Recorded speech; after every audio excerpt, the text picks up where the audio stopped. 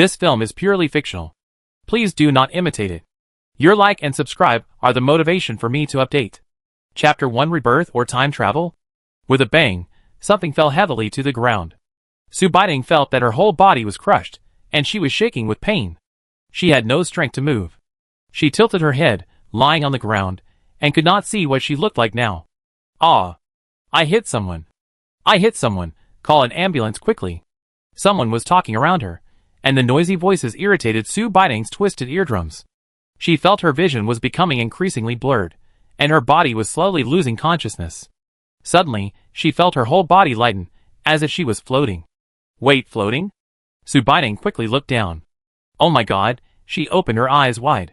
She was really floating. She saw her body lying quietly on the ground. The sound of an ambulance came from far away, and a doctor or nurse in white uniform took down the stretcher and lifted her body. Sue Biding couldn't help but float over. Police could be seen at the scene maintaining traffic order and evacuating the crowd. Sue Biding looked at her body in confusion in the ambulance. At the hospital, the doctor notified Sue Biding's parents. When her parents arrived, the first thing they did was to see if Sue Biding could be rescued. Instead, they asked for compensation from the perpetrator. The door of the emergency room opened, and the doctor came out and said to Sue Biding's parents, "I'm sorry, we tried our best, but the patient's injuries were too severe." Hearing this, Sue Biding saw her adoptive mother's eyes light up. She first looked at the perpetrator sitting opposite, and pulled Sue's father aside. Her father, anyway. This girl is already like this. It was agreed that she would marry Irwa. This girl wanted to do good things as soon as she came of age. Still, just like our second child, this is perfect. We need some money to buy a house for the child and find a wife? Dad Sue thought this was the truth, nodding and going to negotiate with the perpetrator. When Sue Biding heard this, she didn't want to listen anymore. She floated into the operating room, looking at her lifeless body lying on the operating table, her face. It was both strange and familiar. She floated closer as if leaning against her face, murmuring in her mouth, "Look, no matter what, they have raised you for 20 years. Just think of this as repayment. After all, you have lived like a top every day for the past 20 years. When you were young, you helped them with housework at home every day. When you grew up, you finally graduated and worked outside. You gave all the money you earned to them. This favor from now on is considered repayment." Sue Biding stood up, floating in front of the window and looking outside. "Look at you, your luck is really bad, and you are still so young. You have no chance to enjoy real life before you can enjoy it." In a place she couldn't see, a white orchid was blown gently by the wind and fell beside the thumb of her palm. It lay there quietly. Sue Biding floated in the air, looking at the sunny sky with empty eyes, mumbling, "If there is still a chance, I hope to be cared for by someone for life, even if I have to travel through mountains and rivers, search all over the world. Never leave me, and treat me like a pearl. I hope someone will accompany me to travel through mountains, and see the world in the next life." When the orchid heard Sue Biding's words, a faint light flickered. When Sue Biding wondered if she was seeing things, her eyes went dark. She completely lost consciousness. Miss. Ah, who is it? You're yelling so loud." Sue Biding sat up suddenly. She opened her eyes, and was about to open the door in a daze. No, she should be. Sue Biding suddenly opened her eyes wide, looked down at her hands. She looked up and looked around. Where is this? She opened her eyes wide, and looked at this room, that was obviously not her bedroom. Her room was not so big, not so pink, and not so childish. She lifted the quilt, ran around the room, and finally found the bathroom door, and quickly opened it, and went in. She didn't believe it before she stood in front of the mirror, but when she really stood in front of the mirror, she was still surprised and speechless. The face in front of her was hers, and not hers. She said it was hers because she looked about 80% like before, and she said it was not because this face looked more delicate than before. Sue Biding used to be beautiful, but she was just beautiful without soul. But the face in front of her was too beautiful, and it was without makeup. She touched her lips. What is this color called? Lips without makeup? Why is there a teardrop mole at the corner of the eye? It looks a bit. Sue Biding thought for a long time, although she didn't want to admit it. Well, when the eyes looked at her, there were all kinds of charm. Sue Biding felt mixed emotions when she looked at this face. So was she reborn? But why was she reborn? And where was she reborn? She was reborn. So what about the girl from before? Just when Sue Biding was still thinking about this question, The voice from outside the door finally reached her ears through the bathroom door. "Miss, are you still sleeping? I'm coming in." Su Baining gratefully agreed when she heard the voice. "What's the matter?" There was a response from outside the door. "Answer immediately." "Breakfast time is coming, miss. Please come down for breakfast." "Okay, I'll be right there." Su Baining answered, while reaching out to turn on the faucet and prepare to wash up. When she stretched out her right hand, her eyes suddenly saw a small orchid tattoo-like painting near the base of her right thumb. She looked like an ornament. The orchid was half opened, the flower path extended all the way around her wrist, and there were a few small leaves. "What is this?" Su Baining looked at the orchid in amazement. "Does this original girl have this hobby? It looks pretty, but it's a little too realistic." She looked at it for a long time, but couldn't see any difference. Forget it. Forget it. She put aside her curious eyes, and quickly washed up, and came out to find clothes to change out of the pajamas that looked inappropriate for children. But when she opened the door of the closet, she realized that she was really too naive. She looked at the cloakroom in front of her, which was bigger than her bedroom, and was deeply entangled. The cloakroom is quite big. But what's wrong with all these clothes? Doesn't the original owner have a normal piece of clothing? She finally managed to pull out a relatively normal set of clothes from a pile of clothes that were either off-shoulder or short as if they were not worn. Although it was also a skirt. But compared to the pile of clothes just now, it was already a decent woman's. It was better than exposing herself. Chapter 2 Reborn in the End of the World. Su Baining opened the door of the room and looked at the magnificent villa in front of her. She was so surprised that she couldn't close her mouth.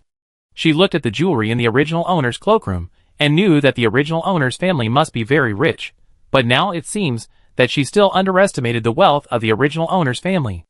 Is this painting real? Is it real? She touched it. This vase is so big, she seems to have seen it once before. Oh my god, Su Baining was completely speechless. Just as she was sighing with long beard, the door opposite suddenly opened. Su Baining blinked and looked at the man who suddenly appeared. Too handsome. How did he grow these peach blossom eyes? What's wrong with his face? How did he achieve the 4 words exquisite and flawless? Before Su Baining could brainstorm, 2 words popped up in her mind, brother. How did these 2 words come out? The man opposite saw Su Baining's crazy look and frowned and looked at her. Oh, he looks so good even when he frowns. It's a pity, he just glanced at her and went downstairs. Su Baining saw the man walking downstairs and hurried to follow him. She looked at the man's back and thought, since he is my brother, why doesn't he look very close to me? She followed the man to the restaurant. There was nothing she could do. She didn't know the way. Second brother, good morning. He stood in front and blocked Su Baining's sight. Hearing another person's voice, Su Baining leaned out and looked at the dining table.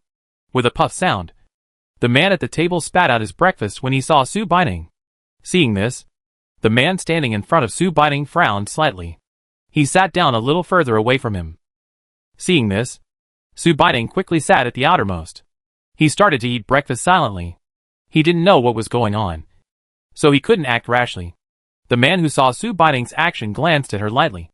Without saying anything, the man at the table started talking. Second brother, how could she come down with you? You didn't notice, it's impossible.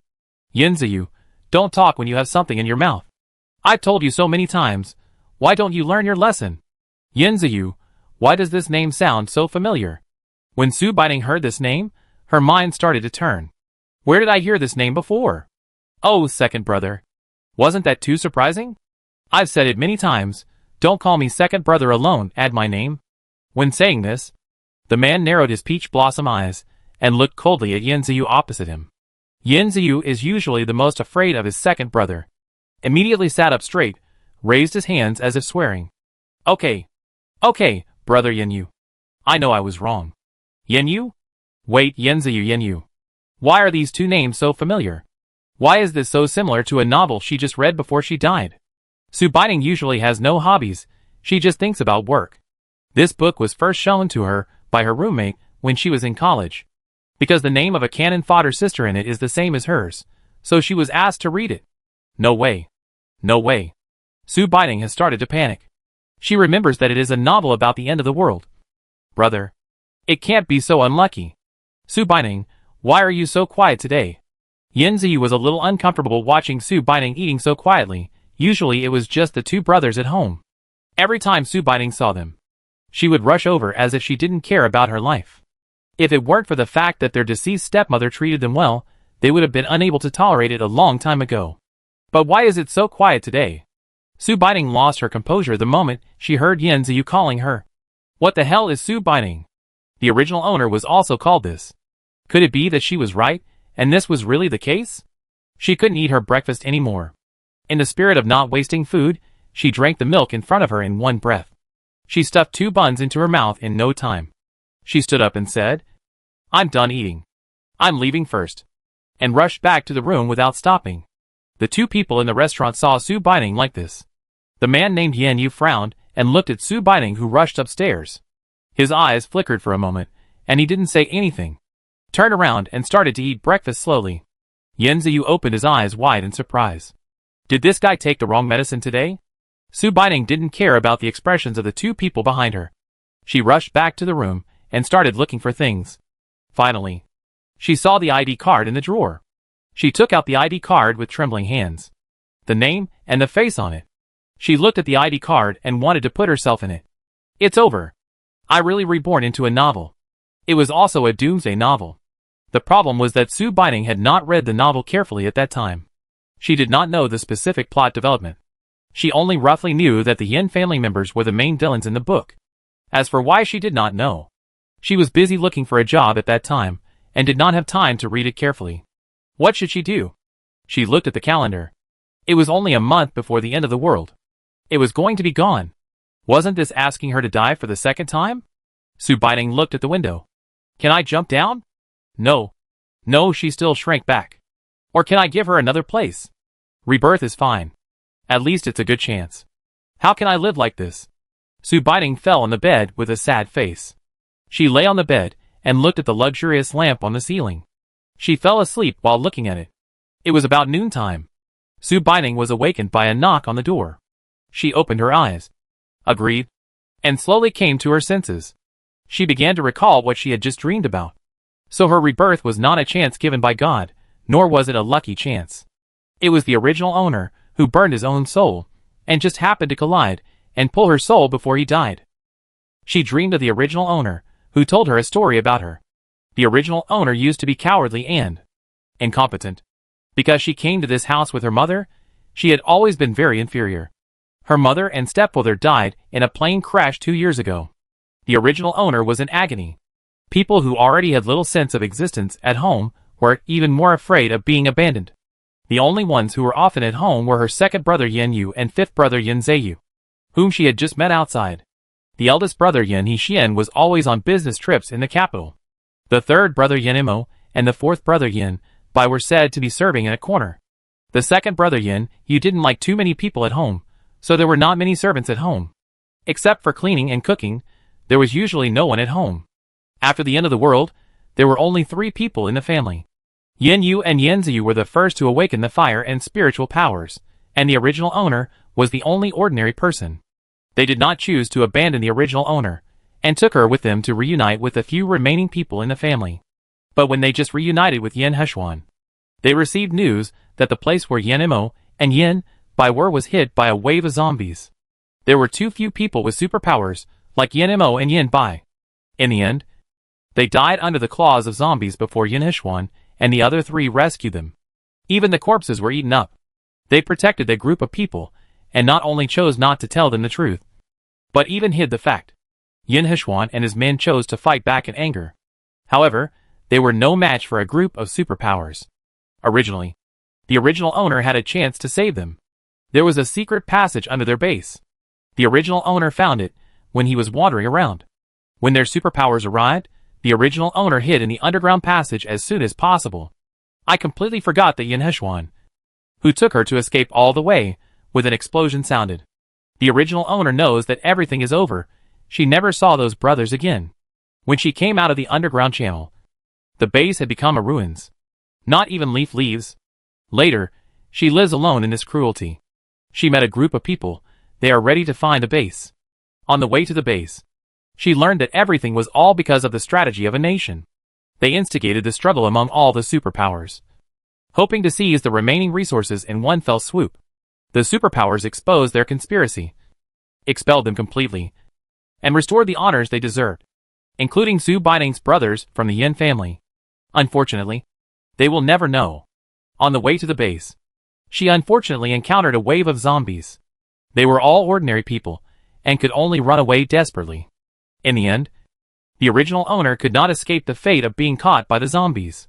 Before she died, she suddenly thought of her brothers, those brothers who, although they didn't like her, always kept her by their side, brothers who could still provide her with food and clothing in this cruel end times.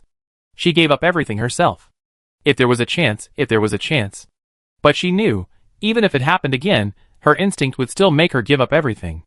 So she hoped, if there was a chance, there would be someone braver and more resilient than her to protect those brothers on her behalf. If there was a chance, she could save Yin Mo and Yin Bo, not cause misunderstandings and hostility between them, and find a stable base to live well in this end times. Chapter 3: Preparations before the end of the world. So what kind of divine opportunity is this? Although Su Baiting accepted all of this, she still wanted to say something sweet. She looked at her watch, looked at the time, and confirmed that there was only a short month left before the end of the world. Ah! She rubbed her head in annoyance, and stared blankly with confused eyes. What is this all about? Su Baiting sighed, and decided to take it one step at a time. She comforted herself. At least, she was not reborn in the end of the world. After all, there is still more than a month to prepare. She stood up, and took out a bank card from the corner of the drawer. This was what the original owner told her. There was about 10 million in this card. It was left to her by her mother before she died.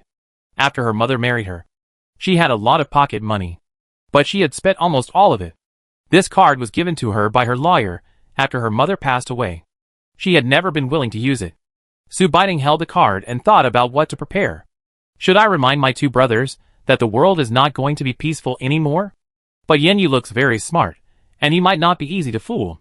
Yen Ziyu looks unreliable. Oh my god, the pressure is so great. Does she have to prepare things quietly by herself? The original owner should be in college at this time. Although it is summer vacation, she can ask for help. She thought carefully to see if there are any good friends of the original owner who can help her. Unfortunately, the original owner's character was really not good. She was too afraid of being looked down upon, and never lived in the dormitory. She was always so arrogant. Who would want to make friends with her? Su Baiting felt sorry for herself silently. She should just take her time. As long as she had money. Would she still be afraid of not being able to buy things? She did it right away. She was originally going to use paper and pen, but she put it down for fear of being seen, and prepared to use her mobile phone. Some things can be delivered to your door, so Su Baiting planned to buy dry items that could be stored online. First, she had to sort out her thoughts, what to buy. She linked her bank card to her phone, opened the shopping cart, rice, oil, salt, noodles, bread, seasonings and other things with a long shelf life, and placed a lot of orders. Whatever can be delivered within half a day, it should be delivered in the afternoon. Su Baiting looked at the things she ordered on her phone, and thought about what else she needed to buy. She decided to go out in the afternoon to buy some fish, meat, and other things to put in the refrigerator. Wait, I haven't seen if the refrigerator at home is big yet. If it can't hold anything, will I have to buy a few more refrigerators? Thinking of this, she hurriedly prepared to go downstairs. Before going out, she gently opened the door, and secretly stuck her head out to see if there was anyone around. Su Baiting ran downstairs to the kitchen quietly when she saw no one. Outside her sight, Yin Yu looked at her quietly. A hint of doubt flashed in his eyes. Su Baiting found the refrigerator in the kitchen. It was big or very big. She was quite satisfied. But the end of the world has come. Who knows how long it will last before it ends? Although I didn't plan to stay here forever. But at least I have to stay here for a few days in the early stage. What if there are too many people at home, and they finish eating? Aw, no. I can't stay for a few days. Listen to the original owner. She decided to lie to Yen Yu and Yen Ziyu to find Yen Mo and Yen Bai. Then I can't stay at home for a few days. I don't have any clues now. I'll go to the supermarket in the afternoon. Under Yen Ziyu's puzzled eyes, Su Baiting hurriedly finished lunch and went out. Su Baiting stood outside the door and stretched. She felt refreshed after leaving that house. She could do whatever she wanted when she was alone outside. She rushed to the supermarket. When she stood in front of the shelf, Su Baiting hated herself for not having two more hands. It would be great if she could take all these things away. She thought sadly, while holding a small loaf of bread. It would be great if there was a space to store things. As she was thinking, The small bread suddenly disappeared. She opened her mouth in surprise and looked up and down at her empty hands. She looked around. Fortunately, no one was there. And the thing just disappeared. Where did it go? Even if it was put away, how could it be taken out? She decided to try the move she saw on TV. She spread her hands, thinking about making a bread. The orchid tattoo on her hand flashed, and the bread that had just disappeared reappeared in her palm. Wow! Amazing! It's really a space. She raised her hand in front of her eyes, looking at the small orchid over and over again. So this space is this orchid? She thought that the orchid was tattooed because the original owner liked it. It turns out to be a space. Although I don't know how big the space is. But the more it can be put in, the better. In any case, it's at least half a magic weapon. It's so wonderful not to have to pack things in big or small bags. Okay. Sue Binding put down the bread in her hand and decided to find a place where no one was around to try out the size of this space. Usage. Seeing that the things she bought online should be arriving soon, she decided to go home and experiment with this space. If this space has enough space, then she would have too many things to buy. When she got home, the express delivery had already been delivered. Yinyu sat on the sofa with a dark face, looking at the express delivery that was almost piled up. Yinziyu was curious and wanted to open it to take a look, but basic courtesy told him not to. Seeing Sue Binding enter the house, Yinziyu looked at him like a curious baby. Sue Binding, what did you buy? Why are there so many? And they are so heavy. He just tried it. Although he couldn't open it, he could try to move it. Sue Binding found that the second brother Yinyu's personality was not yet clear. He was a little unpredictable. The youngest brother Yinziyu had a very eccentric personality. I just bought some rice and noodles. After thinking about it, Sue Binding decided to tell the truth. After all, rice, oil and noodles were a bit heavy. It was a bit unrealistic to carry them all upstairs. Why do you buy these when you have nothing to do? And Aunt Wan will buy these things naturally. Yinziyu looked puzzled. Yinyu looked up at her when he heard this. That's right. Sue Binding didn't know how to answer this question. I just wanted to see if it was expensive. That's all she could say. That's right. I guess you don't know the price. And you believed it? You believed it? Sue Binding didn't have time to chat with him here. She was very busy now. It's been a month, but on the way back, she thought, if this space can hold anything, she planned to go to the beach. So she found a random excuse to send Yinziyu away. Took some small things, went upstairs, locked the door, and began to prepare to try the space. Yinziyu saw her hurriedly and flustered downstairs and scratched his head. What's wrong with her today? Not only did she not bother us, she also seemed very busy. Isn't it summer vacation recently? After entering the door, Sue Binding was very nervous. She calmed down first, took a deep breath, raised her hand, and looked at the orchid in her hand, then used her other hand to pick up a small egg she had just taken out. Forget it, no matter what it is. She looked at the egg and thought, put it in. Then she saw that the egg in her hand was gone. She spread her hands and thought, come out. Then, there was nothing in her hand. She was puzzled for a moment, and thought about how she had taken it out in the supermarket just now. Oh, that's right. You have to call the name. After all, there will be a lot of things to put in the future. After thinking for a while, egg. The egg appeared in her hand. She jumped up happily after understanding this principle. She just suppressed the shout in her throat. They couldn't hear it. Sue Binding calmed down. She was ready to try if she could enter the space. She wanted to try whether the space was big. She closed her eyes and prepared herself mentally. Then she thought silently. Enter. She only felt a gust of wind blowing past her ears. She opened her eyes and saw a wasteland in front of her. Oh my God, is this her space? It's so big that she can't see the edge at all. There was a stream about 10 meters away from her, and an orchid was blooming at the source of the stream. Orchid? So that's it. The stream kept winding away. She tried to move forward, but it felt like she had walked for a long time and still hadn't reached the end. She was tired, looking at the stream. She wanted to give it a try. So, she jumped into the stream. She felt refreshed instantly. She soaked for a short while, and felt that her body and mental strength seemed to be much stronger than before. Very good, she found another magic weapon. I just don't know if I can eliminate the negative energy of the crystal core at that time. Chapter 4 Signs of the End of the World. After she figured out the rules of the space in the room, she originally planned to buy a ticket to go to the beach. She wanted to try to collect a piece of sea into the space, since the space was so big. While she was planning to prepare something first, and then something else, a voice suddenly came from the TV in the living room. It is reported that the temperature in East City has been unstable recently. A large number of citizens have suffered from heat stroke, and the hospital is almost unable to admit patients. It is reported that Haishur has been experiencing heavy rain for half a month. Already, half of Haishi's underground pipes are flooded. Sewage drainage is difficult. The water level is rising and approaching the waterproof line.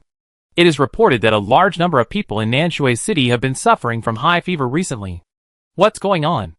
The news in these news made Su Baining have a bad premonition. She found herself turning into the butterfly flapping its wings. The end of the world will not come early. Thinking of this, she could no longer sit still. She decided to collect all the seafood and other things that could be collected first, on the day of the apocalypse. She went to the supermarket to collect things. After all, when she really bought things, she had very little money. In the next few days, she first experimented in the space to see if the space could store living things. After confirming that it could be stored, she first dug a small pit for herself. Then she ran to the seafood market and bought a lot of seafood. Later, she felt that the seafood in the market was not fresh.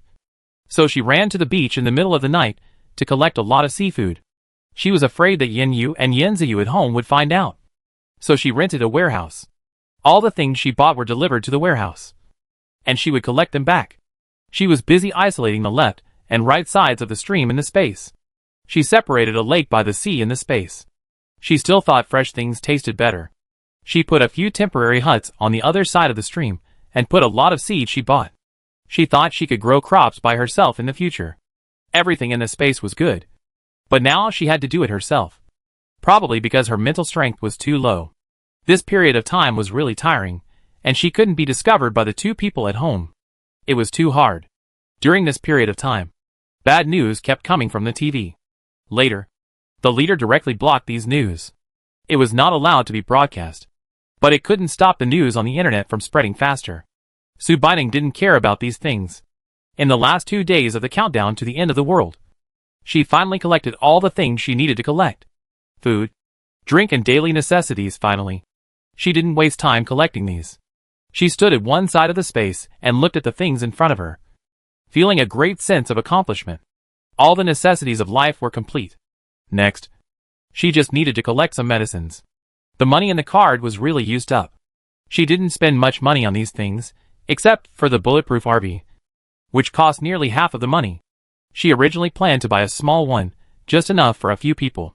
But there were too many people in the family, so it was not suitable to buy a small car. If there was an emergency, still need a car with good enough performance to go with. So she gritted her teeth and bought it. She even bought a lot of cigarettes and alcohol for her brothers. At the beginning of the apocalypse, it is not suitable to expose the space, so she still needs to buy something to hide her tracks. She even went to the antique shop to collect a circle of weapons, among which there is a tang sword that she really likes. Long, far away. No need to look directly at the zombies. She was very satisfied.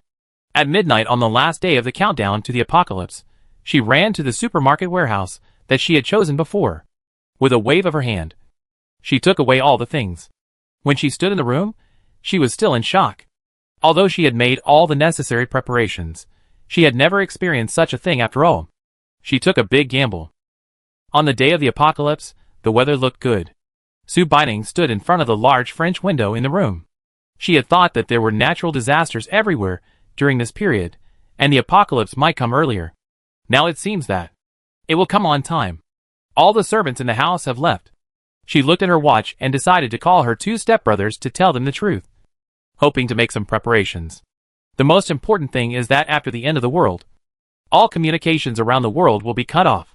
If she cannot contact Yen Mo and Yen Bo before the communication is cut off, then they may follow the old path of their previous life. Although she is unwilling, they are not indifferent to her in this month, since they are ready to face this unknown world together. Then, just put your mind at ease and accept the people at home. It's the end of the world, you can't make it in this world alone. She walked back and forth in the living room, not knowing how to start this conversation. The 2 people she called down also looked at her walking back and forth speechlessly. The sunny day just now has turned into a storm. She looked at the weather outside. It's coming again, this is true. What is coming? Yin Ziyu felt puzzled when he saw Su Baining staring at the wind and rain outside and saying this. What kind of weather is this? It was sunny just now. It's dark now, and I can't see. What's going on? He walked to the door and was about to open it to see what was going on. Su Baining saw him and immediately grabbed his arm and threw him onto the sofa. The sofa fell backwards under the impact of Yin Ziyu. Sizzle. Oh my god. Su Baining looked at her hands. This stream water is really not for nothing. She has been drinking stream water since she found out that stream water has effects. I didn't expect it to work so quickly. What's wrong with you? When did you become so strong? Yin Ziyu was stunned. Listen, brother Yin Yu, brother Ziyu. Everything I say next is true. I'm not lying to you. You may find it incredible. But please believe me. I won't hurt you. Seeing Su Baining's serious look, Yin Yu and Yin Ziyu stopped what they were doing and looked at her. She briefly told them the current situation, including the end of the world. I dreamed about them. I didn't believe it at first, but look outside the door. At this moment, a pair of shining eyes came from outside their door. Ah! Su Baining was startled. It was already dark outside, but these eyes were so bright. It seemed that the people next door went out and got caught in the rain. So they must have mutated. Which normal person's eyes would glow? Woohoo, Mom. Why didn't the original owner tell her that zombies' eyes would glow? This is so scary. Damn. It came over. The curtains at home were not closed, that person must have just mutated. His movements were still very slow. Yin Ziyu saw this and quickly pulled the curtains. Then he and Yin Yu pushed the table over to block the door. The advantage of the villa area is that there are few people, it's not on the street. There is enough time to clean up. Yin Ziyu and Yin Yu didn't believe what Su Baining said at first. They thought it was a fairy tale. Now seeing such a person, they have to believe it. Chapter 5 The End of the World is Coming, Superpower Awakening. You just said, getting wet in the rain may stimulate the so-called superpowers? You may also turn into a zombie. Is that what you mean?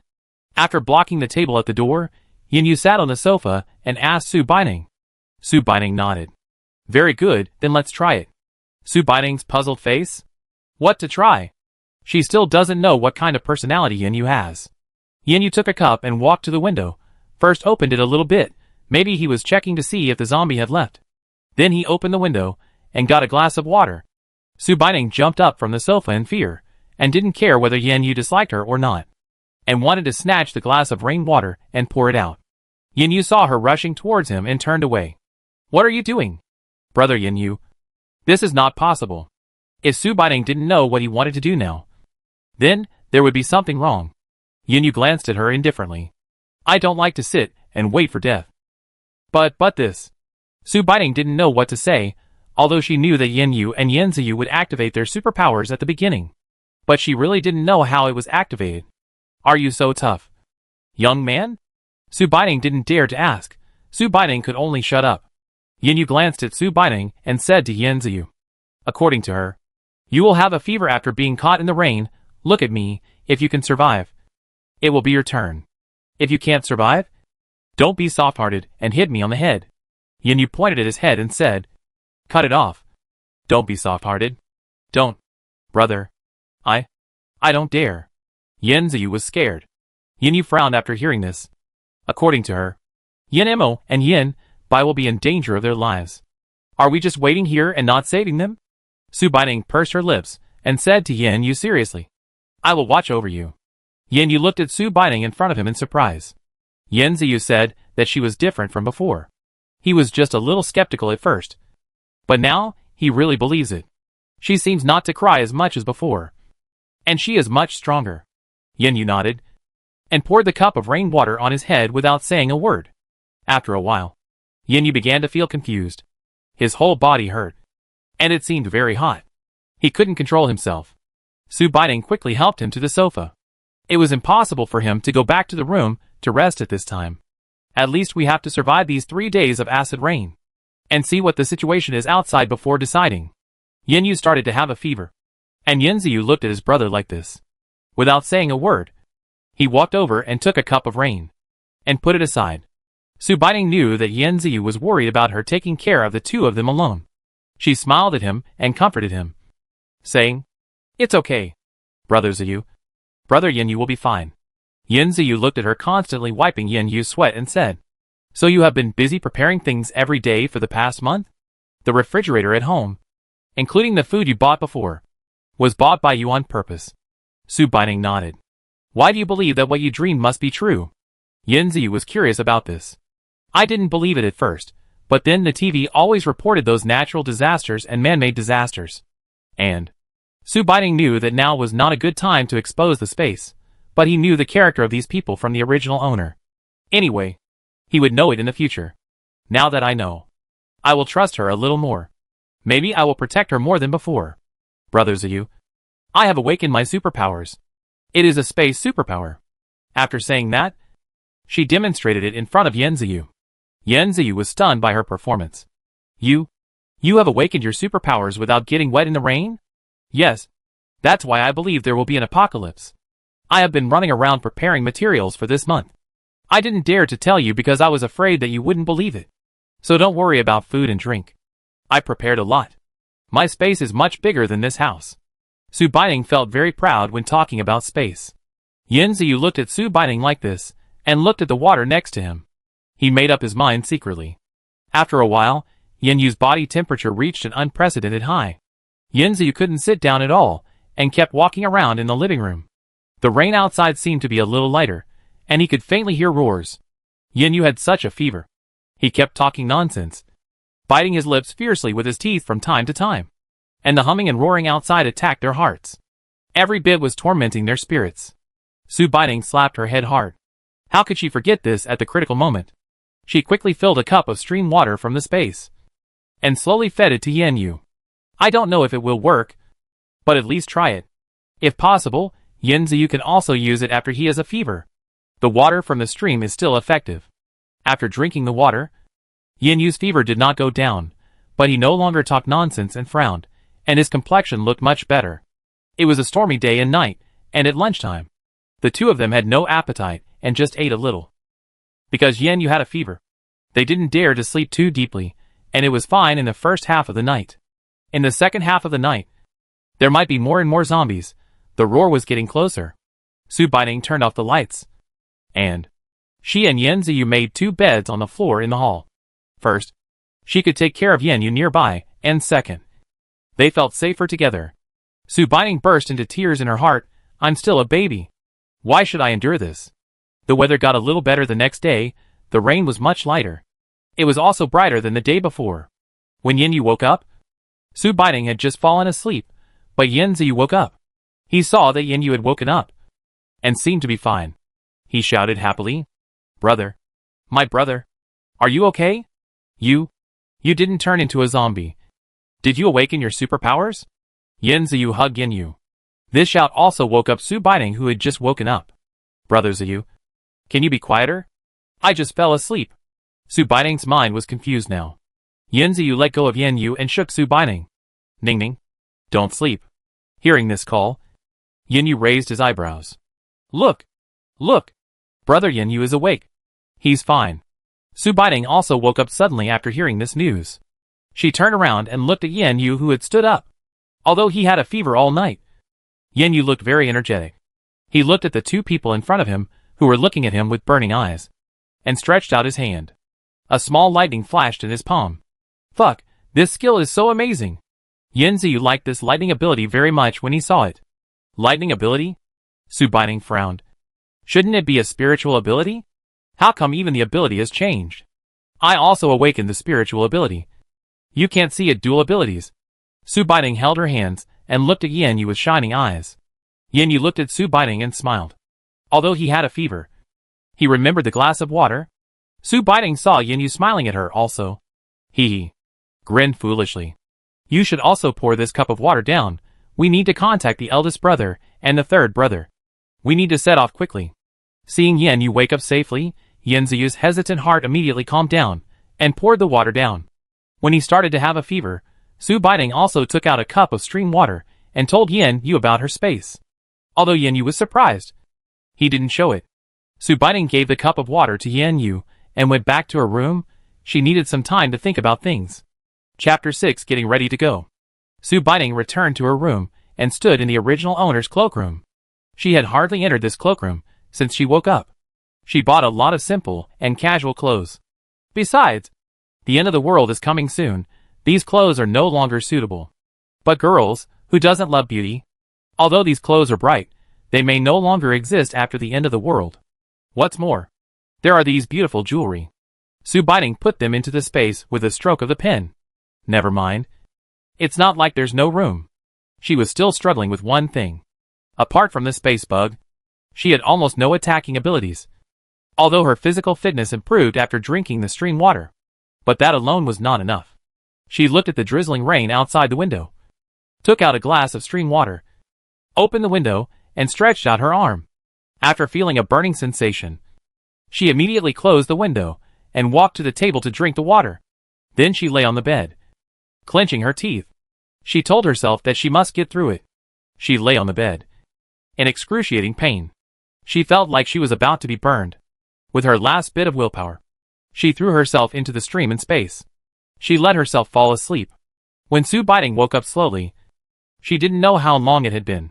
She stood up from the stream, wanting to try her special ability. A milky white light slowly emanated from her hands. No, where is the attacking ability? What kind of ability is this? It's not Su Baiting's fault for making a fuss, after all. She had never seen this ability in the original owner's memories. What is this? Are you kidding me? Su Baiting felt like she was going crazy looking at this thing. She didn't want to be an auxiliary machine. Brother, just when she was about to give up struggling, a little water drop suddenly appeared in her palm. She raised her hand in surprise. Water-based ability. That's not right. Isn't this still an auxiliary ability? What's going on? Drink water? Water the flowers? I'm so angry. Forget it. Forget it. Su Baiting gave up struggling. It's better to have some than nothing. The water resources will definitely be polluted in the future. You can't drink space water all the time. It's okay for our own people. But how can others do that? Yanziyu should have woken up too. She packed herself up and prepared to go downstairs quickly.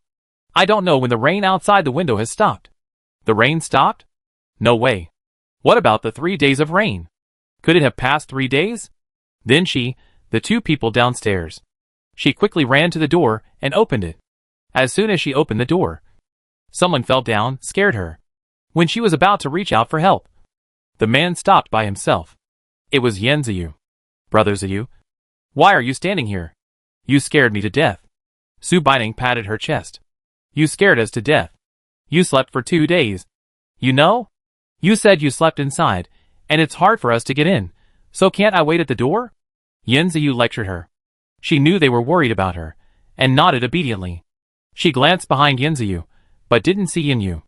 Yanziyu looked at her and said, Brother Yanyu is downstairs, and made some simple food. During the time you were asleep, we contacted the eldest brother and the third brother. We are waiting for you to wake up. Eat something, and get ready to go find the third brother.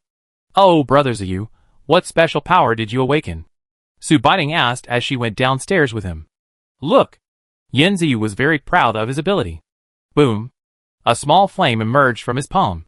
Ah, Yanziyu still awakened the fire ability, which is good. Although Su Baiting already knew that they would awaken these abilities, she was still jealous. Yanyu saw the two of them going downstairs, and he was relieved. Come and eat something. Ningning, you have slept for 2 days, and need to make up for it. His Su Baiting secretly took a breath of cold air. Is this the one who is speaking Yanyu? This tone is so nice with his voice, but it makes her feel a little chilly. Hey, brother. You talk weirdly. I have goosebumps. Yanziyu rubbed his arms exaggeratedly. Yanyu's face darkened instantly when he saw Yanziyu like this, and when he saw Su Baiting also had a tangled look on her face, he immediately resumed his normal speaking state. Come and eat. Talk while eating. Okay. Okay. The two of them sat down at the table immediately. Wow, don't say that. Yanyu's cooking skills are pretty good. At least, we don't have to go hungry on the road. After this meal, we'll be ready to leave. Yanyu sat down and picked up a glass of milk while drinking. Brother, what do you think? Can we do what we agreed on yesterday? What did we agree on? Su Baiting tilted her head with a black question mark face. Yanyu looked at her like this and smiled softly. We contacted them while you were asleep, and the situation is not too bad. My eldest brother is also in the capital and is relatively safe, so we don't have to worry. We confirmed that my third brother and his men are deployed in a small town in Haikao City, which is far from the city. But the small town is a tourist town, and the population is too large. Although it is a tourist town, the materials for the soldiers are always used first before the people. They awakened their special powers when they were rescuing people 2 days ago, but the number of people with special abilities is far less than that of zombies. Speaking of this, Yinyu drank the milk in his hand in one breath. We must rush over to rescue them, and then go to the capital to meet up with my brother. Hearing Yinyu's words, Su Baiting remembered that Yen Mo and Yen Bai died in the zombie tide in the previous life. They were soldiers. Soldiers' duty is to obey orders. After rushing to rescue them in this life, what if they don't plan to leave? Thinking of this problem, Su Baiting has no idea for the time being. Brother, but the third and fourth brothers are soldiers? Will they go with us? Yinzi was also thinking about this question. After hearing this, Yinyu thought for a while. I have also thought about this question, but I don't have any idea for the time being. Let's talk about it when we meet. That's fine. Saving people is more important first. After a simple meal, they put everything they could into Su Baiting's space. When Yinyu watched Su Baiting picking and choosing, as if she had thought of something. Ning Ning, you should not expose your space when there are many people outside. And I think your space may be a little different from other spaces. Yinyu is now used to calling Ning Ning, but Su Baiting still feels a little numb when she hears it. Yeah, Su Baiting said while packing things. I know, I plan to take a smaller bag to put some things in it. Su Baiting is simply crazy. She looked at this house and thought she would never come back. Not only did she put the sofa bed into the space, but she also put the big vase she saw at the beginning into the space. Yinyu asked Yenziyu to take 2 big bags and 1 small bag. They took the 2 big bags with a lot of food and daily necessities. And Su Baiting's small bag also had some. Yinyu asked Su Baiting to use the bag as a cover when taking things from the space. Su Baiting agreed repeatedly. After everything was packed, they took a last look at the house. We have to say goodbye from now on. Su Baiting was about to say that she had prepared several cars in her space, so they could drive away. But Yinyu thought she was in a daze, and grabbed her hand and walked towards the corridor. Su Baiting looked at Yinyu holding her hand, and his hands were really beautiful. Maybe because he had awakened his superpowers, his hands were warm. It seemed to make Su Baiting's face red. Su Baiting quickly shook her head and forced herself to calm down, and now was not the time to be crazy. Yinziyu laughed out loud when he saw Su Baiting's expression. Ning Ning, what are you thinking about? He asked. Ah! Su Baiting came to her senses and stuttered. I was thinking, are we going out? What else are we going to do? Yinziyu looked at her like this and didn't expose her. He smiled and said, you are stupid. Of course. We drive. Are you going to walk out? Car? Su Baiting really wanted to hit herself. So stupid. How could she forget this? How could the Yin family not have a car? It should be in the underground garage. So stupid. Yinyu saw Su Baiting's stunned look, and his mouth curled up slightly. The skin in his hand was as soft as jade, and he was reluctant to let go. Chapter 7: The End of the World. We are here. When standing in the underground garage of the Yin family, Su Baiting was speechless. She could only use the word wow to describe it. She was really stunned at this moment. This is simply everything. There are even bulletproof and explosion-proof ones. Thinking about Yen Mo and Yen Bo, this is still possible. It seems normal to get some bulletproof and explosion-proof cars. Yinyu asked her to put all the cars into the space, leaving behind a modified Hummer off-road vehicle. Yinziyu looked at the car and was eager to try it out. He had been trying to open up to Yinyu, but he never did. So he could only watch. Is it okay now? Yinziyu grinned and looked at Yinyu. Yinyu glanced at him, threw all the backpacks into the trunk, and pulled Su Baiting to the back seat. Yinziyu saw this and knew that Yinyu agreed. So he quickly climbed into the driver's seat. Su Baiting took out 2 long swords from the space and handed them to them. Brother, use this to fight zombies. The superpower has just awakened. It's better to use it sparingly. Use it at the critical moment. The 2 took the knife and looked at it, shaking it a little, and it worked. Yinziyu took the knife and started the car, ignited it, watching the electric garage door in front of them rise up little by little. The 3 of them took a deep breath and looked at each other. Su Baiting was still a little flustered when she saw the door light up and clasped her hands tightly together. Ning Ning, don't be afraid. Don't worry, we will protect you well. We can definitely survive this doomsday together.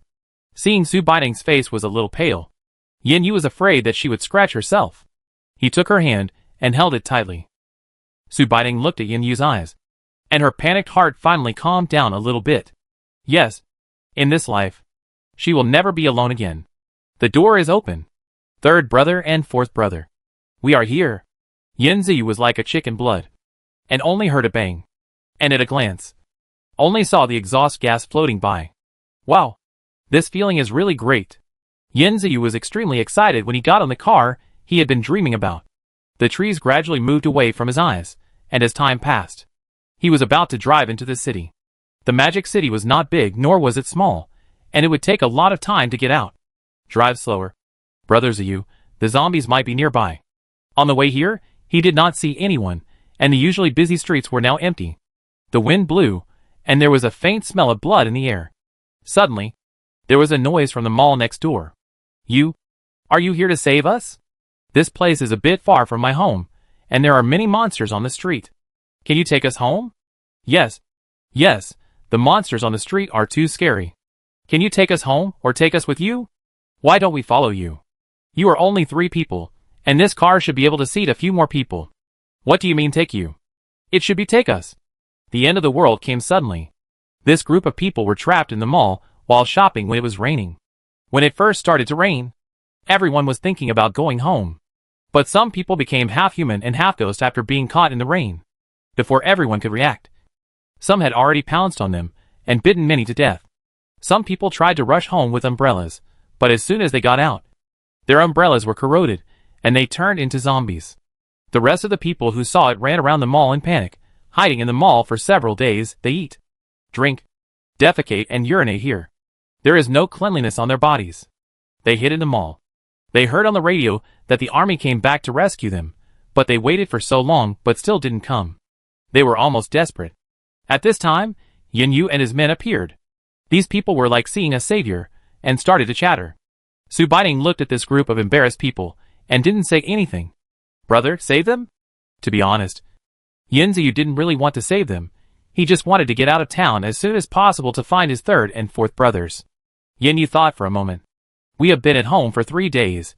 The villa is too far from the city. We don't know what the situation is now. Ask first. There are too many of them. How can we save them?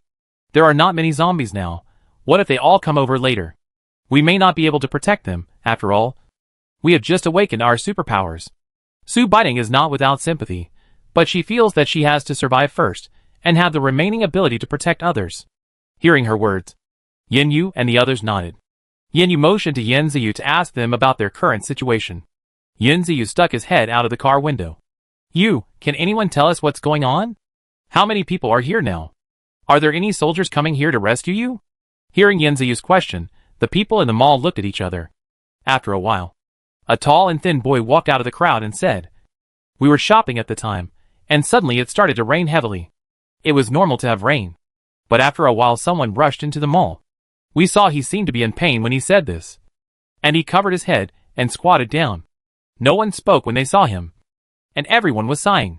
After a long while, he probably calmed down. He stood up, sniffed, and continued. That person. His face turned blue-gray. He made a hoarse sound. And then he grabbed a person and bit him. Everyone was shocked to see the scene. The people he bit became like him after a while. There were so many people in the mall. They bit a lot of people. They also ate a lot of people. Everyone ran everywhere. Those who escaped. Those who didn't have time to run were bitten. We had no choice. We finally hid in a toilet on the rooftop to escape.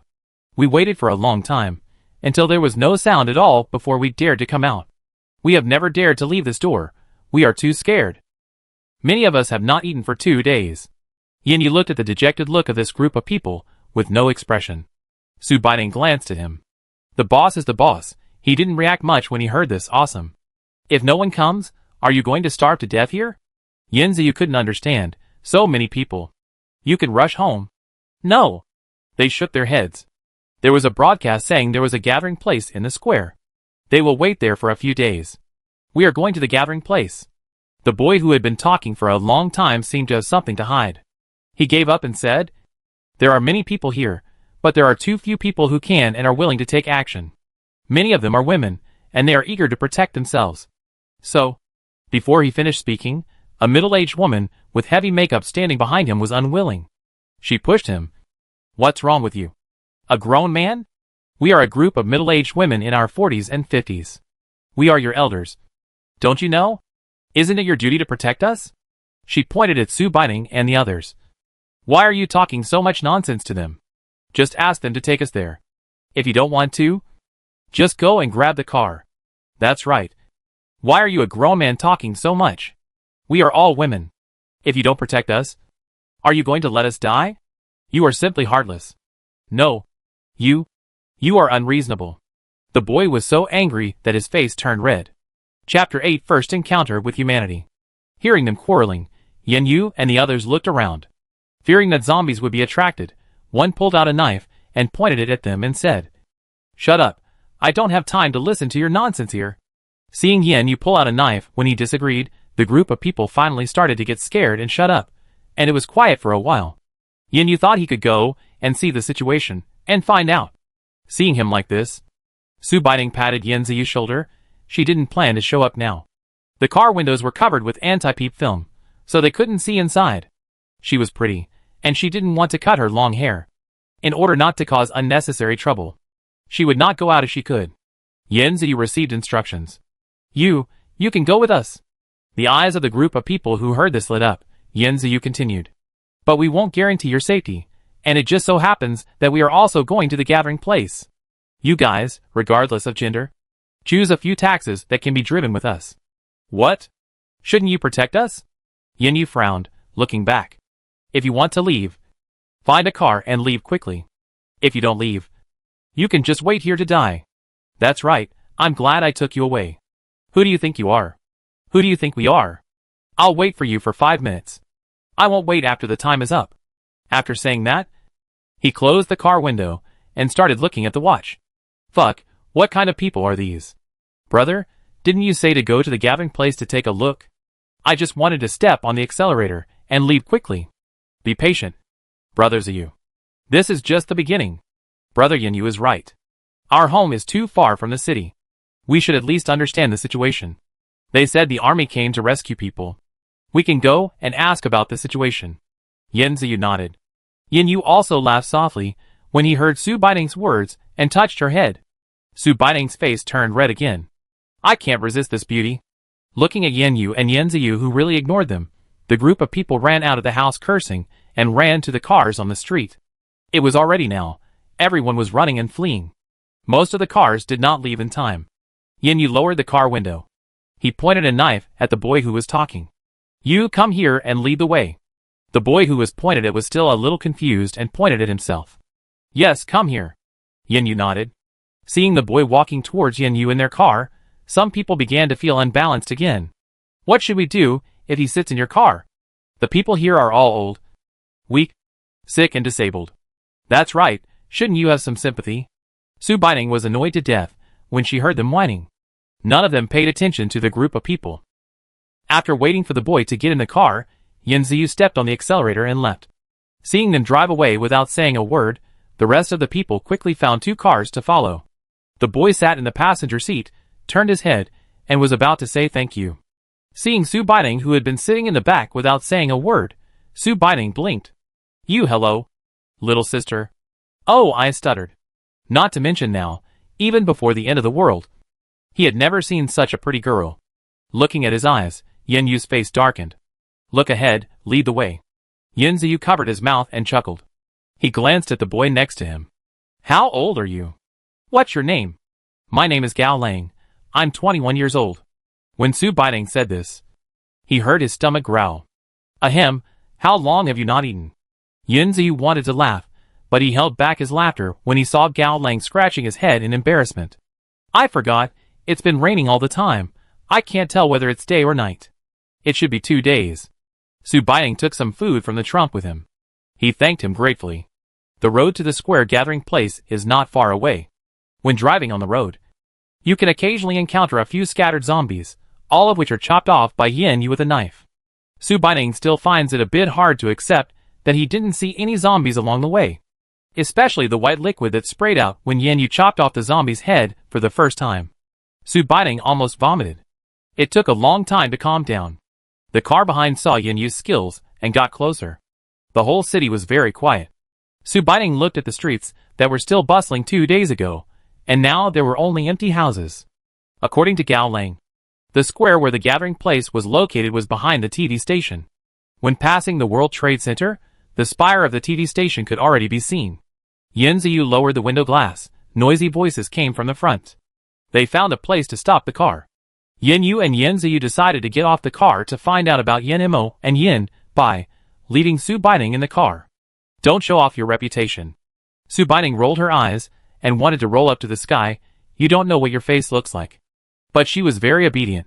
She didn't want to get off the car and see all these pitiful people on the ground. She was afraid that she would be soft-hearted after seeing them. As soon as the group of people in the mall saw the place, they left their cars and ran away without even saying thank you. Only Gao Lang was polite. Su Baining gave him a small bag of food when he left. When he saw the small bag of food, he looked at Su Baining with tears in his eyes and said thank you repeatedly, which made Su Baining very embarrassed. She quickly waved her hand and said, You, go find your parents. Gao Lang was worried about his parents. Hearing this, he bowed to them and ran towards the crowd. Yin Yu and Yin Ziyu went to ask the army temporarily stationed here about the situation. Su Baining was so bored in the car that she quietly lowered the window a little. The square was crowded with people. The men and women who usually went out in a glamorous manner were now sitting on the ground with dusty faces. Some people's faces were almost numb, and some people had sad faces. She also saw a pregnant woman crying, and a mother holding a child. At a glance, each one was more embarrassed than the other. There were too few soldiers, and it was impossible to manage them. Many people were hungry and full, and few people had food in their backpacks. Some people would grab food from anyone they saw taking out, and they didn't care whether it was clean or not, and they would eat it first. Many people seemed to be looking for their parents. Some people's parents seemed to have died under the claws of zombies on the way to protect them, and they were hugging each other and crying heartbreakingly. The army did bring food when they stationed here, but there were too many people, and there were only 2 meals a day. 1 steamed bun and a small cup of water. Many people's lips were dry and cracked from thirst. Su Baining couldn't bear it anymore, and closed the car window. This was the end of the world. She finally felt the cruelty of reality. Chapter 9 Going to Haikao. Just when Su Baining was thinking about things, something fell on the car body. Looking out, it was a man leaning against the car. Su Baining didn't move. She wanted to see what this man wanted to do. His father. Hold on. I'll go find those soldiers to get you some water. You have to hold on. Woo, dad. Don't sleep. Woo, it's all my fault. If it wasn't for me, you wouldn't be hurt. So this is... Su Baining lowered the car window and looked out. They should be a family of 3. The man seemed injured.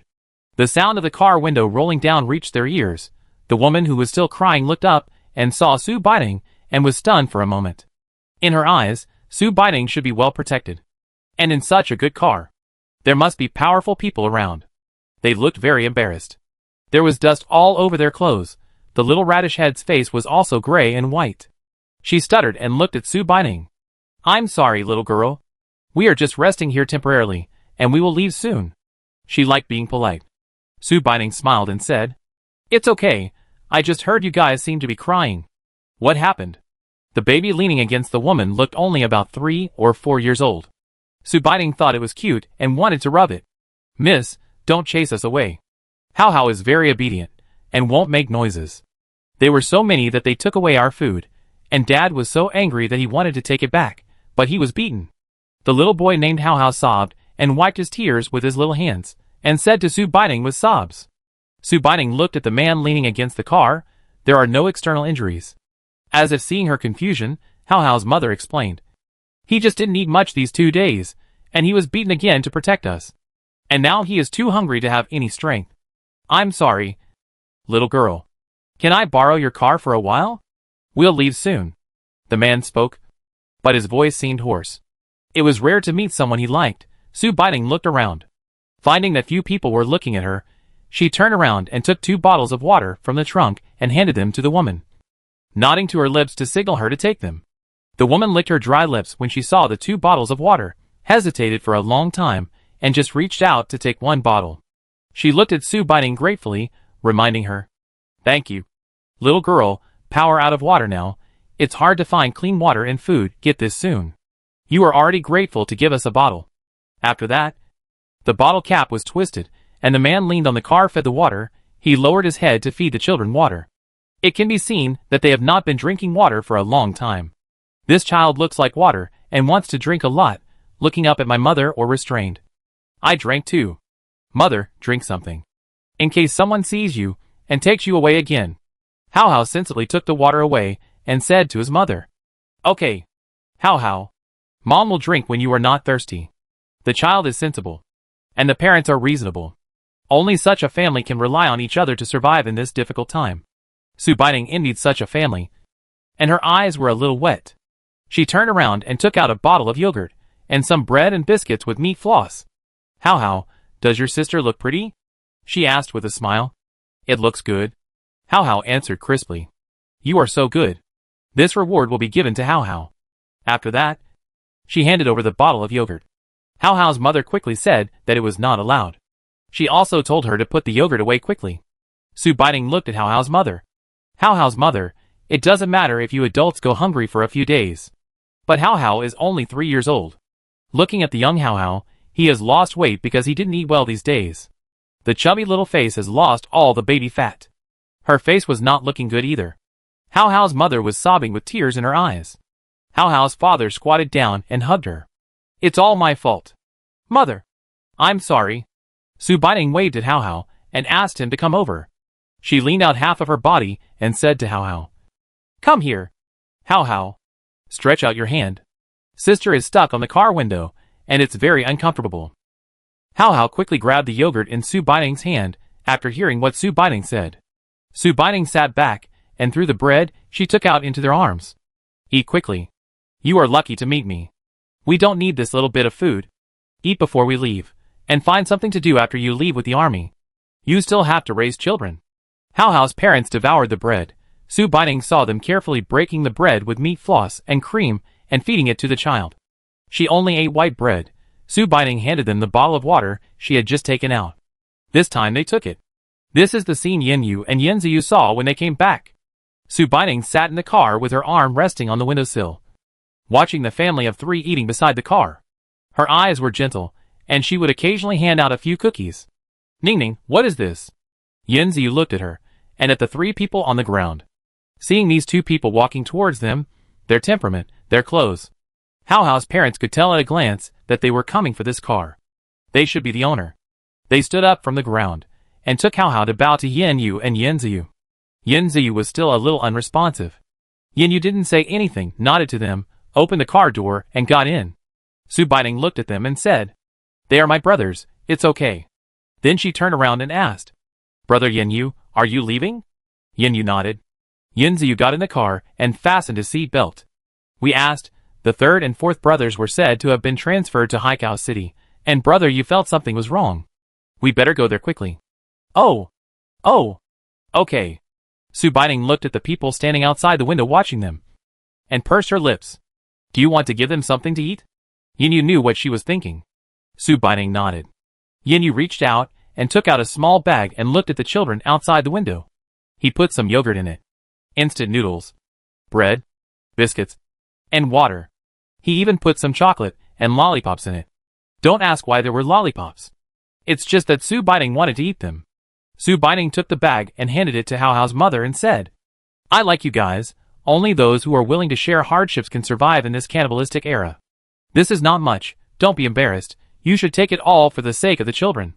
She paused for a while, and then said, We have something else to do, and can't take you with us. If we are destined to meet again next time, we will take you with us. After saying this, without even looking at their expressions, she closed the window and said to Yin Ziyu, Go! How How's parents watched the car go away, and bent down to pick up How How. How How, do you like that girl? Yes, Mom. She is so gentle. Then we should try our best to survive, and see her again. Okay? Yes. Mom. How How's father unzipped his bag, and saw the whole bag of dry food. He whispered, Thank you. Then he took the mother and son, and walked towards the army's vehicle. We will definitely see each other again. Chapter 10 Plotting Against Us. After leaving, Yin felt that she was obviously a little absent-minded. Reaching out and patting her head, Su Baining turned around and looked at him. Why do you like them? Yin asked. You go and ask about the third and fourth brothers. I sat in the car and looked at those people in the square. They are the warmest family I have seen among so many families. And they are very polite. At first, they were unwilling to accept my food and told me to be careful to hide the food. I think they are good people. Su Baining recalled the expressions on their faces. Although they are not living well now, the father has been trying his best to protect them. They must be very happy. Who wouldn't envy this kind of happiness? I'll listen to you. If I meet them again next time, I'll take them away. Okay? Yin looked at her and asked. Brother Yu, do you agree? Su Baining knew very well that Yin was a very private person. He never trusted outsiders. You can't ask me to cook for you all the time. According to what you said, then the child's mother must be very good at cooking to take good care of the child. Oh yes. Our brother Yu doesn't like cooking very much. Great. Brother Yu is the best. Su Baining raised her hands and cheered. Ning, don't flip the roof over. Yin Ziyu teased her. Hum. Su Baining hummed loudly into Yin Ziyu's ear. Oh! You naughty kid, brother's ears. Yin Ziyu rubbed his ears. Yin looked at them bickering with each other, smiled and shook his head. It was getting dark, and it was no longer suitable to travel at night under such circumstances. They decided to find a hotel to rest for the night. They found a deserted place, and put the car into the space, and walked about 2 streets. They saw a hotel of decent quality. Yin nodded.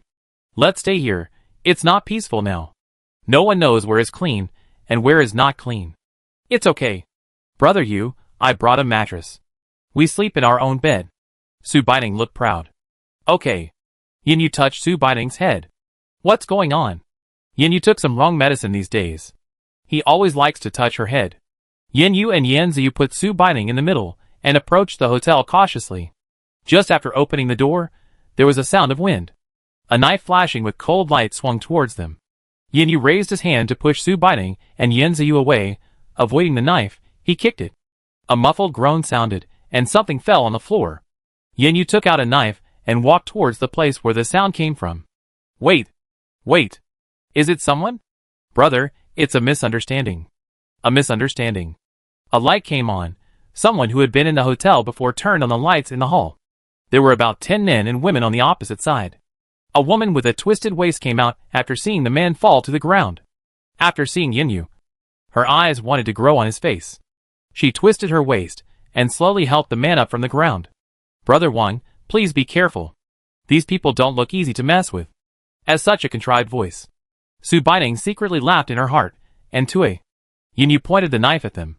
We don't want to cause trouble, we just stay here for one night. Don't disturb each other, otherwise, don't blame me for being merciless. The man opposite knew that Yin was not a good person when he saw his appearance, and nodded repeatedly. Sorry, we thought it was a zombie. Don't worry. The man called Brother Wang waved his hand. We will definitely not disturb you. No worries. Shameless, it's late at night. Zombies' eyes will light up. Our eyes won't, we lie without thinking. Yin listened to him and glanced at the people next to him. We are on the 3rd floor, you better not come up.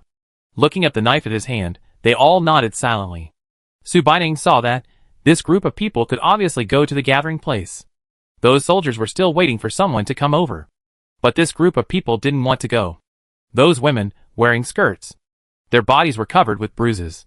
Su Baining had never eaten pork. Hadn't she seen a pig run? Yin and Yin Ziyu also saw it, so their faces were very unhappy. They pulled Su Baining upstairs. Yin Ziyu fully demonstrated the function of a brother at this time.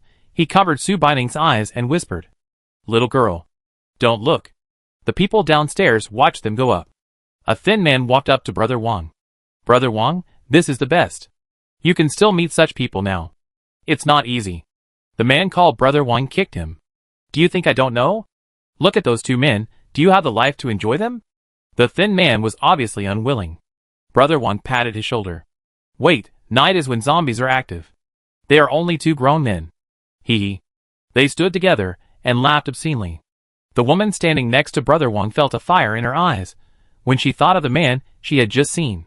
If she could follow a man like that, she would definitely have no worries about food and drink in this life. After going upstairs, and looking around for a while, they decided to rest in a room. The few people downstairs looked like they had no good intentions, so they had to be careful at all times. The water in the bathroom had been cut off. Only the light was still on, and it was estimated that the electricity would be out in 2 days. There was no way to take a shower. Su Baining decided to ask Yanziyu to drive the RV from tomorrow. Luckily, there was no escape today. Otherwise, it would be really stinky if I didn't take a shower. In order to be wary of the people downstairs, they decided to eat some self-heating rice. Su Baining wanted to try her ability, reached out, and took out a basin, and put her hand in it. After about half of the basin, she felt a little powerless. It seems that I still need to hurry up to improve my ability. She mentioned this to Yanyu and Yanziyu during dinner. After listening to this, they thought for a while. Then let's start killing zombies one by one tomorrow, to see if there are any crystal cores. At this time, there was a knock on the door. Yanyu stood up, signaled them to put away the garbage after eating. Then, he opened the door. It was the woman who had just stood next to Brother Wang. Her nose moved, and her eyes rolled. Hello, you saw me downstairs just now. We are a few women, there is nothing we can do. She looked at Yanyu, and stretched out her hand to grab his clothes. Yanyu took a step back. She was not embarrassed. She waved her hand, and lifted her hair and continued. I came up to remind you. Little brother. You must watch this girl carefully. They like her. What did you say? Yanzi rolled up his sleeves and stood up when he heard this. Su Baining pulled him and shook her head at him. She covered her mouth and smiled. Don't panic, you are very capable. By the way, if I tip you off, will you give me some benefit? What do you want? Yanyu looked at the woman in front of him, not to ask questions. He wanted to throw her off the building right now. Take me away. This woman was not vague at all. What do they want to do? Yanyu did not answer this question, but the woman thought he agreed. Quickly said, night is when zombies are active. They are going to call you to kill zombies together, and then find a chance to capture her. Very good, got it. Yanyu immediately closed the door. The woman outside the door gnashed her teeth in anger. Anyway, I have to take her with me. It's like a sleepy head hitting a pillow. Just when I was about to find a zombie to practice with, here he comes. Chapter 11. A bunch of scum. After the woman came downstairs, they discussed how to take it one step at a time. Wait for the group of people to call them, and see what tricks they want to play. In the middle of the night, it was Yanziyu's turn to keep watch. Before he could keep watch for long, someone knocked on the door. Brother, are you in the room? Hearing the voice, Yanziyu woke up Yanyu. Originally he didn't plan to call Su Baining to tell her to have a good rest. But they still thought it would be safer to keep her with them, so he called her up as well. After they got up and cleaned up, Su Baining put the mattress and quilt into the space. Yanziyu walked over and opened the door. Outside the door, the man called Brother Wang rubbed his hands and lowered his head to look at Yanziyu, who opened the door and said humbly, Brother, I think you are definitely not ordinary people. There are a lot of zombies outside. We are all ordinary people. Can you please help us? It can be regarded as helping yourself. Okay. Originally, Brother Wang thought that he would have to spend some time talking. But who knew that they would agree so easily? He said in surprise. Well, let's go down quickly. Okay? He looked inside and saw Su Baining. This little girl. If you can't lift your shoulders or hands, just rest up there. I don't want to. I want to follow my brother. Su Baining refused straightforwardly. Don't think I don't know what you want to do. Fat guy. Haha. Okay. Brother Wang didn't say anything else. Just led them downstairs. Everyone downstairs huddled together. The lights in the hall were on. Why turn on the lights? Don't you know that this will attract more zombies' attention? Yanziyu looked at the lights in the hall. Yanyu didn't say anything, but pulled out a knife from his back and handed it to Yanziyu. Hear this? We were afraid that we couldn't see the zombies, so we turned on the lights. The zombies' eyes glow at night. How can you not see it? Su Baining was speechless. Ning, just stand behind me, Yanziyu. Don't be too far away from us. Yanyu kept looking at Brother Wang and the group of people behind him while he was talking. They were dodging and didn't dare to look him in the eye. Here they come, here they come. A woman pointed outside. Yanyu turned around and saw countless eyes flashing outside, but he couldn't see their appearance. He only saw pairs of eyes, like the eyes of wolves. One after another. Hee. The sound came from far away. And the zombies at night were indeed more agile than those during the day. Ziyu. Be careful, Yin Yu told Yin Ziyu beside him. Stand behind me. With your back to me. Understand? Yin Ziyu nodded and stood behind Yin Yu. With his back to him. You? Are you watching us fight? Yin Ziyu looked at Brother Wang and his group of people. Of course not. We will have someone too after saying this. Brother Wang quietly patted the woman beside him, then he stood beside Yin Yu with his 2 men. The zombies were getting closer and closer, and had broken the glass door. Just when Yin Yu and his men were about to start, someone suddenly turned off the lights. They only heard, "Ah!" And Yin Yu and his men recognized that it was Su Baining's voice. Damn it! Yin Yu turned his head and glanced at Brother Wang and the people around him. How dare you? Ha ha! What can you do? The zombies are coming. We won't accompany you. Enjoy it slowly. After saying that, he gestured to the people around him to retreat. Seeing the look on Brother Wang's face, Yin Yu shouted, Zayu, do it. Zayu waved his hand and shot a line of fire, blocking the way of Brother Wang and his friends. Humph! You know, we are not ordinary people. But you still dare to plot against us? You are looking for death. Seeing this line of fire, Brother Wang and his group were so scared that they kept hiding behind them. But there was only a wall behind them. They had no place to hide. Looking at their appearance, Yin Yu said, I saw, there are not many zombies. Quick battle. Quick decision. After saying that, he rushed into the pile of zombies. The 2 men chopped left and right in perfect harmony. Originally, they thought that there would be no more accidents if they stopped Wang Ji's group. One person might be too scared. He rushed out around the small flame and pushed Yin Ziyu. He shouted, Go to hell. Yin Ziyu was caught off guard and was pushed by him. He rushed forward and came face to face with the zombie. Fuck. Yin Ziyu subconsciously kicked him and chopped him with a knife. Who knew that the zombie also reacted quickly and scratched Yin Ziyu's arm at the moment his head was chopped off. Damn it, damn it. He pushed the man who rushed towards him to the remaining zombies and chopped off his head after he turned into a zombie. Looking at how powerful Yin Yu and his friends were, Wang Ge and his group began to regret that they should not have provoked them like this. Unfortunately, there is no regret medicine in the world. Yin Yu killed the last zombie, turned his head, and saw Yin Ziyu sitting on the ground. Turn on the light for me, Yin Yu whispered. Brother Wang and the others quickly turned on the light. Yin Yu knelt on the ground and asked Yin Ziyu to lean on him. He held Yin Ziyu's arm. The area around the wound had begun to change color. Ah, brother. Be gentle, ask them where Ning Ning is first. Yin Ziyu was sweating profusely in pain. Damn, it really hurts to be grabbed by a zombie. He was caught. Will he turn into a zombie? The woman behind Brother Wang couldn't help but scream. Humph. Hearing this, Yin Yu sneered. If you don't call her out quickly, I will definitely turn you all into corpses before he turns into a zombie. Boss, what are you afraid of? He's alone now. The thin man stood behind and poked Brother Wang in the waist. Are you a fucking idiot? He has a weapon. We have nothing. What's the use of having more people? Do you count on this bunch of useless dead women?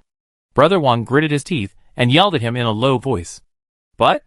Just as the thin man was about to say something, a bolt of lightning struck. Ah!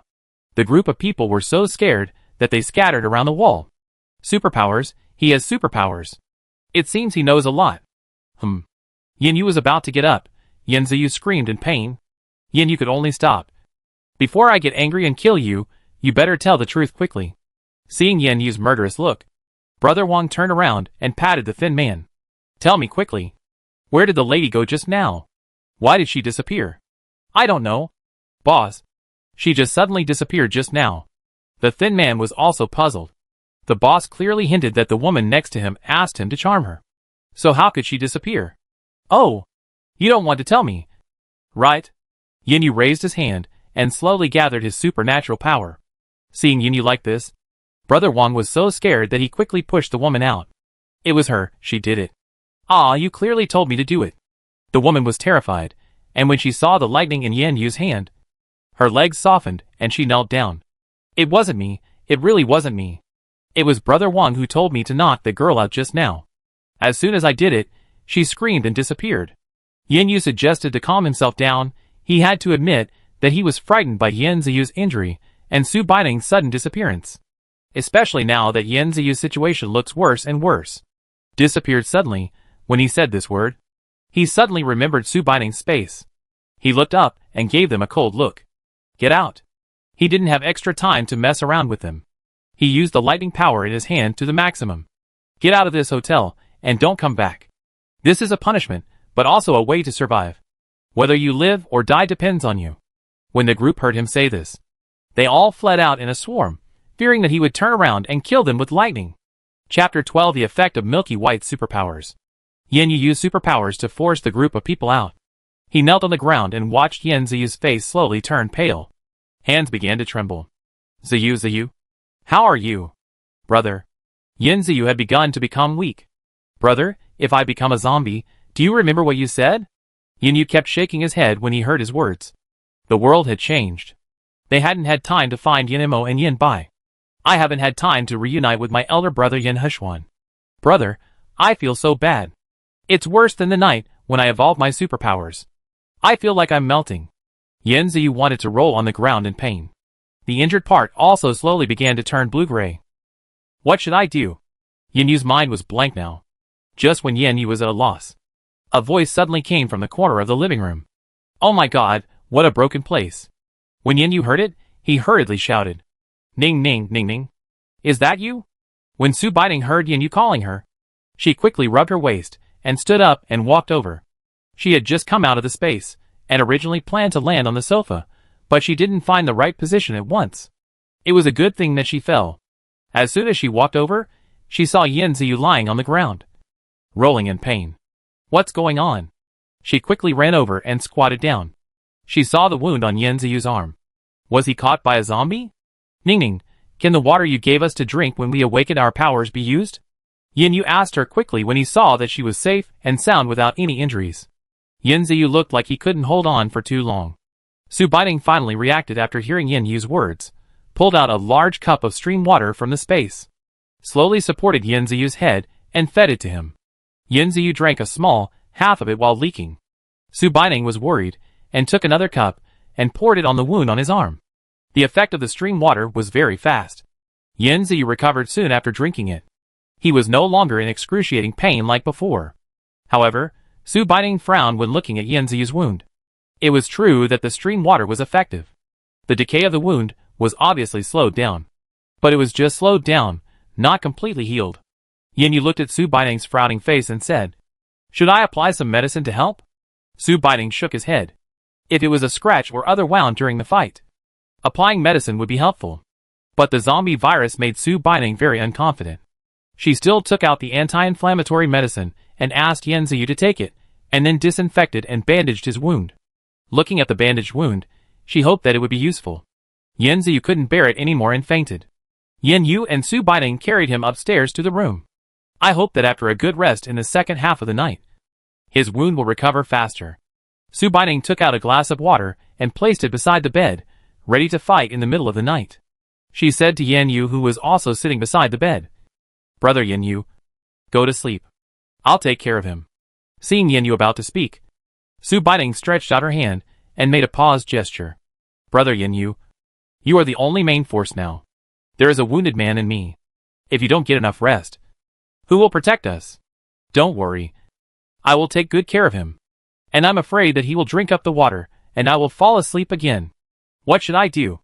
Yin Yu listened to Su Baiting's words, after thinking for a while. He nodded, looking at her worriedly. He said, You'll have to work hard tonight. If anything happens, wake me up immediately. Okay? Su Baiting nodded and waved at him. Go to sleep quickly. It was dark, without a single bit of moonlight.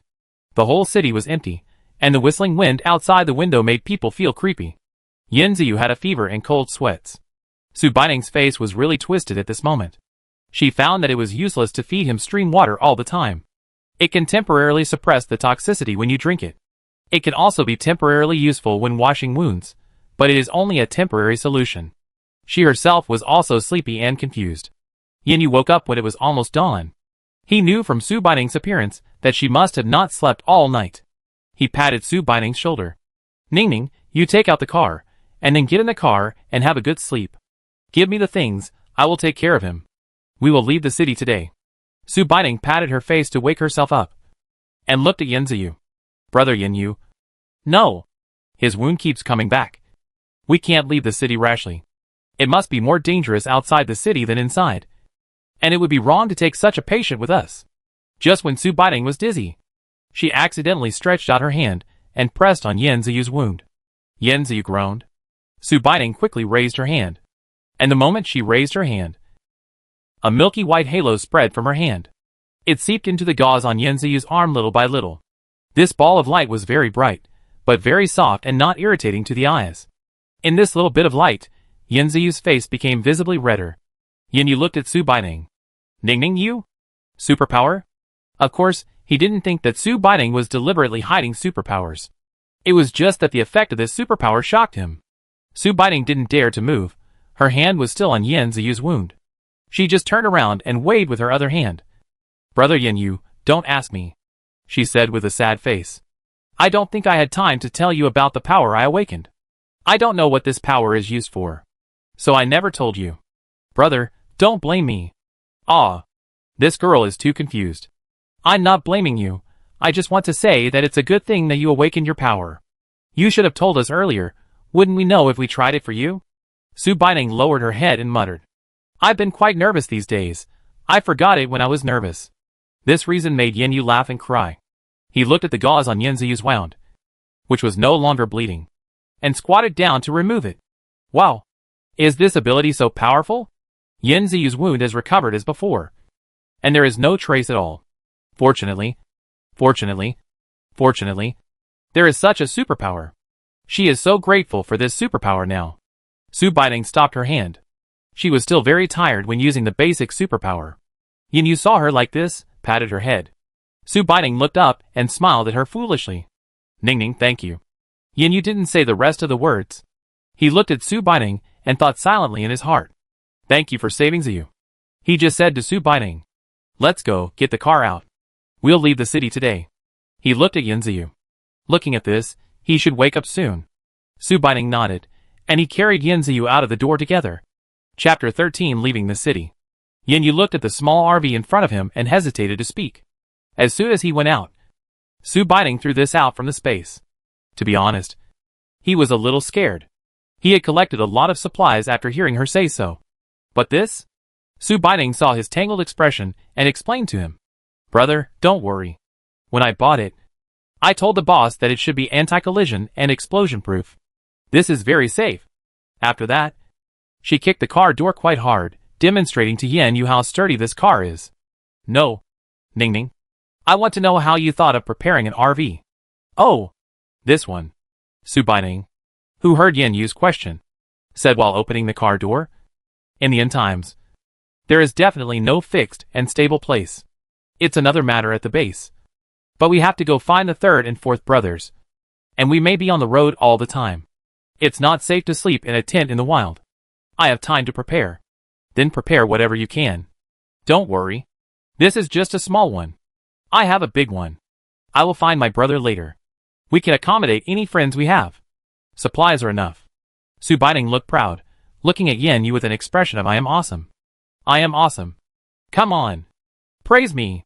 Yan Yu chuckled. Awesome. Ning is really thoughtful. That's right. Just the tail is not up to the sky. At this moment, cough. Yan Ziyu, who was leaning on Yan Yu, groaned. He slowly opened his eyes, looking at the car and the empty street in front of him, and Yan Yu who was holding him. Brother, did you go to heaven with me? Su Baiting slapped him on the head. You are the one who went to heaven. This woke Yan Ziyu up completely. He jumped up, blinked, looked at his hands, and hugged Yan Yu beside him. Alive, warm. Haha, I'm not dead. God has bestowed great responsibilities on this person. I will definitely be a person with destiny in the future. Listening to Yan Ziyu's nonsense, the last bit of haze in Su Baiting and Yan Yu's hearts was swept away. You should thank Ning. She took care of you all night. And it was her special ability that healed you. Yan Yu reminded Yan Ziyu. Wow. Yan Ziyu opened his eyes wide and looked at the place where he should have the wound, and even touched it. Ning, you are so amazing. I swear you are my sister from now on. You tell me to go east, and I will never go west. Yan Ziyu almost raised his hand to swear. Oh, Su Baiting deliberately said. It seems that you didn't treat me as a sister before. She even gave him a fake smile after saying that. No, Yan Ziyu was startled. That's not it. He was scratching his head, and trying to explain. Seeing him like this, Su Baining laughed out loud. I was just kidding. Brother Ziyu, she stepped forward and patted Yin Ziyu. Brother Ziyu, I know what you mean. I was just kidding you. Yin Ziyu smiled at her. Yin Yu smiled as he watched them bickering, and shook his head helplessly to stop them. Let's get in the car. If you have something to say, get in the car and talk. Ning Ning didn't sleep all night. Let her get in the car and rest for a while. Oh, okay. Okay. Yin Ziyu just saw the new RV in front of him, and before he could even say wow, he was pushed into the car. After he recovered, Yin Ziyu returned to his original nature, and after getting in the car, he turned around. Wow, this car is even better than the one we had before. Sister, you are so amazing. You are simply the mobile supply warehouse of this Doomsday. Hearing this, Yin Yu raised his eyebrows, while starting the car. He said, we just need to know this. I have said before that Ningning's space is different from others. You are not allowed to tell anyone except your family. And Ningning's healing ability, we have not come into contact with other people with abilities. I don't know if this ability is special, but I always feel that Ningning's ability may be different from others. So, for Ningning's matter, it's best not to say anything. To others, just say that Ningning is an ordinary person. It's okay. Brother Yin Yu, you can say that I am a water-type superpower.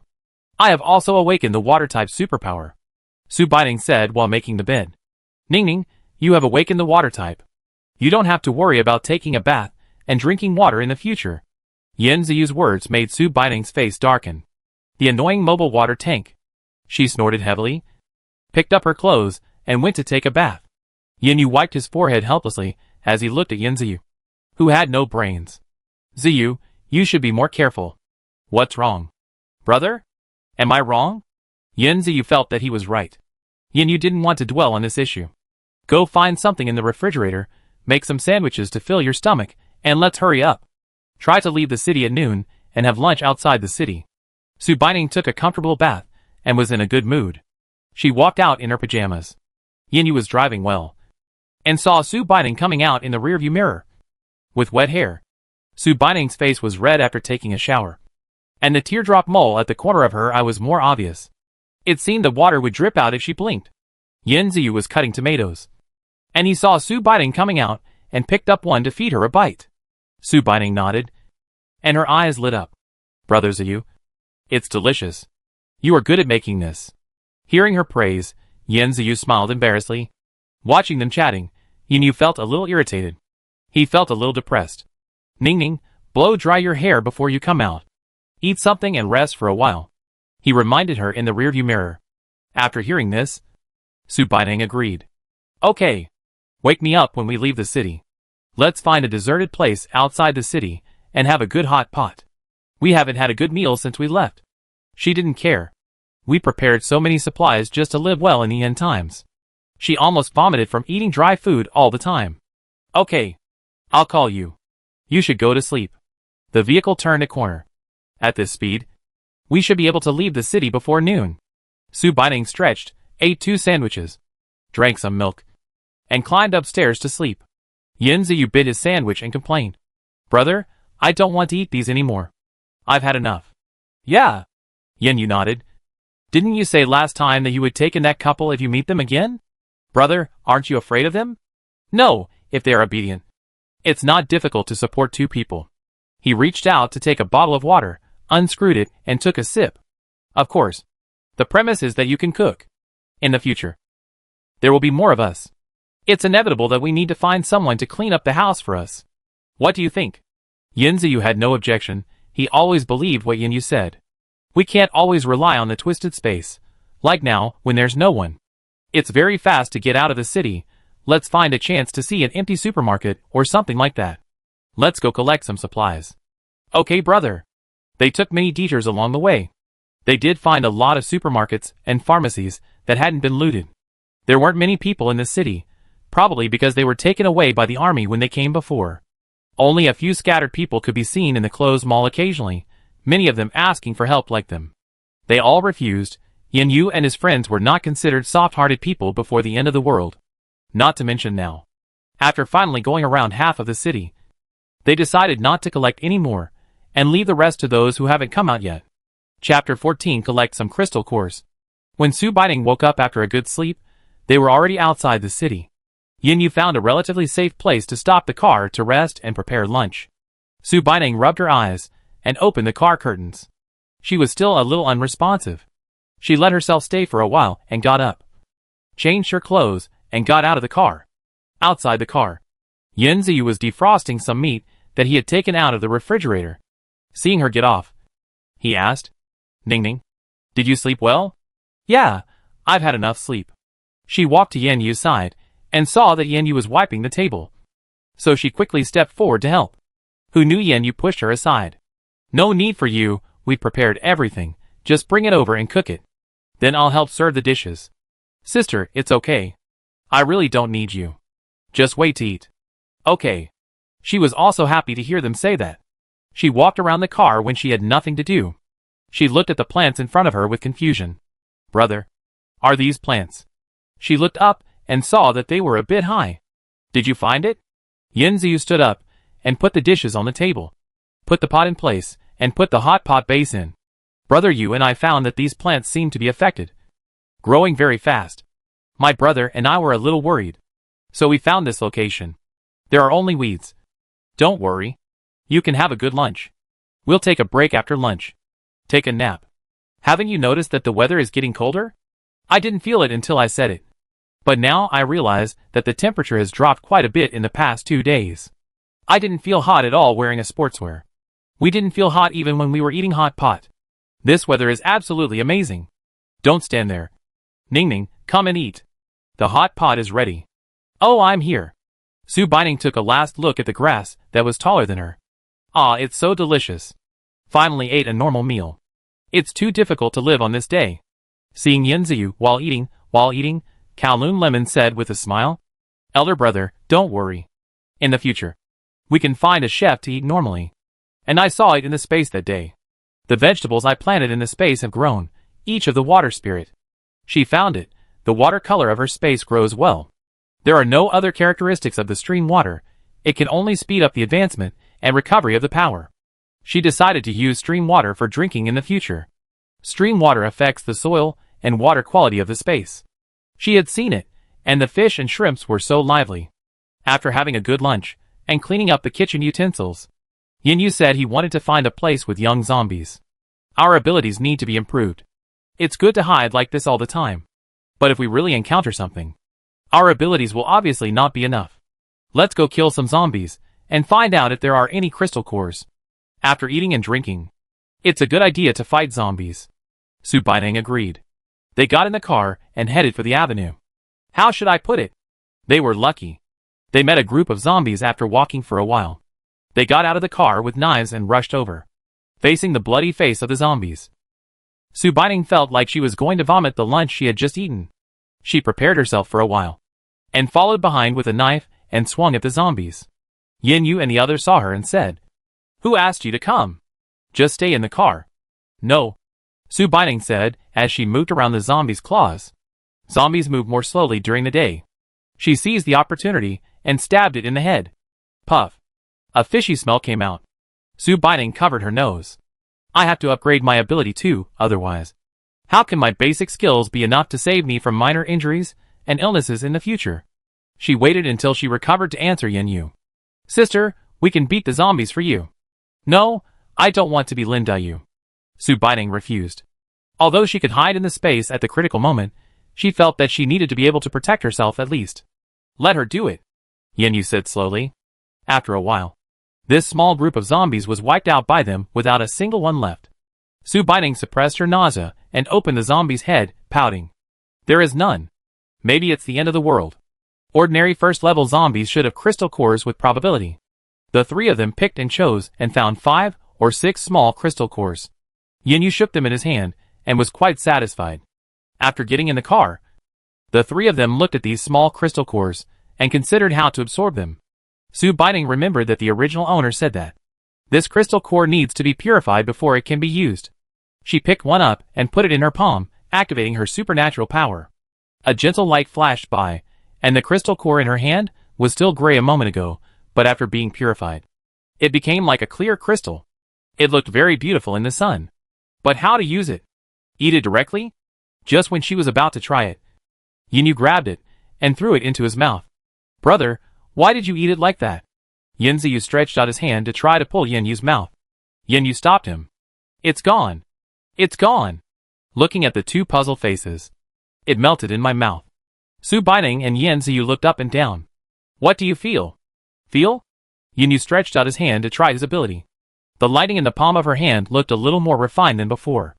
It seems that this is how the crystal core is used. Ningning, you can disinfect the remaining ones. Su Baining resigned herself to grabbing all the remaining crystal cores in her hand, blinked, and tried to activate the water-based supernatural power. She saw that the crystal cores turned transparent after emitting a light gray smoke. This is a surprise. It seems that her two supernatural powers can be used interchangeably. In the future, she can use them openly when there are many people. Su Baining didn't want any crystal cores.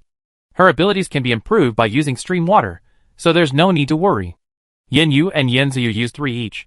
After using them, their abilities were obviously much stronger than before.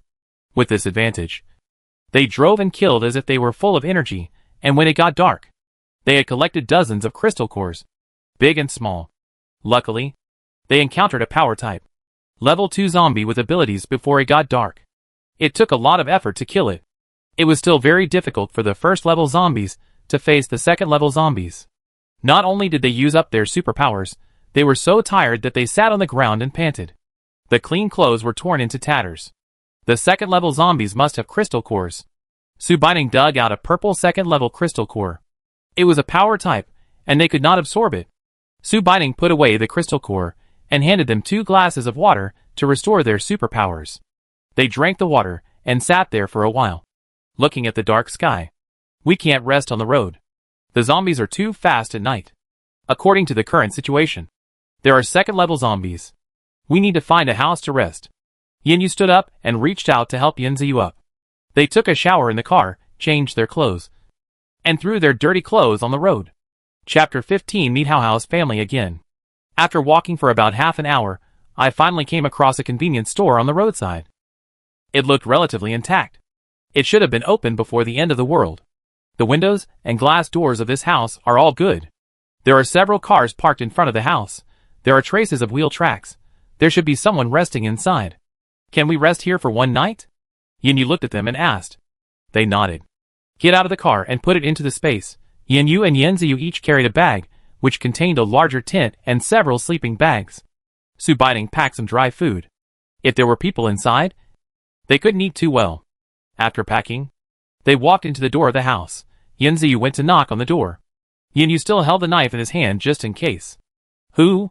There was indeed someone inside. We are passing by, looking for a place to stay overnight. We will leave tomorrow. Can you open the door and let us in? There are only 3 of us. Yinyu held Su Baining's hand tightly. Su Baining looked down and said nothing. There was a rustling sound inside. Squeak. The door opened a little. A middle-aged woman opened the door. Looking tired, she looked at them warily. She looked behind them again, and when she saw Su Baining being led by Yinyu, she looked disgusted. Su Baining, is it my fault? You can come in, but you have to hand in some supplies, and you can only sleep. We have to leave tomorrow morning. Yinyu and his friends looked out of place here in their clean clothes. You can tell at a glance that they are living a good life. Several of them had rosy faces. They didn't look like they were escaping at all. So she temporarily increased the price. A little more is better. She has been hungry for several days. Yinziyu was about to object, but Su Baining spoke first and stopped him. Okay, but we can only give you a few packs of instant noodles. Yinziyu closed his mouth ready to curse after hearing Su Baining's words. Well, whatever my sister says is what it is. I don't like instant noodles anyway. Su Baining had put the instant noodles in temporarily, just in case of this situation. It was worth it. The woman nodded and stretched out a dirty hand. Su Baining took out a few bags from her backpack and gave them to her. She took them and opened the door and asked them to come in. The room was dark, with no lights. Only a short candle was still burning. With this little light, they found a small corner, took out a clean blanket from their backpack, and put it on the ground before sitting down. TSK. You are so picky. Su Baining looked at the people far away and realized that everyone in the room was looking at them vaguely. There were about 10 to 20 people in the room. Su Baining ignored what the woman said and asked Yinziyu to take out the tent and open it. They were busy preparing things. And the people in the room were also secretly looking at them, watching the two big men busying themselves. The little girl sat aside to rest. Someone next to her asked quietly, "Girl, who are you?" Su Baining turned her head and saw a woman who was about 60 years old. "We are brother and sister." The woman nodded. "Where are you going?" "To visit relatives." The candlelight was dim, and it was hard to see the people. Su Baining didn't talk to her for a few words. Yanziyu and the others had already set up the tent. "Ningning, come in quickly. It's going to get colder at night." "Oh, I'm coming." Su Baining quickly hid in the tent. After Su Baining and the other two entered the tent, the people outside started talking at once. The woman who had just asked for a few packets of instant noodles whispered. They must have food in their backpacks, so they just took a few packets of instant noodles casually. "There are only 3 of them. How much can they eat? There are so many of us. Why did you just ask for a few packets of instant noodles?" Another woman said with disdain. "If you have the guts, go ask for it." That man was holding a knife. The woman who opened the door rolled her eyes. "Then, there are so many of us. How are you going to eat these few packs of instant noodles?" "Brother, do they think we can't hear you because we are hiding here?" Su Baining looked puzzled. "Don't worry about them. Eat something and go to sleep. We have to travel tomorrow morning." Yin Yu pinched her face. I hate it." "Don't pinch my face." Su Baining's face was pouting because of the pinching. "Sister, you sleep in the middle. We will sleep next to you to protect you." Yanziyu spread out the sleeping bag. When they laid down, the conversation outside was still going on. "Is it cooked?" "It's cooked, but not much. Each person can only eat 2 bites. This is what I want. I want to eat a pack." "Don't be so selfish. Can't we eat together?" "You old spendthrift woman." "Shut up. It's good to have something to eat.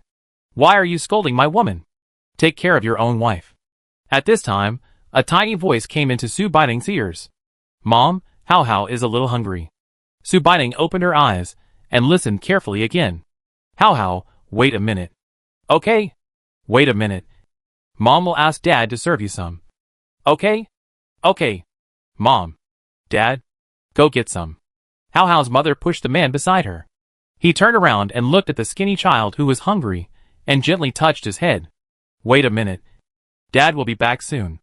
After saying that, she gritted her teeth, stood up and walked over there. "Big brother and sister, can you please give me some food?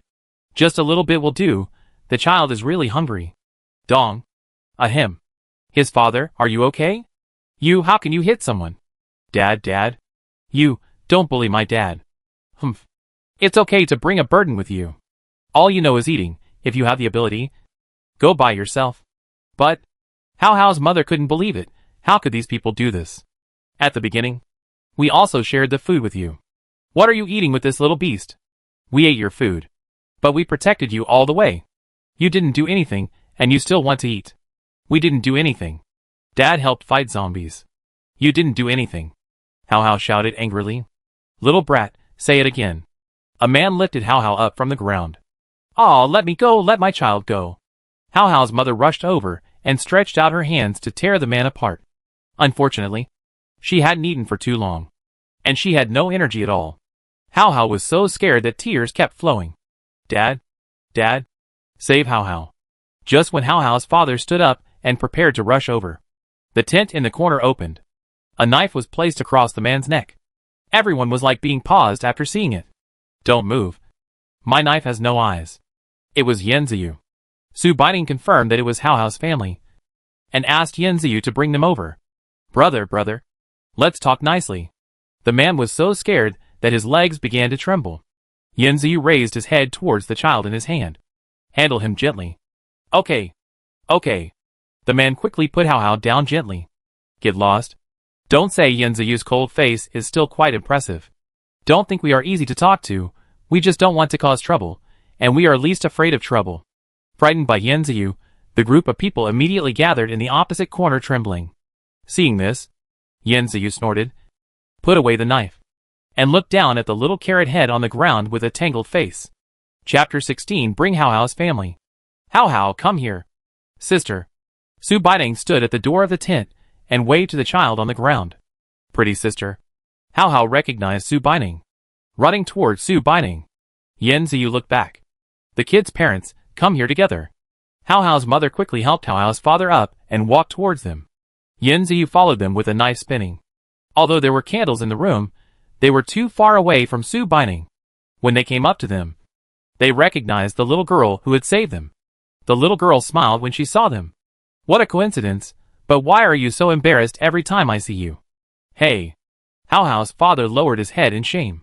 I'm useless, I was an ordinary person before, I couldn't protect the mother and daughter. Even if I have awakened my superpowers now, I still can't protect them. Su Baining held Hao Hao's hand, took the backpack and handed it to them. Let's talk while eating. I'm curious why you're here. Shouldn't you follow the army to the survivor base? This isn't good. Although they wanted to eat, they still held back. It's okay, you sit down and eat. We've already eaten. Yin Ziyu put down the knife, took a bottle of yogurt and handed it to Hao Hao. Little kid, call me brother. This is for you. Hao Hao looked at the yogurt in his hand with his eyes wide open, looked at him. Uncle. No, why am I the uncle? Didn't you just call her sister? Yin Ziyu pointed at Su Baining, and then pointed at himself. Hao Hao saw Yin Yu lifting the tent and pointing at him and saying, Brother. Why is he the brother, and I am the uncle? Hao Hao didn't understand. Hao Hao didn't want to talk. Su Baining rolled her eyes, and took the yogurt from his hand, put a straw in it, and handed it to Hao Hao. Hao Hao was very obedient, took it without drinking it, and looked up at his parents. Seeing his parents nod, he lowered his head and said, Thank you. Sister. Drink it later. It's okay. Hao Hao, you can drink it all. Sister. I still have a lot here. After saying that, she opened her backpack and showed it to him. Unexpectedly, Hao Hao shook his head seriously. No. Sister, Mom and Dad said it's hard to find food now. You have to save it. Su Baining looked at the couple who were still standing, and motioned them to sit down and eat. You're welcome, eat quickly. After eating, I have something I want to ask you for help. Hearing this, Hao Hao's parents finally sat down and started eating. They first found something soft and easy to digest to feed Hao Hao, and then they ate the rest that Hao Hao didn't want to eat. Su Baining handed 2 wet tissues to Hao Hao's mother, and asked her to wipe the child clean. The remaining group of people saw Hao Hao, and the other 3 eating and drinking so well that their teeth were broken. They secretly decided to teach Su Baining and the others a lesson tomorrow after they left. Unfortunately, they couldn't do it. Su Baining watched Hao Hao's mother wipe the child clean. After cleaning her husband, she cleared the garbage on the floor and her eyes became brighter. When she finally finished cleaning, Su Baining spoke. Let me introduce myself. My name is Su Baining. She pointed to Yin Yu who was sitting on her left. This is Yin Yu, my second brother. The one on the right is Yin Ziyu, my 5th brother. After hearing Su Baining introduce herself, Hao Hao's father interrupted. You know our family of 3. My name is Qi Zhen. The child's mother is Li Shulan. Our child is called Qi Hao. His nickname is Hao Hao. Yes, if there is anything we can help with, just ask. Hao Hao was a little sleepy after a rare meal, and he snuggled into his mother's arms and dozed off. Why are you here? Shouldn't you be in the survivor base? Su Baining needed to know where the first base was. According to the current development, there should be a survivor base now. Speaking of this, Qi Zhen sighed. We went in, but the base was just established not long ago. They need a large number of superpowers to build the base. It is difficult for ordinary people like us to survive in the base. We have nothing. We can only live in the worst place after entering the base. In the first 2 days, I could still do something to support my family. But robbery is too common in the slums. No one cares. The child was kidnapped twice. There are always people looking for trouble, so we found an excuse to get out. Who knew that after I got out, I got a blessing in disguise, and was bitten by a zombie and awakened my superpowers. He was bitten by a zombie and awakened his superpowers. What about me? Yin Ziyu couldn't figure it out. Su Baining thought for a while. It should be the zombies that changed. No. No. Qi Zhen waved his hand. I almost became a zombie at that time, but what about my children and wife? Thinking of them, I didn't dare to die and woke up like this. Later, I met them, said we were going to fight zombies and collect supplies together, but who knew that although I had superpowers, I was still too weak. Hao Hao's mother looked at Su Baining and the others. I don't think you guys are that old. If you don't mind, you can call me Aunt Li, and call him Uncle Qi. Yin Ziyu came forward. Aunt Li, can you cook? Yeah. Cook. You really found the right person. The child's mother is a professional chef. Qi Zhen patted his chest when he talked about this. She can cook all kinds of food. both Chinese and Western food. She is so amazing. Su Baining and Yan Ziyu stared at Li Shuan with shining eyes when they heard this. Li Shuan felt uncomfortable being looked at. What nonsense is the kid's father talking about? What's the use of having good cooking skills now? Yin Yu looked at the sleeping Hao Hao and took out another sleeping bag and handed it to Qijin. Put the child into sleep. The weather is not stable now. We feel that the temperature is dropping recently. It will be cold to sleep at night. Qijin quickly took it and opened it and put it on the side of the tent. Su Baining took a look. His eyes flashed. Antly, you can cook. Can Uncle Qi kill a chicken or something like that? Li Shuan looked at Qijin, who was spreading the sleeping bag. The child's father used to be a butcher. Oh! No wonder he awakened his power. Wow! Isn't this just like a sleepy head meeting a pillow? Great! Su Baining winked at Yan Yu crazily and deliberately pursed her lips and blinked her eyes to act cute, gesturing with her hands to please. Yan Yu clenched his fist and coughed at the corner of his mouth, and said to Li Shuan, Antly, where are you going next? Nowhere else to go in this chaotic world. Li Shuan put the child into the sleeping bag while talking. The sleeping bag was big, enough for the three of them to sleep. We just want to find a safe place to raise Hao Hao. Oh, even better. Don't you have any relatives or friends? Hi, my child's father, and I are both only children. Our parents passed away a long time ago. Friends, it's already this time. Who knows if we can meet again? Let fate take its course. Li Shuan gently patted the child to sleep. Su Baining couldn't wait any longer. Antly, come with us. Li Shuan and Qijin looked at them. That's right. Antly, you should be able to see that. We are not very familiar with food, clothing, housing and transportation, so we may need a housekeeper. We guarantee your 3 meals a day and your safety. You just cook for us.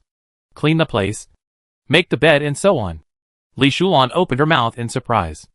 Antly, don't you want to? The only downside to us is that we have to travel all the way south to find my brother, and finally settle in Kyoto in the north. If you are willing, you can continue to be our housekeeper in Kyoto. Although there will be more people. You can also ask for help in the future. Li Shuan finally reacted. Can I? We don't need to do anything else. Just cook for you every day and tidy up the housework. Su Baining nodded. Your food, clothing, housing and transportation will be with us. You will eat what we eat. You will live where we live. Of course. The premise is that you are willing. We will leave early tomorrow morning. And you can discuss it with Uncle Qi tonight. Okay, Li Shuan agreed. Chapter 17, Antly's cooking. They didn't say much. Everyone was very tired tonight. Yin Yu and his friends had been fighting zombies all day, and they were also very tired. After saying these things, Su Baining and his friends closed the tent, leaving some space for Li Shuan and Qijin to discuss. Su Baining didn't notice that Yan Yu quietly opened his eyes after she fell asleep. When Su Baining woke up, it was already bright. Yin Yu and Yan Ziyu beside her had already gotten up. She put on her clothes and opened the door. A gust of cold wind blew in. This weather doesn't look like August. It was bright, but there was no sun, and it felt foggy and gloomy. She only saw this room now. It was really big. It was really empty. There was a lot of garbage scattered on the floor, as if no one had lived there for a long time. There were a lot of shelves in the back, and the things on them must have been snatched away, while no one was around. She put all her things into the space, stretched her body, and went out. When she went out, she saw Yin Yu and Yan Ziyu standing and looking at something. Seeing Su Baining coming out, Yan Ziyu waved at him. She made a toothbrushing gesture like him, and went to the side to wash up. After washing up, she went over and saw Antly holding a few small breads and doing something? Rabbit? Mouse? Hao Hao was dancing with his eyes wide open.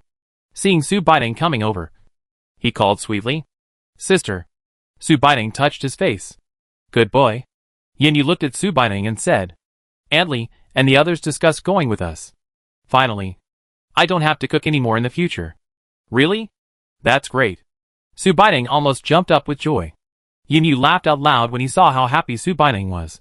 She could still remember what happened last night. She felt her ears were burning when he looked at her.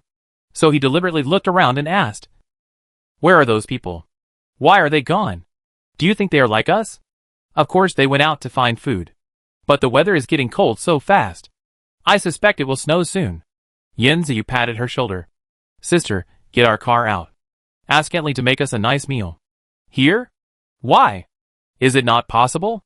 Yanziyu turned his head and looked around. No. She was just afraid that the group of people would come back, after all. There were quite a lot of them. Then let's go, walk a little further and make breakfast. Aunt Lee's bread looks good, but I don't want to eat it anymore. Looking at the RV that suddenly appeared in front of him, Li Shuan and Qijin were both stunned. Wow, Mom, it's magic. Hao happily circled around the car. Yanyu turned his head and looked. Let's go while no one is around. Yanzi will drive. Okay, brother. After getting in the car, Li Shuan and Qijin stood in the middle of the car. At a loss, they were too dirty, and they didn't dare to sit down. Before the apocalypse. I couldn't imagine sitting in such a car, and after the apocalypse? I never thought about it. Now standing here, I don't even know where to put my hands. Su Baining pointed to the storage box above and said to Li Shuan, Aunt Li, this cabinet contains quilts, mattresses, and the one on the left contains clothes. Go to the bathroom at the back to take a shower and change clothes before preparing breakfast. From now on, we are in the same team. No need to be so polite. Li Shuan agreed repeatedly. Okay. I'll remember it. Thank you, Miss Su. Mr. Yen. Just call me Ning Ning. And you can do whatever you want with my brother and the others. After all, it will be hard to call them brothers in the future. Aunt Li, you should be able to wear this dress. You may have to adjust the size yourself. Because I just collect them randomly. Uncle Chi's clothes are in a cabinet. You have to try the size yourself. Hao's small clothes are here. You can find the size. I collected a lot of children's clothes of different sizes. There are new toiletries in the bathroom. You can recognize them. Su Baining pointed out the cabinets for clothes and furniture to them. Let them clean up by themselves. His father, you take the child to take a bath first. I'll wash my hands and cook. Li Shuan pushed Qijin, who was still staring at the car. Qijin came back to his senses. Oh, I know. Qijin took Hao to take a bath. Li Shuan washed her hands first and opened the refrigerator to prepare breakfast. Seeing the dazzling array of food in the refrigerator, Li Shulan's tears fell instantly. Her Hao can finally live a life without hunger in the future. Su Baining and the others have taken deep root in her heart. She vowed to treat them well in the future. Su Baining saw Li Shulan taking ingredients from the refrigerator and reminded her. Auntie Li, you can make some millet porridge in the morning. It's next to the refrigerator. Hao is young, and he hasn't eaten well for a few days. You need to slowly regulate his stomach. I remember there is milk powder in there. See if Hao drinks it or not. Wait for him to come out and give him some. Yeah, okay. Li Shulan was so moved that she almost cried again when Su Baining still cared about Hao's stomach. She quickly reached out to wipe it off. Yanziyu stopped when he saw that there seemed to be no one near a forest. Wow, it smells so good. I can finally have a normal meal. Li Shulan didn't cook many dishes for breakfast. She just cooked a pot of millet porridge and ground a pot of soy milk. She fried a dish of fresh fish and stir-fried some orchid beans. Li Shulan wiped her hands. I originally wanted to make some pickles to go with the rice, but the pickles had to be made fresh and marinated for a few days, so I just made something simple. Just eat something. I'll make you something good at noon. It's okay. It's okay, Aunt Li. Yanziyu waved his hand and sniffed with his nose wrinkled. This is the best meal I've had in the past few days. Yanyu pulled Su Baining to sit down and handed her a cup of soy milk. Thank you, brother Yu. Su Baining lowered her eyebrows, stared at the soy milk in front of her and whispered. Qijin and Hao just came out of the shower, and the clothes were a little inappropriate on them, a little bit bigger. Qijin stood in front of the dining table holding Hao. Feeling uncomfortable, grinning foolishly. Su Baining touched her nose as she looked at Qijin like this.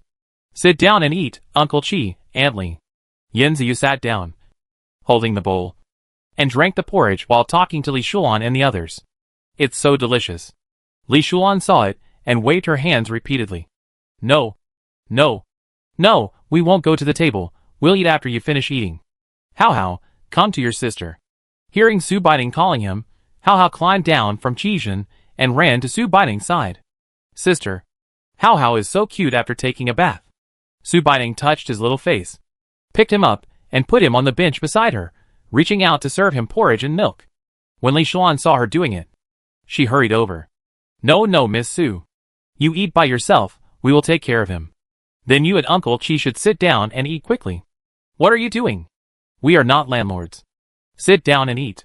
As soon as Yanyu said this, Li Shulan and Qijin immediately sat down and reached out to take the bowl to serve rice, taking care of Hao Hao. Why? Yin Yu sat down like this, his sitting posture, and his eating posture looked very noble. So what he said was the imperial decree? Su Baining muttered softly. Yin Yu saw that she kept chattering and couldn't understand what she said, and picked up a piece of fish for her. Eat well? Oh!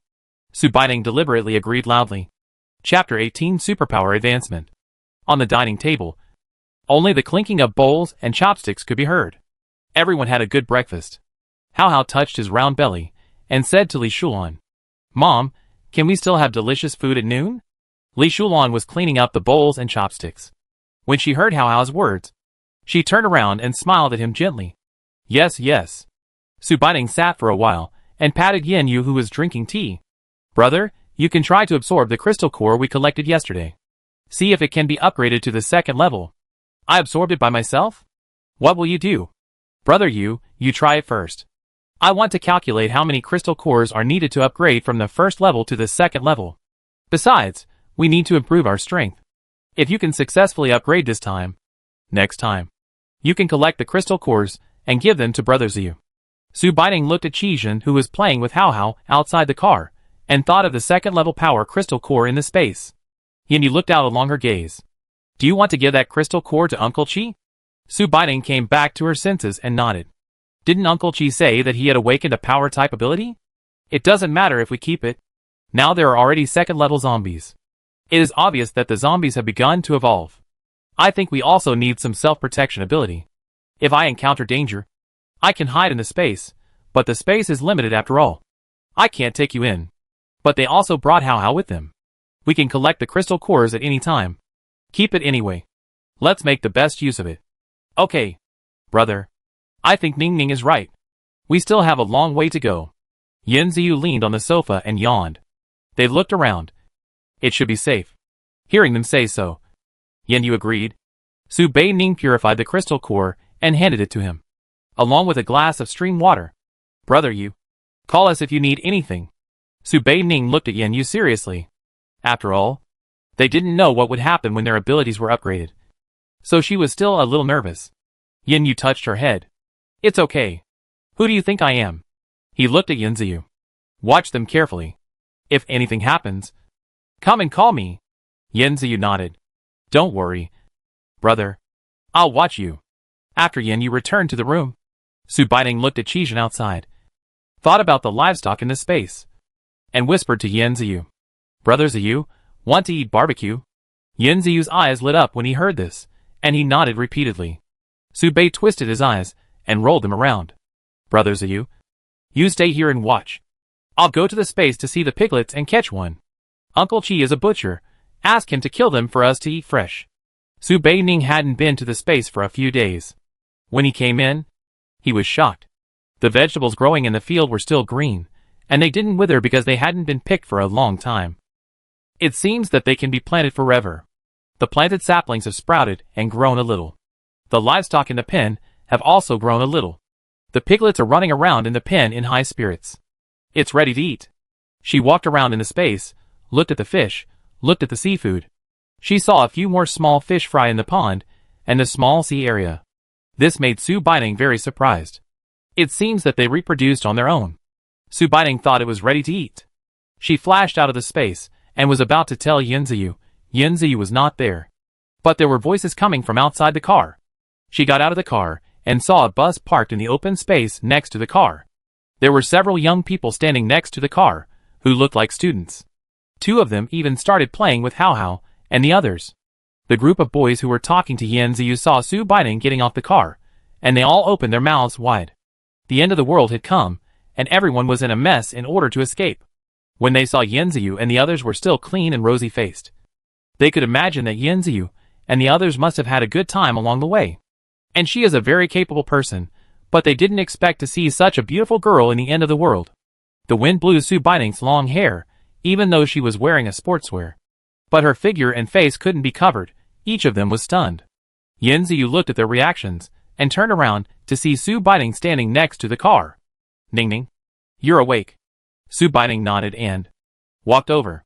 Who are you? I just asked. They are from the next city. The city has fallen. and they are preparing to find a base. Oh, speaking of bases. Su Baiting has been thinking about a question. The weather is getting colder and colder. Although they can live in the car all the time, she still wants to find a base to see what the current military capabilities are like. Which base are you going to? Su Baiting asked them. A boy who was talking to Yan Ziyu suddenly asked them when he saw Su Baiting. And he almost couldn't recover when he saw Su Baiting's big eyes flickering. Another person beside him kicked him. He finally recovered. We heard there is a base ahead, so we plan to go check it out first. A base ahead? Qijin stood up and said, It's the base we stayed in before, just ahead.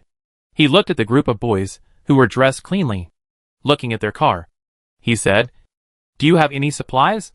You need supplies to enter that base. There are so many of you, you probably have to pay a lot. Ah, do we need to order supplies before we can get in? They panicked. There were supplies, but not a lot.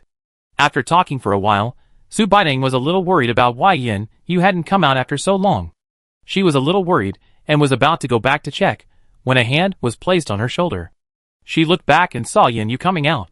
She grabbed his arm in surprise and looked him up and down. Did it work? Yan Yu nodded. Great. There are too many people here. Su Baiting was embarrassed to jump around. But she kept smiling. Yan Yu was infected by her happiness. And his eyes became gentle. Brother Yan Ziyu was also happy. Yan Yu's ability was upgraded. And their strength was also one step closer. Su Baiting calmed down and began to calculate the number of crystal cores upgraded from level 1 to level 2. It should be early to see the weather. So she decided to give the second level crystal core to Qijin. Uncle Qi, can you come with me? Qijin heard Su Baiting calling him, and stood up and responded and walked over. Su Baiting took him to the car. Seeing Su Baiting leaving, the group of boys sighed quietly, finally saw a beautiful woman. She left before she had seen enough. Yan Yu heard the sighs from the other side, looked at them coldly, followed Su Baiting and Qijin into the car. In the car, Su Baiting took out the purple second-level power crystal core and handed it to Qijin. Qijin looked at the crystal core and didn't understand. Ah, he had never seen a crystal core. He didn't know what it was. Crystal core, strength system. Su Baiting explained to him.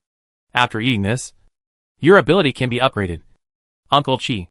Qijin knew it was very precious when he heard this, waving his hands repeatedly. No. No. No, give it to me. It's a waste of Miss Su. Oops. Su Baiting stuffed the crystal core into Qijin's hand. How many times have I told you not to call me Miss Su, just call me Ning Ning. Uncle Qi. Absorb it quickly, we can't use this either, they are not strength-based. But, we can keep this and give it to others in the future. I don't know how to do anything, it's a waste to use this. Qijin held the crystal core, and didn't know what to do. Just then Yan Yu came up, he looked at the crystal core in Qijin's hand. Uncle Qi, we are all family from now on, no need to say anything. I gave it to you. And you can use it. That's right. Uncle Qi. Hurry up. You must be stronger after you upgrade. I'm still waiting for you to help me. Otherwise, I won't be able to eat lunch. Su Baiting followed.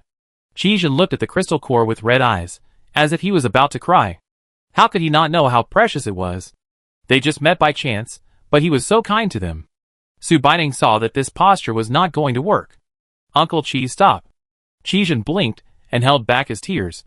Thank you, I will definitely work hard in the future, and learn Kung Fu from the two young masters to protect you. Uncle Qi, I've said it all. Su Baiting was about to remind him not to shout like that. Yan Yu grabbed her and shook his head at her. Okay, Uncle Qi, you absorb it quickly. Drink this glass of water by the way. Su Baiting also handed a glass of water to Qijin. Chapter 19, Treating Someone to a Roasted Whole Lamb. After Su Baiting told Qijin how to use the crystal core, Qijin sat in the living room of the car to absorb the crystal core. Su Baiting sat next to him and watched him not go out. Qijin had never drunk stream water. Just in case, it would be better for her to wait next to him. Yan Yu did not get out of the car either. He sat next to Su Baiting and read a random book. These books were also collected by Su Baiting before the end of the world. After a while, Su Baiting saw Qijin's head starting to sweat. His face slowly started to look a little ugly. As if he was in pain. Su Baiting asked Yan Yu. Brother Yu, was it the same when you absorbed the crystal core? Yan Yu looked up at Qijin and nodded. He will have some reaction. He has never drunk your stream water before. So it is inevitable that he will feel a little uncomfortable the first time. It will be better next time. Su Baining nodded, not quite understanding. Yes, it is inevitable that the body will suffer pain when the stream water transforms the body for the first time. No one can help you improve your ability. You can only rely on yourself. Seeing Su Baining's worried look, Yin reminded her. You can try to use your ability on him. Yes. She almost forgot. After hearing Yu's reminder, she stood up and stretched out her hand to Qijin. And a milky white halo slowly emerged from her palm. It seeped into Qijin's body little by little, and Qijin's face calmed down visibly. Seeing Qijin's reaction, Su Baining knew it was useful, and heaved a sigh of relief. When Qijin slowly calmed down, Su Baining stopped. At this moment, her body suddenly felt empty. A voice told her to enter the space quickly. She said to Yu, Brother Yu, you look after Uncle Qi. I want to enter the space for a while.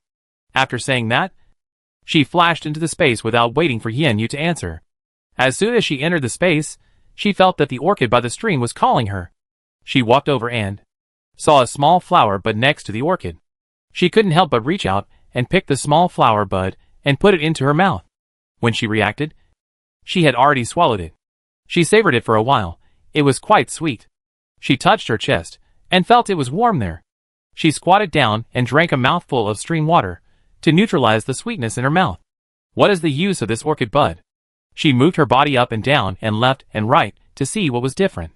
After looking for a long time, she couldn't see it, but she felt that her body, which was empty just now, seemed to be suddenly full. She reached out and tried her ability. Yeah, it's here. It's upgraded so quickly. Is it because of this flower bud? Is this a sign that her ability is going to be upgraded? She tried again. Not only did her light ability upgrade, even her water ability upgraded. She was afraid that people outside would worry, so she hurried out of the space. In a place she couldn't see, the small flower bud that was just picked was slowly sprouting again, waiting for the next bud. When she came out, she saw that Qijin had already absorbed everything. It should be upgraded successfully. This body of muscles looks powerful. Yu is still sitting in the car waiting for her to come out. It's okay, Brother Yu. My ability has also been upgraded. I found that my ability upgrade is different from yours, Su Baining explained. Yu nodded, not caring about this. For him, Su Baining came out safely. Qijin was startled when he saw Su Baining suddenly appear. Su Baining explained. Uncle Qi, this is my ability, but my ability is a little special. You can't tell anyone outside. Qijin nodded. He understood this. He scratched the back of his head and asked, Ms. Ningning, before I absorbed the crystal core, you said you needed my help. Yes. Yes. Yes. But Su Baining looked at the people outside. What's wrong? Yu looked at her face, which was almost squeezed together. I just discussed with Yin Ziyu that we wanted to have some barbecue at noon, but there are so many people here all of a sudden. Would it be inappropriate for me to take it out? As a senior foodie, she felt uncomfortable without delicious food these days. Yu closed the book. It's okay. You can eat it.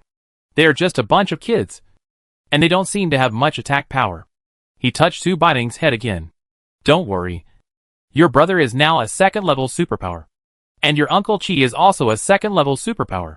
Don't be afraid. Su Baining wanted to cry when she heard this. She must hold this thigh tightly. She looked outside and said to Qijin, Uncle Qi, can we kill the sheep now? Qijin was confused. Kill the sheep? Now? Yu heard Su Baining's words and sat on the chair helplessly, holding his forehead with his hands and laughing. Yes. Isn't there a stream just ahead? We can wash the sheep there. Thinking of the taste of roasted whole lamb, Su Baining felt that her saliva was about to flow down. Ningning, do you know that if you kill a sheep and bleed, Yu had to remind her that the smell of blood might attract zombies. Su Baining's face fell visibly. She pursed her lips, as if she saw the roasted whole lamb had flown away. Qijin thought for a moment. In fact, you can take a basin to catch the lamb's blood, and ask the child's mother to collect it and solidify it for hot pot later. You just need to find a closed location, so that the smell of blood will not attract zombies. He turned his head to look inside the car, and suddenly seemed to remember something, and looked at the bus next to him. Pointing, he said, That car will do. But I don't know if they are willing to lend it to us. Why not invite them to eat together? Can I? Yes. They will. Yu nodded, and said to Qijin, Uncle Chi. Just lead the sheep over to them. Chijin nodded. Okay. I understand. Don't worry, Miss Ning Ning. I have been a butcher all my life. I promise I won't dirty their car. After solving these problems, the rest are not a problem. Su Baiting thought that there were many people, and picked a big sheep in the space and let it out. Looking at the living sheep that appeared out of thin air, Chijin curiously led it over and looked around for a long time. Well, this sheep is good. It is well fed, and has a lot of meat. It will taste very good. He nodded to Su Baiting and Yen Yu and said, Then I will lead it over. Su Baiting nodded, and followed him out of the car. Looking at Chijin leading the sheep down, Yen Ziyu did not react much. The new boys were stunned. Hao Hao looked at the sheep that was as tall as him, with his big eyes blinking. Chijin said to Li Shuan, Mother, you take a basin to collect the sheep's blood, and make some ingredients for the hot pot. Then he said to the boys apologetically, Can we borrow your car to kill a sheep, and then roast a whole sheep to eat together? Can we eat together? They hadn't had a good meal for a long time. Yes, killing a sheep may attract zombies, so we need a more closed space. I'll borrow your car, and I'll treat you to a sheep meal as a reward. Su Baiting answered him. Yes, you can use it as you like. A group of big boys quickly opened the car door, and helped to lead the sheep in. Then they all leaned on the car window, to watch how Chijin killed the sheep in the car. Chapter 20 Eating Lamb and Hot Pot. Roasted lamb is only a part of it. Li Shuan thought that the rest could be made into hot pot for everyone to eat together. Everyone agreed with this decision. When they heard that they could eat roasted lamb together, everyone started to help enthusiastically. Yen Yu and Yen Ziyu would not do these things. They neither helped nor hindered, and sat quietly in front of the table watching them busy. Li Shuan ran up and down to get the bowls and clean up the tableware. Su Baiting took Hao Hao by the hand, and played with him with a toy, not disturbing Li Shuan and the others from working. Looking at the lively and bustling crowd, Su Baiting seemed to see the peaceful life before the end of the world. The bonfire was lit. Chijin washed the sheep and put it on the rack, and slowly roasted it. Li Shuan lit the alcohol and put it on the pot, and the pot was bubbling with oil. Everyone come and sit, it's time to eat hot pot. Eat a little first to fill your stomach. Li Shuan greeted everyone. Everyone gathered around the big table. Everyone was smiling. The appetite was aroused, and the heat made everyone's face red. I don't know who started it first. Everyone raised their chopsticks and reached into the pot without hesitation, and started eating. The weather was chilly, but everyone felt warm in their hearts. The peppers were turning somersaults in the pot, and the green vegetables were stained with red oil. Su Baiting even asked Li Shuan to bring out a box of beer. Please drink. From a distance, it looked like we were camping. Everyone ate some hot pot to fill their stomachs. The roasted whole lamb was finally ready. This lamb was roasted really well. The skin was still oozing with oil, sizzling. Chijin cut it with a knife, and the lamb leg was cut open as if he didn't use any strength. He picked up a little with the knife, and put it in his mouth to taste it. It's crispy on the outside and tender on the inside, roasted very well. Everyone come and eat it. Li Shuan brought a few large plates, and Chijin quickly cut the lamb into pieces. Su Baiting had eaten too much just now, and he couldn't eat any more. So he ate a little less. It was really good, and he could try the roast suckling pig again in the future. Wow, it was so delicious. The seasoning was absolutely amazing. Oh my god, I thought I would never be full again in my life. I'm afraid I won't have the chance to eat like this again in the future. Everyone should eat more. The boys said as they ate. Oh my god, it's perfect with beer. As a result, the sheep was too big in the end. They didn't finish eating. Su Baiting and the others decided to pack up all the food and give it to the group. After they received it, they thanked Su Baiting and the others profusely, and said they would provide logistics support for them. That was not necessary. After lunch, everyone decided to take a good rest. After getting in the car, Su Baiting looked at everyone and said, Brother Yu, what do you think about us going to the nearby survivor base? You want to? I was thinking, can we go and see what the current base is like? We can't never go. We are walking alone now, and the information is too blocked. It seems that we have been walking and stopping for a long time. I don't know what the situation of the third and fourth brothers is now. Let's go to the base to inquire about the situation and my special ability. I want to see if there are other people in the survivor base who have activated this special ability.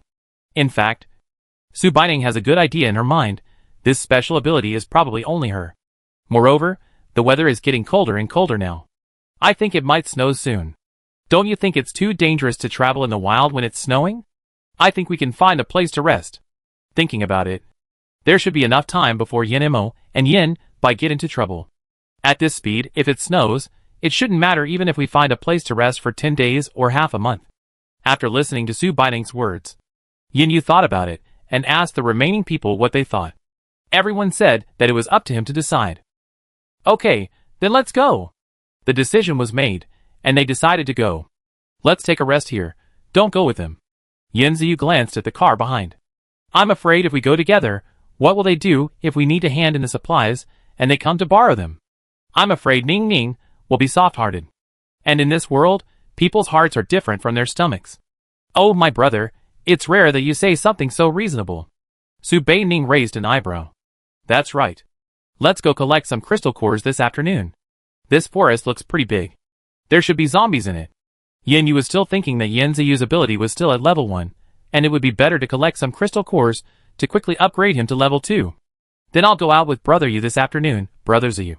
You and Uncle Chi can stay at home with Aunt Li and Hao Hao. Why? Yin Ziyu said. I want to go too. No. It's not safe for Uncle Chi's family to stay here. It's better for you to stay here. We won't go too deep. And now Brother Yu is already level 2. As long as it's not across level 1. Brother Yu should be able to deal with it. Then what are you going to do? Can I heal? And didn't I just tell you that? My ability is also level 2. Su Baining looked proud. Okay, it's settled. Yin Yu made the final decision. After eating and drinking, he explained the matter and prepared to rest for a while and go out to find zombies to practice. Su Baining pointed to the dining table in the living room and told Li Shulan that it would be a bed if she put it down and put a cushion on it. Just enough for the three of them to sleep. Li Shulan agreed to make the bed and coax Hao Hao to take a nap. Of course, not everyone rested.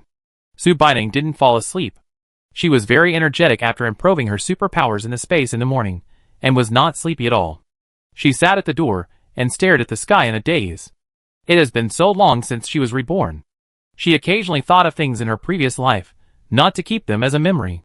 She just occasionally missed the stable and peaceful life. She was thinking that if this was not a book, will the real world also experience the so-called apocalypse? Unfortunately, there is no if in the world, she just came. While she was in a daze, a young man came from the next car. She looked at him. What's the matter? The young man smiled and said, We are going to go find the base. I want to ask you. His face turned red when he said this, not only because he felt embarrassed when he saw Su Baining's face. He also felt a little ashamed because of the impure thoughts of that group of people. They just treated them to a meal. Now they are planning to take their supplies.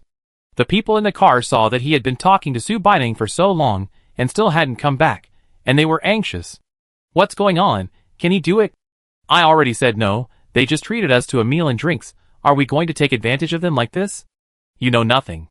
The boy who gave the idea said viciously. They are dressed cleanly, and it's obvious that they are not short of supplies. What would someone who can pull out a live sheep in a short time lack? Look at us. Didn't you hear the man just now say that we need a hand in supplies to enter the base? Our supplies are not enough to eat.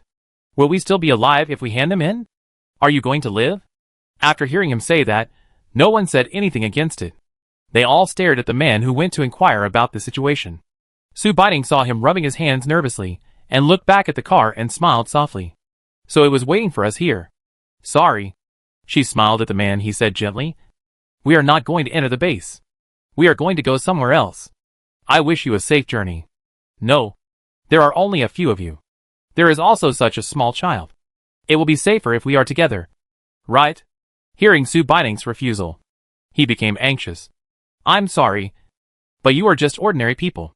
It seems that you didn't encounter zombies along the way. If you did, you would run faster than anyone else. Besides, do you really want to go with us? After being ridiculed by Su Baining, he couldn't stay any longer. He said sorry for disturbing him and turned and ran away. Su Baining didn't bother to look at the car and closed the door. The group of people knew that there was no hope when they saw him coming back dejectedly.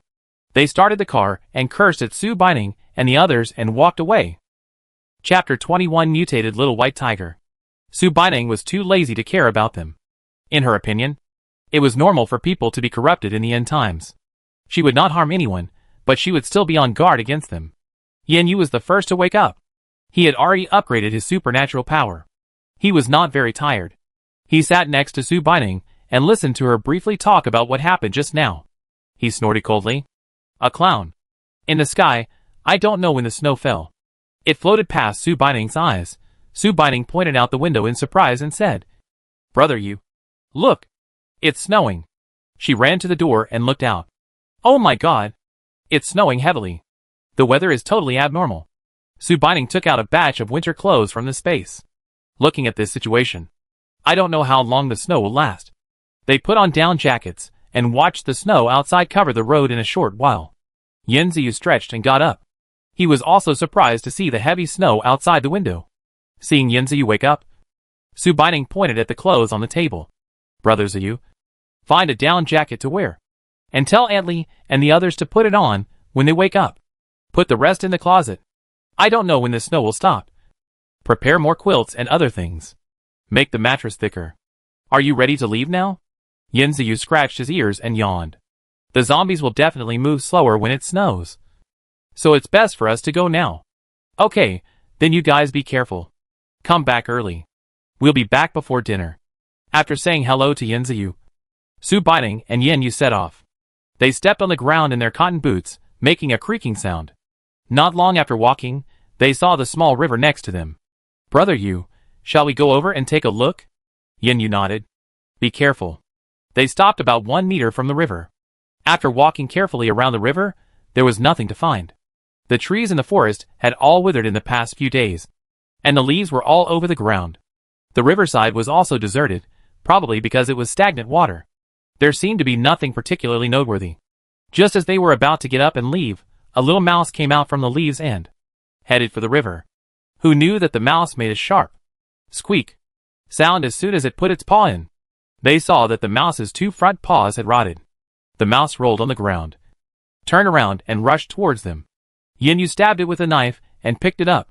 The mouse squeaked in pain, and its sharp claws kept stretching forward. It died after a while. Yin Yu put the dead mouse under his eyes and took a closer look. The water quality has changed. It can't be drunk. Is it a zombie? Su Baining also took a look. The mouse looked no different. It's just that the claws are rotten, and the eyes have changed. It seems that the water is now polluted. I don't know if this snow has fallen all over the world. It seems that water-based abilities will be very popular in the near future. Ning Ning. Your water-based abilities can eliminate the side effects of the crystal core. If we enter the base and can't hide it from us, we won't go. Yin Yu thought of Su Baining's ability and had a headache. It's okay. Brother Yu. I can make the water I release not have the purification effect. It's just ordinary water. Su Baining explained. That's good. Let's keep going. Yin Yu pulled Su Baining up and continued to walk deeper into the woods. The zombies' movements were restricted due to the snow. When the zombies came in front of them, they were still swaying as if they were in slow motion. Su Baining raised his hand and opened his eyes wide, forcing himself to look directly at the bloody zombie. He raised his hand and stabbed into their heads. After collecting a few crystal cores, they continued to look for lone zombies around. After collecting about 10 or so, suddenly, Su Baining seemed to hear a tender "a wuh" sound. She pulled Yin Yu's clothes. Brother Yu, I seem to hear something. What sound? I don't know, it's very soft. But I did hear it. It seems to be the barking of a dog. Su Baining tilted her ear and listened carefully again. A wuh. Even Yin Yu heard it now. They walked towards the place where the sound came from with light steps. The sound came from a pile of long grass. Yin Yu carefully used a knife to pick up the grass and slashed the grass bit by bit. After laying down all the grass, Su Baining saw a dog? Or a wolf? This is a tiger. Yin Yu recognized it at a glance. Why is there a tiger here? Yin Yu looked around. This should have been a forest garden before. This tiger is likely to have run away from somewhere else. Think about it. We have been out of the city for a long time. I have been walking on the path, and I have no idea where I am going. But why is it white? Is it mutated? Su Baining lowered her head and looked at the little tiger. It is so small. It seems to be just 1 month old. Women have no resistance to fluffy things. Brother Yu, can I keep it? Su Baining looked at Yin Yu pitifully. Yin Yu thought for a while, knelt down and touched the ground, raised his hand and looked. Hold it up first. It's obviously just 1 month old. It's impossible for it to run here by itself. It's possible that the mother tiger put it here. Ah. Then we can't keep it anymore. Su Baining was a little depressed. No. You hold it. Let's look for it. The mother tiger may be injured. He smelled blood on the ground. Hearing Yin Yu say this, Su Baining took out a children's blanket, wrapped the little tiger in it, and held it in his arms. Follow Yin Yu forward. About 10 meters away from the little tiger, there was a bloody white animal corpse lying there. They walked over, and saw that it should be the tiger's mother. At this distance, it must have felt that it would not live long. So it placed it there. When it died, its head was still facing the tiger's direction. Yin Yu reached out, and touched the tiger's body. It just died not long ago. Su Baining gently stroked the tiger's head. It's okay. I'll take care of you in the future. Brother, what do you think we should name it? Xiao Bai? No. No, brother. You are just being perfunctory. What's Xiao Bai? Let me see if it's a boy or a girl before naming it. Su Baining flipped the tiger's belly. It's a boy. Then let's call him Qilin. This name is so domineering. Su Baining was very satisfied with the name. She gently said to the tiger, My dear, your name will be Qilin from now on. The tiger seemed to have heard it, and shouted at Su Baining. Wow. Brother you. It's answering me. Su Baining was very excited. Yin Yu saw that the weather was getting colder, and the snow was getting heavier. It was not suitable to go inside. So he put his arm around Su Baining's shoulders, and walked back. Brother, are you going to look for zombies? Yin Yu shook his head. No. I haven't found many after searching for so long. It seems that it's because of the snow. There should be no zombies here. Let's set up a tent here tonight, and stay overnight. And try to get to the base tomorrow. Oh. Okay. Su Baining didn't notice the hand on his shoulder, while holding Xiaohu in his arms. Chapter 22 Heading to the first base. Yanzi watched the snow getting heavier, and looked anxiously at the woods at the door. Why hasn't he come back yet? Qizhen has been looking for him several times. The snow is too heavy, and he doesn't dare to go too far inside. Just when everyone was almost ready to get off the car, and go in to look, the shadows of 2 people appeared in the snow. Finally he came back, and I feel relieved. Antly, make dinner. It seems to be getting late. Okay. Seeing that Su Baining and the others had returned safely, Li Shulan finally felt relieved and got up to make dinner. Yin Ziyu came forward and saw Su Baining holding something and stretched his head to look. But he saw nothing. What is that? Ningning? What did you find? Let's talk about it after we get in the car. It's too cold under the car. Su Baining stepped into the car. It was still warm inside the car. She turned over the small blanket in her arms, and passed the things in her arms to them. Wow! What is this? A wild dog? 3 faces were placed in front of him, all with a look of curiosity. No. It's a tiger. A little tiger that just turned 1 month old. Ah! How can there be a tiger in this place? It's too small. It's just 1 month old. I named it Qilin. Su Baining dug out a small nest, and put the little tiger in it. Hao Hao looked at the fluffy little tiger, and wanted to touch it. But he was a little afraid. It's okay, Hao Hao, you can touch it. It's still very small. We have raised it from childhood to adulthood. When we enter the base, if someone asks, just say it's an Alaskan dog. If we say it's a tiger, we're afraid it will cause unnecessary trouble. She looked at the little tiger and decided to put it into the space when she went to the base. Hao Hao gently touched its fur and jumped happily. Su Baining pinched his little face and said, Wait until it wakes up before you play with it. Okay? Okay. Sister Ningning. The childish voice is so cute. The car was heated. Everyone took off their heavy down jackets and sat at the table to eat dinner. Li Shulan steamed a few crabs, made braised fish, fried spinach, and cooked seaweed egg drop soup. After everyone finished eating, the little tiger woke up. Su Baining boiled some stream water and soaked it in some milk. After drinking it, it felt much better, and it could jump up and play hide-and-seek with Hao Hao. At night, everyone decided to get up early and rush to the base tomorrow morning. Qizhen said, This place is not far from the base. If we continue at the current speed, we can arrive before noon tomorrow. That's the best. We arrive early, so we can prepare everything in the afternoon and go to the base to take a look. In the evening, after everyone had washed up, Su Baining purified the crystal cores collected in the afternoon and gave them to Yin Ziyu to absorb. I hope to meet a few on the road tomorrow and collect a few of them, so that I can upgrade. Yen Ziyu was full of energy after absorbing the crystal core. It was decided that he would be the one to keep watch tonight. Late at night, the snow was still falling outside the window. The bonfire continued to burn under the open awning, occasionally making crackling sounds. Yen Ziyu looked at the snow falling outside the window, and was worried about the remaining brothers who had not yet met, especially Yen Mo and Yen Bai. They had Su Baining's space, and they had no shortage of food and clothing. But his third and fourth brothers were in such a difficult place. I wonder if they had cotton clothes in this weather. He decided to talk to Yen Yu and the others tomorrow, and just ask about the situation in the nearest base. After finding out clearly, he would continue to set off and find Yen Mo and Yen Bo as soon as possible. When the sun rose, before Yen Ziyu called him to get up, Li Shulan got up first. "Aunt Li, why did you get up so early?" Yen Ziyu thought she was embarrassed to sleep for a long time. Hao wakes up early every day, so we get up early too. Both of them are up. I'll prepare breakfast. You go to bed. I'll call you when breakfast is ready. Li Shulan turned on the soy milk machine to grind soy milk. Okay, then I'll go to sleep. Yen Ziyu laughed and fell into bed. After about half an hour, Li Shulan was ready to call Yen Ziyu, but seeing that he was sleeping soundly, she left him some time, and didn't have the heart to call him. When Yen Ziyu woke up, he had been on the road for a while. Hao was playing with Qilin. Li Shulan was preparing the ingredients for lunch. Qizhen was helping. Su Baining was reading. The one driving the car is Yen Yu. Su Baining looked at Yen Ziyu, who had just woken up.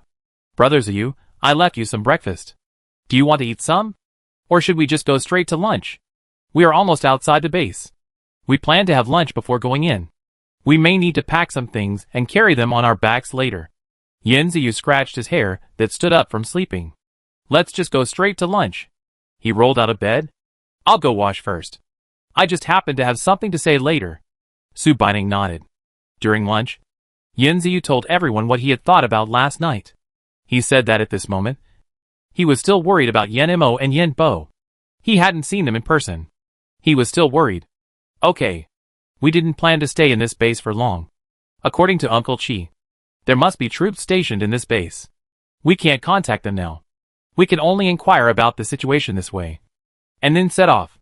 Su Baining and Yen Yu could understand Yen Ziyu's feelings. She completely agreed with this matter. The remaining family certainly had no objection. The snow had stopped, but it was already very thick. When they were half a mile away from the base, they got out of the car and put it into the space. Each person carried a bag on his back. They were all filled with food. This was discussed in advance. Driving a car would inevitably attract too much attention. It is better to be low-key. Such a group of people would attract people's attention even if they did not drive. Su Baining put Qilin into the space. He carried a bag on his back. Hao was held by Qizhen, walking slowly towards the entrance of the base. People in front of the gate of the base saw a group of them, and those who didn't know thought they were here for vacation. There were still many people queuing at the entrance of the base, and they lined up silently behind the line. Someone next to them deliberately asked, "Where are you from? You can still wear such clean clothes now." Yen Ziyu glanced at him and didn't answer. The middle-aged man cursed softly and walked away. Soon it was their turn. The guards at the door were arranged by the leader of the base. I was surprised to see Su Baining and her group being so quiet. But after all, there were so many people like this, so I didn't react too much. He took out a few pieces of paper and pens for them and asked them to fill it out. All they had to fill out were some personal information, but below there was something like whether they had superpowers, and what kind of superpowers. People with superpowers didn't have to hand in supplies to enter the base. Ordinary people have 5 kilograms of supplies each. They discussed and decided to fill in the facts. But they only filled in one ability. Qizhen and his wife took Hao with 15 kilograms of supplies. When the information was handed in, the man was surprised for a while. 6 people and 3 abilities, not bad. He waved his finger at the small room next to him. Men on the left, women on the right, take off your clothes for inspection. According to regulations, you have to check if you are not infected before entering the base. Su Baining was actually very embarrassed, but having Li Shulan accompany her made her feel a little better. There was only her and Li Shulan in the empty room. A tall and thin woman walked in. Seeing that Su Baining had finished taking off her clothes, she walked over and circled around Su Baining. Seeing this, Su Baining hurried forward and secretly gave her a piece of chocolate while talking. The woman looked down, and immediately changed her face, and said with a smile, "Don't be nervous, I'm just looking at the wound. If there's nothing, you can go in." "Okay. Big sister, thank you. This is my aunt. It's a little slow, please trouble me." While talking, she handed over a few more pieces of chocolate. "There are surveillance cameras everywhere, so I can only secretly give them to her." "Okay. Okay." She also looked around Li Shulan, and waved her hand. "You can go." Chapter 23. Entering the base. Su Baining and Li Shulan were the only two women who checked quickly. When they came out, the rest of the people hadn't come out yet. They stood outside the house waiting for them. Standing at the door, you can see the general appearance of the base. It looks pretty good. This place feels like a villa complex. But there are many things that look like model houses. Standing at the door and staring for a while, Yin Yu and the others came out. He also held something that looked like an ID card in his hand. "Su Baining, what is this?" Yin Yu handed over the certificate. It recorded the identity information of several of them. At the bottom, there was a location similar to the location of the residence.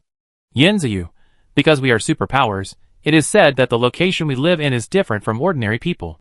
In some area, each superpower can bring one person, so Uncle Chi and the others don't have to separate from us. Qijin, the hierarchy here is still very strict. Because superpowers may need to go out of the base together to clean up the zombies more or less. Su Baining, don't ordinary people need it? Qijin, you can go, but it's hard to say whether you will live or die. Ordinary people will still find something to do in the base, and then earn some food." Just as they were walking and talking, a group of ragged children rushed in front of him, and started talking at once. "Sir, are you new people from outside? We can lead the way, and all you need is a piece of bread." "I can. Too, I can do it too. It's less than what he wants, half a piece is fine." Li Shulan is a mother of a 4-year-old child. She felt very uncomfortable watching these half-grown children, who were all dirty, and struggling for life so sensibly. She turned around and wiped her eyes. She wore such thin clothes in such cold weather, she would get sick. Hao Hao saw his mother crying, and reached out his little hand to wipe Li Shulan's eyes. "Mom, I will be very obedient. Don't be sad." Li Shulan looked at Hao Hao, who was eating a lollipop, and now had a rosy face and a healthy body. She was very grateful to Su Baining. Su Baining knew a little about what Li Shulan was thinking. Now it was the beginning of the end of the world, and life was already very difficult. How would such children live in the future? In the end of the world, the most difficult people were probably the elderly and children. She counted the number of children in total, and took out the same number of lollipops and small cookies. She planned to give one to each person. The group of children licked their lips when they saw the things in Su Baining's hand. Although they were very hungry, they still restrained themselves and did not rush forward to grab them. "Su Baining, it's okay. Kids, come and take them one by one. It's your reward for asking you to take us around." After hearing Su Baining's words, the children lined up quietly, and each received a lollipop and a box of cookies. Many children just took them, but did not eat them, and most of them put them away. Su Baining asked a few children out of curiosity, "We have a little sister and brother at home, let's go back and eat together." Su Baining heard that they were so sensible, and gave a little to each of them. Su Baining touched a little boy's head. "Then you can take us to see the base together." Today, everyone at the base saw something very magical. A group of children in ordinary or even dirty clothes brought a few clean-dressed, beautiful-looking. There were even a few people who looked around the entire base with dignity. After sending off this group of enthusiastic children, Su Baining slowly sighed. "Yin Yu, this base is very big. Qijin, it's a little bigger than before we left. It should be expanded. Su Baining, after all, there are more people now. This base is much larger than they imagined. The more times like this, the clearer the class division. It's almost the same as she imagined. Capable superpowers can rent villas in the villa area. Ordinary people who are able to work can also work in the base, and participate in infrastructure construction, and rent small wooden houses. Going further back is a no man's land. The market is on the left side of the base director's residence and office. At this time, you can really feel that money is the most useless. Only food and supplies have the final say. They found a place to live. Renting a small villa should be about 10 kilograms of supplies. 1 month, you can also rent it day by day. In order not to attract too much attention, after discussing, they decided to rent for a month. It didn't matter if they left, they didn't lack supplies anyway. The house was relatively clean, except for a few benches and a table. There were no utensils in the kitchen. There was no bed in the room upstairs. Fortunately, Su Baining had prepared in her heart, and took out the things she was going to use from the space, and put them in each room. Yin Ziyu and Yin Yu shared a room. Yin Ziyu waited until Su Baining made the bed, and then jumped on it. Yin Ziyu. Ah, I can finally sleep like this in bed, it's so rare. Su Baining shook her head with amusement. Brother Ziyu, I plan to go to the base trading market to have a look, are you going? Yin Ziyu. I won't go, now no one can separate me from this bed. Su Baining. Okay, you go to sleep. I'll call Brother Yu to go with me. Yin Ziyu waved at her while lying on the bed. She just saw that the trading market was quite lively. I really want to go and see it. After saying hello to Yin Ziyu, she went downstairs and put the kitchen utensils and food for the next 2 days into the kitchen. Su Baining, Brother Yu, accompany me to visit the market. I just saw it, and I really want to go there. Yin Yu was sitting on the sofa teaching Hao to read, hearing Su Baining's words. He put down the book and touched Hao's head. Okay. Qixin.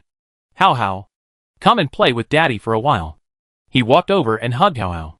Su Baining. Hao, be good, play with Daddy first. Sister will bring you a new toy later. Okay. Hao answered loudly. The heavy snow has stopped. It's so cold outside. Su Baining wrapped her clothes tightly. I don't know when this bad weather will go away. Yen Yu. What do you want to see at the market? Su Baining. I want to see if anyone knows the use of crystal cores now. And see if anyone uses crystal cores for trading. Yen Yu. But the crystal core cannot be absorbed without purification. You should know best. Speaking of this, Su Baining was curious. What was the reason for the purification of the crystal core later? Su Baining. Brother, can you go directly to the base commander tomorrow? Can you see him? Yen Yu. Of course, have you forgotten what your elder brother does? Ah, she really forgot. My elder brother is not an ordinary businessman.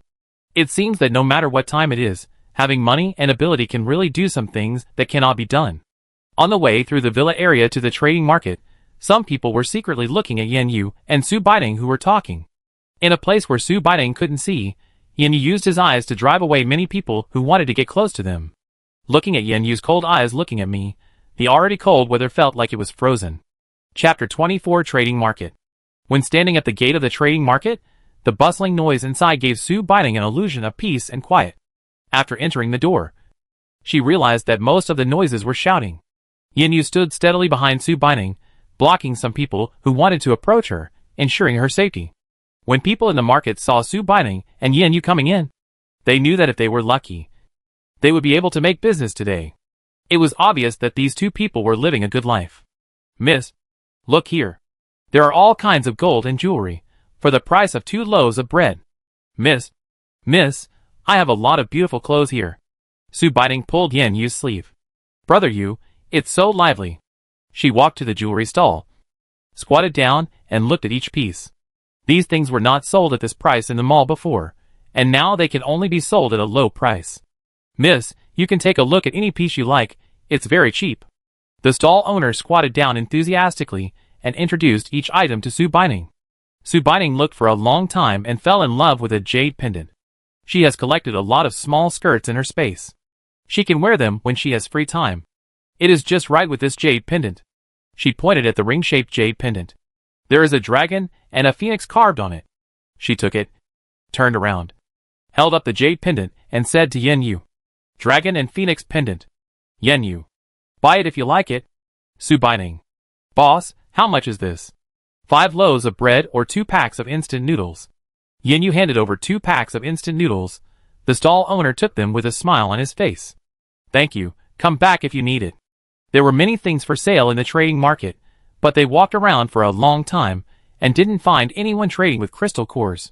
When Yen Yu returned, his hands were full of things. Although Su Baining's space had everything, this was how women got their strange shopping pleasure. There were toys for Hao, Li Shulan's cosmetics. She even bought new clothes for Qixin and Yen Ziyu, and a belt for Yen Yu. Just as they were leaving, a figure followed them out of the market and ran to the base director's office building not far away. Yen Yu glanced at it out of the corner of his eye and came back to his senses. Su Baining was unaware. When they returned, Li Shulan had just finished preparing dinner. She saw the things in Yen Yu's hand and quickly took them. Hearing that he also bought her cosmetics, Li Shulan was overjoyed. How come you bought so many things in one trip, and bought it for us? What a waste. Su Baining. Aunt Li, you didn't see it. The trading market is so big, a mobile phone that used to cost more than 10,000 yuan now only costs a piece of bread or a pack of biscuits. I didn't spend much money on these. Hao Hao was holding the new transformers and screaming happily, seeing that everyone was opening new gifts. Su Baining went to the space to look at Qilin. It probably also knew that the animals kept in the space could not be eaten, and now it doesn't have the teeth instead. He soaked in the stream. He wanted to pounce on Su Baining when he saw her. Seeing the wet Qilin, Su Baining refused.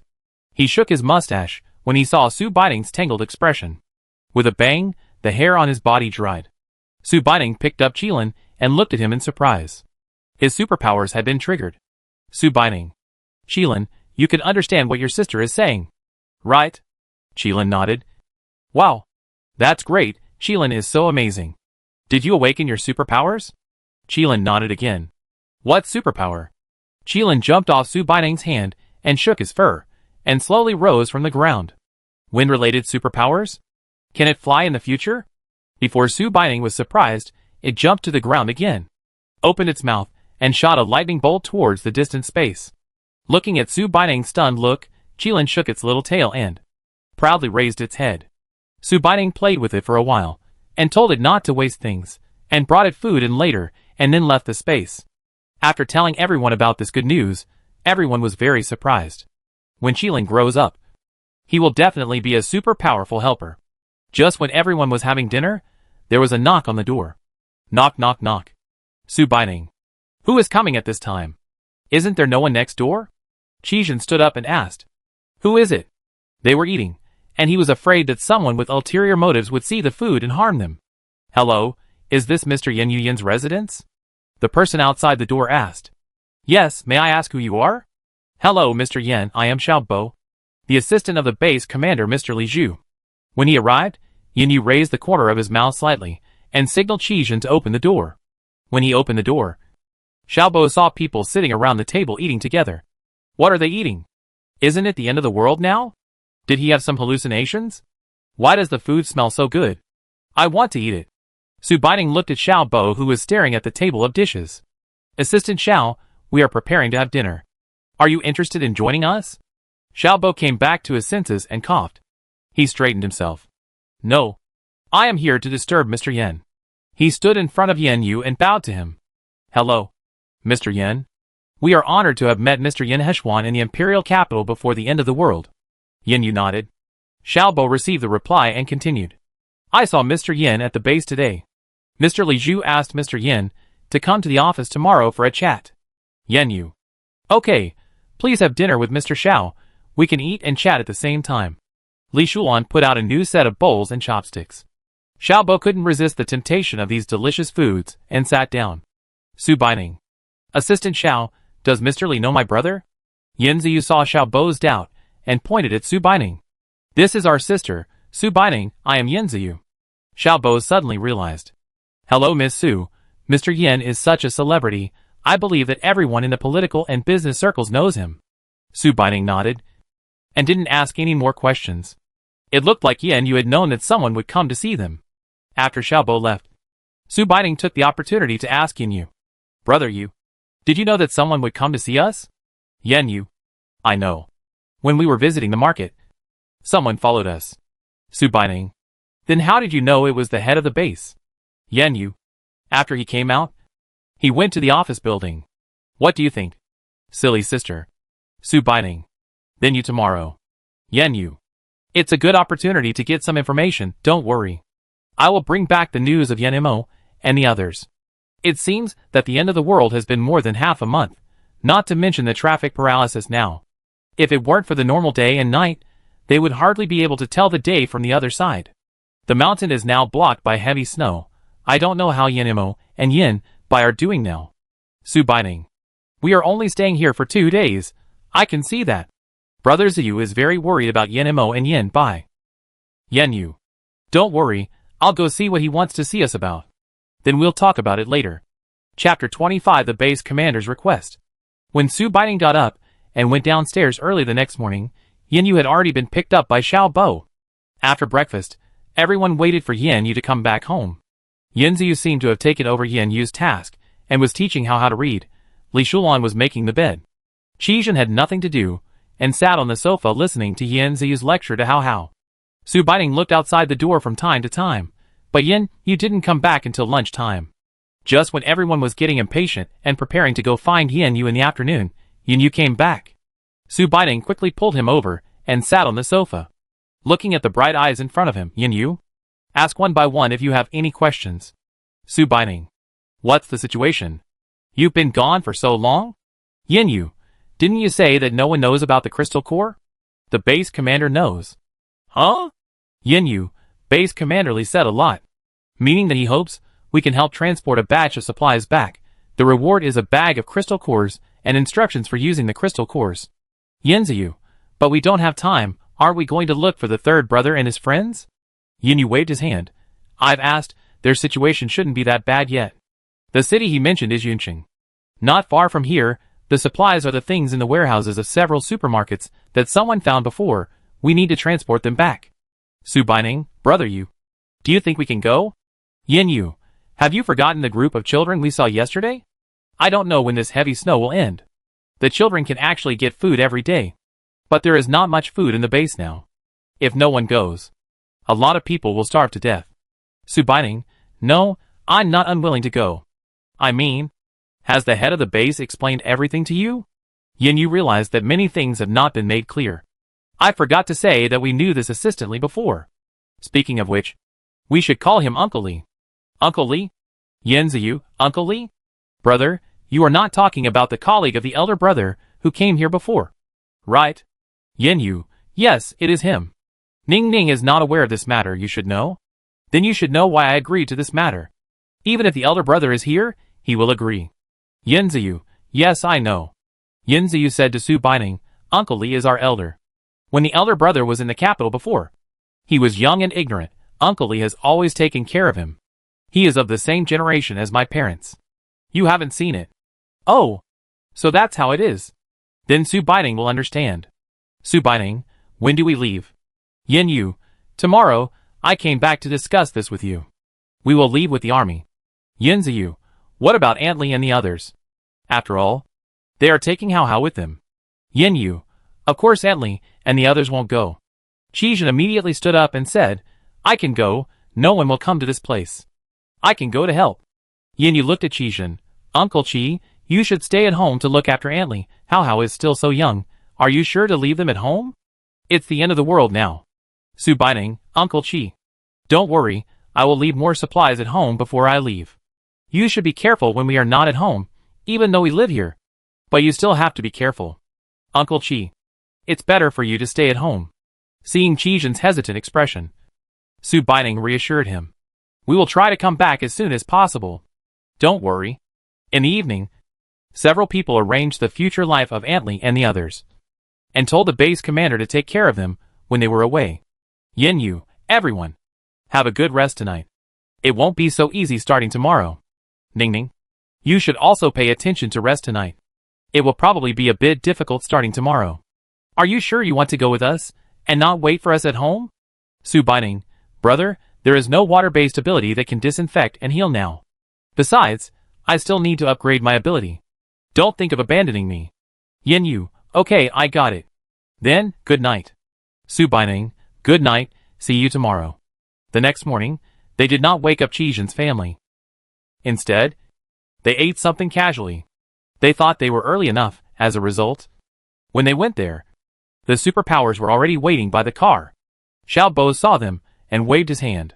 Su Baining, Assistant Xiao. What are you doing? Xiao Bo, Miss Su. I'm going too. Don't underestimate me. I'm also a superpower. But why are you going with me? Miss Su? Several superpowers nearby looked at the delicate Su Baining and said sarcastically, Little sister, we are not going on a trip.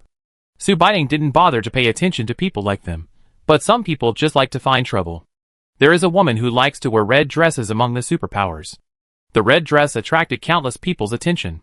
Before she saw Su Baining, she always thought that she should be the most popular and beautiful superpower in this base. Who knew that Su Baining suddenly appeared? And not only her, but also the two men around her also looked dignified. Standing there, she looked like a crane standing out from the crowd. Not only that, there were also many superpowers who liked her secretly looking at her. She felt her status at stake. Twist your waist towards Northern Jiangsu. Little sister, what kind of power are you? You three are not too safe together. Let's protect you with us. Northern Lemon, no need. No more, we three are pretty good. She was almost fainted by the inferior perfume on this woman. Oh, it's okay. Everyone is now a team. My name is Xiao Mei. What is your name? He. Northern Lean laughed. Hello. She didn't want to. She didn't want to be in the same team with this woman. She reached out and tugged at Yin Yu's sleeve. Yin Yu pulled her over. Miss Xiao. You're too polite. We will protect ourselves, so you don't have to worry about it. Xiao Mei looked at his icy face, but a restrained look, and felt a desire to conquer him. Just as she was about to get close to him, the team leader came. He pushed Xiao Mei back, pointed at the group of superpowers. Chen Qi, take care of your people. If you mess with these guys, you'll have to bear the consequences. A man walked out of the group of superpowers. He was quite handsome. Got it. Captain Zhang. He dragged Xiao Mei away and scolded her. I told you not to cause trouble. These guys look hard to mess with. Can you please save me some trouble? Su Baining couldn't help rolling her eyes. This chubby Captain Zhang had a loud voice. He was wearing a combat uniform and looked righteous. He waved his hand and said, Get in the car. Get ready to go. Yin Yu and the other two looked at the cars in front of them without moving.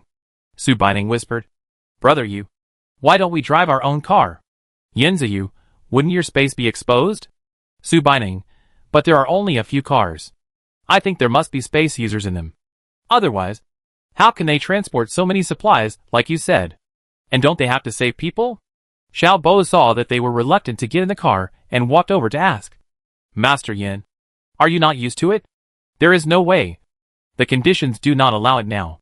But our base commander said, you will not sit in the carriage. You will sit in the driver's seat. Yin Ziyu, Assistant Xiao, can we drive our own car? Xiao Bo, do you have your own car?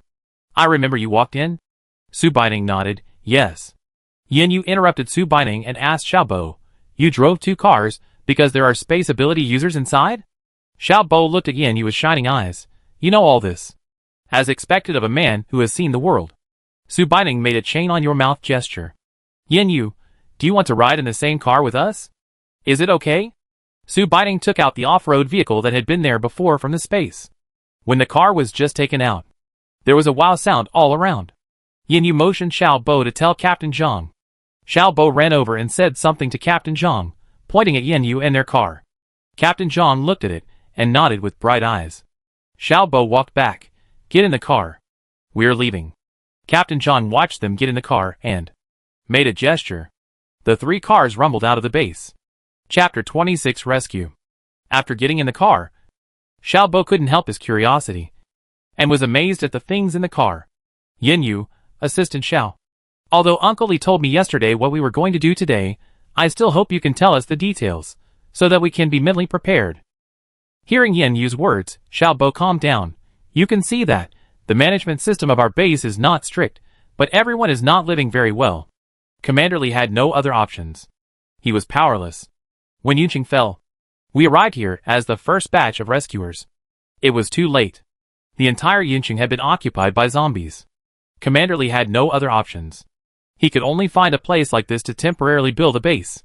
But maintaining such a large base requires a lot of supplies. Commander Li left us behind and sent a group of elite soldiers to collect Yunqing. But they never came back after they left. Commander Li sent out the second team just 3 days before you came. But they haven't come back yet. You just happened to come to this base at this time. Your information was immediately placed on Commander Li's desk. Su Baining, but they have only been gone for 3 days. Aren't you too anxious? Xiao Bo, Miss Su. You don't know that it only takes 2 hours from our base to Yunqing. Su Baining nodded silently when he heard this. I roughly understood what it meant. Xiao Bo, Commander Li is desperate. The team that went with us today is the last regular team in the base. If Yin Ziyu, I know. Although you have superpowers, your superpowers are only level 1, which is really too weak. That's why we were brought along. Don't worry. We understand. As the vehicle stopped with a squeak, they arrived. After getting off the car, It turned out that they were outside Yunqing. A large group of people got off the car with laughter, and there was no sign of tension at all. Su Baining pulled Yin Yu. Brother, really? I think we have to rely on ourselves. Yin Yu, it's okay, don't worry about others when you go in, just take care of ourselves. Captain John got off the car, slammed the door, and shouted to everyone. We can only park the car outside. There is a high-level psychic zombie inside. Everyone be careful when you go in. Xiao Bo stepped forward. There are 2 teams trapped inside us. Their captains are Hanicheng and Yuan Bing. If possible, we should rescue them first, and then go to the warehouse to move supplies. TSK. The woman named Xiao Mei rolled her eyes. It would be better if we act separately, otherwise we will all be trapped to death. Yin Yu grabbed Yin Ziyu and Su Baining. No matter what, the 3 of us cannot be separated. Remember? Yin Ziyu and Su Baining nodded. Yin Yu, Assistant Xiao if possible. Tell us the address. It is faster to attack directly than to defend passively. We will go find the psychic zombie. You go and save people quickly. Although he believes in their abilities, Xiao Bo is still a little worried. Captain Zhang, brother, now is not the time to show off. It is better for everyone to act together. Xiao Mei, Captain Zhang, they want to be heroes and die. You can't stop them. Yin Yu and the other 3 ignored Xiao Mei's sarcasm and calmly analyzed the situation with Xiao Bo, since it is a high-level zombie. There are too many of us, and the target is too big. It is easier to attack if we disperse. There should not be too many people. There are only 3 of us. You should rescue them while we are in. Tell us the location of the warehouse, and we will meet there. After listening to Yin Yu's words, Captain Zhang and Xiao Bo looked at each other. Captain Zhang patted him on the shoulder and said, Brother, you are a real man. I admire you. Xiao Bo pointed to a huge spire in the city in front of him. That is the city center. The zombies are said to be there. Our team members should be trapped around the warehouse now. The warehouse is about 400 or 500 meters south of this tower. You can see it at a glance. Su Baining looked at the place he pointed out. The whole city was shrouded in a layer of gray fog. Only this tower was clearly visible. It seemed that there was something strange. Ignoring the sarcasm of some people, after saying goodbye to Xiao Bo and Captain Zhang, the 3 of them found a flat road and stepped into the territory of Yunqing. The first time they stepped into Yunqing, Su Baining felt like she was being watched. This feeling made Su Baining feel uncomfortable. It seems that the zombies this time are not easy to deal with. Yin Ziyu, don't you feel numb, as if you are being monitored? Su Baining, yes, we are indeed being monitored. Be careful. Yin Yu, we didn't go with that group of people, so don't hide your weakness. There's no one in sight 300 meters away, so we must not get separated. Okay, got it. Just then, there was a whoosh sound beside her ear, and Su Baining subconsciously lowered her head. Yin Yu pulled her over. Ziyu, be careful. There are zombies coming. Oh my god, how can it be so quiet? Who knows what's going on? I feel like we've been tricked. Brother Yu and Brother Ziyu, you guys should be careful. Ho-ho, the zombies seemed to be talking to them, and kept ho-hoing at them. The eyes on the gray face seemed to be embedded in it, without eyeballs, but they were moving slowly and quietly. The ragged body was as thin as a rib, and they seemed to be able to smell the faint smell of blood on it at such a close distance. Su Baining, brother, I really can't stand it. I still want to vomit. Who knew that the zombie seemed to understand this sentence? He sounded twice in his mouth, stretched out his hand, and rushed towards them. When he rushed over, many zombies appeared on the left and right at the same time. Each of them rushed towards them, as if they had been hungry for hundreds of years. Su Baining, we are besieged. Hey, Yin Ziyu, I have to say that this zombie is quite smart. Su Baining, this is a second-level spiritual zombie. It seems that there is more than one mental zombie in this city. Yin Yu, be careful. Yin Ziyu killed a little kid with his left hand, and did not forget to release fire with his right hand at any time. The fire hit the zombies, and with a sizzling sound, they slowly fell down. They fought and retreated, but there were too many zombies. When this batch fell, the next batch could immediately make up for it. Yin Yu already felt a little overwhelmed. Sooner or later, they would be exhausted. This is not a solution. Yin Yu pointed to a nearby shopping mall. We better hide in there quickly. Su Baining cut off the arm of a zombie next to him, as they slowly approached the mall.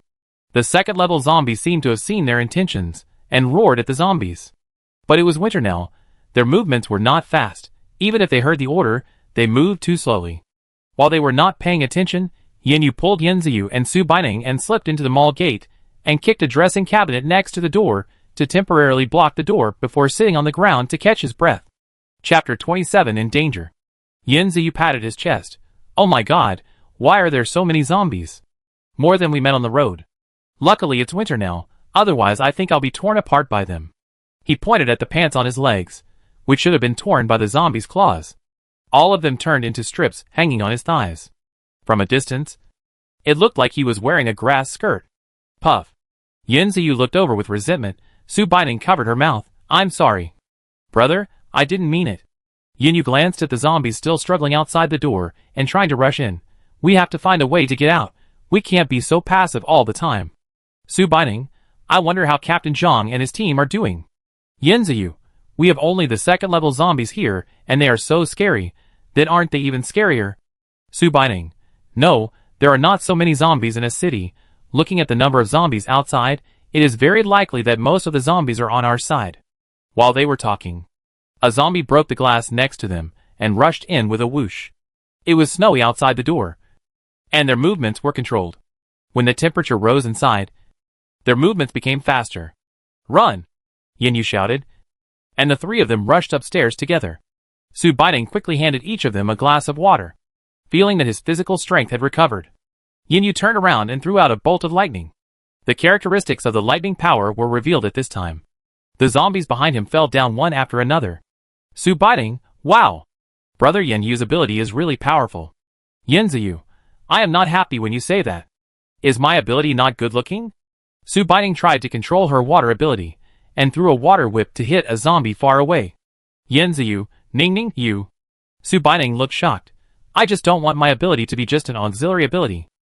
Yinyu, take it easy, no one can master it in one breath. Su Baining watched them use their superpowers to throw away zombies. She gritted her teeth and raised her knife to vent all her anger on the zombies in front of her. Soon, they were forced to the roof by the zombies. Brother. Yanziyu panted and supported Yinyu. I'm exhausted. I drank all the water Ningning gave me. Yinyu turned his head and looked behind him. He saw the second-level zombie downstairs in the mall directing these unintelligent zombies to run upstairs. Yinyu, I'm going to lure this zombie away and kill it. Yanziyu, are you going alone? Yinyu, let's jump to the building opposite together, and you find a chance to escape. We'll meet at the warehouse. Su Baining grabbed Yinyu. No. Brother, how can you do it alone? Yinyu pulled Su Baining down and held his hand tightly. Looking at Yanziyu, Ziyu, protect Ningning well, and do as I say. Yanziyu, yes. Yinyu, very good. Now, we have to jump over together. Su Baining is not afraid of heights, but when she really stood on the edge of the roof, she still closed her eyes and frowned. Yinyu held her hand. Don't be afraid, we are all here. Jump when I count to 3, don't hesitate. Understand? Behind them were zombies still swarming. They had no choice. 1, 2, 3. Jump. Ah! The momentary feeling of weightlessness made their hearts panic. When his feet stepped on the ground again, he recovered. Yinyu handed Su Baining, who was still weak, to Yanziyu to hold up. Ziyu, see you in the warehouse? Su Baining grabbed the corner of Yinyu's clothes. Brother, we'll wait for you.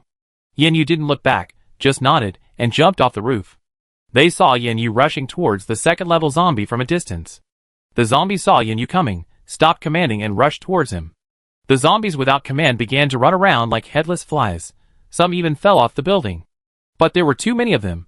Many of them fell on top of each other, and then slowly climbed up along the lines of the building. Su Baining saw this and slowly stood up.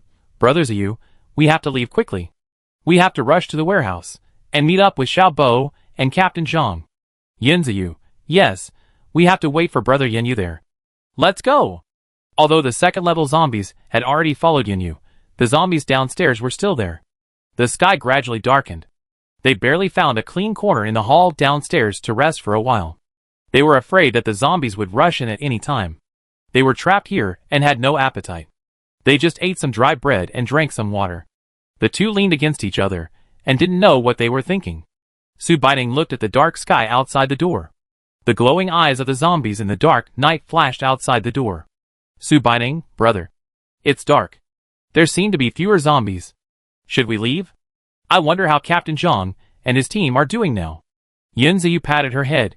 Don't worry, Captain Zhang and his team have hot weapons, unlike us.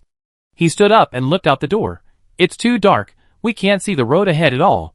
Even in the snow it's hard for us to find where they are. We'd better act at daybreak. Su Baining, but I don't know how Brother Yin Yu is doing now.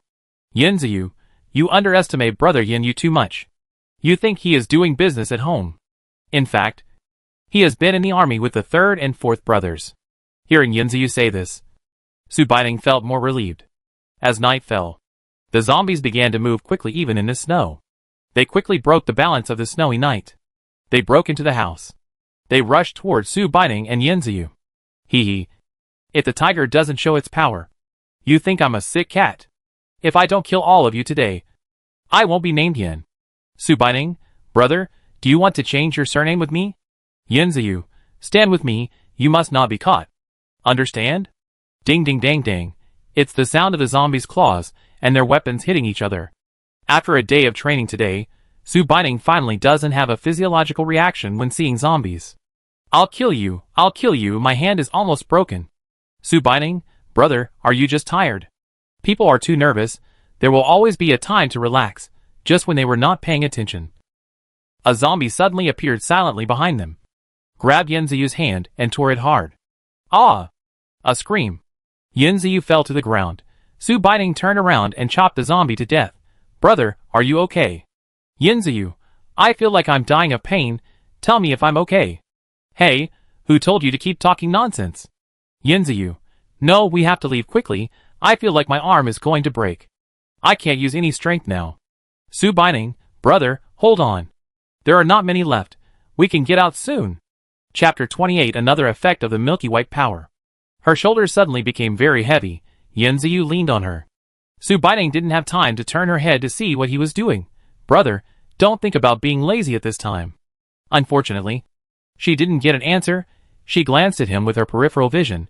Yin Ziyu's body swayed back and forth with her movements, but his head was always lowered. Oh no, it must be that the wound scratched by the zombie was too deep, and he fainted without time to treat it.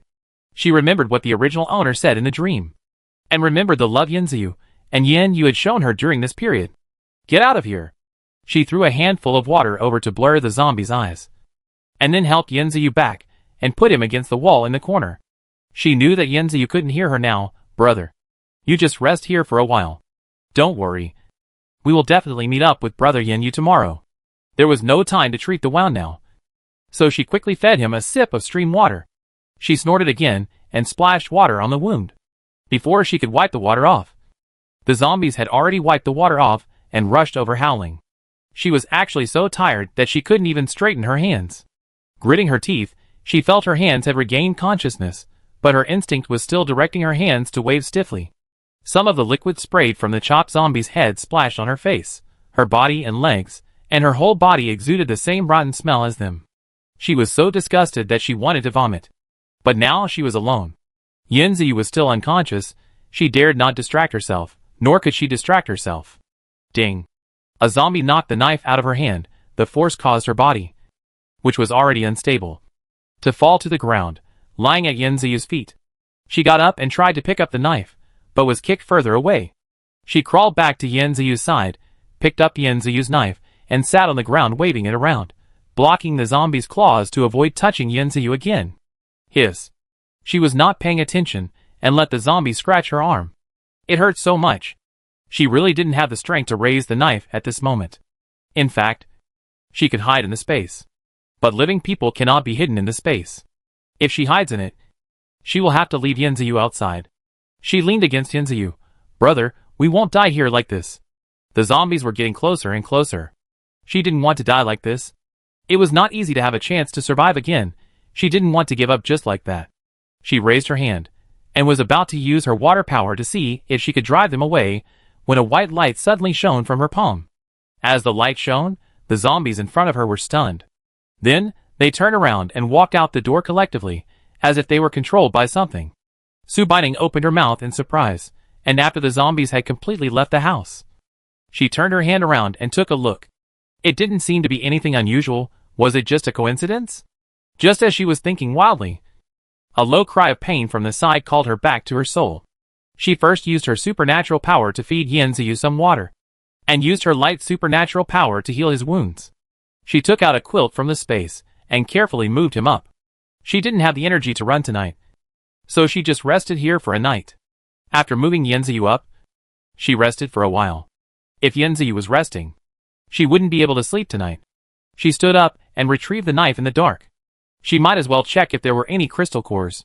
She took out a small flashlight and followed the light. She poked the nearest zombie's head with a knife. A shiny crystal core appeared before her eyes. She pretended to be calm and put her hand in. She also picked up crystal cores when they were collected before, but she always picked them up after they had picked them out of the zombies' heads. It's not like now that she has to poke open the zombies' heads and pick them up herself. The sticky and foul-smelling liquid slid across her hands, and she got goosebumps.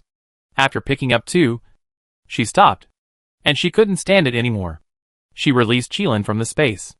After a period of feeding, Qilin had grown a whole circle. Su Baining pointed at the zombies on the ground. Qilin, let's pick up the crystal cores now. Qilin tilted his head. Su Baining, it's the shiny thing inside the zombies' heads. I cut open their heads with a knife, then picked them out. Just take them to Brother Ziyu and put them there. Qilin understood what she said and nodded. The man and the tiger cooperated very well, and soon they picked up all the crystal cores. There were still many corpses outside, and there were also many in the mall next to them. But Yanziyu was still asleep, and she was worried about leaving him here alone. We have already picked up a lot today, so we can pick up more tomorrow. Su Baining put down the flashlight and rinsed the crystal cores picked up by Qilin with water. They were all transparent crystal cores, and they were all zombies that could not possibly have superpowers.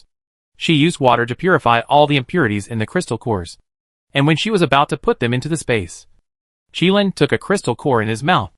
Su Baining was so scared that she quickly grabbed it. Qilin, what are you doing? This is not for eating. Unfortunately, Qilin had already chewed it up and swallowed it. She looked it over and touched its stomach. Su Baining, is it okay for you to eat it? Doesn't your stomach hurt? Do you feel anything different?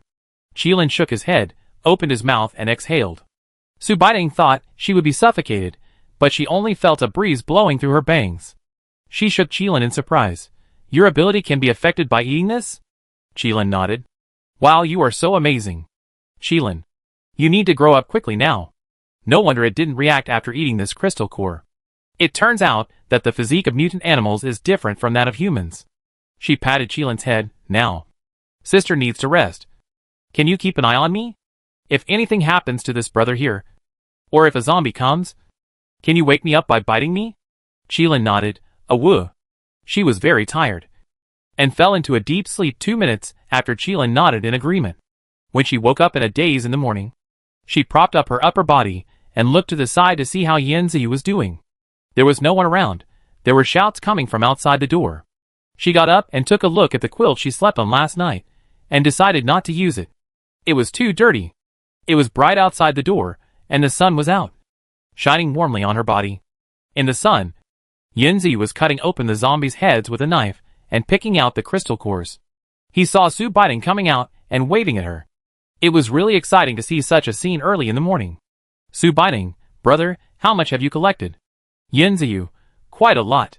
When I woke up in the morning, you were still sleeping. I saw that no one was around, so I took Qilin to search for all the zombies that were killed in the mall next door yesterday.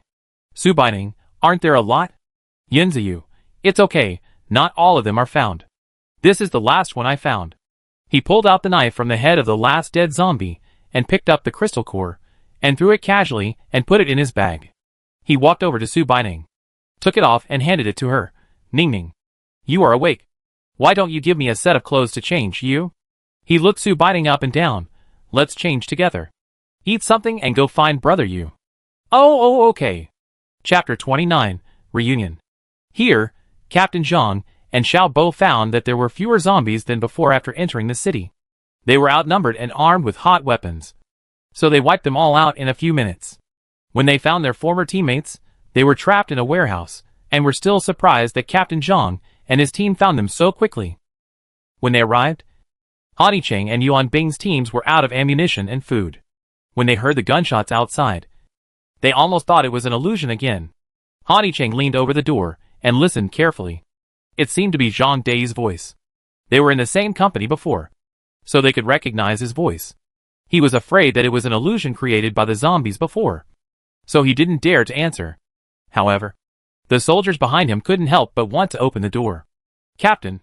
It seems to be Captain Zhang's voice. Let's open the door. Yes. It should be Captain Zhang who came to save us. Boss. If no one comes, we will really starve to death here.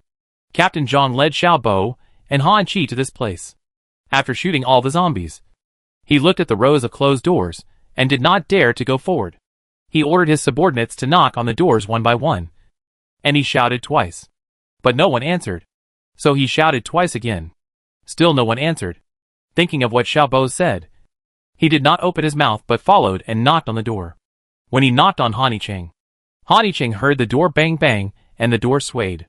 Only then did he really believe that someone really came in, and it is possible to rescue them.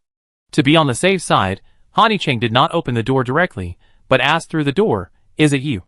Zhang Dai?" "Hey." Captain Zhang recognized Han Cheng's voice. "You are still alive. Open the door quickly. We are here."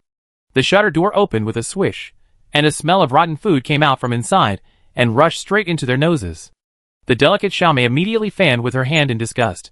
Han Chi pulled her and warned her with his eyes to be more obedient. Captain Zhang held back his breath to maintain his image. The man in front of him no longer had the high spirits he had when he first left the base. The clothes on his body were wrinkled like pickled vegetables, and his beard was unshaven for who knows how many days. The people in the warehouse were also hungry, with pale faces and swaying muscles. Some of them did not even move their heads when they saw the door open. Han Cheng saw Zhang Dai outside the door burst into tears, and he hugged Zhang Dai and burst into tears. Zhang Dai understood their feelings now, but the smell on him was too bad. He patted his back. "I Cheng, calm down first. You probably haven't eaten or drunk for a long time. You should ask your team members to come out and eat something and tell us what's going on." "Yes. Yes. Yes." Hearing this, Han Cheng let go of Captain Zhang. Captain Zhang waved his hand, and the two space ability users behind him stepped forward and put a pile of food and water on the ground. Seeing the food and water, their eyes lit up, and they ate voraciously, as if they had been hungry for 3 years. Captain Zhang handed a glass of water and bread to Han Cheng. "What's wrong with you? You are stuck here all the time?" Han Cheng was also puzzled. "Did you come too fast? It makes us feel useless." "Captain Zhang, there are not many zombies along the way. Is our information wrong?" Han Cheng swallowed the water with difficulty. "What a joke, if it weren't for us. We would be stuck here all the time and not come out." "You heard your voice but didn't answer?" "Zhang Dai. That's strange, there weren't many zombies along the way." At this time, Xiao Bo stepped forward. "Captain Zhang, did you forget that we still have a few team members who haven't come together?" Captain Zhang was surprised. "Are you talking about Mr. Yin and others?" Han Cheng, "Who is Mr. Yin?" "Xiao Bo. Commanderly called us to help, they came in first. If they haven't come here, they may still be dealing with zombies." Han Cheng, "Is it so powerful?" Captain Zhang, "Not one person, but 3 people, 2 Mr. Yin and 1 who is said to be their sister Miss Su." Han Cheng, "Where are they now?" Xiao Bo, "We agreed to wait for the reunion here. After you have eaten and drunk well, we will collect the supplies first, while we collect the supplies and wait for them to come." When Zhang Dai saw that the so-called warehouse supplies were right next to Han Cheng and his friends, he believed what he said was true. They were so scared that they didn't even dare to take some food next door. When everyone finished eating and was busy collecting supplies, Yin walked over from a distance. A team member of Han Cheng who didn't know him saw him and asked, "Who are you?" Yin glanced at him and said, "Is Captain Zhang Dai here?" When he saw that he was asking about Captain Zhang, the man turned around and called Captain Zhang. Captain Zhang was directing the space ability users to collect supplies at this time. When he heard someone shouting, he looked up and saw Yin. He walked forward in surprise and said, "Mr. Yin, you are here, you?" He glanced behind Yin. "Why are you alone?" When Yin heard this, he knew that Yin Ziyu and the others had not arrived yet. "I went separately from them, and we agreed to meet here." Captain Zhang waved away the team members, who had just blocked the way, and invited Yin to go in. Although Yin was worried, it was not appropriate to walk around now, as he was afraid of missing Yin Ziyu and the others again. Xiao Mei saw Yin approaching from a distance, although his clothes were wrinkled. His eyes were still so calm and indifferent. She suddenly wanted to lick her lips. Han Chi knew what Xiao Mei was thinking when he saw her expression. Hanqi, Xiaomei, I'm warning you. If you don't know how to deal with people you can't afford to deal with, don't blame me for not caring about you. Xiaomei snorted softly, and didn't take it seriously. Yin Yu was actually very worried. He was worried that the jumpy Yin Ziyu wouldn't be able to protect himself or Su Baining. Captain Zhang took this opportunity to ask Han Yicheng what was going on here. According to Han Yicheng, the zombies here should not only be local people in Yunqing. There should be zombies from other places, who were led by the spiritual zombies here to come here. They have been blocked here since the first day they came in. According to them, there should be a lot of zombies, at least 4 times their number, and there are zombies that are good at mental attacks.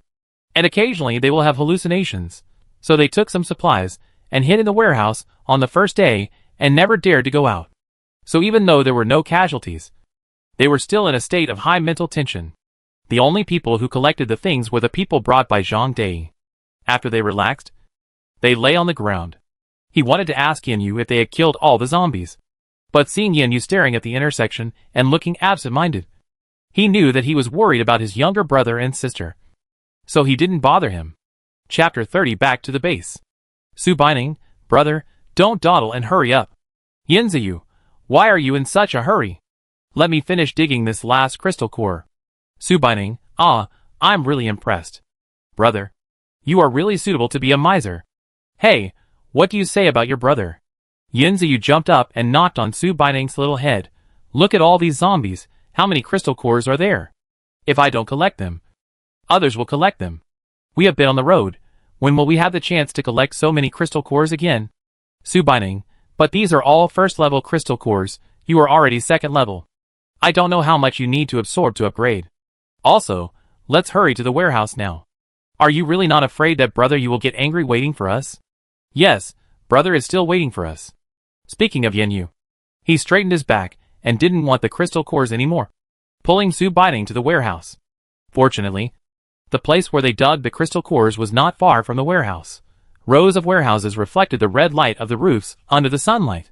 They could already hear the sound of people moving things and talking. Su Baining thought they were not far away. Turning the corner, they saw Yin Yu standing there. He must be waiting for them at the door. Yin Ziyu waved happily and was about to call him brother, but he saw the man who was still far away running to them at a speed faster than ordinary people, and hugged them in his arms. In fact, Yin Yu really only wanted to hug Su Baining. He couldn't bear to see Yin Ziyu's silly look. Brother, I'm suffocating. Yin Ziyu struggled to free Yin Yu's hand, panting. Yin Yu let go of Su Baining, front and back, up and down, and checked them over and over like turning eggs. Yin Ziyu, brother, I'm almost fainted by you. Seeing that the two of them were indeed not injured, he was relieved. Let me see if you are injured. Yin Ziyu raised his arms to show his muscles. I look like I'm injured. I'm so lively. Hee. Su Baining, I was full of energy all the way. Yin Ziyu, I don't like to hear that. It's not that I'm full of energy. We can collect so many. Su Baining covered his mouth and whispered, brother, there are many people and many mouths. I know you are very powerful. Yin Ziyu nodded after reacting. Su Baining, brother you, that second-level zombie. Yin Yu, I have it in my hands. Zhang Dai and Xiao Bo saw that the two of them had also returned and were still chatting. So they didn't come forward to disturb them, seeing them coming over. He went up to them and asked if they had killed this large group of zombies. Seeing them nod, and they were not injured. Just a little tired. You three are really amazing. Su Baining pretended to smile and didn't respond. Yin Yu straightened his sleeves. Nothing, a little tired. If you have finished packing, let's go quickly. There are other superpowered zombies in this city. The boxes were packed one after another.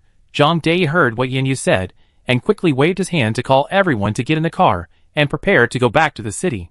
When they went back, they still drove their own car. After getting in the car, Yin Yu had been trying not to sleep. He was waiting for the higher-level zombie to come out. Unfortunately, his intelligence should be higher than that of the second-level zombie. He didn't show up until they left the city. It seems that he won't show up. Thinking of this, Yin Yu let himself fall asleep without worry. After Xiao Bo got in the car, he wanted to ask them about what happened after they entered the city, but he didn't dare to ask when he saw Yin Yu resting. Su Baining found Xiao Bo's hesitant expression very funny. Assistant Xiao, do you have anything to ask us? Xiao Bo scratched his head embarrassedly when he heard Su Baining's words. I just want to ask how you killed all those zombies. Speaking of this, Yin Ziyu opened up his chatterbox. Su Baining pointed at Yin Yu and asked him to lower his voice. And he suppressed his anger. You almost didn't see us today.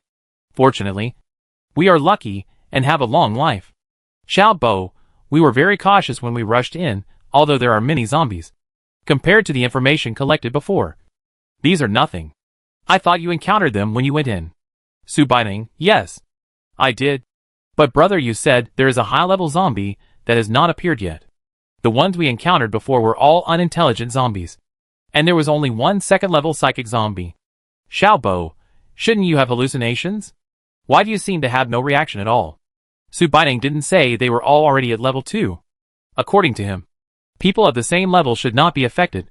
Maybe it's because there were too many scattered zombies when we encountered them, and we were just 3 people, and thought we were weaker? Xiao Bo, really? Yin Ziyu, then you didn't see how many zombies we encountered at that time. They forced us to escape from the roof of a large shopping mall. You can do the math yourself. Xiao Bo was surprised. Now I finally believe that the zombies are really going after you. The journey was very peaceful. There were few zombies during the day in the heavy snow. The few zombies that were there were not killed by the people in front. Su Baining looked at the white ground outside. When will the snow stop? Yin Ziyu, what are you worried about? Su Baining, the heavy snow blocked the mountain, and the supplies could not be transported in, let alone at this time. Even such a large base has to transport food back from other cities. Just imagine what the situation will be like for the 3rd and 4th brothers. Yin Ziyu was stunned for a moment when he heard this. I always thought you didn't want to see them. Su Baining? Because Xiao Bo is here? She didn't answer. She held her head up and thought in a mess. It has been more than a month since I came to this world. In this short month, what happened is not much. Not little. Although I accepted this reality, the future is bleak, just like the road ahead has no end. Squeak. The sound of the car shaking and stopping disrupted her thoughts. Someone jumped down from the front. We're here. We're finally home. We're home. We're finally home. Woo. Woo. Woo.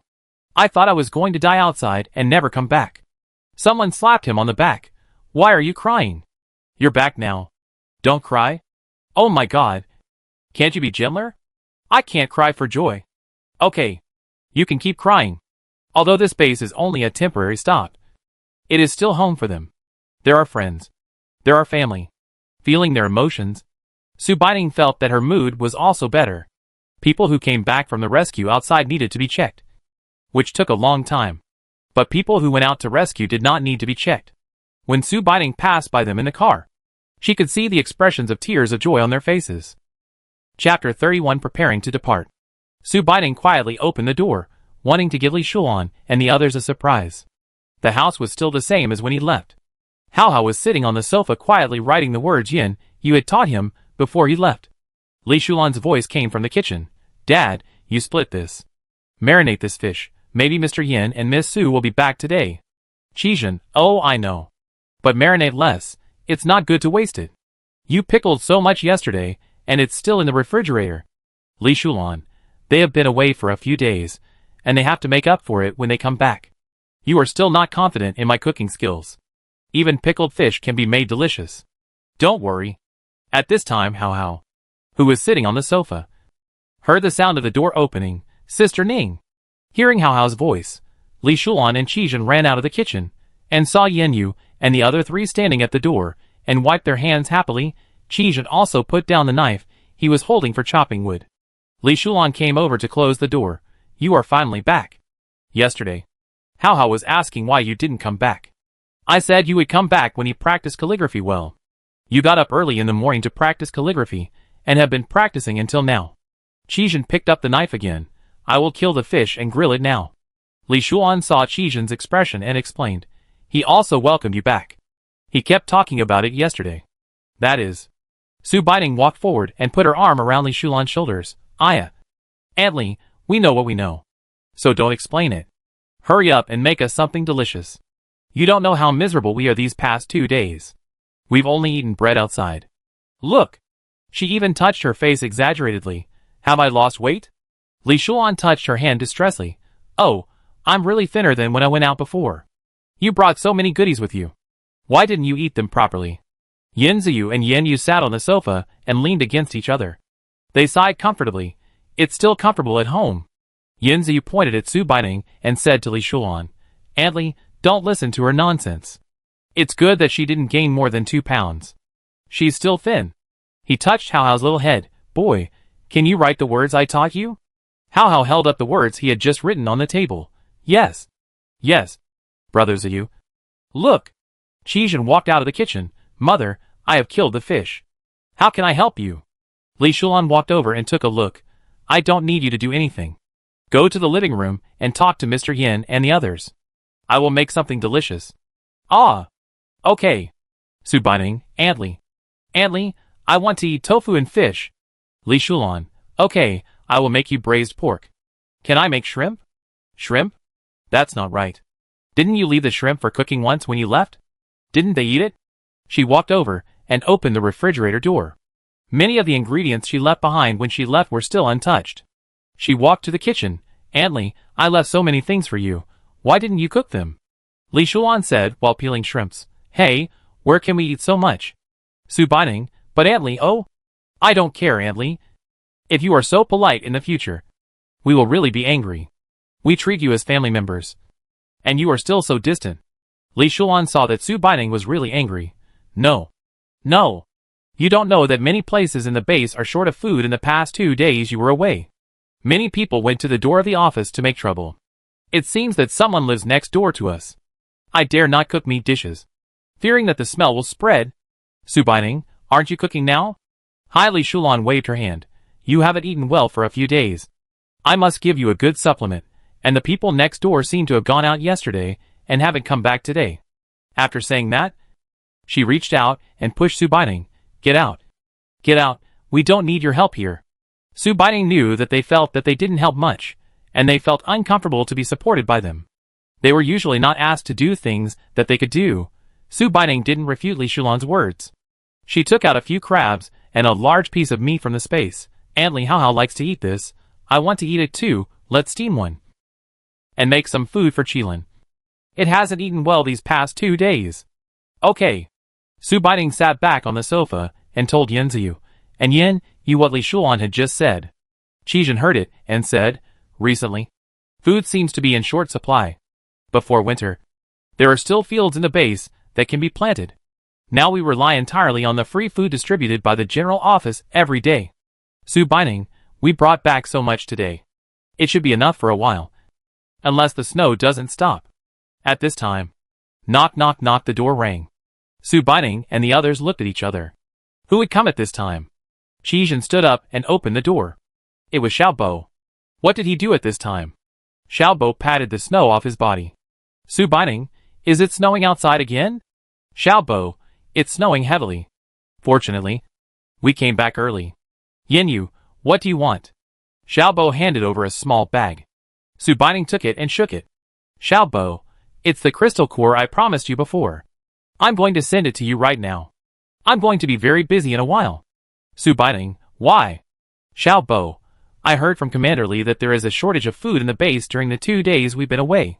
Some people haven't eaten or drunk for a long time. We have to organize people to distribute basic supplies in the afternoon. I definitely don't have time to send it to you. Okay, I'm leaving. Brother. After Xiaobo left, Yin Ziyu grabbed Yin Yu, who was about to go upstairs. Yin Yu? Yin Ziyu, the situation at the base is so serious now. I am a little worried about the third brother and the others. Anyway, the problem has been solved. Can we set off earlier to find them? Yin Yu thought about it, nodded, indicating that it is okay. Oh yes. The meal is ready. The child's father will serve the dishes, and we can eat now. Li Shulan touched Hao Hao's little face. Sister prepared crabs for you today. Hao Hao jumped up happily. There are crabs to eat. After 2 days away, I finally had a good meal when I got home. Su Baining and Yin Ziyu ate so much that they couldn't even fill their stomachs and lay down on the chairs. They were so full that they couldn't move. Yin Yu was the only one who ate slowly at any time. After dinner, Yin Yu held a small meeting for them. Today was the last day of rest. Tomorrow, they would continue their journey. In the afternoon, Yin Yu and Yin Ziyu went out for a walk. Su Baining and Li Shulan were packing up at home. When Yin Yu and his friends came back, they obviously looked unhappy. Su Baining was packing up. Qilin was jumping around and playing with Hao Hao. Seeing their faces, Su Baining was puzzled. What's wrong?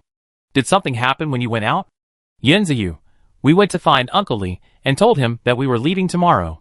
He said that it was snowing heavily outside, and the mountain roads were blocked and difficult to travel. That's it? Yanziyu, the food we brought back yesterday was almost gone when we distributed it this afternoon. Su Baining, so quickly. I remember there was a lot, so many warehouses. Yanziyu, each person was given very little, and it was still not enough. We saw many people who were pale and thin from hunger, and shivering from the cold, and many children were naked. Chapter 32 Yanyu's request.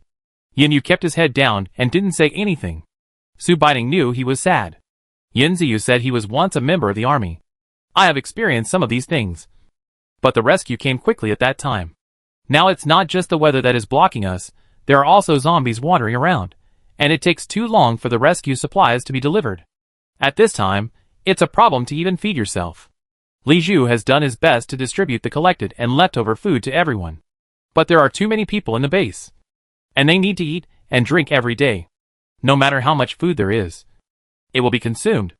Yanyu looked up at Su Baining, and there was a struggle between his eyebrows. Frowning and taking a breath, Su Baining felt uncomfortable being looked at. Brother, if you have something to say, you can just say it. I feel a little scared when you look at me like this. In fact, she probably knew what Yanyu wanted to say, and if Yanyu asked, she would agree. Yanyu, Ningning, do we have enough food? Su Baining nodded. A lot. I think we can live in the mountains and forests and never go hungry. Yanyu, then can you? Su Baining, can you donate some? Yanyu touched his nose and nodded embarrassedly. Su Baining, let me go in first. I haven't been in for a long time. I have always taken out whatever I need. Su Baining was telling the truth, since she found that she could control it with her consciousness. She rarely went into the space. After all, the current space power users can only put things into the space and take them out. But they can't put living things in. She opened up a large piece of farmland in the space, and kept planting and harvesting food. Not to mention the donations, she can feed the entire base. Not only food, but also fruits and vegetables. She flashed into the space, took a look, and quickly came out. Su Baining, brother I can give it. But how much are you going to give? Yanyu was a little confused by this question. Su Baining, we can leave some of it. But how much should we leave? Yanyu, can we leave it until the snow stops and the sky clears? Yanziyu, but brother, how do you know when the snow will stop? We can't keep waiting like this. We can't even survive such a large base with supplies. I can't think about how the third brother and the others are doing now. Su Baining, then leave 2 warehouses. Yanyu raised his head. Why 2 warehouses? Su Baining, I think it should be almost done. Some people in the base will go out to find food by themselves. The food stored in the base is at most distributed to people who are unable to work. I have seen that the warehouse in the base is quite large. After all, we can only provide emergency relief. I think it will be over soon. Yanyu thought about it, and nodded when he felt it was feasible. Then let's go find Uncle Li later. When Li Zhu heard the purpose of their visit, his eyes widened. He quickly told Xiao Bo to take them to the warehouse, and specifically told him to go to the warehouse alone. He saw Su Baining fill the entire warehouse with a wave of her hand, and the rice looked much better than the ones collected. Xiao Bo was stunned. It's amazing. When I ate at your place before, I should have thought that you must not be short of supplies. But I didn't expect you to be so short of supplies. Yanyu told Xiao Bo, don't tell anyone about this. Ningning's space is just a little bigger than others, but there are still restrictions. I'm afraid. I understand. Xiao Bo patted his chest. Am I such an ungrateful person? Yanyu, we're leaving tomorrow. Okay. Su Baining took back his hand. It's finished. Looking at the full warehouse, Xiao Bo breathed a sigh of relief. Thank you. Actually, you are not obligated to do this. Yanyu, it's okay. It's my duty. Su Baining joked. We are the successors of the new era of socialism. How can we not have a little consciousness of the new era of socialism? Xiao Bo, hee, it's too busy here. I'm afraid I won't have time to see you off tomorrow. I wish you a safe journey. Yanyu, please tell Uncle Li for us, so we won't bother him. When it was time to go home, it was already dark. They walked towards home in the light snow, and on the way back, Yanyu said thank you to Su Baining very seriously. Seeing Yanyu thanking her so earnestly, Su Baining thought it was quite amusing. Su Baining, brother. You are saying thank you now. I really don't know what to say. Let's go home quickly. There are still some things to deal with before leaving tomorrow. Yin Yu, okay. When we got home, it was already completely dark. Li Shulan and Hao Hao had already gone to bed. After dinner, Su Baining and Yin Yu sat in the living room and called Yin Ziyu and Qijin to hold a small meeting. She took out a part of the crystal core in the space. These are some crystal cores that Brother Ziyu and I collected after you left. This is only a small part. Although they are first level, they are better in number. I think we'd better upgrade our abilities to the first level before we leave tomorrow. After all, we don't know what we'll encounter when we go out this time. We need to be able to protect ourselves. And Uncle Chi, you need to, too. I'm afraid that we'll encounter too many zombies in the future, and we won't be able to protect Hao Hao and the others. What should we do? Qijin nodded hesitantly. It was rare that he didn't refute. Yin Yu, the crystal core of the second-level spiritual zombie I killed before was absorbed by me on the way. It shouldn't take much for me to level up now. Su Baining heard this and said, No. You have 2 systems. If this one is upgraded, the other one will be needed too. Looking at the divided crystal cores, she clapped her hands and said, Okay. Everyone can go to rest. See you tomorrow morning? Su Baining stood at the window of the room, looking at the base at this time. It looked very lively, but it didn't seem very lively. She smiled and stretched her body, sat on the bed, and began to meditate and absorb the crystal cores. As the crystal cores decreased one by one, she felt that her mental power was getting stronger little by little, and her supernatural power was becoming more and more abundant. The number of crystal cores required to upgrade from the second level to the third level is simply several times that of the first level to the second level, until all the crystal cores were absorbed and only a few were left. She felt as if something hit her head, and her whole body shuddered. She exhaled, opened her eyes, clenched her fists, and opened her hands to control the supernatural power to emit a splash of water. The splash of the third level water was obviously much bigger than that of the second level water. She could feel that the pure power of repair inside was also much higher. She stood up and moved her body. I wonder if the ones next door are fine. It's too late now. It's not a good idea to knock on the door. Let's talk about it tomorrow. When she thought of this, she stopped thinking about it. She picked up the remaining crystal cores and threw them into the space to take a shower and go to sleep. Chapter 33. Save people? When Su Baining saw everyone leaving the house in high spirits the next morning, she knew that everyone had successfully upgraded. They had used up all the crystal cores, not even one was left. Qijin felt a little embarrassed about this, but Su Baining comforted him. Uncle Qi, the crystal cores are collected to be used. Why keep them? After a simple breakfast, after packing up and getting in the car, Su Baining rested his head on his arm and looked out the car window at the base where he had stayed for 2 days. Many people were queuing at the entrance of the office. They seemed to be able to see Li Zhu and Xiao Bo directing public security at the entrance from a distance. Captain Zhang led his men to patrol back and forth with weapons, for fear that someone would take the opportunity to deliberately cause trouble. Yin Ziyu saw it. Shouldn't we go and say hello? Yin Yu turned his head and looked. Forget it. We already told Assistant Xiao when we went to put the supplies yesterday. We won't bother them since they are so busy. Su Baining, yes. We'll talk about it when we have a chance to meet again in the future. Let's go. Yo. Just when Yin Ziyu was about to start the car and leave, a hand was placed on the car window that Su Baining hadn't closed in time. It was Xiao Mei. Su Baining rolled her eyes. Move your hand away, or I won't care if I pinch you. Hey, don't. Sister. Xiao Mei lifted her hair and winked at Yin Yu and the others. Sister, you guys go out. Where are you going? Take me with you. How, Auntie? Is your eye cramping? You can ask your sister to show you. Sister is amazing. Xiao Mei didn't expect a child to suddenly appear and interrupt her. She smiled awkwardly. No. Kid. You should call me sister. How can you call me auntie?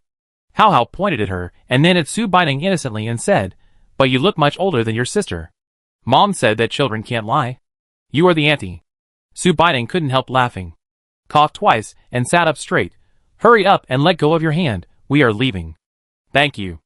Xiao Mei gritted her teeth and fiercely took off her arm. Yin Ziyu did not dare to delay for a minute. Seeing her take her hand off, he stepped on the accelerator and ran away. The snowflakes brought by the vehicle splashed on Xiao Mei's clothes. She screamed, Ah, let's wait and see. Su Baining looked at Xiao Mei, who was getting farther and farther away from the car, and exhaled deeply. This woman is too scary. She just wants to pick up with you. She turned around and held Hao Hao's shoulders. Hao Hao, did you see that auntie just now? If you meet such a woman in the future, you must stay away from her, or she will be eaten to the bone. Hao Hao nodded, not quite understanding.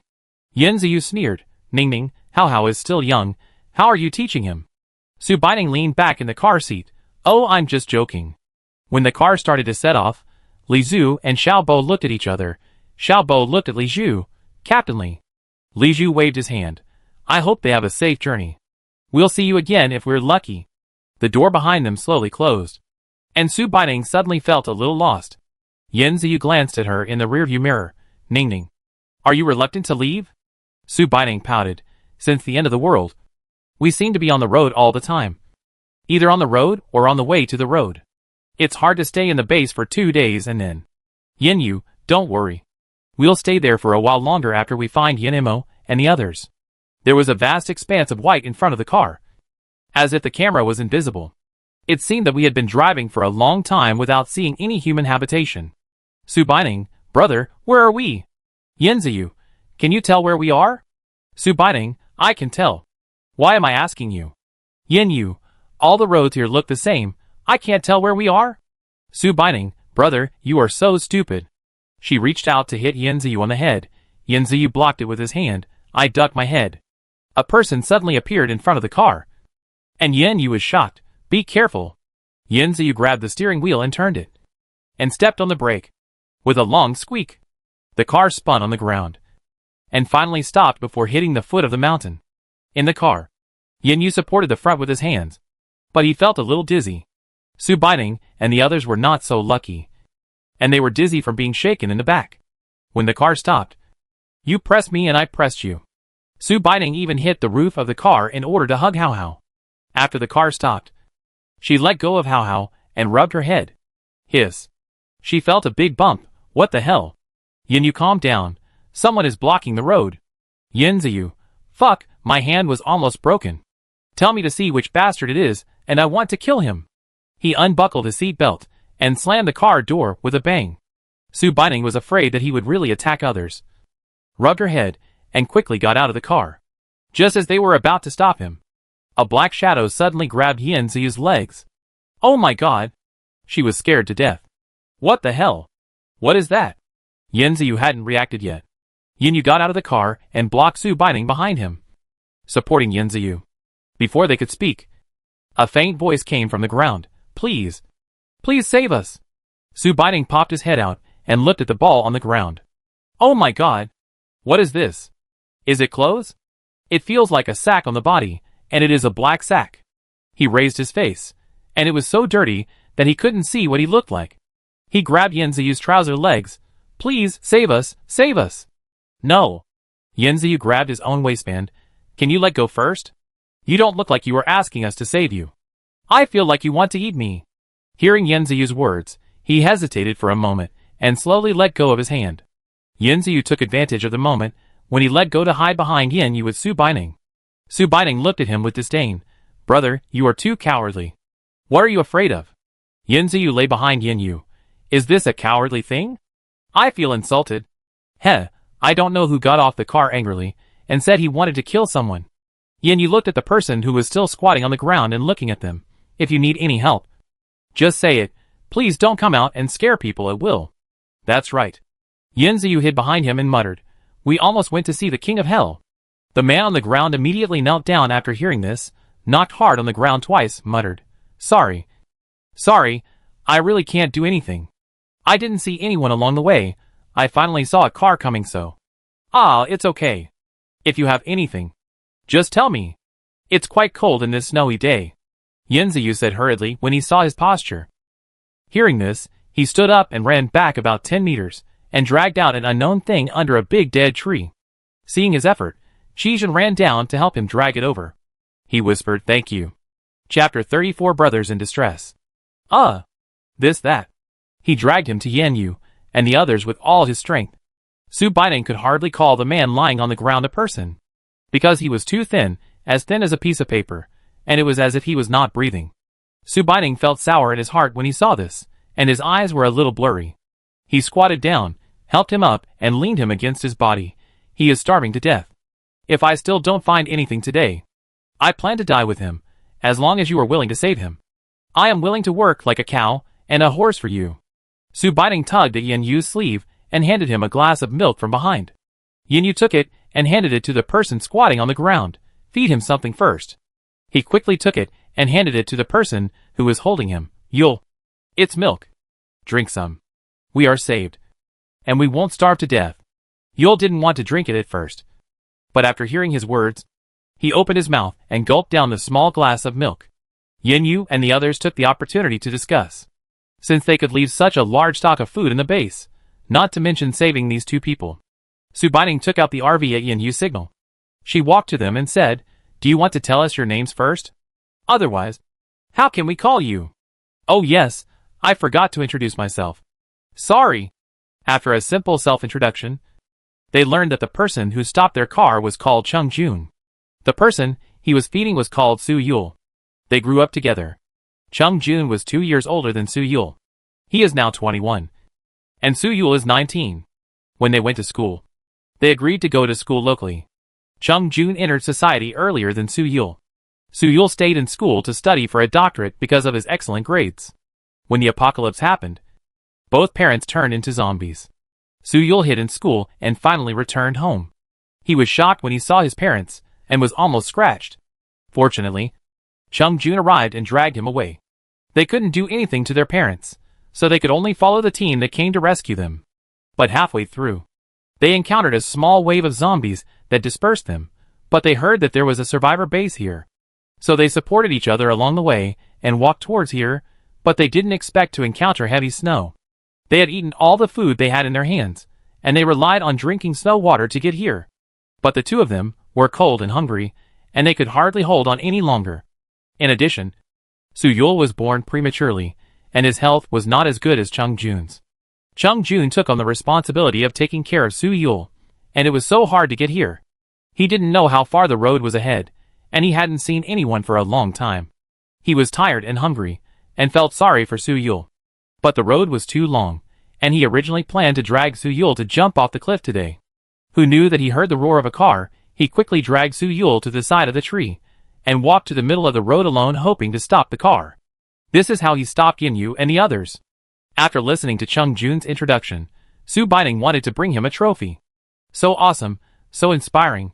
He is simply a good brother to Xiaogua. She opened the door of the RV, pointed at the things inside, and told him how to use them. Originally, she was going to ask Shijin for help, but Chung Jun refused. "It's okay. I can wash with him by myself. I can do it." "Aw no." Su Baining was about to say that you are also very weak. It's better to find someone to help. But Yin Yu grabbed her. Yin Ziyu had a look on his face that said, "You are hopeless. We are childhood sweethearts. Do you understand? Are you stupid? Scold me." Su Baining jumped up and gave him a slap. "You don't know? Humph. Alright. Alright." Yin Yu stood in the middle and told him to stop making trouble. "It's already this late, Antly. Why don't you just make something to eat? I think they are probably hungry too." "Li Shulan, I'll cook some porridge. They have been hungry for too long and can't eat meat." "Su Baining, Antly, we can eat. I want to eat braised fish." Li Shulan, "Haha, okay." Taking advantage of this opportunity, Su Baining grabbed Yin Yu. "Brother, we did save them, but what should we do next?" Yin Yu turned to Yin Ziyu. "What do you think about staying?" Yin Ziyu, "Ah. But we just listened to a few words from them. The society is so dangerous now. Oh, it's rare that my brother has a brain now. What are you talking about?" Yin Ziyu hugged Su Baining's head and tickled her. Yin Yu shook his head helplessly and walked away. This is the scene Chung Jun saw when he helped Su Yul out of the bathroom with his clothes on. Two people who should be siblings were fighting. Beside them, there were animals that were not sure whether they were dogs or wolves, howling around them. There was another man sitting on the sofa in front, holding a book and teaching a 3 or 4-year-old child to recognize words. Next to them was an auntie who was cooking. The aroma of the porridge gurgling kept drifting into their noses. There was also a man who should be the auntie's husband washing fresh and tender vegetables. Everything seemed to be life as it should be. Seeing them come out, Su Baining slapped Yin Ziyu's hand away. Yin Ziyu looked up and saw them coming out, and quickly let go of his hand and tidied his clothes. Li Shuan took a look and said, "This dress fits well." When the child's father wore it, it was still small. I took a long time to modify it. Su Baining, come and sit down first. You can eat when Aunt Li prepares the meal. But you can only drink some porridge because you have been hungry for too long. The two people who washed up were handsome and fair-skinned, with slender figures. They looked young and energetic. Chung Jun carefully helped Su Yul sit down and bowed deeply to them. "Thank you. I keep my word, and I will be at your service from now on." Yin Yu put down the book in his hand. "Do you want us to keep you?" Chung Junjuni blushed. This was quite direct. He glanced at the still weak Su Yul and said shamelessly, "You can ignore me. I can take care of myself. But I hope you can keep Yul. He is too weak, and will die if he follows me." Su Baining was curious. "What about you?" Chung Jun, "Don't worry about me. I can protect myself." Yin Ziyu, "If you follow us, would we have the nerve to not give you food? Even if we did, would you, your good brother, be willing to do so?" Su Yul, who was originally sitting, saw them making things difficult for Chung Jun, and hurriedly stood up to say something. But he was too weak to stand up, and sat down again. Chung Jun hurriedly supported him. "Don't move. Don't worry about me. I told you to be obedient." Su Yul looked at him aggrievedly. "But I don't want to be separated from you." Chung Jun held his shoulders. "You have to be obedient." Su Baining looked at Su Yul's aggrieved look, scratched his ear. "Brother, I think I may not be much like a woman." Yin Ziyu sneered. "You just found out." Su Baining looked at Yin Yu. "Brother, he bullied me." "Okay. Both of you." Yin Ziyu, "How old are you, and still arguing with your sister?" Yin Yu frowned and taught Yin Ziyu a lesson. "Brother." Yin Ziyu cried twice. "You don't feel sorry for me anymore. Hey, you're better at pretending than me." Su Baining couldn't stand his look. "Come on, Hao Hao. Let's go see what delicious food Mom made." Hao Hao, "Okay." Chapter 35 New Partner. Yin Yu looked at Su Yul's eyes, as if he was looking at Su Baining's eyes. Even now they were still so clean and transparent, without any impurities. It can be seen that he was well protected by this Chung Jun. He looked at Su Baining, who was talking to Li Shuan, and then looked at Su Yul, who was persuading Chung Jun with red eyes. "You can all stay." As soon as this sentence came out, Su Baining and the others were stunned. This was the first time Yin Yu kept someone so easily. Chung Jun and Su Yul looked at him in disbelief. "What did you say?" Yin Yu, "I said you can all stay, but as you said, although you are an ordinary person, I hope you can do something within your ability." He pointed to the stairs behind. "You two can sleep up there." Su Yul glanced upstairs, and bowed with Chung Ju. "Thank you." Yin Ziyu, "Hey! You two should sit down quickly. Can you stop bowing all the time? We are like landlords." Chung Jun helped Su Yul to sit down. Su Baining looked at the soft Su Yul, and thought that she would finally have someone to bully in the future. Unfortunately, Su Yul was so jumpy after he recovered that Su Baining regretted her idea today. But that's all for later. Yin Ziyu waved to Chung Jun. "Come here. I'll introduce you to who these are. Tools and functions, etc." Chung Jun was a little worried about Su Yul. Yin Ziyu pulled him over. "We are all here. What are you worried about? We won't eat your little sheep." Su Baining took out 2 cups of pure milk and handed them to Hao Hao, whispering to Hao Hao, "Hao Hao, can you give this cup to that brother?" Hao Hao took it carefully. "Okay." He put down his cup, held the other cup with both hands, and slowly walked over to raise it in front of Su Yul, who was looking at the RV. "Big brother, here you go." Su Yul bent down and scratched Hao Hao's little nose. "Big brother, don't drink it, you drink it." Hao Hao pointed to his glass of milk. "Hao Hao already has it. This glass is from my sister to my brother." Su Baining, "It's okay, you drink it. Hao Hao is still young. He drinks a glass every day before lunch. You can drink it if you are so weak." Su Yul took it. "Thank you." Su Baining, "You're welcome." Su Yul looked at the qilin spinning under his feet. "Is this a wolf?" Hao Hao licked his mouth after drinking the milk and picked up qilin. "It's called qilin. It's not a wolf, it's a little brain axe." Su Yul, "A tiger." Hao Hao, "It's very well behaved, brother. Don't be afraid." Qilin shook his tail. "A woo." Yin Ziyu took Chung Jun downstairs and pointed at Qijin. "You can help Uncle Qi now. Aunt Li cooks every time, and he is the only one busy." Chung Jun nodded. "Okay, I know. Is there anything else I can do?" Su Baining, "At this time, besides eating and drinking, we can only fight zombies. I think you'd better learn how to fight zombies. Don't make ordinary people wait for death. Yin put down the book in his hand. When we get to Lao San's territory, ask them to teach you some simple boxing and kicking skills. Yin Ziyu asked Chung Jun, can you drive? Chung Jun, yes. Ah. He breathed a sigh of relief. Great, finally someone can take my shift. Su Baining, but don't you like driving the most? Yin Ziyu, try to drive for 24 hours a day. Su Baining curled her lips and shrugged. Okay, it's time to eat. Come on, Qilin, this is yours.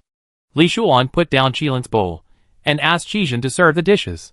Watching the dishes on the table, Chung Jun was surprised for a long time. Because of the Doomsday, from the Doomsday until they met today, he and Su Yul had been eating dry food. They never sat down to eat a proper meal again. He looked out the window. We are just sitting here eating casually. Will there be zombies coming? Yin Ziyu held a piece of fish in his mouth. Don't worry. No, the weather is cold and the zombies' movements become slower. So they won't appear. Li Shuan asked him to sit down. It's okay. It's okay. Hurry up and sit down and eat. Su Yul looked at the food in front of him and wanted to pick up a few chopsticks, but Chung Jun grabbed his hand and stopped him. He brought a bowl of vegetable porridge. This is what Aunt Li made for you. You can eat this today.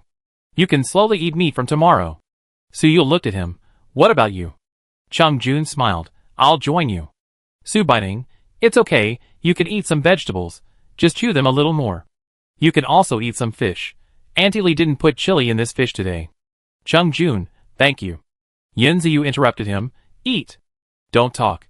Chung Jun and Su Yul looked at each other, looking at the people in front of him. He silently picked up the bowl. After the hot porridge went down his stomach, his body was a little bit stronger. After the meal, Chung Jun helped Aunt Li wash the dishes. Yin Yi looked at the road ahead. We'd better go faster at this speed. We should be able to reach Haikao City in about 2 days. He said to Chung Jun and Su Yul. We are going to Haikao City to find someone. If you want to leave after arriving in Haikao City, we won't stop you. Su Yul raised his hand. No, we go wherever you go. Yin Zi raised his eyebrows, as if he heard it. That, Chung Jun. We will all get up from our nap and set off. We will sit in the front and take turns driving.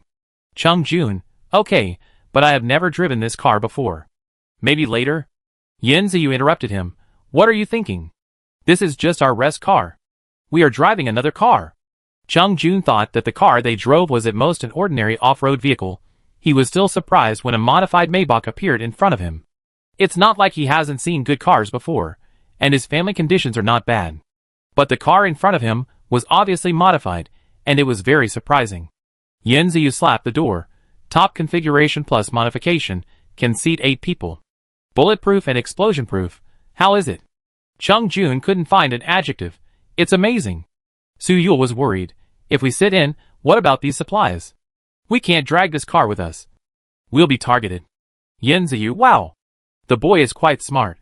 Don't worry. If we can take it out, we can put it in. Su Yul circled around Su Baining for a long time. Is this the legendary supernatural power? Yin Yu, don't stand here and talk. Get in the car quickly. Yin Ziyu. You and Chung Jun sit in the front. We sit in the back. Su Baining took out a few backpacks filled with 8 treasure porridge, biscuits, bread and the like and handed them to Su Yul. We will pack a few bags separately and carry them on our backs as if they were all our supplies. This is yours. Su Yul took it stupidly. Do I have one too? Yes, she nodded. It belongs to all of us. I just asked you to help carry it. Of course. You can eat it if you want. She pointed at Hao Hao's little bee backpack. Look. Even Hao Hao has his own little backpack. But he carries some snacks. Giving this backpack means that everyone will be together in the future. After distributing the backpacks, everyone got in the car.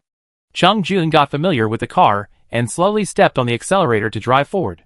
Chapter 36 Meet Xiao Mei and her gang again.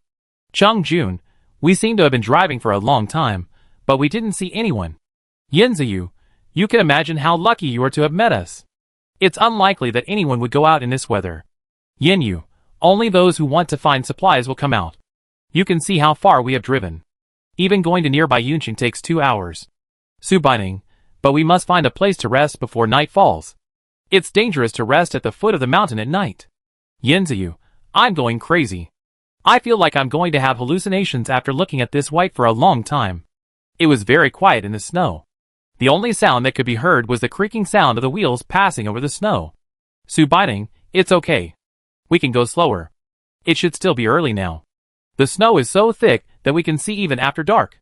Yanziyu, that's true, but it would be very dangerous if we keep going on this road. The feeling of not being able to see anything makes people feel uneasy. Su Baining was actually very nervous. No one had explored this road before, so they were just groping in the dark. Look ahead. Is there a car? Is that a forest? Yanziyu straightened his eyes. Really? Oh my god. I thought I would sleep at the foot of the mountain tonight. Su Baining, it really is. Maybe the snow is too heavy, and it's all covered. You have really good eyes.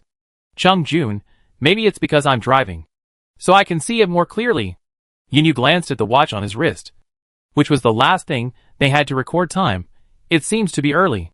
Judging from the distance, we should be able to arrive in time for dinner. Seeing that there was a plane to rest, everyone felt a little relieved. Just as it was getting dark, they arrived at the roadside. They stopped the car, lowered the window, and looked inside. A thin wisp of smoke came out. Yanziyu looked at the wisp of smoke. It seems that there should be someone in here. Yanyu, get out of the car and put it away. Let's go in. The forest is not very big. After walking 2 steps, I saw a few scattered people sitting together, as if they were having a meal. Yanyu, we don't have to go too far, just here. Yanziyu looked at the group of people. Brother, are we going to sleep in a tent tonight? This weather will freeze people to death. Su Baining shook her head secretly. She gestured to Yanziyu. You are in trouble.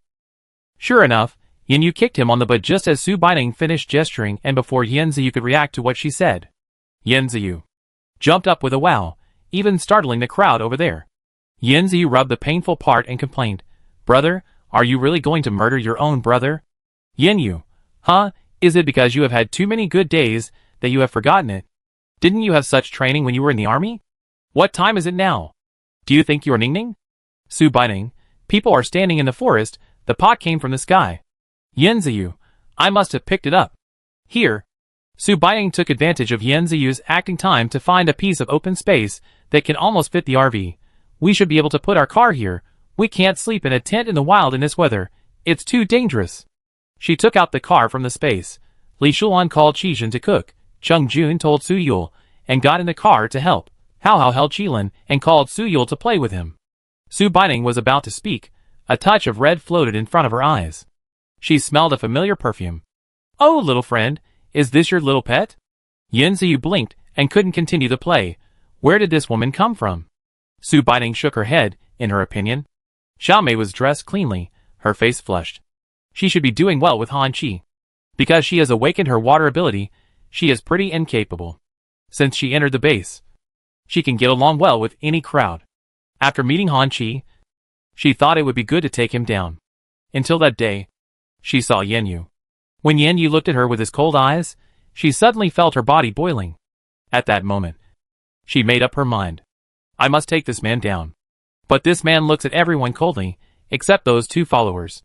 Yes, in her opinion, Su Baining and Yanziyu are Yanyu's followers, especially when he looks at Su Baining. His eyes are so gentle that they seem to drip water. This morning, when she saw them leaving, she was unwilling to give up before she had tried her best. She tried to persuade Han Qi for a long time, and finally she used herself to get the chance to come out. She knew that this was the only way to go. She led Han Qi and the others to come here from the small road.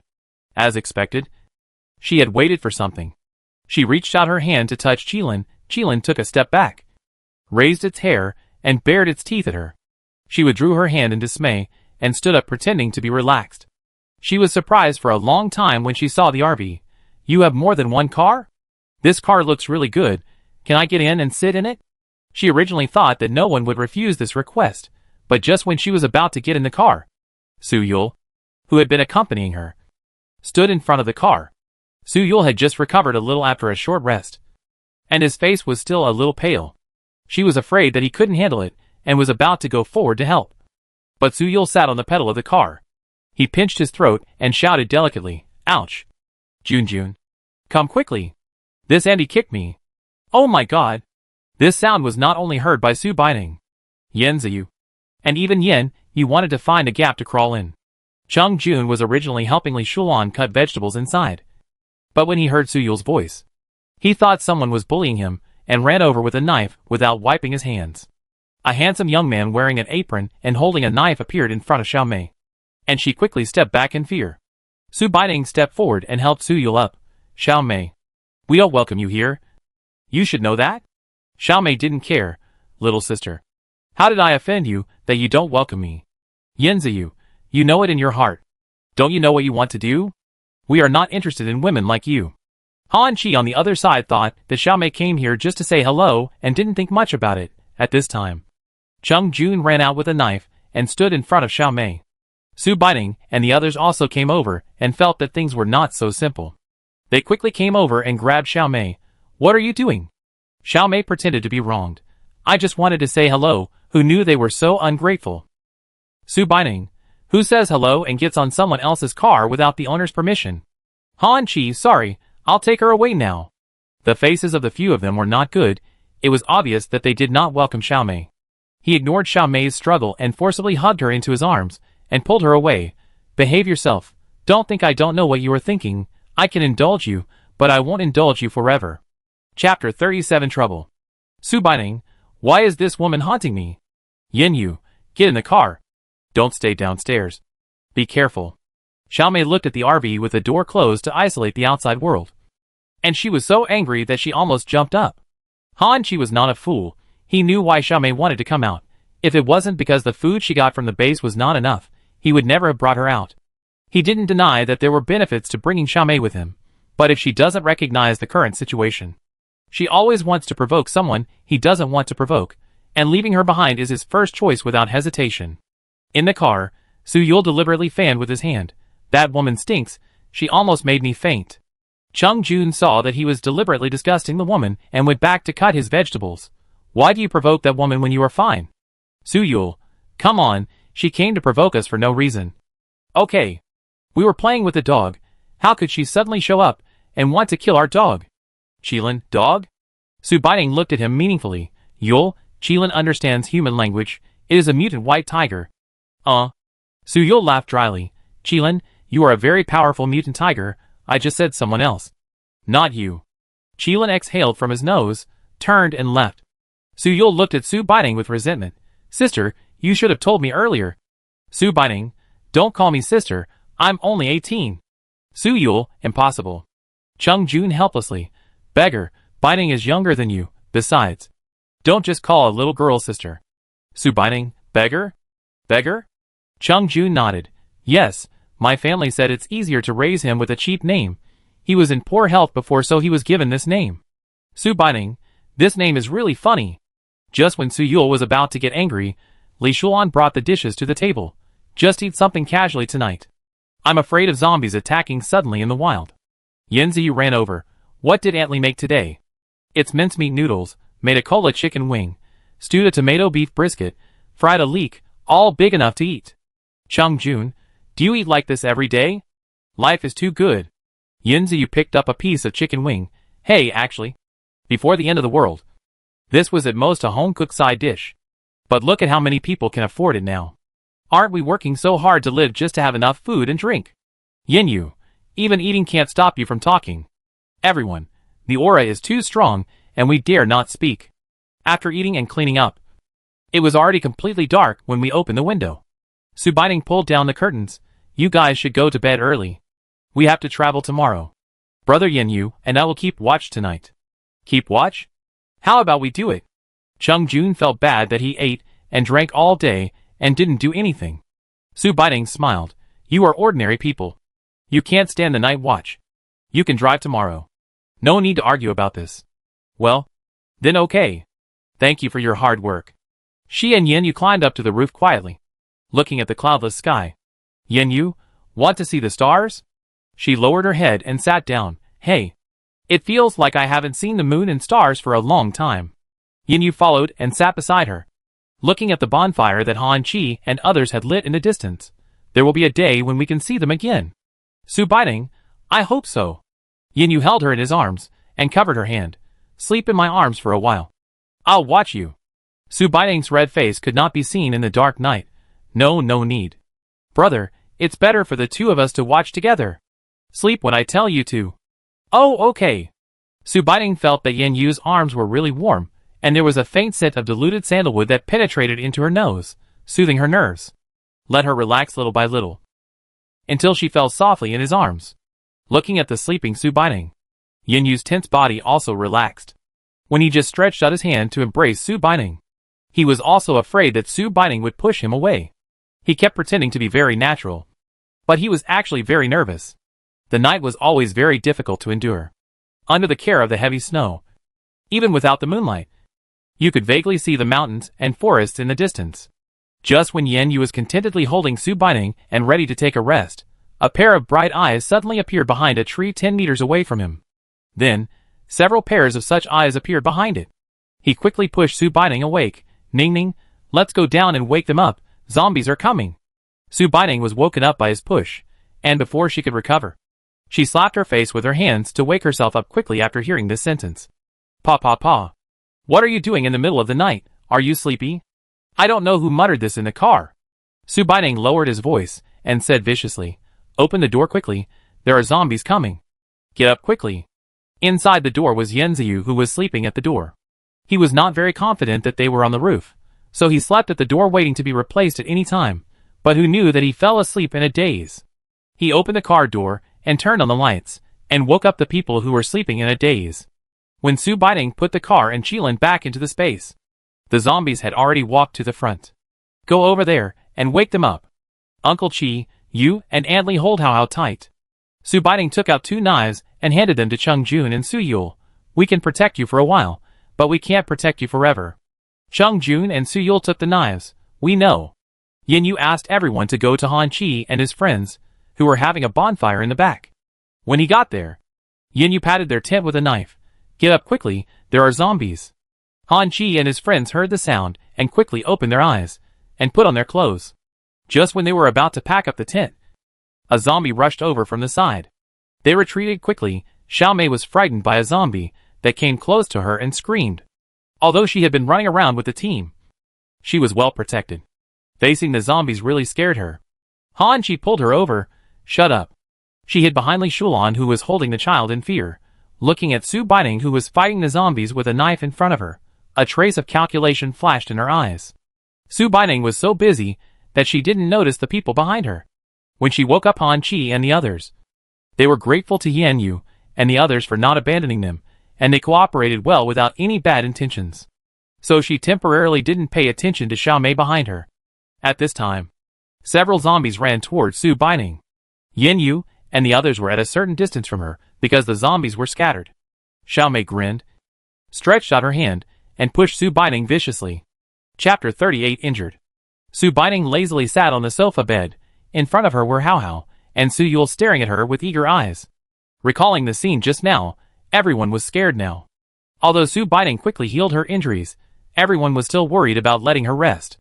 Recalling just now, Su Baining had just raised the knife to block one of the zombies' hands, and when she was on guard against the other hand, she suddenly felt that she was pushed. Before she could come to her senses, she felt something piercing her left shoulder. Maybe it was too fast. She didn't feel any pain for a while, but her mind was a little confused, until the zombie pulled his fingers out from her butterfly bone and brought out a touch of warmth. She felt a little itchy in her throat and coughed. Who knew that she coughed up blood? And when she touched it with her hand, she felt that she might be a little dizzy with blood. Blinked at Yen Yu, who was not far away, and fell softly to the ground. When Yen Yu saw Su Baining's shoulder being scratched by a zombie and spitting blood, his eyes turned red. Ning Ning. He did not hide his strength. He threw out a lightning bolt as thick as his arm and blew up the remaining zombies. He ran to Su Baining and hugged her in his arms. He carefully checked her breath with his fingers and breathed a sigh of relief. The rest of the people all ran over and surrounded Su Baining. Yen Yu asked anxiously, "What's going on? Why did she suddenly rush forward?" At night, there were many people and things to do. He didn't see what happened. Hao Hao pointed at Xiao Mei, who was hiding behind Han Qi. "It was that Annie. I saw that Andy pushed my sister." Xiao Mei said nervously, "What are you talking about? Little kid? Be careful, and you won't grow tall." Hao Hao, Mom taught Hao Hao not to tell lies. You pushed her. Hao Hao saw it. Xiao Mei, you are talking nonsense. You kid. Li Shulan stood up. Although our Hao Hao is young, he never lies. We came here with good intentions to call you, but you actually repay kindness with hatred like this. When Han Chi saw Xiao Mei hiding behind him guiltily, he knew that Hao Hao was telling the truth. He took out bandages and anti-inflammatory drugs from his backpack and handed them to Yan Ziyu. You saved us. Although I, Han Chi, am not a good person, I am definitely not someone who doesn't distinguish between gratitude and resentment. You can do whatever you want with Xiao Mei. In his opinion, Su Baining was scratched and either turned into a zombie or awakened her special powers. No matter which one it was Xiao Mei who hurt people. She will have to pay the price. When Xiao Mei heard this, she grabbed Han Chi's sleeve. How can you ignore me? Are you still a man? Han Chi looked at her with anger. I warned you a long time ago to be honest, and not to do unnecessary things. He pointed at Yin Yu and his group. They saved you, and you hid behind them, and did nothing, but you also plotted against others, and wanted to kill them. Xiao Mei felt scared at this time, and fell to the ground and cried. I just want to teach her a lesson. She is so arrogant to me. We are all women, I am one. Yin Ziyu kicked her on the shoulder, making her lie on the ground. So what if she is arrogant? We are used to it. What does it have to do with you? Hao Hao whispered. Sister Ningning is not arrogant. Han Chi and his group wanted to say something, but they shut up when they saw this. Han Chi, pack up your things, let's go. He took one last look at Xiao Mei, who was crying on the ground, and told everyone to pack their bags and head towards the mainland. Yin Yu called Li Shulan, gently placed Su Baining in her arms, and took out a thin blanket from his backpack and covered her. Aunt Li, please apply some medicine to her. The rest of you, turn around and surround them. No one spoke, but just listened to Yin Yu's words and formed a small circle to surround Li Shulan and Su Baining.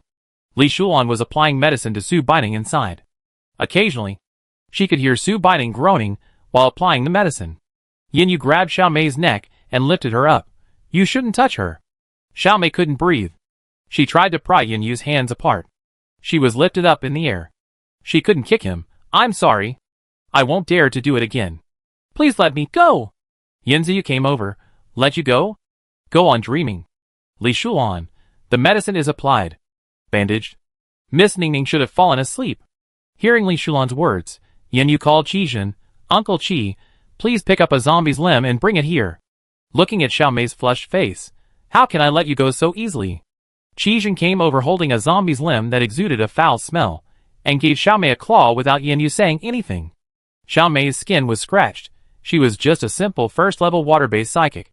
But if a psychic is scratched, the pain was magnified. Yin Yu threw her to the ground and stepped on her legs, watching the zombie virus begin to spread along the scratched parts. Xiao Mei twisted in pain on the ground. Please let me go. I won't dare to do it again. No one paid attention to her, except Yin Yu, who was still looking at her coldly. All the people gathered around Su Baining. Even Qijin, who had just picked up the zombie's broken limbs, threw away the broken limbs after catching her and immediately ran to squat beside Su Baining. Yin Yu coldly watched Xiao Mei scratching herself in pain on the ground. When her beautiful nails that were usually trimmed were covered with mud, and then slowly smoothed out and turned into zombies, he calmly raised his hand and slashed off her head with a knife. Ugh, it hurts. Su Baining woke up. Yin Yu dropped the knife and walked over quickly to take Su Baining from Li Shulan's hand. Su Baining saw the people in this circle. You are all not injured, right? Yin Ziyu, you should worry about yourself. Look at yourself. You still have time to care if we are injured or not. Although he spoke in a reproachful tone, Su Baining knew that he was worried about her. She reached out and held Yin Ziyu's little finger. Brother, I'm wrong and I must be careful next time. Yin Ziyu didn't say anything, but just silently clasped his hands. Su Baining waved her hand and let the RV out. Everyone should get in the car. Yin Yu picked her up. We better hurry up now. I found that this group of zombies is a bit like the zombies we saw in Yinqing before. They stood up from the ground and opened the door. Chung Jun walked to the driver's seat consciously. Although Yin Ziyu was still worried about Su Baining, he still sat in the front driver's seat with Chung Jun. Li Shulan made up the sofa bed in the living room. Before Yin Yu carried Su Baining into the car. Sleep here tonight. It will be more convenient for us to take care of you. Yin Yu carefully put her on the bed and said thank you to Li Shulan. Li Shulan, this is what I should do. Mr. Yin, don't say thank you. Qijin carried Hao Hao, who was in tears, to the back to rest. Su Yul woke up in the middle of the night and couldn't fall asleep. So he sat with Yin Yu by Su Baining's bed. Su Baining wanted to persuade them to rest. But she felt very tired, and the vibration of the car was like massaging her, which made her fall asleep slowly. Chapter 39 Reunion. Everyone was so concerned that they were confused. Even Yanziyu and Yenyu, who were familiar with her, forgot that her special ability could heal wounds. When she woke up slowly, Yenyu and Su Yul were both asleep on the sofa bed. Li Shulan was preparing breakfast. She cut the vegetables gently, so as not to wake them up. Seeing Su Baining wake up, she was ready to shout happily. Su Baining put her index finger in front of her mouth to indicate not to disturb them, and let them sleep a little longer. Li Shulan nodded, turning around and pointing at the porridge. She indicated that Su Baining could take a nap. After bypassing the huge mountains, there were places to rest on the roadside at any time. Su Baining drank a sip of the stream water in the space, and slowly unwrapped the bandage on her wound. She guessed correctly. Since her special ability could heal the wounds of zombies, then she should have the ability to heal herself. She slept all night with her body dirty, and now she felt so uncomfortable. She gently lifted the quilt and whispered to Li Shulan, and went into the bathroom to wash and change clothes. Yenyu woke up at this time, looking at the empty bed and the sound of water in the bathroom. He walked to the door and knocked. Su Baining was startled. "I'm taking a shower. Please wait a moment." Yenyu, no. It's not that. Can your wound touch water? Su Baining, I'm fine. I'll be out soon. Don't worry.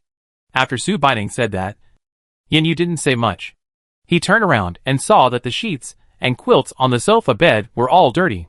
He knew that Su Baining would definitely dislike it when she came out. She raised her hand and took out a new one to put on. Li Shulan came over to stop him. "Mr. Yen, I'll do it." Yenyu, no need.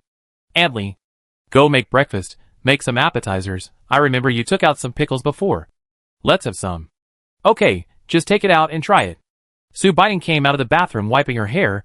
Yenyu saw that her left shoulder moved freely, as if it had never been injured. Yenyu, your shoulder? Su Baining rubbed it for a while. Yenyu held her hand. Don't move. Su Baining pulled her hand back embarrassedly. I just tried to show you that it's really okay. Have you forgotten my special ability? Hao Hao walked over with his calves. But sister, you lost a lot of blood, Mom said. You should lie in bed and rest more. Mom made delicious pig liver porridge for sister. Su Baining squatted down and pinched Hao Hao's little face. Okay. Sister knows, Mom made delicious pig liver porridge. Hao Hao will eat with sister later. Hao Hao shook his head. No, sister was injured yesterday and needs to eat more. Su Yul suddenly appeared from behind, held Su Baining's right shoulder, and pulled her to sit on the sofa bed. Please lie down. Su Baining didn't understand. No, Yenyu squatted down and took off her slippers, helped her onto the bed, covered her with a quilt, put a pillow behind her for her to lean on. Su Baining, hey, Su Yul stretched out a hand to stop her from saying, we don't expect you to lie down and rest, but you have to rest. Has this kid changed his personality? How can he become stronger after a day's rest? Su Yul, I've always been like this. I was just pretending yesterday. He pulled Hao Hao over. Hao Hao, and I's mission today is to watch you. Su Baining, me? Okay, got it. She closed her mouth and leaned on the bed silently. She couldn't see it herself, but Yenyu and the others could see it. Although her wound was healed, her face was still not very good because of the excessive blood loss. The usually lively and bright face looked extremely haggard. Even when eating, she used the small table. She protested. She was not disabled. Looking at Su Baining's drooping face, Yanziyu patted her shoulder. Our biggest wish now is that you get better soon. You should behave yourself now. In order to prevent other accidents along the way, Yenyu decided to drive overnight and take turns with Chung Jun and Yanziyu to get to Haikao City as soon as possible. After 2 days of constant surveillance by Su Yul and Hao Hao, and Li Shulan's 2 days of nutritional soup and nutritional supplements, Su Baining's face slowly became rosy again. She stood on the scale without saying a word for a long time, and kept muttering, it's over. It's over. I'm fat. I'm fat. Su Yul walked over and took a look. You've only weighed 90 kilograms in these few days. Why are you fat? Su Baining, what do you know? What do you know? Yenyu just laid down to rest for a while. Su Yul didn't say much. After Su Baining recovered, he jumped up and down in the car for 2 days, just when everyone was almost going crazy. Haikao City is ahead. We are here. Brothers. Chung Jun shouted loudly. Su Baining opened all the windows of the car and looked out. There was a sentry post in front. Many people were queuing in and out, and there were many tattered, dirty tents piled up at the foot of the city. Su Baiting knew that these were people who couldn't get into the city and lived here. Most of them should be ordinary people.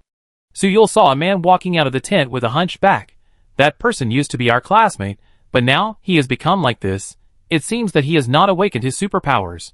Su Baiting supported his hands. Boy, you are so lucky to meet us. You know? But fortunately, you are a good person, otherwise we would not agree to go with you. Chung Jun stopped the car and ran over. Should we drive over directly or walk over? Yin Yu stood at the door and looked around. Someone on the road had already noticed their car. Yin Yu, no need. Isn't there a place where vehicles line up over there? Let's go over there. Yen Ziyu. You sit in the front. If you ask, just say you're looking for Yen Mo and Yen Bai. Yen Ziyu, okay.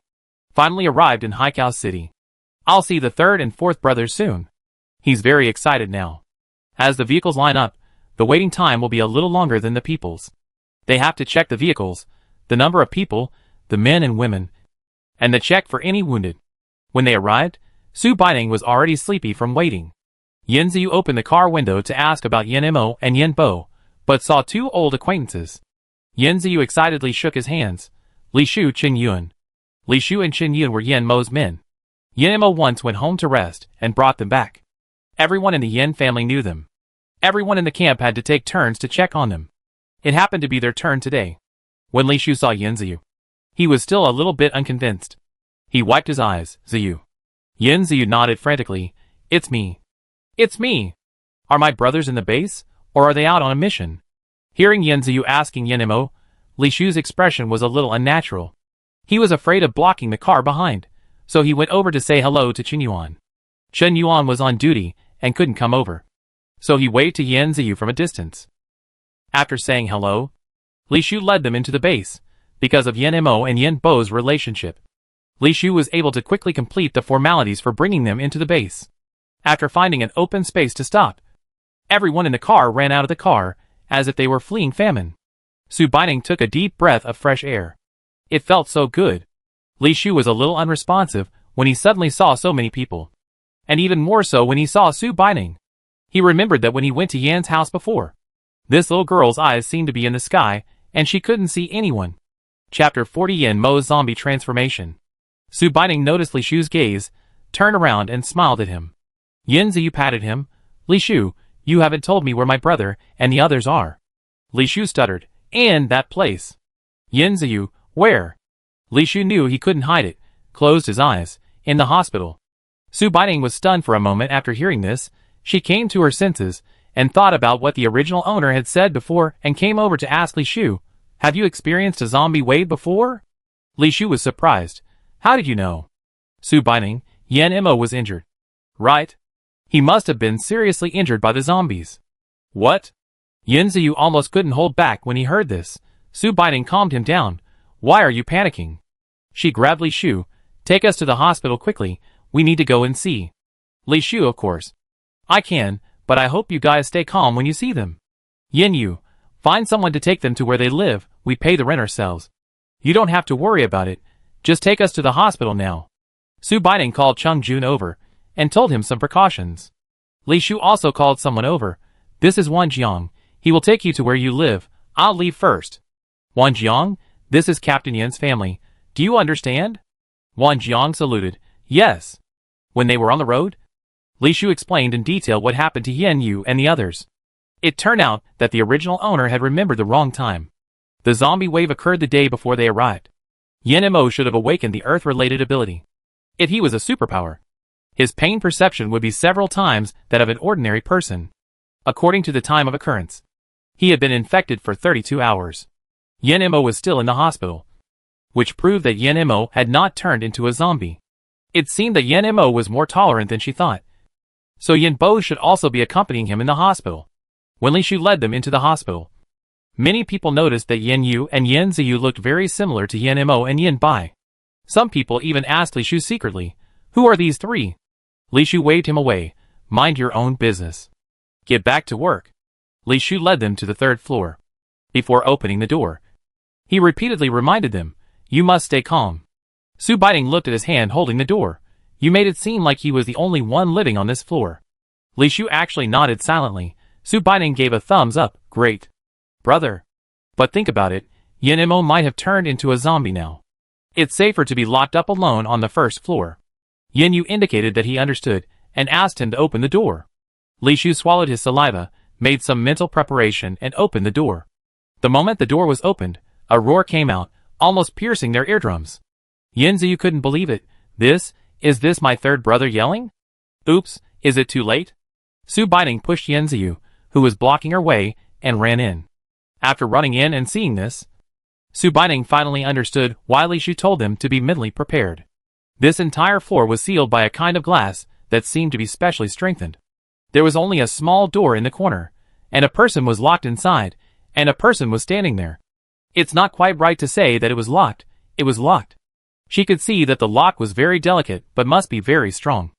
Otherwise, with his movements, it is impossible for him to break free. The man standing in front of him should be Yin Bo. The Yin Bo he saw now was not as vivid as the memory given to her by the original owner. He looked at Yin Mo in front of him, as if he had lost his motivation, and his whole body showed a dying aura. Yin Ziyu and Yin Yu followed Su Baining in, and threw themselves on the glass after seeing this. Yin Bo's spirit was now highly tense. Several of his soldiers had tried to break in today. He had managed to suppress it with great difficulty. Only Li Shu and Zhang Yuan knew about Yin Mo, but they didn't know the details. As soon as the sound of the glass door was heard, he turned around reflexively, and prepared to release a flame to block their sight. But it was not someone else on the glass. Like Li Shu. He thought that he was hallucinating and saw his missed brother, but how could an illusion move? How could an illusion think of walking to the glass door and trying to open it? He also saw the stepsister that he always hated. The continuous slapping sound awakened the dazed Yin Bo. He walked over quickly and opened the door. As soon as he opened the door, Yin Ziyu threw himself into his arms. Fourth brother. Yin Bo's spirit relaxed all of a sudden, and he fell to the ground. Yin Ziyu squatted down and supported him. Fourth brother. Are you okay? Yin Bo looked at Yin Yu, who walked in with a cold face. Second brother. I'm sorry that I couldn't save the third brother. Yin Yu felt heartbroken when he saw Yin Mo and Yin Bo like this, but now he is the eldest here. He couldn't show any discomfort. Before he saw his elder brother again, he had to control their family. After thinking this through, he took a deep breath. Stand up. Yin Bo held Yin Ziyu's shoulders and stood up. Second brother. Yin Yu, why are you crying? Have you forgotten the Yin family motto? Is there such a terrible family motto in the Yin family? While Yin Yu was talking to Yin Bo, Su Baining stood in front of Yin Mo. Yin Mo has now slowly transformed into a zombie. But apart from his body turning blue-gray, his complexion was fine. She guessed that Yin Mo should still be conscious now. After all, a normal psychic should change within 5 hours of being attacked. It was rare that he could hold on for so long. Su Baining watched his eyes, which were bright and empty. When they were bright, they would show a state of doubt. When they were empty, the locked hands wanted to grab forward. Yin Bo saw her standing in front of Yin Mo and asked quietly, "Why did you bring her here?" Yin Ziyu looked at him strangely. "You are still in the mood to care about this now?" Yin Bo lowered his head. "I'm sorry, no one has talked to me properly for too long." "Yin Yu, I just mentioned the family motto of the Yin family." "Yin Bo, oh!" Yin Yu walked to Su Baining. "Ning, can it be saved?" "Su Baining, you can try." After saying this, she took out a cup of stream water and poured it on Yin Mo's hand. Although Yin Bai was surprised that she could take out a glass of water out of thin air, he immediately stopped when he saw her splashing water on Yin Mo. "What are you doing?" Yin Ziyu grabbed him. "Don't go. Fourth brother. Ning is saving third brother." Yin Bai looked at Su Baining from beginning to end. "She? Save?" Yin Ziyu pointed to his arm. "I was scratched before, and it was Ning who saved me.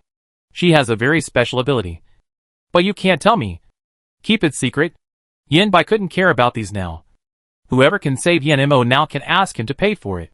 Yin Mo's hand, which was soaked by the stream water, gave out a wisp of black smoke and then turned back to normal color, and then changed back at a speed visible to the naked eye. Chapter 41 Saving Yin Mo. Su Baining frowned when she saw this. She knew that her special ability could save him, but Yin Mo's condition was too serious, and she didn't know how much energy it would take. She was afraid that she couldn't hold on for so long, but she could only sigh silently when she thought of the original owner's words. She turned around and looked at the 3 people in the Yin family. "First of all, I can save him." Really? Before Su Baining finished speaking, Yin Ziyu rushed over and hugged her, and kept shaking her as if he couldn't believe what she said. If you can really save my third brother, I will be your slave in the future. Yin Bo quietly raised his hand, and me. Su Baining felt that she was about to be shaken apart. Yin Yu saved Su Baining from Yin Ziyu at the right time. Are you trying to knock Ning Ning unconscious and save Yin Mo yourself? Yin Ziyu quickly let go of his hand and prayed, Sorry. Sorry. Ning Ning. Please. Yin Bo quietly raised his hand again, and made the same gesture, me too. Su Baining found that Yin Bo was a little different from the stereotyped image in the original owner's impression. Now he looked more like a repeater, a bit of a cute contrast. Yin Yu, go on. Su Baining, I may need to prepare something. I need you to prepare something too. Yin Bai, what is it? Let me see if there is one in the team. Su Baining, do you know about crystal cores? Yin Bai took out a transparent crystal core from his pants and handed it to her. This? Yin Yu, how did you get this? It seems that you have found the use of crystal cores? Yin Bai, no, someone found that they accidentally absorbed a crystal core before, but he exploded and died. I collected them thinking that one day maybe Mr. Pang could figure out how to use them without side effects. Su Baining, very good, luckily you didn't throw them away. Give me as many as you can, because I don't know how much energy I need to clear all the toxins, so the more the better. This floor is empty, except for Yen Mo who is locked in front of him. There is not even a chair. Su Baining looked around. I need a kettle or a cup, the more the better. Then I need a bucket. The bigger the better, and prepare 1 or 2 chairs. Just when she was thinking about saving Yen Mo, this method suddenly appeared in her mind. She told Yin Yu, Brother, don't forget the crystal core. I need to go into the space now. Yin Yu and the other 3 hurried to prepare the things Su Baining said, and Su Baining entered the space. As soon as she entered the space, she felt the abundant spiritual energy coming to her face, from a distance. You can see a small bud blooming next to the orchid. Qilin saw her coming in, and happily ran over to rub her calf. She squatted down and touched Qilin.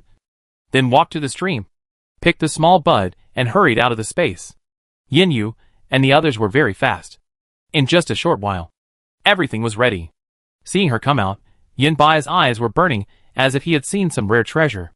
She looked at the crystal cores they had collected. It's not a lot, but it's probably all they can collect.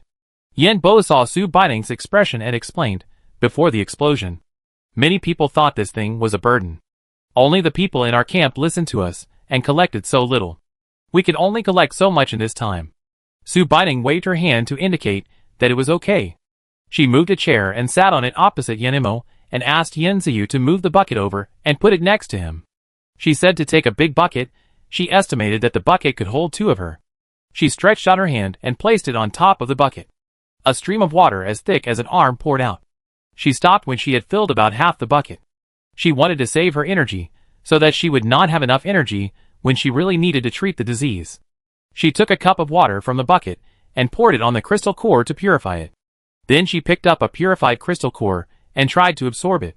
Yin Bai was very surprised to see the crystal core in her hand disappearing bit by bit. He pulled Yin Ziyu's sleeve and asked in a low voice, Isn't she afraid of side effects if she absorbs it like this? Yin Ziyu, no. Didn't you see her pour a cup of water just now? Her ability is not just an ordinary water-based ability. Her ability can purify the crystal core. Yin Bai excitedly, then can it be used in the future? Yin Yu suddenly turned around and looked at him. No, it is not known whether there are other people with such abilities now. Ning Ning's ability must be kept secret from everyone before the second one is discovered. Yin Bai obediently made an okay gesture. Su Baining moved around for a long time before she was ready. She pointed at the things on the ground and raised the flower bud in her hand. I will use this to treat her in a while. You can't talk. You can find someone or take turns to feed him water with this cup. I don't care how you feed it to me. Feed him all the way. He is now half zombie and half human.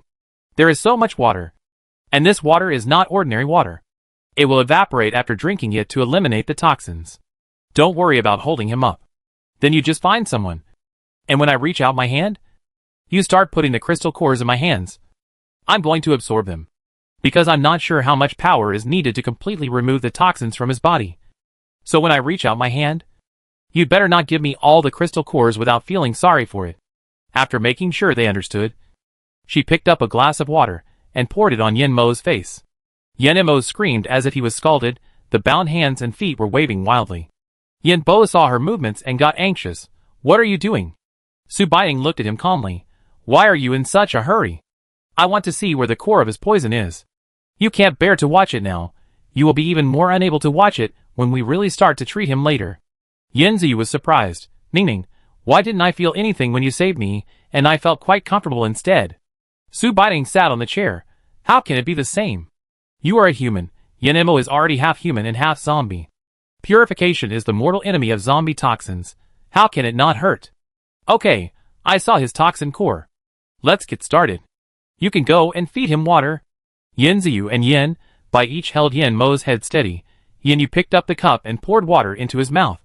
Seemingly realizing that this water was like a deadly poison to him, he desperately raised his head and shook it from side to side, unwilling to cooperate. Su Baiting, I said there is no need to feed it all in, he can drink as much as he can. Seeing that they had difficulty feeding Yin Mo water, she no longer expected someone to help her pass the crystal core. So she silently moved the crystal core to a position beside her where she could reach it with her hand, put the small flower bud into her mouth. She could feel refreshed and full of energy in an instant. Finally, she took a look at the three people who were struggling to feed water, and in order not to distract herself, she closed her eyes and slowly stretched out her hand. Chapter 42 Yin Mo recovers. The whole room fell silent, except for Yin Mo's screams that sounded like pain. Yin Ziyu held his head steady and whispered in his ear, Third brother, I am Yin Ziyu. I know you can hear me. I also know you are in pain now, but you have to work hard not to be controlled by the zombie virus. Okay? When you wake up occasionally, look at us. We are all here to save you. Yin Bo also followed and echoed, only Yin, you didn't say a word and just kept bringing water to him. Su Baiting saw that his toxins were mainly concentrated in his heart. She closed her eyes and placed her hand on his heart and began to emit supernatural powers. She concentrated her energy and probed the supernatural powers in bit by bit. About 2/3 of the whole heart had been occupied. When she probed the supernatural powers in, the toxins were still slowly spreading to the uncontaminated areas. Suddenly, they found that the supernatural powers that came in did not belong to them. These black toxins all wrapped around them, as if they had discovered an intruder. Su Baiting calmed down and probed her supernatural power a little bit. The supernatural power that was entangled in front of her broke into smoke and floated out. She probed a little bit more, and the supernatural power entangled in front of her broke into smoke and floated out. She repeated it over and over again. Time passed quickly, and the bucket of water was almost empty. Yin Yu and the others were so tired that their arms and legs were no longer their own. When the bucket was empty, Yin Ziyu and Yin Bai collapsed on the ground, looking at Su Baiting's still rosy face. Ningning is amazing. We just fed her some water, and she felt like she was going to heaven. She kept stretching her hands, and she didn't even complain of being tired. Yin Yu hit him on the back of his head. Shut up. Are you talking like a human being? Who is this for? Yin Ziyu, I'm sorry. Brother, I was wrong. Yin Bai looked at Su Baiting, who was motionless. Brother, is she frozen? Should we move her? The small flower bud turned into water in Su Baiting's mouth. The toxins on the edge of Yin Mo's heart had been cleared. Now we have to start cleaning the toxins deep inside the heart. Yin Yu and the others now clearly saw that the skin on Yin Mo's body had begun to slowly return to its normal color, and the time it took for his eyes to switch back and forth began to increase. Ah! Yin Mo made a painful sound. Yin Yu and the others walked up to him in surprise. Yin Mo. Are you awake now? Yin Mo's half-gray face showed a very painful expression. He closed his mouth and clenched his teeth. Seeing Su Baiting in front of him, looking at Yin Yu and the others in front of him, he endured the pain. Brother Yu, why are you here? Yin Ziyu, have you recovered? How do you feel now? Yin Mo, it hurts a lot. I feel like my heart is going to explode. Su Baiting, that's because the zombie toxins have invaded deep into your heart. I'm cleaning it now, so you feel so painful. Yin Ziyu, Ningning, can you talk now? Su Baiting, I'm just explaining to him. Don't bother me. Yin Ziyu and the others saw that Yin Mo had recovered to this point, and knew that Su Baiting's treatment had been effective. They quickly shut up when they heard Su Baiting's words. Yin Yu looked at Yin Mo. Ningning is working hard. You should work hard too. It won't be long before you recover. You know? We'll wait for you here, and then go back together. Yin Mo looked at Su Baiting with complicated eyes. Thank you. Su Baiting, no need. Now that you have regained consciousness, The pain you feel will be 5 times that of an ordinary person. You have to hold on. Su Baiting felt that her special power was almost used up. She reached out and picked up the crystal core next to her and began to absorb it. Yin-Mo looked curious. Yin Yu, I will explain these things to you when you get better. You just cooperate with the treatment. The crystal cores disappeared one by one in front of the 3 of them, and Su Baiting did not stop until the sun set. Yin-Yu couldn't bear to watch. Ning, do you want to take a break before continuing? Do you still feel your hands? Su Baiting, can't stop. The poison in his heart is too deep. I can pull it out soon. Pull out the poison deep in the heart, and the rest of the poison will disappear on its own if you drink some water. Yin-Yu, but you've been so long. Su Baiting was irritable. The crystal core was almost used up, and she was about to use her own supernatural power, but the poison still penetrated deep. Yin-Yu was still chattering beside her, making her ears buzz. Shut up, don't talk. Yin-Yu. As night fell, Yin Bo's team members came to call them to dinner, but they refused. Su Baiting hadn't moved yet, so how could they abandon her? Yin-Mo looked at the pale face in front of him with her eyes closed, and thought that this sister seemed different from before. In the past, Su Baiting would say delicately that she was injured even if her skin was a little red. It won't be like now. I have been sitting for so long without saying a word. He can feel that. His heart is slowly returning to normal, and his body's strength has slowly recovered. He even feels that he won't go crazy if he doesn't have to be tied up like this. As the cold wind blows in at night, Yin-Yu raised his hand to look at his watch. Although Yin-Mo's face is still not good, he has basically returned to normal. Su Baiting, on the other hand, maybe because of the long-term output of supernatural powers, her face has turned from ruddy to a little pale. Now even the color of her lips began to change. At this moment, Su Baiting's hands began to tremble. Yin-Yu looked at her like this, and wanted to go forward but didn't dare to. Su Baiting, Yin-Yu, squat down in front of me and hold my hand up, quickly. Yin-Yu and Yin Bo had already begun to feel drowsy after seeing Yin-Mo's face improve. When they heard Su Baiting shout, they woke up and ran over to squat in front of her and hold up her hand. Without having to exert any strength herself, Su Baiting used all her strength to send the last of her supernatural power into Yin-Mo's body. As the last of the poison was dispersed, Yin-Mo felt that he could finally control his body. Su Baiting opened her eyes and took one last look at Yin-Mo. And then she let herself go soft. Yin-Yu had been watching Su Baiting's every move, and as soon as Su Baiting fell, he took her into his arms. Yin-Yu looked at Su Baiting in Yin-Yu's arms. She has suffered too much. Brother, let's take her back. Yin-Yu picked her up and moved her to his arms, asking her to lean on him more comfortably. I just gained some weight, and it feels like I have used it up today. Yin-Mo looked at Yin-Yu and Yin Bo, who were following Yin-Yu and shouting, Hey Yin Bo. Did you forget something? Yin Bo only realized what Yin-Mo was calling and quickly turned around and put Yin-Mo down. Sorry. Brother, I forgot. Yin-Mo was now completely powerless and fell on Yin Bo like a soft bone. Yin Bo, you really changed sides too quickly. Yin Bo, brother, I saved you. I just heard from Ziyu that Ning Ning was injured before they came here, and she came to save you just 2 days after recovering. Yin-Mo, I know, I will thank her very much. Help me out quickly. Chapter 43 Hope Base. When Yin-Yu carried Su Baiting into the house, Chung Jun and the others were stunned. Especially Li Shulan, looking at the pale Su Baiting. She cried with heartache. What's going on? She just gained some weight. How come she is like this again? Yin Bo and Yin-Mo, who were walking behind, looked at each other awkwardly. They didn't dare to say that they were in this state just to save Yin-Mo, for fear of being beaten. The place that Wan Jiang brought them to according to Li Shu's instructions should be the same as the previous base, villas where ability can live. Although Wan Jiang said that the family members of the chief do not need to pay supplies, however, Qi Jin still paid the supplies instead of Yin-Yu. After entering the door, everyone cleaned the villa up and down together. Northern Lemon moved the bedding on the car into the villa, just paved the bed before they came back. Li Shulan packed the bedrooms they packed in Northern Jiangsu on the 2nd floor, seeing that they came back. She hurried up on the 2nd floor, and opened the room, and opened the quilt as Yin-Yu, and put Northern Jiangsu on the bed. Yin-Yu gently put Su Baiting on top, took off his shoes and covered her with the quilt, and called Li Shulan to go out. Aunt Li, the 2 downstairs are my brothers. Are there any empty rooms at home? Li Shulan glanced at Yin-Mo and Yin Bo sitting on the sofa. Yes. There is a room next to you, but they need to sleep in it. They may have to squeeze in with us tonight. Because there are not enough bedding in the car. Yin Yu waved his hand. It's okay. Let them squeeze in with us tonight. Let's prepare new dishes for Ningning tomorrow after she wakes up. You've worked hard these past 2 days, these 2 patients. Li Shulan. Okay, I understand. You didn't have dinner. Did you? I left a lot for you, and it's enough for the 2 of them.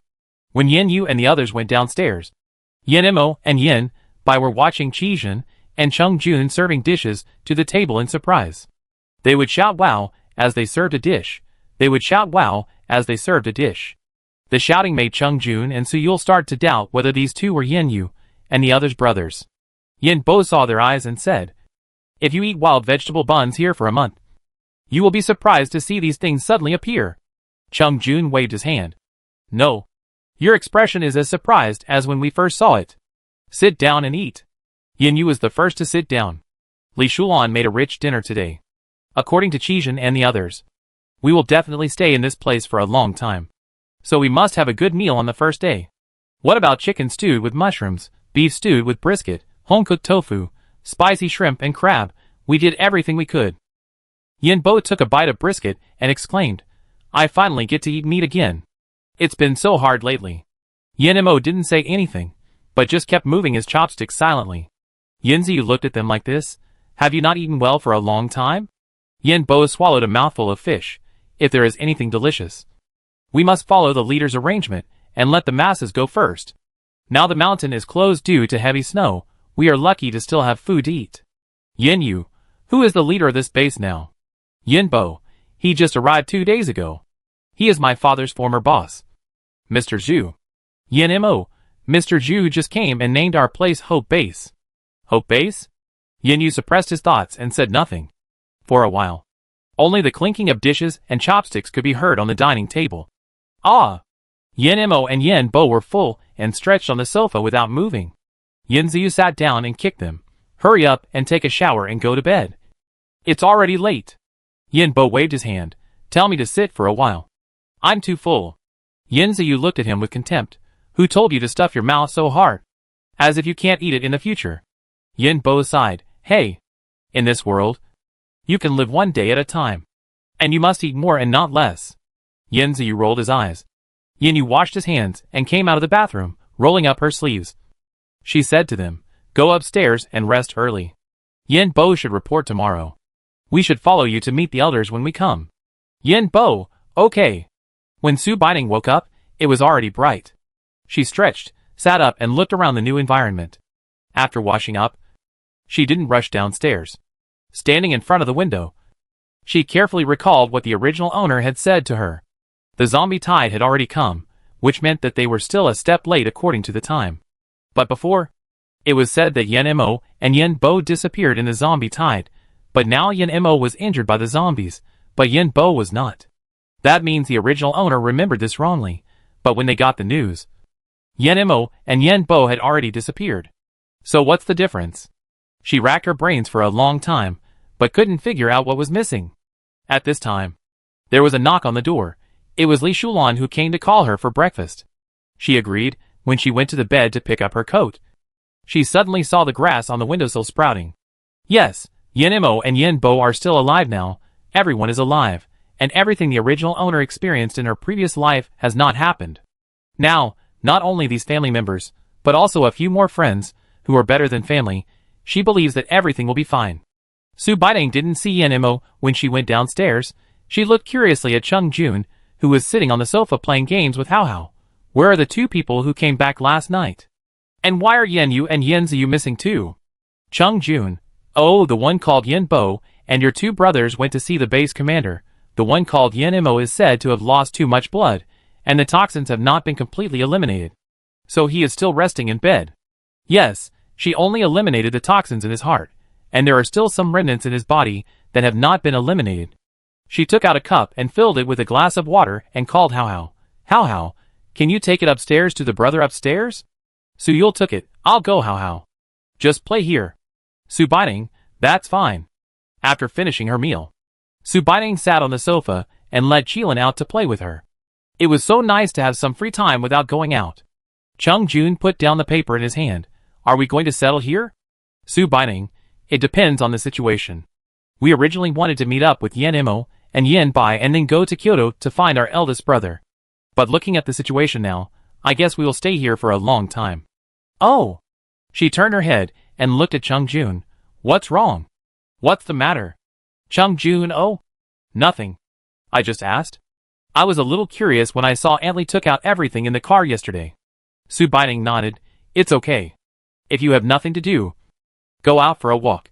We shouldn't be here for long. Chung Jun was puzzled. Why? Su Baining sighed. Before we came, several people's abilities were upgraded. I was afraid that Brother Yin Yu and his men would take on another mission after they left. Chung Jun smiled. It's so scary. Su Baining, just watch if you don't believe me. I'll tell you one thing. Yin Yu used to be a soldier. Chapter 44. I knew it would be like this. After sitting on the sofa for a while, Li Shulan came out of the kitchen. Ningning, are you feeling uncomfortable? Su Baining shook her head. Don't worry. Aunt Lee, I just used my superpowers and felt a little exhausted. I told you that I turned a disaster into a blessing and my superpowers were upgraded to the next level. When she woke up in the morning, she checked her breath and found that her superpowers had been upgraded again. She was really surprised that her superpowers had been upgraded just by sleeping. She didn't expect that, in fact. She absorbed the orchid bud. When her special power was exhausted, she absorbed the last bit of energy from the bud and rushed up. Li Shulan, hey, you are a girl. There are so many men at home. If you have something to do, just ask them to go. Su Baining lowered her head and acted obedient. Chung Jun laughed when he saw Su Baining's rare obedience. Su Baining rolled her eyes at him. Su Yul came down from upstairs and handed the empty water cup to Li Shulan. Is it not possible for the four of them to live in one room? Li Shulan slapped her forehead. I almost forgot. She explained to Su Baining. You came back late yesterday, and you fell asleep again. I basically moved all the things in the RV back. They squeezed into one room all night. Ningning, take out 2 beddings, and I will clean up their room. Su Baining, is there any empty room at home? Yes. Chung Jun pointed to the far right upstairs. There is an empty room over there. It would be nice for them to live together. Su Baining, okay. I got it. Squeak, the door opened. It was Yen Yu and the others who came back. Su Baining quickly offered her seat. Seeing that they were not wet, but they did not hold umbrellas. Has the snow stopped outside? Yen Ziyu sat over and lay on the sofa and sighed. It's still more comfortable at home. Su Baining pushed him with disdain. You were like this last time at that base. If you don't like to go, why don't you just not go with us? Yen Ziyu, hey, this Mr. Zhu is my father's former colleague. Can we not go and say hello? Besides, we also hope that Yen Imo and Yen Bo will live at home from today. Yen Bo stood up and froze in front of Su Baining for a long time. Su Baining didn't understand and was even a little frightened. Fourth brother, if you have something to say, you can just say it directly. You are frozen around like a little wife in this training suit. I am a little scared. Yen Bo, he straightened up immediately after hearing this. How can your brother, who is handsome and elegant, look like a little wife? I just want to say thank you to you. Thank you for saving Yen Imo yesterday. Su Baining, you're welcome, but I remember what you said to Brother Ziyu yesterday. That you would work like a cow and a horse for me. Yen Bo, hey, this kid didn't remember anything. But he remembered this sentence clearly. Su Baining looked up. That's right, I have a good memory. Yen Yu knew that Su Baining actually said this sentence deliberately to break up the awkward atmosphere. She asked Chung Jun, has Yen Imo come down? Chung Jun shook his head. No, Bei Ning just came downstairs to bring him a glass of water. It should be nothing serious. A voice came from upstairs, hoarsely. I'm coming down now. Is it possible for me to lie down all the time? Everyone leaned over to look over. Yen Imo slowly moved down the stairs step by step. Qilin saw 2 strangers and screamed. Yen Imo stared at Qilin spitting on the ground. Mutated white tiger? Yo! Yen Ziyu picked up Qilin and moved closer to him. You have good eyesight, you can see this. Yen Imo looked at him with disdain. I'm not blind, you move out of the way. I want to sit. He pushed Yen Ziyu away and sat next to Su Baining, and stretched out his hand to Su Baining. Su Baining was stunned for a moment, and stretched out her hand hesitantly. Yen Imo held it. Thanks, sister. The future and the past are all in the past. We must support each other in the future. Is Yen Mo's personality like this? Yen Bo couldn't help but sneered, brother. Where did you learn these sour words?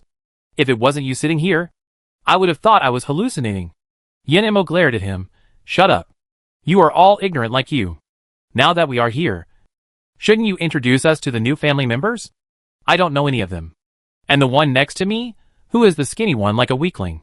Chung-jun, who are you calling a weakling? Su Baining made a face and asked Yen-yu quietly.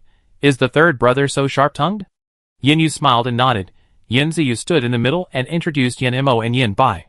By the way, I introduced Yen-mo and Yen-bo to them.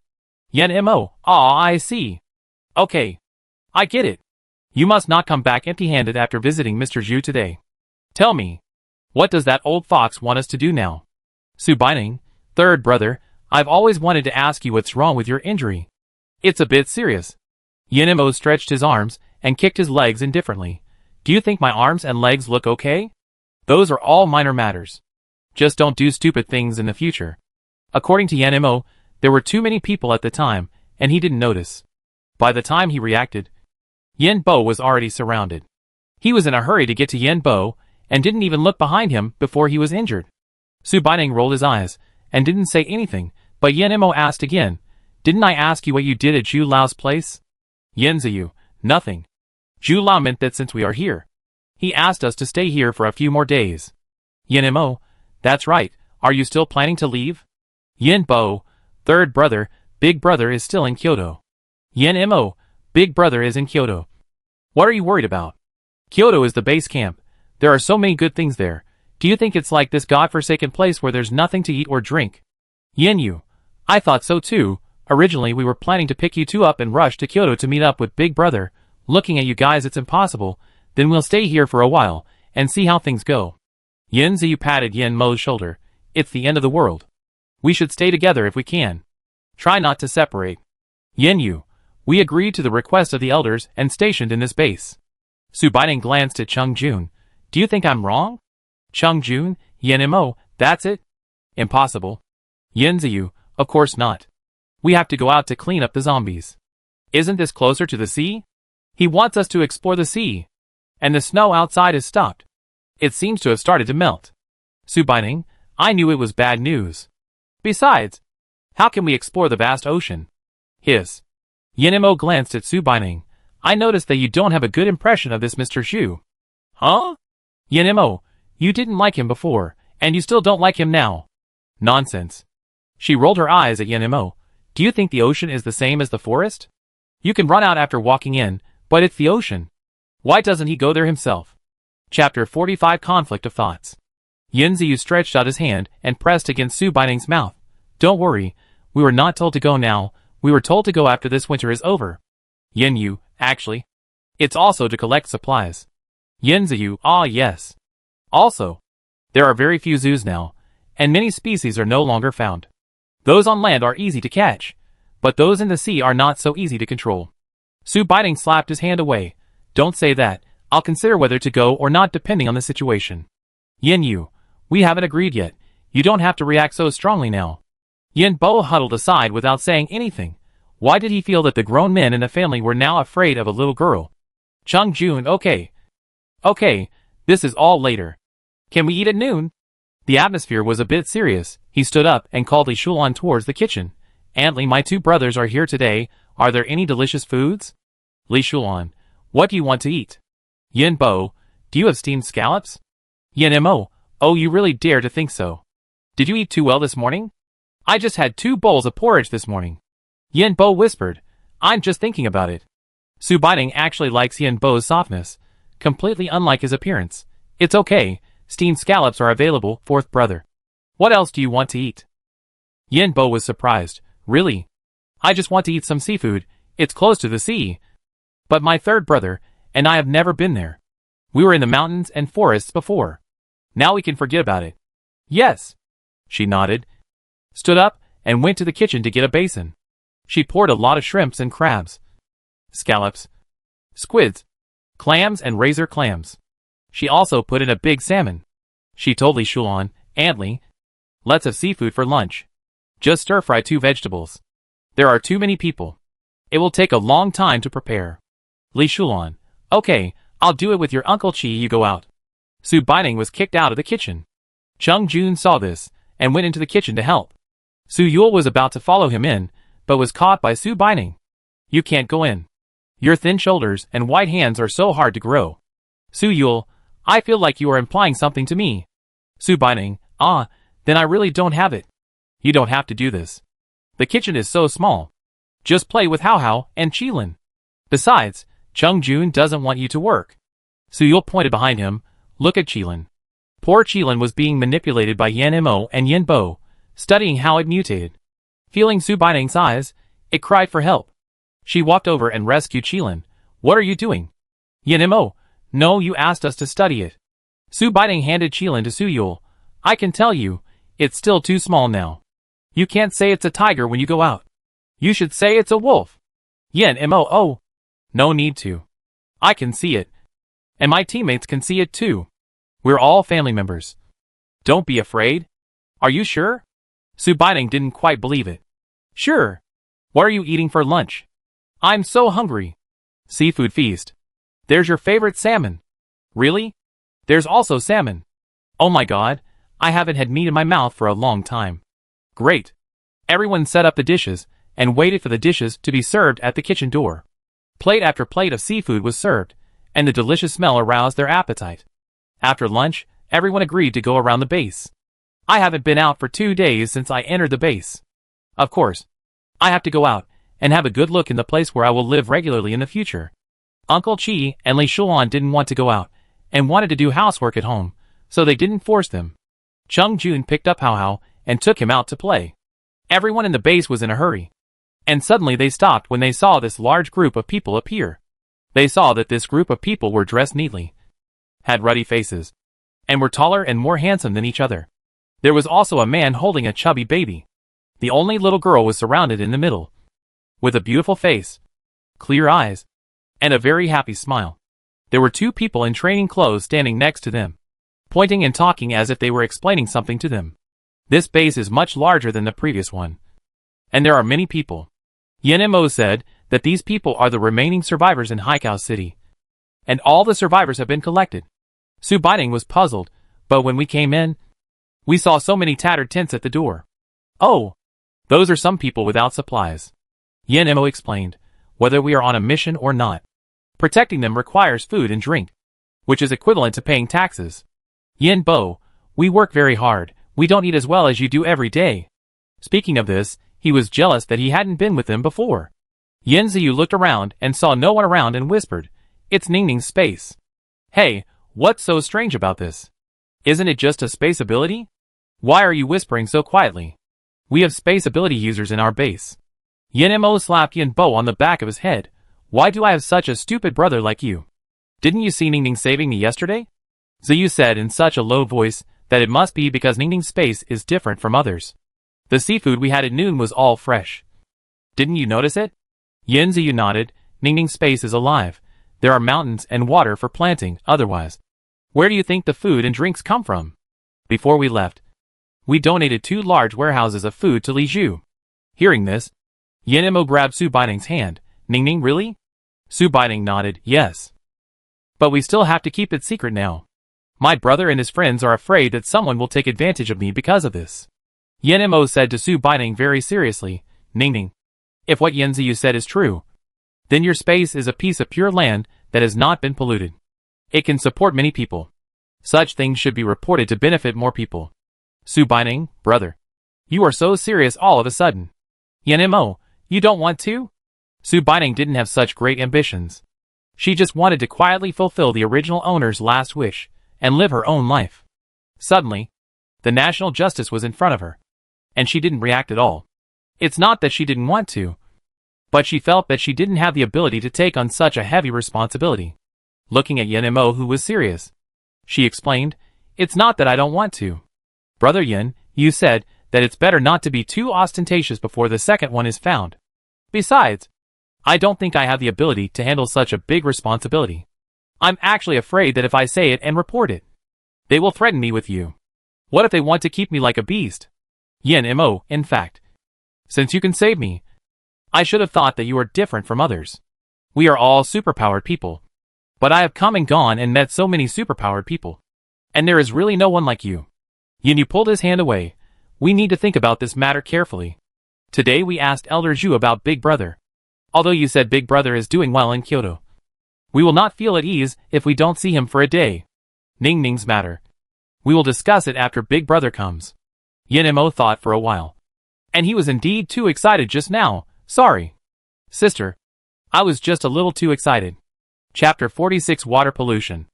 After discussing this matter, Yin Mo and Yin Bai continued to take them around the base, but Yin Mo always seemed to be thinking about something. Finally, Yin Yu asked Yin Bai to accompany Yin Mo back first. Yin Mo's mind was not here at all now. It would be better for them to go around by themselves. Looking at Yin Mo and Yin Bai going away, Su Bei Ning was actually not feeling well. Yin Zhu patted her. Ning Ning, third brother is not wrong. You are not wrong either. Su Bei Ning, I know we are not wrong. I just feel a little uncomfortable seeing the third brother like this. Yin Yu came over, he will think it through. And didn't we leave a promise? Let's talk about it when the eldest brother comes. Don't feel burdened. After such a commotion, I didn't feel like going on anymore, so I just went home. On the way back, Su Baining stepped into a mud puddle. Isn't the snow melting too fast? Yinziyu, when we came out just now, could we still step on the snow? Now it's dripping and melting so fast. Back home, Yinziyu took a pot of water from the kitchen and prepared to boil some water to drink. Su Yul stopped him. Yinziyu was confused. What are you doing? Su Yul, there's something in the water. Don't you want to see it? Huh? Yinziyu raised the pot, and there was indeed something floating in the water, like a thin black mist, and it disappeared before he could see it clearly. Chung Jun, what's going on? Su Baining stretched out his hand and tried it. It's poisonous. Yinziyu was so scared that he threw the kettle to the ground. The sound startled Li Shulan and Qizhen, who were preparing dinner in the kitchen, and Yin Mo and Yin Bo, who were in the room. Looking at the broken kettle on the ground, Yin Mo picked up a piece. What are you doing? Su Baining explained. The water in the kettle is poisonous. Yin Mo, impossible. How can it be poisonous? This is the water released from the reservoir after disinfection. How can it be poisonous? Yin Bai, did someone poison it? Yin Yu, impossible. Everyone in the base is drinking this water. Yin Mo, if all these are impossible, then the water quality is beginning to be polluted. Yin Bai grabbed him and walked out. What are you still standing there for? Go and report to Elder Zhu quickly. It will be too late if you wait any longer. Li Shulan took a broom and cleaned up the garbage on the ground. Su Baining went to the kitchen and filled several large buckets with water. Andly, from today on, we will use this water for all our water needs. I will ask them to connect a pipe to it later. Don't save it, especially for eating and drinking. Don't use tap water anymore. Li Shulan, okay, got it. Su Baining returned to the living room. Is there anyone who knows plumbers? Everyone looked at her. What do you want to do? Change the water pipe. You can connect it for eating and drinking. What if you want to take a shower? Chung Jun raised his hand. I can. I used to do these little things when I was at home. Chung Jun simply replaced 2 water pipes and showed them how to use them. If it was just a false alarm, they could just be replaced after they were dismantled. Yin Mo and Yin Bai did not come back all day. In the afternoon, Su Yul turned on the faucet and tried to collect water. The filaments that disappeared the first time became clearly visible this time. Su Baining had no choice but to follow Yin Yu out to buy a bigger bucket in the afternoon. There were too many people at home, and the buckets in the kitchen were not enough. Walking on the road, I could hear or see that it should be Yin Mo and his team members holding a loudspeaker to announce the water outage. Occasionally, there were medical staff carrying people away from them. Su Baining looked at the hospital gate in the distance, which was busy with people being carried in. Brother Yu, will using water become a luxury in the future? Yin Yu, maybe. I don't know what happened in Kyoto after such a thing happened. You can find out here first. What should I do with my brother? Su Baining lowered her head and thought for a while. Brother Yu, you go and discuss with the 3rd and 4th brothers, and tell Elder Zhu that you want the eldest brother to handle this matter. Yin Yu was surprised. You? Su Baining lowered her head. 3rd brother said that I have become different from before, but it's not true. I have never denied that I am as selfish as before. If possible, I would rather our whole family find a paradise and live in seclusion forever. But I can. 3rd and 4th brothers can't, although I haven't seen the eldest brother yet, but I think my eldest brother probably can't do it either. She looked up at Yin Yu. Brother Yu, you are the same. When 3rd brother said these words today, didn't you say that you left a loophole? Yin Yu explained. You know I didn't mean that. This is your own thing. Of course you have the final say. I was just afraid that Yen Mo would do something impulsive in public. It doesn't matter. Su Baining said. I can understand. Ningning, listen to me carefully. Yin Yu held Su Baining's shoulders and lowered his head to look her in the eyes. I'm telling you seriously. My original intention was to protect you. There is no doubt about that. You are right. I agreed when Yen Mo proposed it. But all this is based on your willingness to agree. If you don't agree, none of us has the right to say anything. Oh, I'm not in the mood. Let's go home. Su Baining was nervous when he looked at her, and quickly interrupted him. What is this? It's obviously a serious matter. The first thing Su Baining did when she got home was to go upstairs and lock herself in the room. She didn't even say hello to Yen Ziyu and the others sitting in the living room. Yen Ziyu looked at the closed door blankly, looking at Yen Yu's face as if asking her what's wrong. Yen Yu shook her head. When we went out, we saw a lot of people at the hospital entrance who were probably poisoned by drinking water. She remembered that what Yen Mo said might be a little unacceptable. Yen Ziyu, but we didn't force her to accept these things. They are her things, and she has the right to control them. If she doesn't want to, she doesn't want to. She is not a saint. Yen Yu covered her face with her hands. She said she could see that we all wanted her to tell the truth and report it. Yen Ziyu put down his legs and sat up straight. Looking at Yen Yu seriously, brother, you should all go and apologize to Ning Ning. You have never thought that we have been walking for so long and have more or less met so many people with supernatural powers, including ourselves. But we have never met another person like Ning Ning. All those attacked by zombies either awaken their special powers or become zombies. However, how many can survive and awaken their special powers? I don't deny that we can live well in this apocalypse by ourselves, but Ning Ning saved us and helped us a lot. She has never met anyone like her. Do you think she is not afraid? Ning Ning has no obligation to follow us all the time. Her last name is Su. Yes, Ning Ning was brought back by their stepmother. Su Baining was so annoying at first, but when did she become as strong as she is now? It seemed that when she woke up that morning and looked at him as if she were a stranger, he should have realized that she was no longer the same Su Baining. Okay, I know. I'm not used to you scolding me at first. Yen Yu interrupted him. Chapter 47 Water Source Situation. Yin Bo and Yen Mo came to report this matter to Zhu Lao.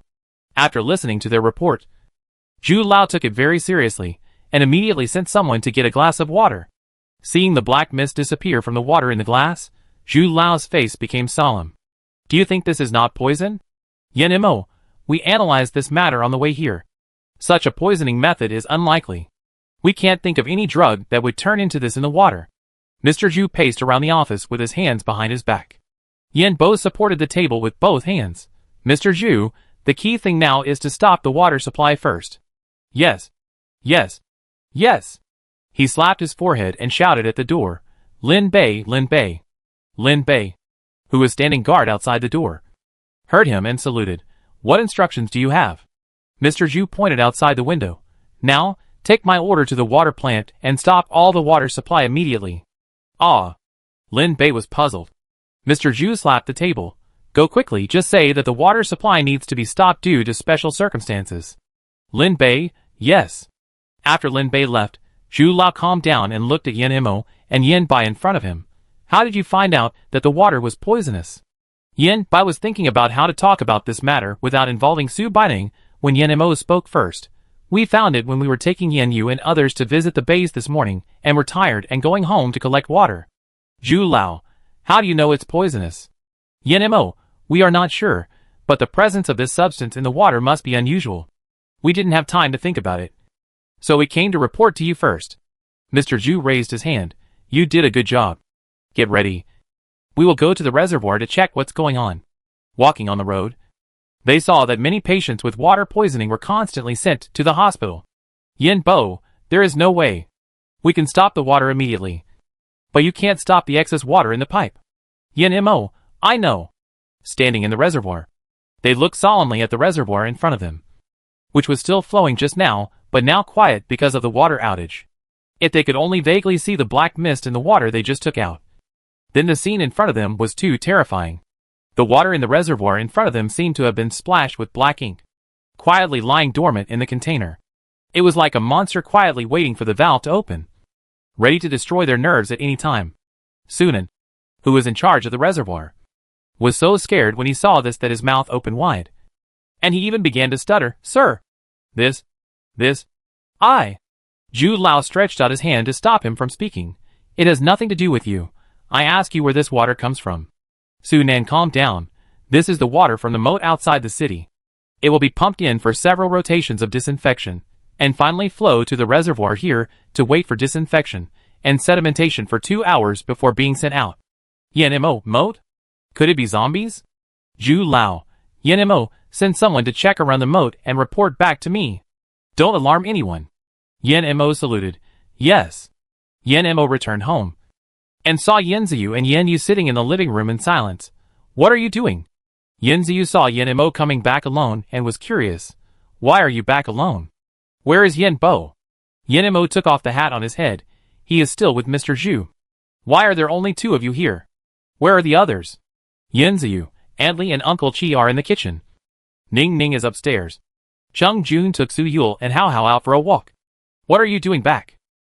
"Yanmo, we went to the reservoir to check. The water in the reservoir is indeed polluted. Mr. Zhu asked me to go to the moat to see what's going on. I plan to go after it gets dark." "Yanziyu, why?" "Yanmo, he told me not to alarm anyone." "Brother Yu, what are you doing with your head down?" Yanziyu pretended to wave his hand. He is reviewing what he said to Ning Ning just now. Yanmo probably knew what Yanziyu meant, thinking back. "She was a little girl who followed you over the mountains and over the ridges to outsiders. Having a treasure is a sin in itself, and she should not feel good about it. We pushed her too hard this morning. We should apologize to her." "Yanziyu, wow, your brain works much faster than his."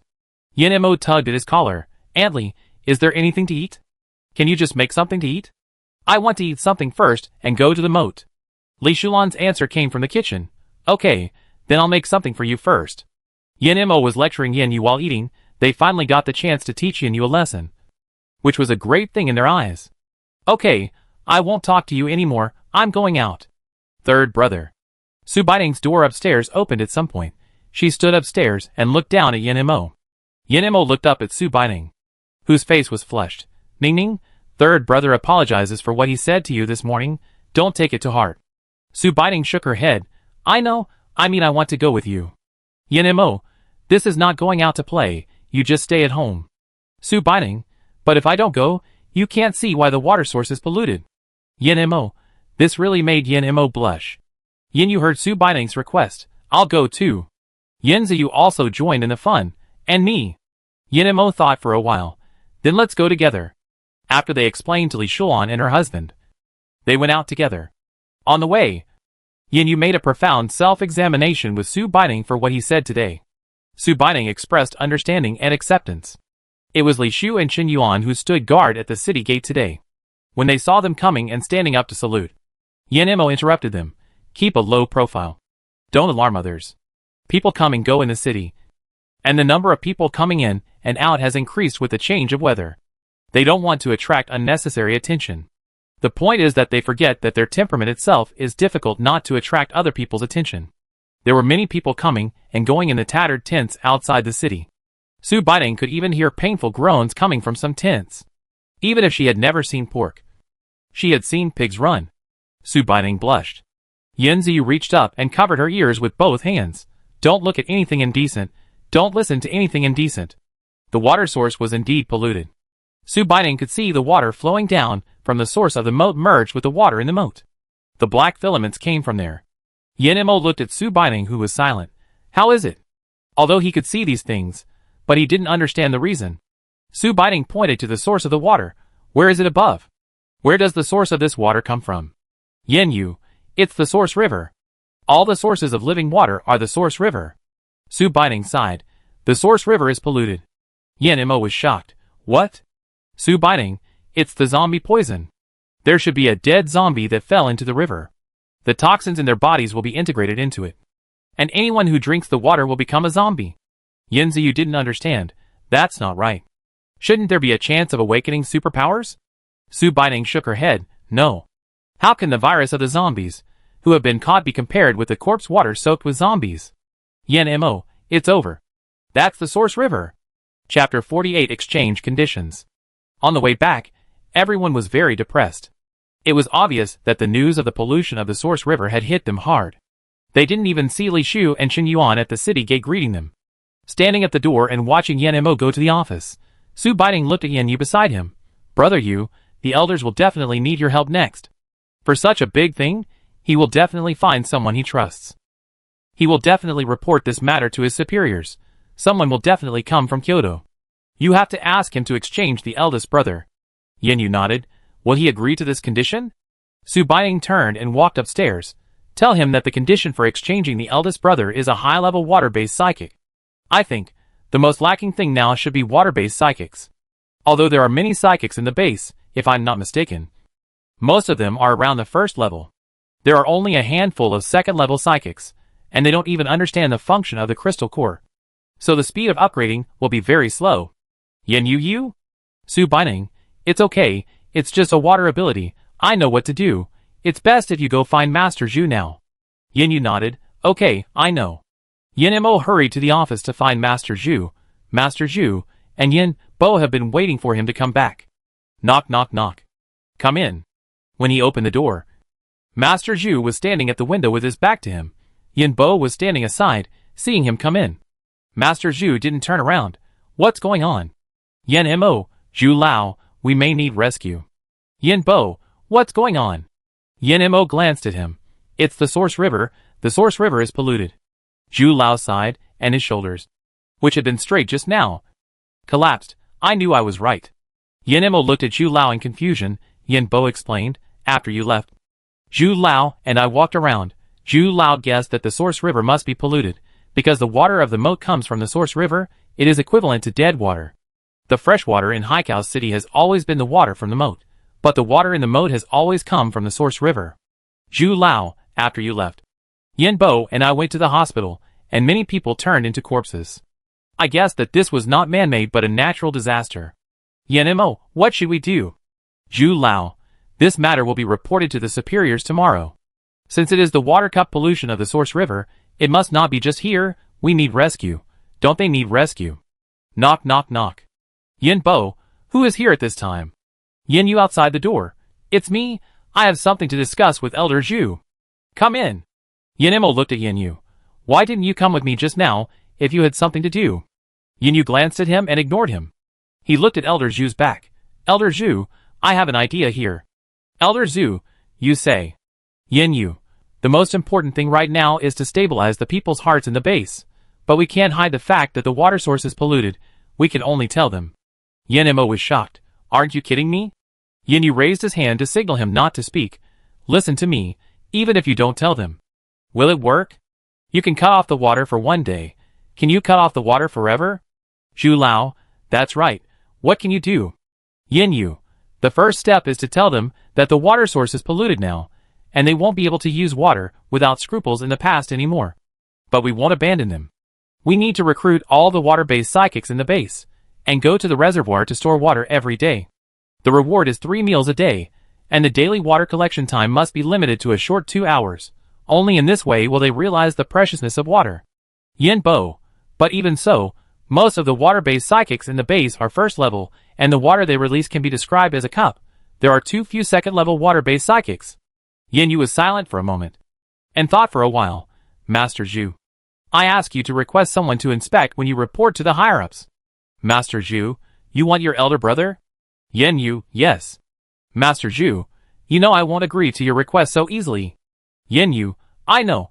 So our condition is a high-level water-based supernatural person, who can fill half a tank of water by herself. Master Zhu finally turned around after hearing this news. Are you kidding me? Yan Yu shook his head. Yan Mo and Yan Bai looked at Yan Yu as if he was a madman.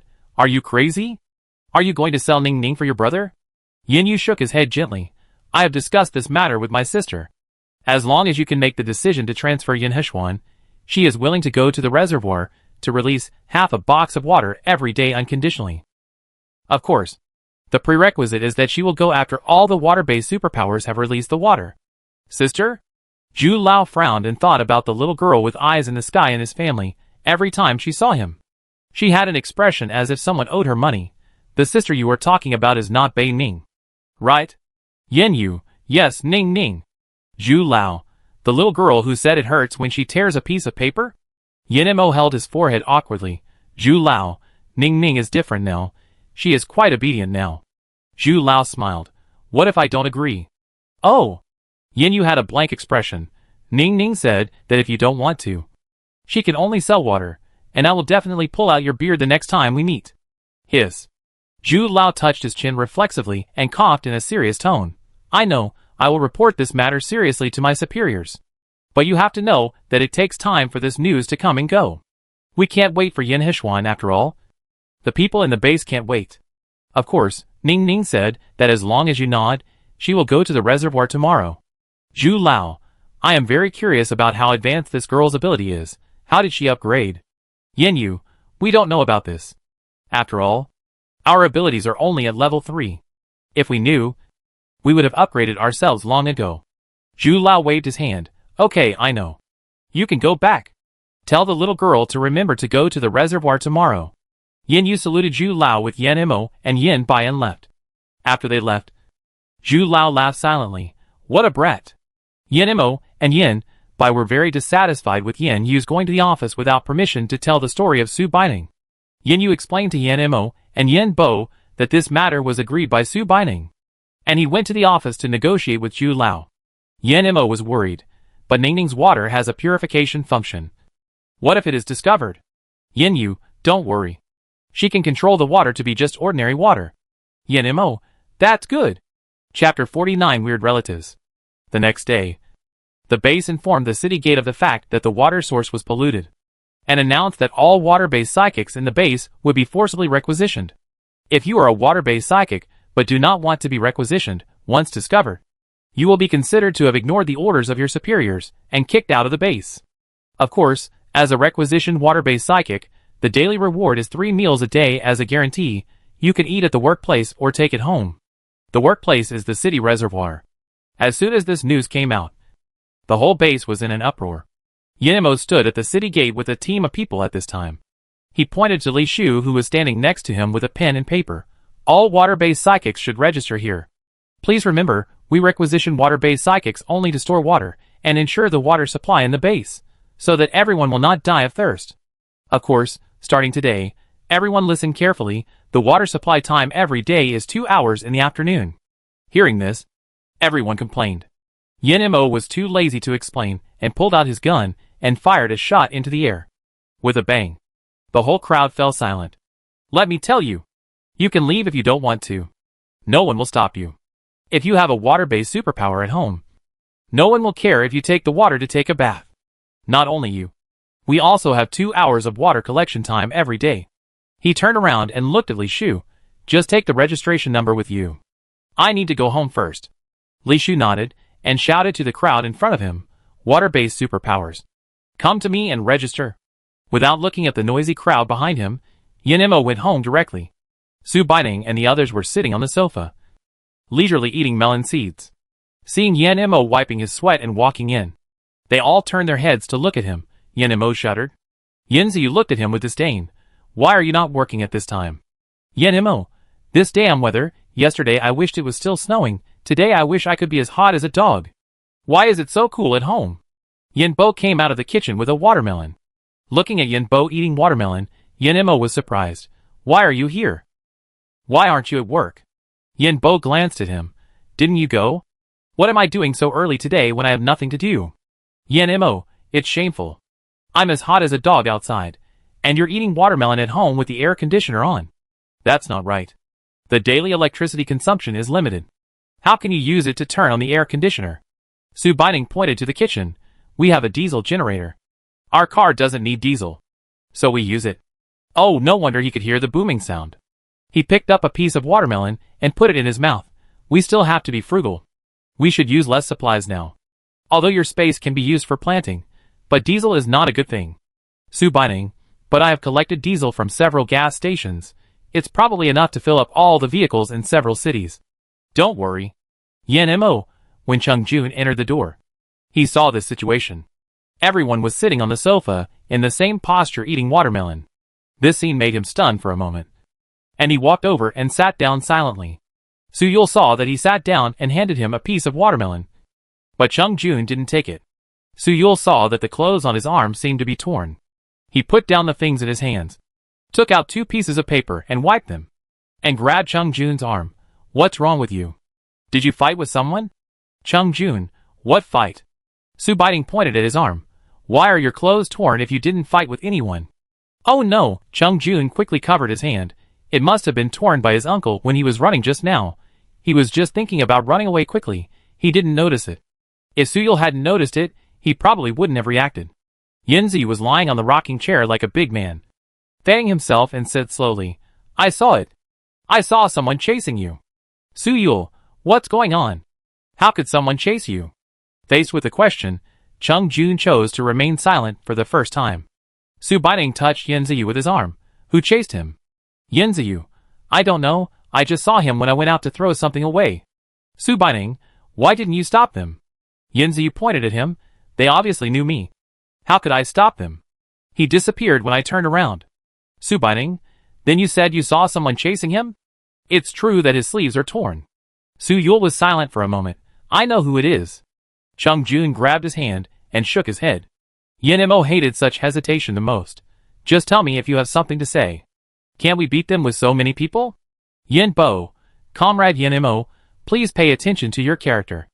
Ah yes, we can convince people with reason. Chung Jun shook his head. No, you have helped me enough, taken Yul and me. You can actually drive us away after entering the base, but you don't. We eat and drink for free here every day. What bullshit are you talking about? Yanzi interrupted him. Don't you help Antli every day?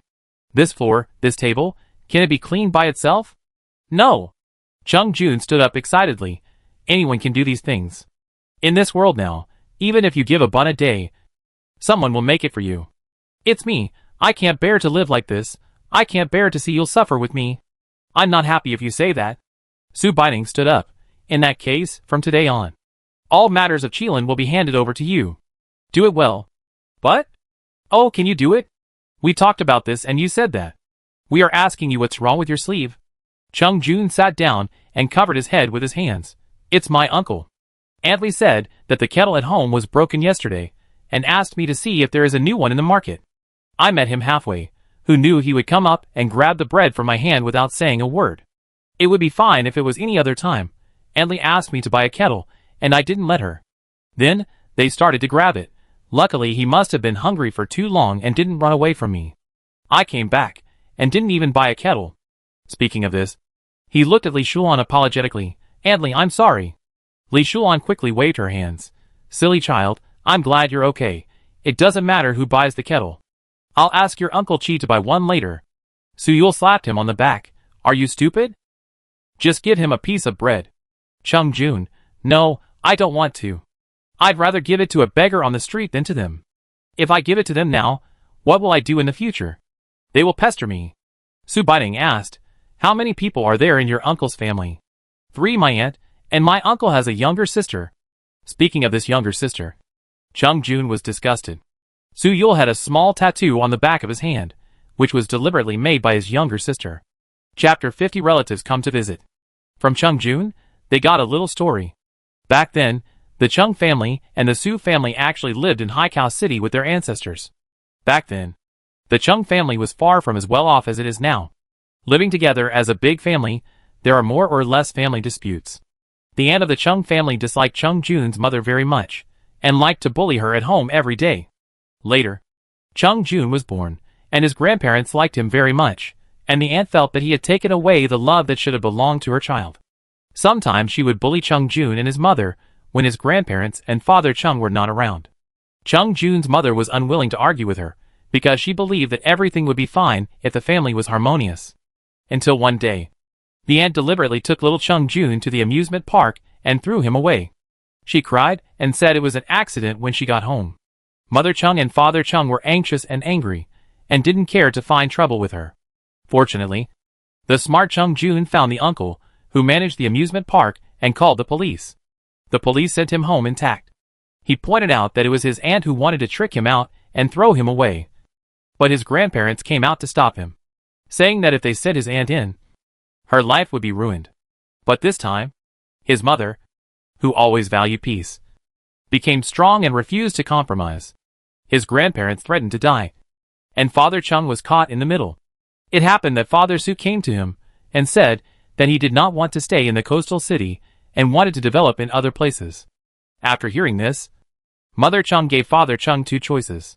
Either she and the child move away with the Su family, and the old man will come back after 100 years. Or she divorces Father Chung and takes the child away. Father Chung certainly didn't want to, and he agreed to Mother Chung, and took his wife and child to another place without saying goodbye to anyone at home. It was difficult for both families when they first went there, and there was no one to support them, leaving only two women with children. But for Mother Chung, it was all worth it. Without the disturbance of her aunt, Mother Chung complained, Father Chung and Father Su's business gradually improved. Later, the elderly in the family passed away. There was no one to worry about in the hometown. Father Chung and Mother Chung decided to settle there, until they encountered misfortune at the end of the world, until they returned to Haikou with Su Baining and others. After hearing this, everyone sighed and Su Baining asked softly, "Why didn't you say it earlier?" Chung Jun, what is there to say? I originally thought that people like them should have died in the mouths of zombies long ago. This world is so unfair. What are you talking about? Yanziyu patted his back. Aren't you living well now? You have food and drink, and a large group of friends like us. You see, your uncle even snatched a piece of bread from you. You can imagine how difficult his life is now. Su Baining, yes, although your and Yule's parents have suffered misfortune, they definitely hope that you will live well. You just have to live well for them, so that they will envy, hate you but can't do anything to you. Chung Jun looked at the group of people who were comforting him, wiped his tears. Thank you. Why are you crying? Man. Starting tomorrow, you and Yule will follow me to the camp for training. Ah. This news was a bit sudden. You are ordinary people, but at least you should be able to protect yourself. We can't stay in this base forever. Su Baining, I was caught off guard by this topic. Yin Imo looked at Su Baining with a smile. Ningning, you want to go too? Su Baining was shocked. Why, I'm very busy. I still have to go to the reservoir. You see how tired I am after releasing the water. I will faint. Besides, I can't lift anything with my shoulders or hands. I'm a very fragile brother. Su Yule and Chung Jun knew that they were saying this on purpose to dispel their aggrieved emotions, and nodded to Yin Mo. Let's go. Baining won't go. She still has superpowers after all. We two grown men should learn a little. Maybe I can protect them in the future. Ningning, look at you. You are not sociable at all. Su Baining ran to Li Shulan. Aunt Li, I want to eat the honey roast chicken you made today. She pointed at the group of people in front of her. They are all bad people. Don't give them food. Li Shulan smiled. Okay. Okay, make roast chicken for us Ningning to eat. Hao Hao stretched out his hands and hugged Su Baining's legs. Sister, I am not a bad person. Can I eat it? Su Baining picked up Hao Hao and pinched his little face. Our Hao Hao is about to grow into a ball and still eats. Hao Hao nodded. The roast chicken made by Mom is delicious. Su Baining, then Hao Hao can eat it. Of course. But they can't. Happy times are always short. There are always some people who like to make trouble regardless of the occasion. Just when their lunch was ready and everyone was ready to eat, someone knocked on the door. Knock, knock, knock. Everyone looked at each other. Who would knock on the door at this time? Yanziyu sat near the door. He walked over and opened the door. The door had just opened. Before he could react, he heard a piercing scream. Mom. Dad. My cousin is here. They are preparing to have lunch. Chung Juju is Chung Jun's cousin. She rushed in and almost drooled when she saw the dishes on the table in front of her. Seeing the handsome and elegant men sitting there, she swallowed hard, lowered her head, and walked back to her parents. Aunt Chung and Uncle Chung couldn't help but want to sit down and eat when they saw the table full of chicken, duck, fish and meat. But they kept waiting for Chung Jun to invite them. Yanziyu looked at them strangely, sat down and picked up the bowl and chopsticks. Everyone eat. As soon as he finished speaking, he heard someone behind him agree. A hand stretched out from Yanziyu's side, and he hit it with his chopsticks. Ouch! It was Aunt Chung who heard his words, and thought he was calling them to eat together. So she was about to reach out for the bowl and chopsticks on the table. Seeing her mother being beaten, Chung Jiaojia was unhappy. Why are you hitting my mother? Yanziyu glanced at them and said, Where did this beggar come from? He came in without saying hello. Stay away from me. It stinks. Chung Jiaoji blushed and hid behind her mother. After the end of the world, all the food in the house was eaten up.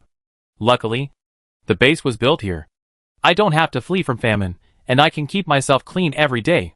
But the water supply suddenly stopped yesterday, and it hasn't come until this time today. The notice posted at the city gate said that the water will only come this afternoon. The weather is getting hot. She sweated a lot on the way here. When she entered the door, she felt the cool wind blowing, and a smell of sweat floated out. Looking at the men in front of her, she licked the corner of her mouth. Even if she hooked up with one of them, she could enjoy a peaceful life in the future. If she was not mistaken, the man sitting in the middle wearing a military training uniform was the leader of this base. If she could hook up with him. Yinemo looked at this woman with eyes that seemed to want to eat him, and quickly glared back with a stern face. What are you looking at? No matter how you look at me, I am still a man you can't get. Chapter 51 Irony. Looking at the three people standing aside without saying anything, Suyul said, if you have something to say, please say it quickly. If you don't, just leave quickly. Don't you see that we are going to have lunch? Oh! Aunt Chung looked at Suyul and said with a smile, this is Yul, you have grown up so much, you are so handsome now. Su Baiting put down his chopsticks. You are here to gossip? Don't you know that standing here really disturbs our appetite? No. No. Aunt Chung waved her hands. We are here to find Xiao Jun. Oh! She pointed at Chung Jun, over there. Tell me if you have anything to say. Xiao Jun. Aunt Chung smiled and rubbed her hands. Come out with us for a while. We have something to tell you. No. Su Baiting pulled off a chicken leg and handed it to Hao Hao. He can only go out if I let him go out. And he can't go out if I don't let him go out. Oh! Not just him, she pointed around with chopsticks. I am the only one who has the final say over all the people here. Ha, the little girl won't be our Chung Jun's wife. Chung Jun rolled his eyes. What are you thinking about? Dreaming? I know what you want to do, no. Aunt Chung, you kid, we haven't even told you what we're here for. And you're saying no. Chung Jun picked up the chopsticks. Aunt, I call you Aunt to save your face. I know what you want to do. I said no means no. Uncle Chung was anxious. What do you mean no? We are your elders after all. You haven't made any progress in all these years. We are your elders. Jiaojiao is your sister. We have been standing here for so long, and you didn't even ask us to sit down and eat together. Is that what your parents taught you? Chung Jun was willing to save some face for them when he didn't mention his parents. When he mentioned his parents, Chung Jun's eyes turned red. He stood up and threw the chopsticks in his hand at his face. He gritted his teeth and said viciously, Shut your mouths, if I hear you mention my parents again. Don't blame me for being rude. Suyul said with a straight face. What qualifications do you have to come here to find us? Have you forgotten how you almost lost Chung Jun? The chopsticks were thrown at her face, which hurt. Being treated like this by a nephew. And Chung felt that her status as an elder was challenged. She stiffened her neck and shouted, I am your aunt. Even if I did something terrible, I am still your aunt. Since your parents are not around, I have the responsibility and obligation to educate you. You have the responsibility to respect me. Ha! Su Baiting couldn't stand it anymore. She had seen shameless people, but she had never seen such a shameless person. She put down her chopsticks and supported the table with her hands. According to what you said, did you abandon him for his own good? Aunt Chung, otherwise, why would his parents think of moving away? How could they raise you so well? It's okay if you don't know how to be grateful. You don't even know to go home and take care of us now. Be careful or someone will stab you in the back. Yanzi whispered, I have seen shameless people, but I have never seen such a shameless person. Chung Jiaoji was already dizzy with hunger, and now her mother was making trouble with Chung Jun. She deliberately took her time to approach the dining table. She hadn't had a good meal for a long time, and her eyes were green as she looked at the food on the table. If you dare to get closer to me, I will chop off your legs. A shiny knife was placed on her toes. She screamed in fear and quickly retreated behind Aunt Chung. She pouted and grabbed Aunt Cheng's clothes. Mom, I'm hungry. Mother Chung pushed Chung Jiaoji to Suyul. Go, sit next to your brother and eat. I don't believe he dares to chase you away today. Try it? Chung Jun sneered. You can come and try. See if I can break your legs today. Aunt Chung screamed. Chung Jun. This is your biological sister? Chung Jun scratched his ears. My mother only gave birth to me. How can I have a sister? I say it again. You will get nothing here. Get out of here. Don't think I'm still the stupid boy you fooled me with. Okay. I feel sick seeing your family. Can we eat if you stand here? I won't guard your body if you die one day, don't worry. Chung Jiaojiao. Brother, how can you say such heartless words? It's the end of the world now. Looking at you like this? Your uncle and the others must have met with misfortune. Do you still want to drive away our only relative? Su Baining ate one shrimp at a time. The food was almost cold. She was already very annoyed looking at the family of three. Looking at the Qilin who had finished eating next to her after this period of feeding. It has grown to the height of the knee. Now she was sitting on the ground looking at the chicken leg in Hao Hao's hand. She glanced at the family of three still standing there and said loudly, Qilin, I have a task for you. Bite those people out for me. It doesn't matter if you get hurt. It's the end of the world anyway. If you get them out, I'll give you a chicken as a reward. When Qilin heard this, he excitedly whimpered on the ground, turned around and bared his teeth at Aunt Cheng's family, crouched on the ground, scratched the floor with his front paws, and pounced on them. Aunt Cheng, who was about to continue to teach Cheng Jun a lesson verbally, felt a sharp pain in her leg, looking down. Ah! Fell to the ground. Su Baining scratched her ears. My eardrums are about to be broken. Touching her bleeding legs, Aunt Cheng kept crying ouch ouch. Qilin had always eaten cooked food, and occasionally fed it some raw meat to keep it wild. Now it was even more excited to smell the blood. Looking at the unicorn in front of her with its teeth bared and about to pounce, Cheng Jiajiao quickly helped Aunt Cheng stand up and backed away. Uncle Cheng was so angry that he was shaking all over and pointed at Cheng Jun. You are such an uneducated person. Su Baining sighed. I say, get out of here. Okay. Don't be so shameless. You won't get anything good from us. You have to have manners before you can say whether others have manners or not. Cheng Jun is already 21 years old and an adult. Why does he have the obligation to support you three pieces of trash? Can't your trembling daughter standing next to you support you? Did you give Cheng Jun a sip of water or a grain of rice and ask him to support you? What brand of cereals are you so shameless about? You still don't have parents anymore. Where's your face? Go home and look in the mirror to see if you are worthy. Okay. Aren't you going to recognize this nephew, because you see Cheng Jun has food and drink now, and wants to crawl on him like a vampire? We don't want to get involved in your family affairs, but this is my home. If you dare to complain again, I will not be polite. It's the end of the world now. If you go out and die outside one day, you won't be able to find a reason. Or I'll give you a choice now. Didn't you say he was your nephew? He's not in good health, and his food and drink are very delicate every day. Our Antly has to spend a whole morning preparing food and drink for him every day, and you can't get angry, or you'll faint. You're wasting so much of my food. You're so kind. So just take him home and take good care of him. We don't have any obligation to keep him around anyway. You? That won't work. After hearing what Su Baining said, Aunt Cheng quickly retorted. As soon as the words came out, Aunt Cheng blushed.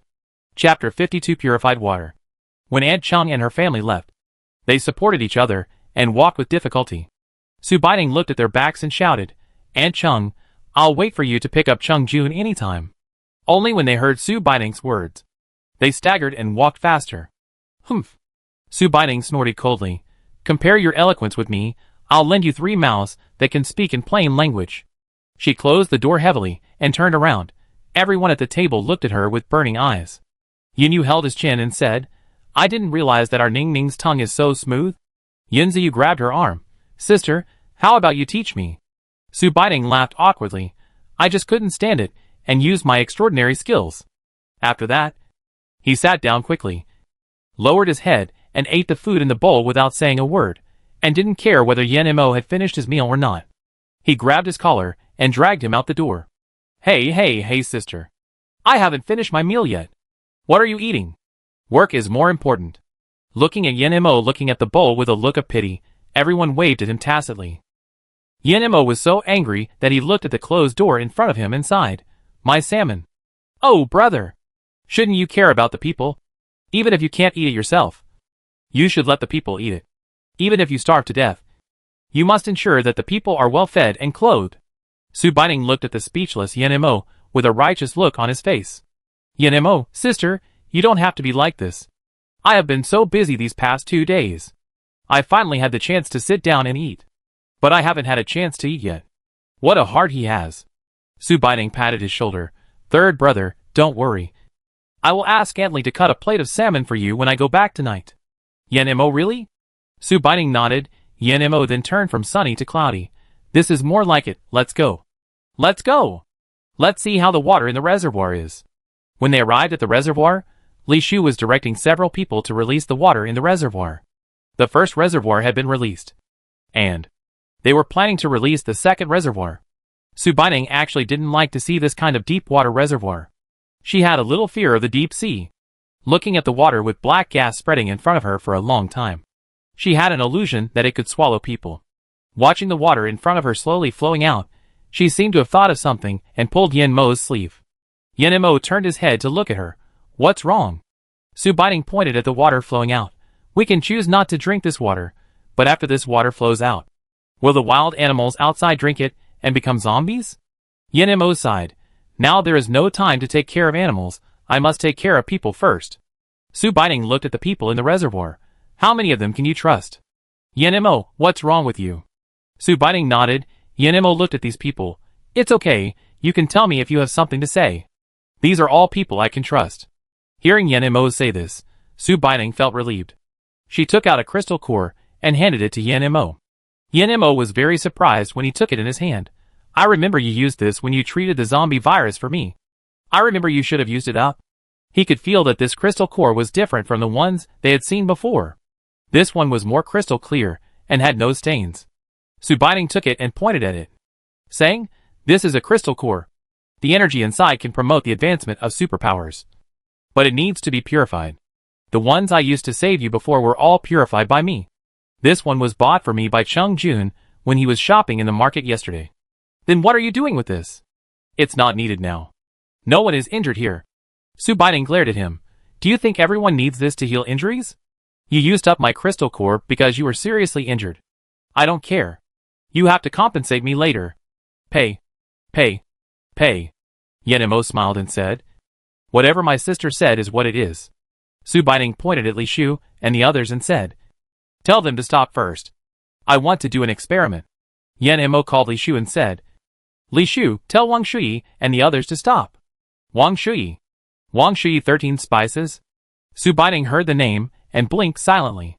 Li Shu and the others stopped what they were doing obediently and closed the valve. Su Baining walked over and handed the crystal core to Li Shu. "Throw this in." Li Shu looked at the crystal core in his hand and hesitated. "Ms. Bei Ning, it's not that I don't agree. Although this has energy, it is out of control." Su Bei Ning knew their concerns and waved her hand. "Don't worry. It's okay. I asked you to release it because I was afraid of the deep water. Otherwise, I would have released it myself." Li Shu was still a little afraid. He looked at Yen Mo, and then looked at Chen Yuan and Wang Shui behind him. When they saw Li Shu looking at him, Wang Shui and Chen Yuan subconsciously took 2 steps back. Li Shu, a true brother. He gritted his teeth and threw the crystal core in. Then stepped back 2 steps and stood with Chen Yuan and the others. Then, they saw the dark water in the reservoir gradually become clearer and more transparent. Li Shu and the others were ordinary people who could not see the mystery. Su Baining and Yen Mo were all superpowered. In their eyes, the crystal core emitted a faint light the moment it entered the water, and the black silk threads in the water near the crystal core were swallowed up by the light little by little. Yen Mo and the others were amazed as they watched the water in the reservoir slowly return to its normal color. Only Su Baining looked at the crystal core that fell to the bottom of the water thoughtfully without saying anything. Yen Mo touched her. "Ning Ning, how did you come up with this idea?" "Su Baining, I just want to try it. After all, I think recruiting water-based superpowers cannot completely solve the problem of water pollution." She looked at the water in the reservoir and said to Yen Mo, "Tell them to release some water from the moat and try." "Ah." Yen Mo looked at the water that had finally turned back. "Not good." Su Baining looked at him strangely. "What are you afraid of?" "At worst I can fix it up later." "Oh yes. Yes. I forgot." Yen Mo ordered Li Shu to open the water inlet valve. Li Shu and the others were also amazed that the water had returned to its original state. They even wanted to try whether the water was drinkable. Everyone was not very willing to hear Yen Mo's order.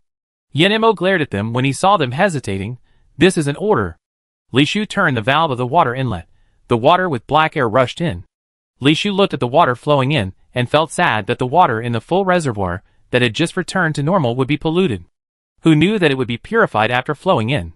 The black mist dissipated when it touched the water surface, until the full reservoir was filled with water and could not be filled. There was no pollution. Li Shu quickly closed the valve. Su Baining took out a cup and handed it to Yen Mo, indicating that he should go and get a glass of water. Yenemo took the cup and scooped out a glass of water and handed it to Su Baining. Su Baining deliberately smiled mischievously and said, "Drink a sip." Yenemo was stunned for a moment and took it and swallowed it in one breath. He smacked his lips as if he was savoring the taste. This scared Su Baining, "Third brother. Don't you doubt why I asked you to drink?" Yenemo, "No doubt, you definitely won't hurt me." Chapter 53 Chung Jun's Acquaintance. Yenemo did not feel any discomfort after drinking this glass of water. Instead, he felt that this water seemed to be more delicious than the previous water, and it seemed to have a slightly sweet taste. Su Baining guessed correctly. Since it was a zombie virus, then the zombie crystal core could be used to purify it. In this way, it would save time and ensure that everyone's water use would not be affected. It would be difficult to deal with the purification of this crystal core if it was discovered by others. Li Shu walked up and took the cup from Yen Mo's hand and drank a cup. He looked at Qin Yuan and the others. "It tastes good. I feel like my body has more strength after drinking it." "Really?" "Really." Li Shu nodded. Yenemo looked at Su Baining's dazed look and knew that she was thinking about something. He walked over and looked at Li Shu and the others. "Don't tell anyone about this. Understand? When the water-based superpower comes to release the water later, just put it in another warehouse." Li Shu and the others nodded. "We know." "Captain!" Li Shu glanced at Su Baining, who was still in a daze, and whispered to Yenemo, "Captain, your sister is really amazing. Not only did she save you but also found out that the water was different." Yenemo said proudly, "That's right, you don't even look at whose sister she is." Qin Yuan, "But Captain, you know this matter can't be concealed for too long. And how did this crystal core return to normal? If Elder Zhu finds out, how should we respond?" Yenemo was also worried about this. He sighed, "Let's talk about it later." Qin Yuan's words were like a warning to Yenemo. Although Su Baining was also a superpower, he was obviously different from others. Su Baining came back to his senses after thinking about it. Hearing their worried tone, he felt warm in his heart. "It doesn't matter. Just tell the truth when the time comes. If I do these things for everyone, will the elders still destroy me?" "That's right, as long as they don't do bad things. I believe that the Zhu elders won't do anything to my little sister." Yenemo gestured, "You guys stay here. I'll take her back. You know what to do when the superpowers come." Li Shu got it. On the way back, Yenemo looked at Su Baining, who was in a daze from time to time, and was a little worried. "Ningning, you have been in a daze since just now. What are you thinking about?" "Su Baining, it's not a daze. I'm just thinking about something." "Third brother, we have nothing to do if we go back now. Let's go out of the city and have a look." "Yenemo, you want to go out of the city?" Su Baining shook his head. "No, third brother. You should know that the crystal core in my hand is the last one. Now, I can't and dare not say the function of the crystal core. Putting it in the water is also consuming the energy of the crystal core. It will be consumed sooner or later." "Yenemo, then why don't we go to the market and have a look?" Su Baining sighed. "I want to go outside to see the pollution of the moat." Yenemo accompanied Su Baining around the moat for a long time. Su Baining was speechless as he looked at the dark moat. "I didn't expect the moat to become like this. It looked like it was splashed with ink. When I came here before, all I could see was polluted water. I didn't expect that now. As the river water is becoming more and more polluted, there is a faint stench in the river water." Su Baining pointed to the end of the moat. "Third brother, look, the smell of water coming in from the source river is getting stronger." Yenemo covered his nose. "This water is really unacceptable. Why is it getting more and more smelly now?" "Su Baining, this is polluted by zombies. Do you think it was sprayed with drugs?" She took a last look at the moat. "Let's go." "Third brother, I guess Big Brother will be here in the next 2 days. When Big Brother comes, let's go to the beach." "Yenemo, what are you going to do at the beach?" "You want to go fishing." This guy has a really big brain. Su Baining really wants to knock open his head to see what's inside. She sighed helplessly. "The moat has become like this. I wonder what the situation is like at the seaside and in the sea. The things in the sea are scary before they turn into zombies, and it will be even scarier if they turn into zombies. Besides, didn't Brother Yin you agree to go?" Yenemo finally realized what she said. "Yes. Yes, I know. Wait for Brother." When they reached the city gate, they saw Chung Jun standing there talking to someone they had never seen before. The man looked a bit rough.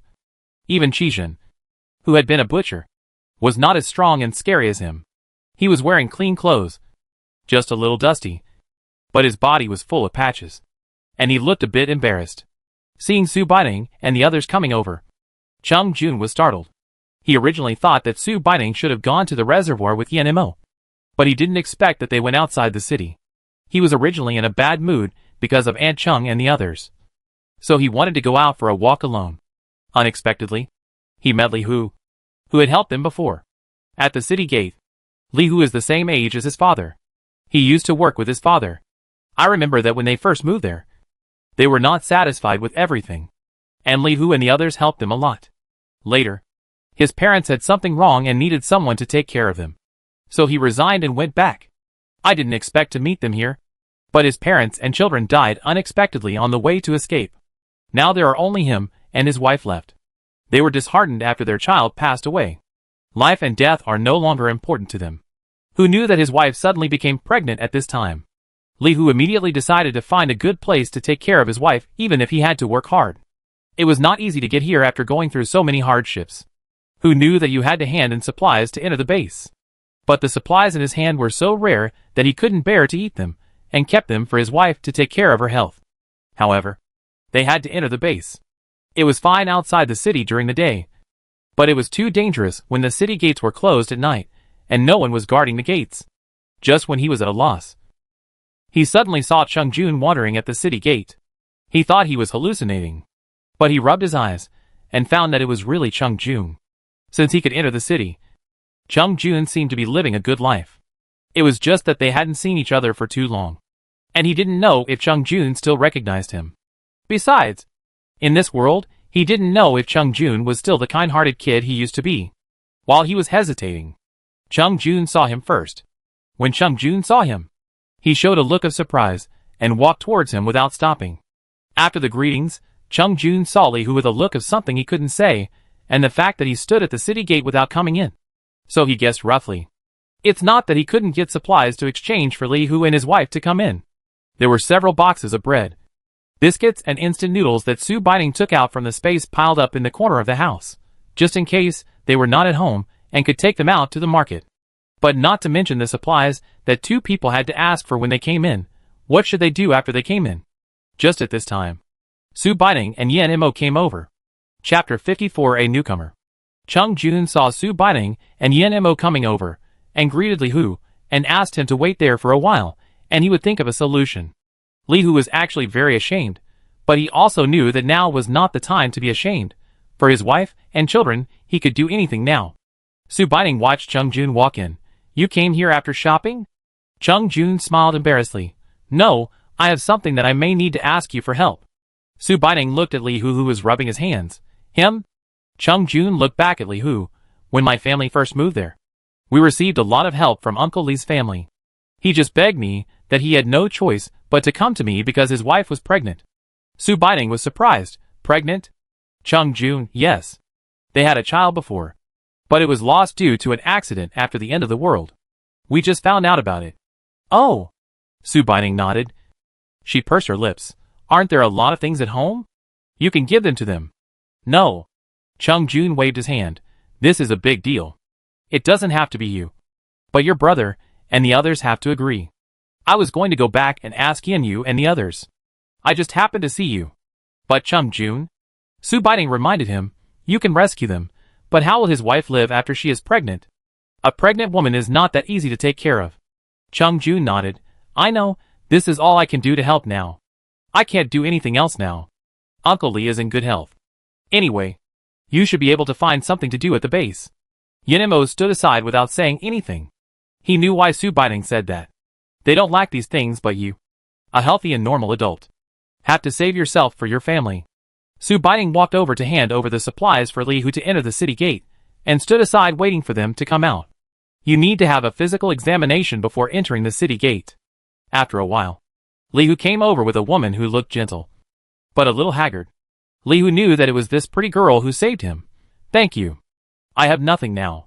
If you can help me in the future, please don't hesitate. Yan Mo looked Li Hu up and down. Have you practiced martial arts? Li Hu was surprised. Yes. But I haven't practiced for several years. Let's have a fight. Su Baining slapped Yan Mo. What are you doing? I haven't practiced for 2 years. Do you want to save your face? Yan Mo, oh, just a few moves. What are you afraid of? Li Hu, okay, but. No buts, come on. Ha, hey, roar. What kind of people are these? They come at me without even saying hello. Chung Jun was so scared that he quickly protected Su Baining and Li Hu's wife and hid behind them. The two stopped fighting after a few moves. Yin Imo retracted his hand. Okay, it must be because he hasn't rested for a long time. So he's not in good physical condition. Li Hu, yes, I've been running all the way here and haven't had time to rest yet. Yin Imo patted Su Baining's shoulder. Stay here and be your bodyguard. Huh? Su Baining had a question mark on his face. Yin Imo, just kidding, I mean you can stay here and let him help Uncle Chi or something like that. In fact, there are quite a few people in the family. Su Baining doesn't need these two people, and he's also taking care of a pregnant woman. After hearing this, Li Hu waved his hands repeatedly. No. No, we can find a place by ourselves. We are very grateful for helping us in. How can we ask to go to your house again? Li Hu's wife gently held his hand. Don't bother you, we are very satisfied to be able to come in. Su Baining thought for a while. You are a martial artist. How can I know your wife's name? What did you do before? Li Hu, my wife is Shinqing. She used to be a kindergarten teacher. Kindergarten teacher? Su Baining bumped into Yen Imo. What do you think of teaching Hao? Yen Imo, if you think it's okay. It's okay. Su Baining clapped his hands. I think it's okay. That's it, the family may need to move to a bigger house. She blinked at Yen Imo. Yen Imo covered her blinking eyes. I know what you want to do. Just tell me directly. I feel uneasy when you do that. Su Baining slapped his hand away. It's not a bad thing. Chung Jun and I will take them back. You go, and tell Mr. Zhu that I want to rent the villa next door. Get through. We will pay the rent. Okay, Yen Imo raised his thumbs. Great, if you think it's okay. It's okay, I'll go now, you go back first. Chung Jun pulled Li Hu and his wife, who were still in a daze, and walked towards home. Shinqing was still hesitating and pulled Li Hu. Is this not good? Don't make Xiao Jun embarrassed. Su Baining shook her head after hearing this. It's not embarrassing. There are quite a lot of people in our family. Usually, Aunt Li and her husband help with cooking. I think you can go and help. Now that the weather is clear, you can find something to do. I won't stop you if you want to go. There is a child at home. About 3 years old. Who is Aunt Li's child? Ah. There is also a pet. You should be mentally prepared. It is a little naughty. At home, Aunt Li is being harassed by Yen Ziyu. After eating a stack of salmon at noon. He still wants to eat this, but Su Baining said that he is not allowed to eat more. Yen Ziyu sees that Su Baining is not here, so he wants to persuade Aunt Li to make him some food.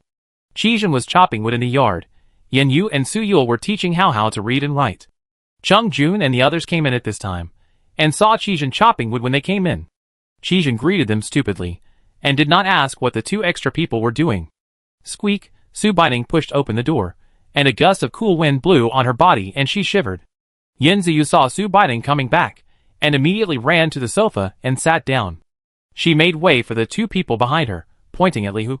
She said, in the future, someone will do things like slaughtering cattle and sheep. When Li Shulan heard this, she thought that she disliked Qizhen for staying at home all day without working and wanted to drive them away. She quickly put down the plate in her hand and walked over to Li. Ning, you can tell me what your Uncle Chi did wrong. I will ask him to change. Please don't drive us away. I know, he can't say anything and is very stupid. He can only do rough work, but... Hao saw that his mother was about to cry and jumped off the sofa and grabbed Su Baining's hand. Sister, are you going to chase Hao away? Don't you like Hao anymore? Qizhen heard Li Shulan crying outside the door and thought something had happened. So he put down the axe and went into the house. After hearing this, he just looked at Su Baining and the others, opened his mouth and lowered his head without saying anything. Li Shulan was furious when she saw him like this, and wanted to hit him as she walked forward. Su Baining was so amused by them that he held Li Shulan's hand steady. Aunt Li, what are you talking about? I don't want to chase you away, but every time Uncle Chi wants to slaughter a cow or a pig, it's very hard for him to do it alone. Although he used to do this, it's good to have someone to help. These two people were uncles of Chung Jun's family before, and I invited them back because they are reliable people. Chapter 55 Big Brother is here. Blame me. Blame me. Su Baining said hurriedly. Blame me for not speaking clearly. We met at the city gate. She motioned Chung Jun to move a bench for Shinqing to sit on. Chung Jun spread his hands and introduced. This is Uncle Li Hu. My father's former colleague, and this is his wife. And Shenqing. I met them when I was strolling around today. I just arrived at the base. Anshin is pregnant now, and it's not convenient, Baiting said. Anshin used to be a kindergarten teacher and can teach how to read. Uncle Li used to be a warrior. He can do some things with Uncle Chi in the future. When the base comes back to life, and the land is allocated for work, they can do it themselves. After saying this, Li Shuan felt relieved. Qizhen smiled innocently, and scratched his head. Yin Ziyu took advantage of this opportunity to quietly walk to Su Baining and said quietly, Ningning, to celebrate the new arrival in our family, let's have some salmon tonight. Oh! Brother Ziyu. You scared me to death. Yin Ziyu sneaked over like a ghost and scared her. If you want to eat, just eat. Why are you starving like a ghost? How dare you say that?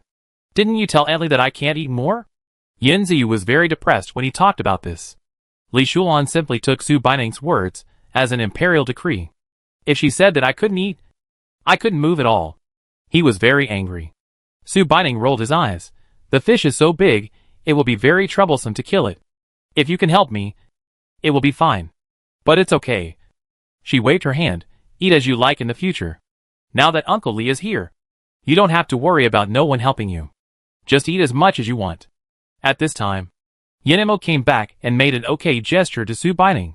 Su Baining said to Li Hu, you two can live next door. I just rented the next door. You can take some bedding and spread it out. And clean up. And the third and fourth brothers. It's not a good thing to live together all the time. You can live there too. There are too many people in our family. We will introduce them to you one by one. Li Hu agreed repeatedly. Okay, I know. I will go and pack now. Shenqing held Li Hu's hand and stood up and bit his waist, frightened Cheng Jun and hurried to help. Shenqing waved his hand. This is what we should do. We are not relatives or friends. The girl is willing to help us like this. We should thank her. Just a little bow is not a thank you. Yin, you close the book. We don't need this at home. Just one thing, when you enter my house, you must feel that you are my family from the bottom of your heart. If you are not of the same mind, leave quickly. Antly, you can slowly tell them about other things. It is getting late now. Quickly pack up and eat something casually.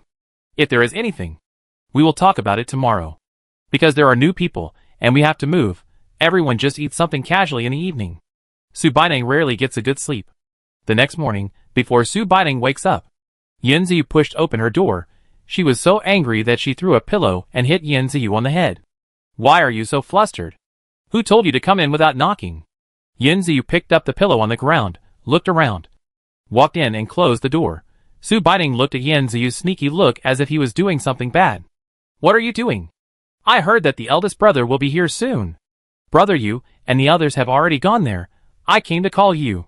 You call me? Why are you talking so quietly? Besides, isn't it just that big brother is here? Why do you look like that? Yin Ziyu opened his mouth wide when he saw Su Baining's expression of having forgotten everything. Have you forgotten? Su Baining, forgot what? Yin Ziyu covered his mouth with his hand. Have you forgotten about climbing into the bed? Su Baining didn't hear clearly. Put your mouth down and say what you said. Yin Ziyu took his hand away. Have you really forgotten about climbing into Big Brother's bed? Yin Ziyu's words were like a bolt from the blue, splitting her in half. Why didn't the original owner mention such an important thing? What's the meaning of bed climbing? She looked at Yin Ziyu. How did you know about this? Yin Ziyu lowered his head embarrassedly. I came back late that night, and when I walked in, I saw you coming out of my brother's room in pajamas. Who else knew? Only I saw it, and my brother. Su Baining fell on the bed and buried her face in the quilt. It's over, Su Baining. You've ruined me. How could she face people? The original owner had never described the personalities of the Yin family members. She had figured them out bit by bit. She had never met this elder brother since the end of the world. She looked at Yin Ziyu with the messy hair and looked hopeless. Yin Ziyu comforted her when he saw her expression. Don't be afraid. You all looked fine when you got up the next day. Brother greeted you gently and went to work. Heh. She was not comforted at all. Ah. She raised her head and sighed. It's so hard for me. Yin Ziyu patted her. You better get up quickly. I'll wait for you downstairs. It's death whether you die early or late. You can't escape it. Get out. After driving Yin Ziyu away, she sat on the bed and was dazed for a while. Yin Ziyu was right when he said, you can hide from the first day but not the 15th day. We will meet each other eventually. She searched in the closet for a long time before she could barely find a set of ordinary clothes, a simple white t-shirt, jeans and casual shoes. She looked in the mirror, and it was not bad. She nodded and felt okay, and went downstairs. Yinzi was very confused when he saw her wearing this outfit. Su Baining just explained it briefly, and didn't say anything. After saying hello to Chung Jun and the others, she followed Yinzi out the door. Walking on the road, Su Baining felt that her heart was about to jump out. As long as she thought of the original owner having done such a thing, she just wanted to find a crack in the ground to crawl into. Seeing the office building getting closer and closer, she felt that she was still not ready to meet Yin Heshuan. She stopped and patted Yinziyu. I want to go to the reservoir first. Let's release the water while no one is there. You go first. Hey. Yinziyu looked at Su Baining, who ran away as soon as he finished speaking. We will go to the reservoir later. Why are you in such a hurry now? Unfortunately, Su Baining had already run far away and didn't hear this. Otherwise, she would definitely not run to the reservoir. Yinziyu looked at Su Baining's back and sighed. Sister, don't blame me for not reminding you. You didn't hear it yourself. After that, he greeted the sentry on the side, whistled, and stepped into the office building with his head behind his back. Chapter 56 Meeting. After running far away, Su Baining stopped and took a breath, and walked towards the direction of the reservoir. When she arrived at the reservoir, she found that the door of the reservoir was closed. She wondered if this was the time when water-based superpowers were storing water. With doubt, she walked forward and knocked on the door. The person inside heard the knock and ran to open the door a little. It was Li Shu who opened the door. Seeing that it was Su Baining, he breathed a sigh of relief, and quickly asked Su Baining to go in and close the door again. There is no lighting equipment in the reservoir. It is particularly dark when the door is closed in the daytime. You can only hear the sound of water. Su Baining, Li Shu, I can't see clearly if you close the door. Li Shu was distressed. I can't help it. I dare not open the door. Su Baining? Why don't you dare to open the door? Hearing Su Baining's question, Li Shu pointed to the pool where the crystal core was placed yesterday. In fact, Su Baining just discovered that the crystal core placed in yesterday should have run out of energy. She said, there's no need to close the door. Otherwise people will think we are doing something bad. She walked forward and put her hand on the rock wall of the reservoir. Open the door. The water-based superpowers will come to collect water soon. It's not a good idea to keep it closed like this. After saying that, she closed her eyes and thought about the healing superpower. The palm of her hand against the reservoir wall emitted a soft white light that seeped in little by little. When Li Shu saw the light in her palm seeping in, the water near the edge of her palm slowly turned back to normal color at a speed visible to the naked eye. He cried out in surprise, which made Su Baining open her eyes. She gestured with her other hand in front of her mouth. Seeing Li Shu nod, she turned back and quietly transferred her supernatural power. Li Shu knew that this was the Yin family's secret and could not be spread to others. Before Su Baining finished purifying the water, no one could see it. He spontaneously walked outside the door and waited for Su Baining to come out. The reservoir became quiet, with only the light in Su Baining's palm flashing. In the office, the rumbling sound of the rowing machine was deafening. Yin Yu and his friends stood on the rooftop and watched the helicopter approaching with great excitement. Yinziyu almost jumped up. The helicopter slowly approached the helipad on the rooftop, and a strong wind blew up, blinding the people around. Yin Yu and his friends raised their arms to block the wind and sand. With a click, the door of the plane opened. A slender black figure appeared in front of everyone. He walked down slowly. The wind from the stopped plane lifted the corners of his clothes, and his angular face was wearing a pair of gold-rimmed glasses. A gentle smile filled his lips. He walked towards everyone with steady steps. Yinziyu looked at his elder brother, whom he had not seen for a long time, and pursed his lips. Tears fell like small golden beans. Yin Bo looked at Yinziyu with disdain. Why are you crying? Have you been away from elder brother as long as we have? You are so hypocritical. Yinziyu sniffed. What do you know? I am going to cry. Yin Bo rolled his eyes. Yin Heshuan walked up to Yinziyu and patted his shoulder. Are you not happy to see elder brother? Why are you crying? Yinziyu wiped away his tears. I'm happy, I won't cry. Everyone in the Yin family gathered together. Brother, long time no see. Yin Heshuan looked at the people around him and frowned. Is there someone missing? Yinziyu, Ningning is at the reservoir. Yin Heshuan nodded. someone had already told him the reason why he could come to Haikao City to meet them this time. After greeting everyone, they took Yin Heshuan to meet the elders. Zhu Lao smiled at Yin Heshuan. Since you are here, you can see that the weather is getting warmer. I know how capable you are. Please help us plan the base during this period. I am too old to think. Yin Heshuan, you are serious. I want to get together with them at home today. I will bring them to report to you from tomorrow. Zhu Lao waved his hand. Go ahead. Go ahead. I think your sister is not here now. She should be at the reservoir. If you want to meet him, go ahead and meet him. Okay. The Yin family surrounded Yin Heshuan and walked out. The people in the base were very confused when they saw these outstanding people talking and laughing. Li Shu saw Yin Mo and Yin Bo coming over from a distance, and hurriedly went up to them. Captain, are you going in? Yin Mo was puzzled. Yes. Why can't we go in? Yin Bo, what are you doing standing outside? Aren't you supposed to be guarding inside? Li Shu saluted. Captain, Miss Bei Ning is purifying the reservoir inside. I am afraid someone will come here at this time, so I am guarding outside. Yin Mo nodded. Okay. I got it. Let's keep our voices down. They walked into the door quietly, watching the water in the huge reservoir in front of them return to its normal color.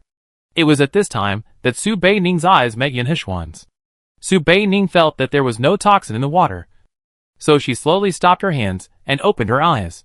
When Yin Heshuan came in, he saw Su Baining standing quietly in front of the reservoir, with her eyes closed and her hands propped up, emitting soft light. The moment she opened her eyes and looked over, Yin Heshuan saw her eyes, which were clear and bright, and seemed to be shining with water. He raised his lips slightly. Ning Ning. Long time no see. Long time no see? Su Baining looked up and down at the person in front of her, and then looked at Yin Ziyu. Yin Ziyu closed his eyes and nodded. Su Baining opened her eyes wide and laughed awkwardly. Haha, big brother, big brother. Long time no see. Looking at Su Baining like this, Yin Heshuan raised his eyebrows. We heard that you were working here, so we wanted to come and see you, but we didn't expect you to give me such a big surprise. I should. Su Baining's hands seemed to be at a loss as to where to put them, sometimes behind her back, and sometimes in front of her. She secretly complained in her heart. What kind of things are these, day after day? I'll settle accounts with that damn Yin Ziyu when he goes back. Thinking of this, she glared at Yin Ziyu fiercely, and Yin Ziyu blinked at her without knowing why. Su Baining sighed quietly. Li Shu interrupted at this time. Captain, if you don't have anything to do, go back and gather again. The water-based supernaturalists will come to collect water soon. Yes. Let's go back quickly. There are too many people here and many people will come soon. Hearing this, Yin Bo was the first to put his arm around Yin Mo's shoulder and walked out. The moment Yin Heshuan turned around, Su Baining felt her heart finally calm down. Yin Heshuan's eyes seemed to speak, and her heart almost stopped beating when he looked at her. She was just about to go out with him, when she felt dizzy and fell to the ground. In fact, she had just exhausted her supernatural power after purifying the water in a reservoir, and it was time for her to rest. But when she turned around and saw Yin Heshuan, she thought of the embarrassing thing Yin Ziyu said, and it made her nervous.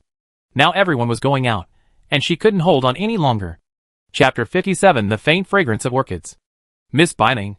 Li Shu screamed when he saw Su Baining falling down softly. The Yin family heard Li Shu's cry and turned around to see Su Baining leaning against the reservoir with her eyes closed. Yin Yu was shocked. Just as he was about to pick her up, a piece of sleeve flashed before his eyes. Yin Heshuan had already bent down and picked up Su Baining from the ground.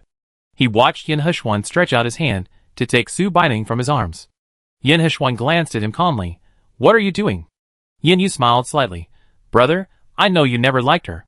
Yin Heshuan, you mean you like her? Looking at Yin Yu and Yin Heshuan in front of them, the remaining few people huddled together and trembled. Yin Ziyu whispered, Is this the legendary Shura Field? Yo! Yin Bai looked at Yin Heshuan in surprise. You still know Shura Field? Shut up. Both of you.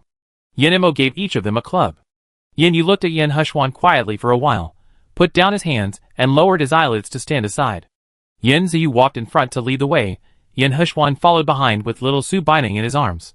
He looked at Su Baining with a pale face in his arms, and for the first time he felt that she was different from before. Perhaps because the posture of holding her in his arms was not comfortable, Su Baining frowned and snuggled into his arms again before she opened her eyes. Just when Su Baining moved herself, a faint fragrance drifted into Yan Hushuan's nose. He lowered his head in confusion and wanted to smell it carefully.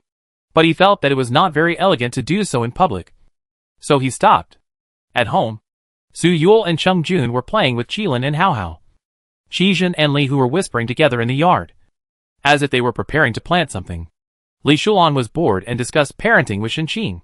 Yin Ziyu and his friends came home at this time, and when they opened the door, they saw the Yin family coming back with a man they didn't know. He was still holding Su Baining in his arms. Chung Jun looked at this man, and although he looked gentle, his eyes were cold. The aura was so strong that no one dared to approach him. Li Shulan was worried when she saw Su Baining in his arms. She kept tiptoeing to see what was going on. But when she saw the man holding Su Baining, she was a little afraid to go forward. Yin Ziyu gestured to the middle room upstairs. Yin Hushuan nodded to everyone as a greeting and carried Su Baining upstairs. Seeing him go upstairs and enter Su Baining's house, Chung Jun grabbed Yin Ziyu. "This can't be your big brother." Yin Ziyu nodded, "Yes." Chung Jun looked at him with disdain. "We are also a family. How come you haven't learned your brother's aura at all?" Yin Ziyu, "It proves that I haven't been polluted by this society. Do you know the invincible beautiful boy?" Chung Jun pretended to open his mouth and made a vomiting expression. So narcissistic. Yin Hushuan quietly put Su Baining on the bed when he bent down. Su Baining's long hair slid across his nose. And it was the same smell again. He stopped. And now, he was sure that the faint fragrance just now came from Su Baining. "Brother, isn't it inappropriate for you to stay here?" Yin Yu followed him from the bottom of the building, and reminded him when he saw Yin Hushuan putting Su Baining on the bed, but refusing to stand up. After being interrupted by Yin Yu, Yin Hushuan came to his senses, covered Su Baining with the quilt, stood up, walked out, and gently closed the door. Before leaving, he glanced at Yin Yu quietly, raised his hand, and patted his shoulder. When going downstairs, everyone saw him sitting quietly on the sofa or chair without moving. Yin Ziyu gave up the sofa for him to sit on, and he and Yen Mo squeezed on a chair. Yen Mo looked at him with disdain. "You should stand. You dog leg." Yin Ziyu, "Hey!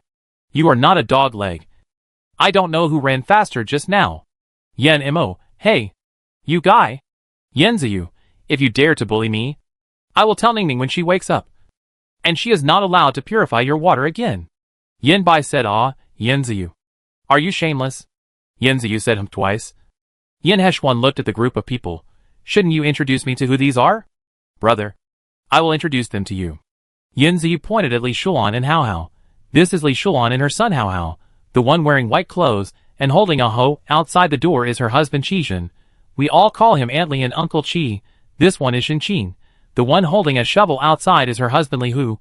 We also call him Uncle Li. Aunt Shen is pregnant now." Ning Ning said, "Aunt Li is the housekeeper of our Yin family. She is responsible for our food, clothing, housing and transportation. These two are Chung Jun and Su Yul. We picked them up on the road. They are this." Yin Ziyu stretched out 2 fingers and slowly gestured together. Yin Hushuan nodded in understanding, and picked up the Qilin that had been howling at his feet just now. "Mutated white tiger?" Yin Ziyu touched the little Qilin's head.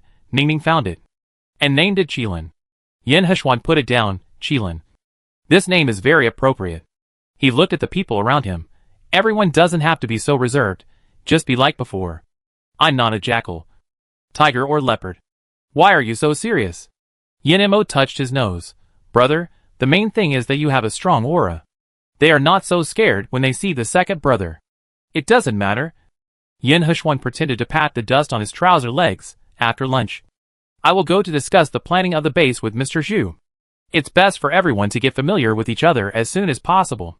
Yin Ziyu complained, "Brother, it's really hard for people to get familiar with you quickly." Yin Hushuan smiled. "Xiaowu. What did you say?" Yin Ziyu waved his hands repeatedly. No, I didn't say anything." Chung Jun used his elbow to nudge Yin Ziyu. "Does your eldest brother always call you like this?" "Xiaowu." Yin Ziyu, "Go, he's the oldest. Except for my brother Yu and Ning Ning, he basically calls you like this." Su Baining woke up before lunch, stayed in bed for a while, patted her face, and silently prepared herself mentally. Thinking that the past things were not hers, she pulled herself together and went downstairs. When she saw Yin Hushuan sitting there calmly, she almost broke down. She walked downstairs and pretended to be calm and greeted Yin Heshuan. Brother. Yin Heshuan nodded lightly. Have you rested well? Su Baining sat quietly on the side. Yes. Yin Ziyu, Ningning, are you not feeling well? Su Baining shook her head. Then why are you sitting here so honestly? Su Baining was full of black lines on her face. She wanted to block his mouth with a brick now. Chapter 58 figured it out. This lunch, everyone ate very quietly. Because of Yin Heshuan, no one was as unbridled as before. After lunch, Yin Heshuan took everyone to the office building. In the morning, he promised Zhu Lao that he would start playing the bass as soon as possible. The current imperial capital is safe, and it is not safe either. Yin Heshuan stood in front of the office desk prepared by Zhu Lao for him, and looked through the materials prepared for him. I heard that Ningning's ability is very special. He raised his head and glanced at Su Baining. Su Baining, I guess so. At least until now I haven't found another person with the same ability as me. So until now no one dares to tell the truth to Master Zhu. Yin Heshuan tapped the table again and again. Then how did you tell Master Zhu? Yin Yu. I said that the water source in the base was polluted. Everyone can only rely on water users for water. But it is very difficult for ordinary users to upgrade. Most of them are first-level psychics. I told the elders, if we can replace you to inspect this base, then we will give him a high-level water psychic. But in fact, Ningning's water psychic can be purified, but now none of us dare to take the risk of saying it. Yin Heshuan took out a crystal core from his pocket, which was a circle larger than the crystal core that Su Baining used in the reservoir before, and it was crystal clear, obviously a purified third-level crystal core. Yin Yu raised it. Brother, is there anyone in Kyoto who can purify the crystal core? I guess so. It was extracted by the people in the laboratory. They extracted the impurities in the crystal core, and this is what's left. But it's a headache not knowing how to deal with the extracted impurities. Ningning's ability won't do that. Ningning's ability is to directly eliminate impurities and toxins. Yin Mo almost turned into a zombie before, and it was Ningning who saved him.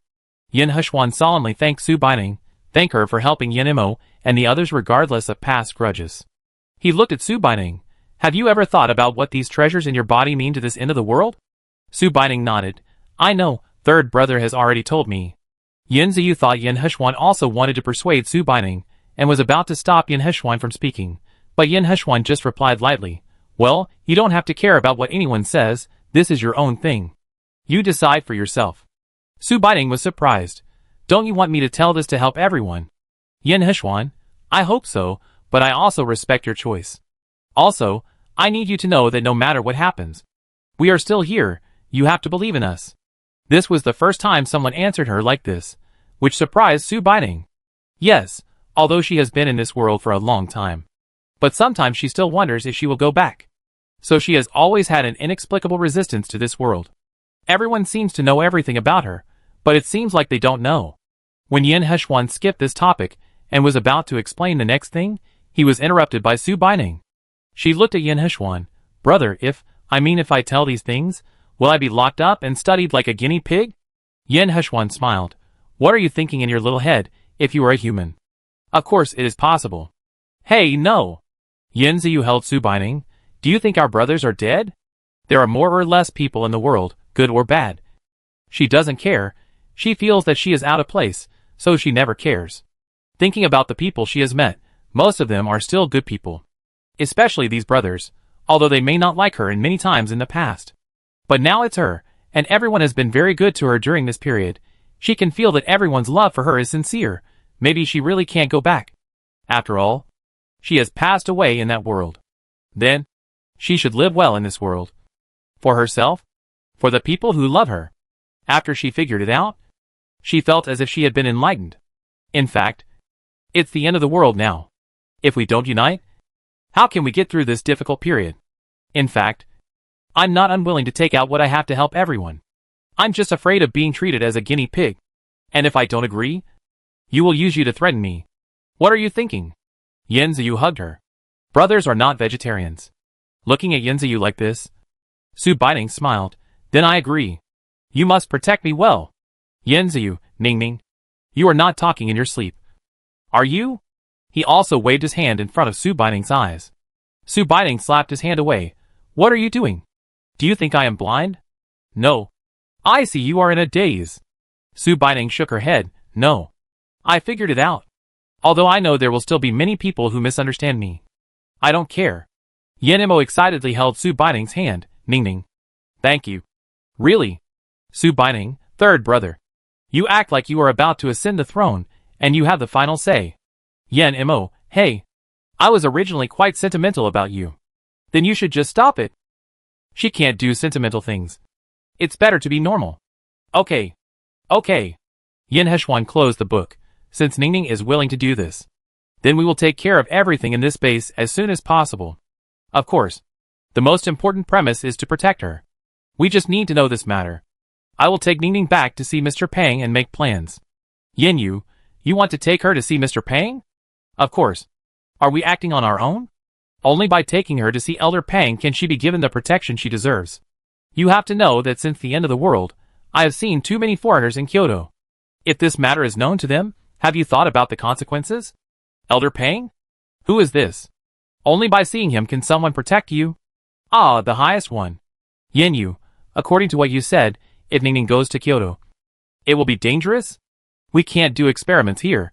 The equipment and instruments here are incomplete. What if I threaten Ningning during the experiment? Su Baining silently raised her hand. Actually, I don't need protection. I think I can protect myself. Yen Ziyu hugged her neck. You are walking on the street. What if someone knocks you out? What if someone humiliates you while you are asleep? Yen Mo and Yen Bo, shut up. Su Baining spread her hands. You are so rude. Yen Ziyu felt wronged. I just told Ningning that she still needs protection. Why are you so fierce? Are you crazy? Why scare her? If she really goes back to Kyoto, how can we let her go out alone? Can you watch her 24 hours a day? What if something happens to her? She, the person involved, didn't react yet, but these three people started to argue. But she knew that they were all worried about her, and this feeling made her feel warm in her heart. Okay. Okay. Stop it. She stood between them. I'll listen to my eldest brother. We're back in Kyoto and met with Mr. Pang to discuss the next things. Chapter 59. Each of us has his own way. Yin Heshuan did not stop them from quarreling, but just coughed calmly. The three people who were noisy just now suddenly became quiet. Su Baining? The clown is me. Seeing the three people quiet down, Yin Heshuan continued. This base looks like a city tightly surrounded by it. The materials and buildings are complete among all the bases.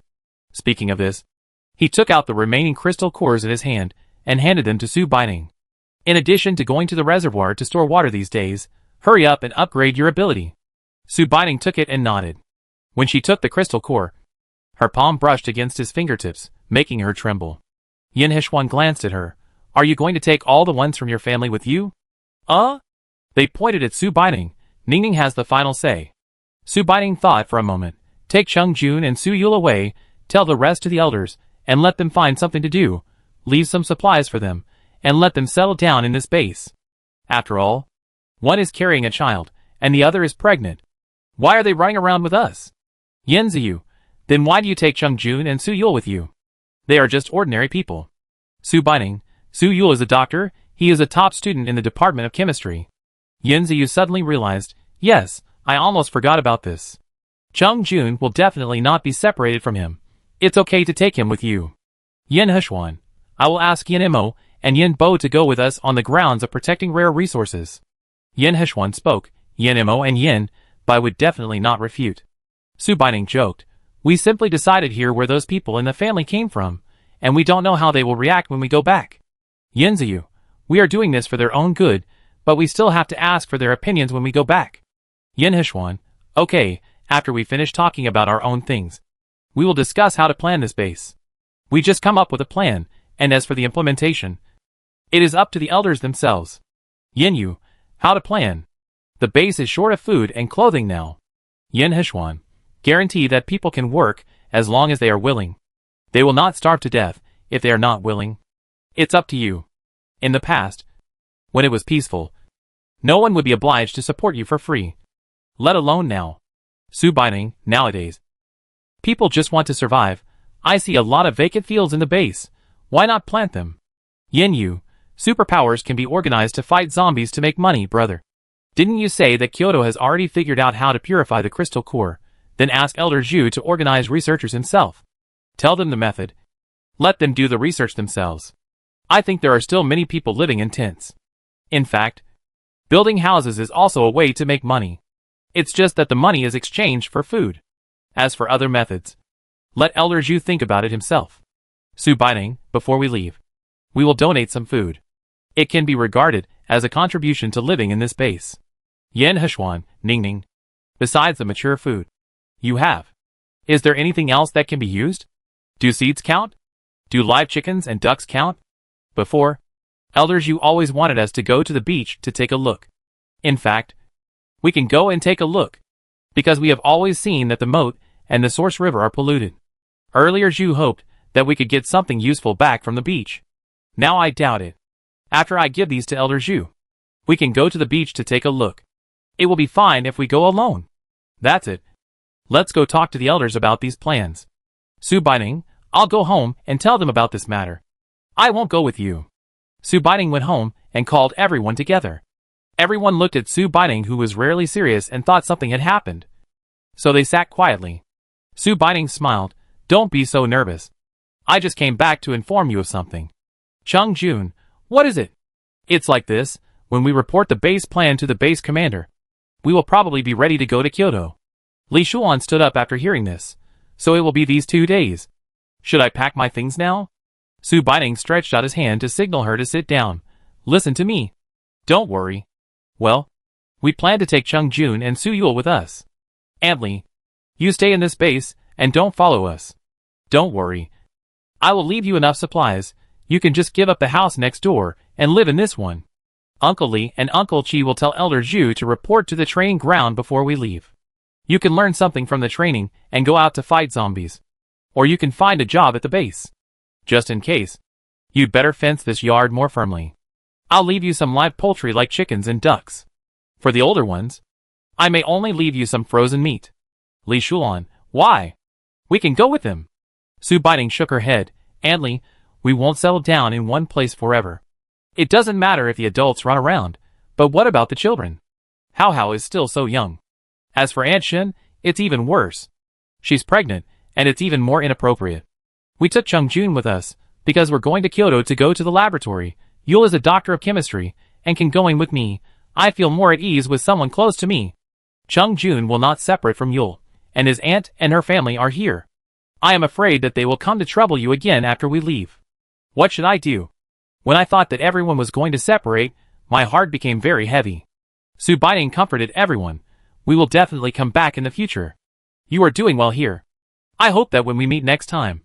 Hao Hao has become an obedient big child. Hao Hao seemed to understand what Su Baining said. Watching her tears and tears, she touched his little head. Sister Ling will leave a lot of delicious and toys for Hao Hao. I want to think of my sister in the future. Sister will leave you in Kirin too. You can protect you when it grows up. In this end, I am very grateful to be good people along the way.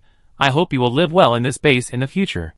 We have already told the elders, if you see and do anything, you can find Li Shu or Qin Yuan if you need help.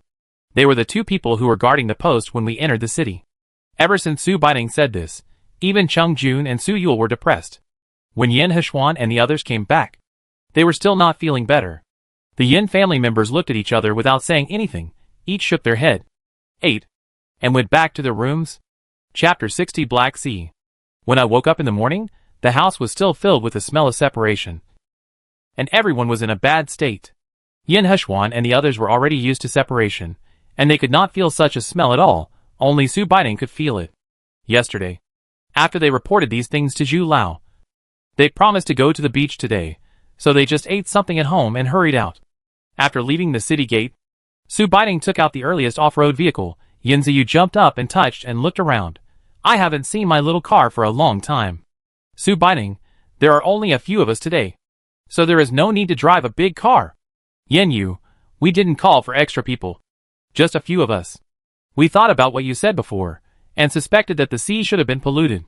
So, maybe we are just going to take a look and then return. The seaside is only about half an hour away from Haikao City.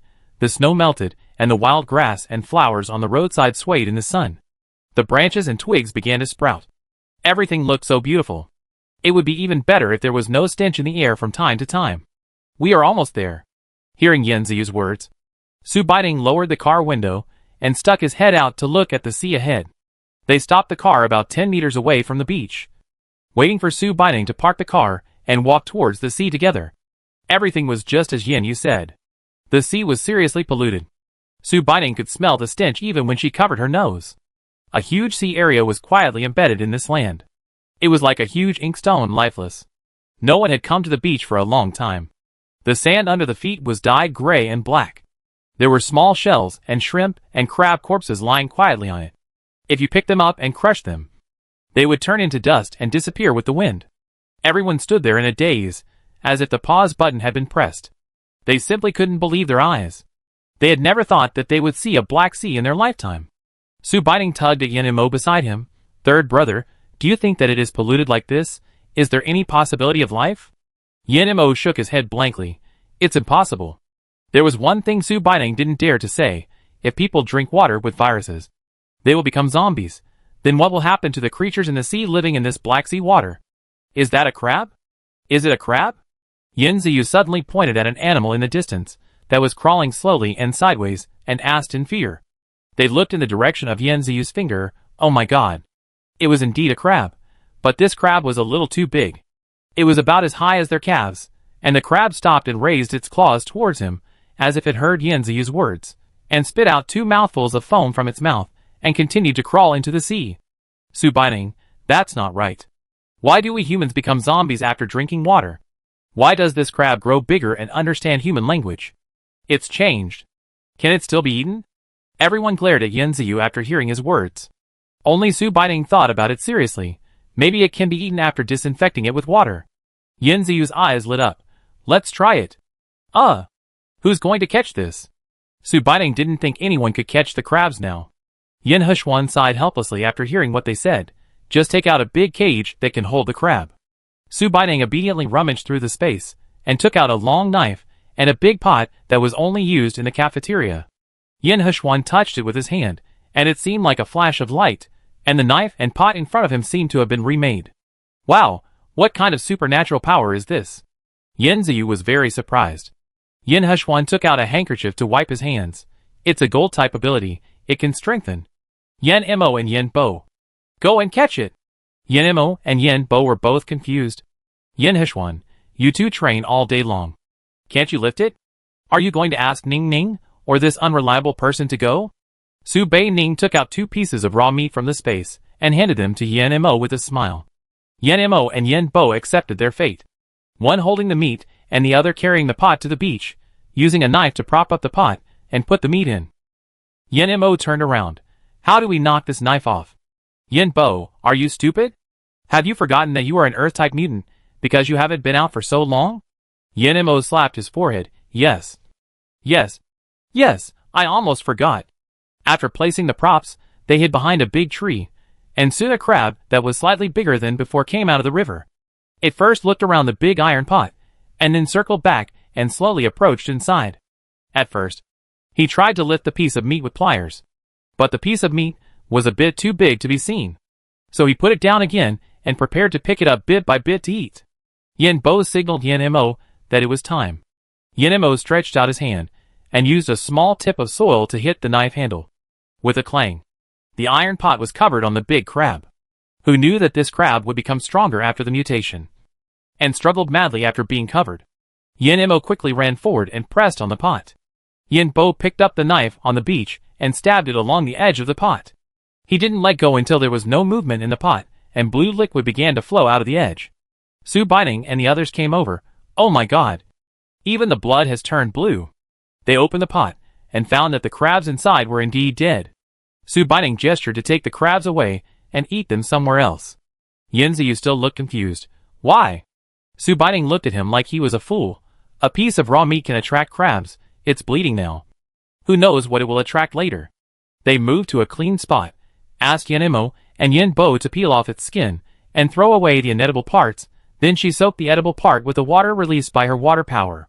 When it was first soaked, black mist floated out from the meat, and when it disappeared, Yin Ziyu set a fire on the firewood he had just picked up, and the fire burned fiercely at the bottom of the pot. After a while, a fragrance came out. Yin Ziyu sniffed. This must taste delicious. Yin Yu snorted coldly. Foodie? After it was cooked and cooled for a while, everyone tasted it casually in the wild. The crab meat after the mutation was firmer than the previous crab, but more tender, and a little sweet. Yin Ziyu kept shouting that he should catch 2 more crabs, because he was not satisfied with it at all.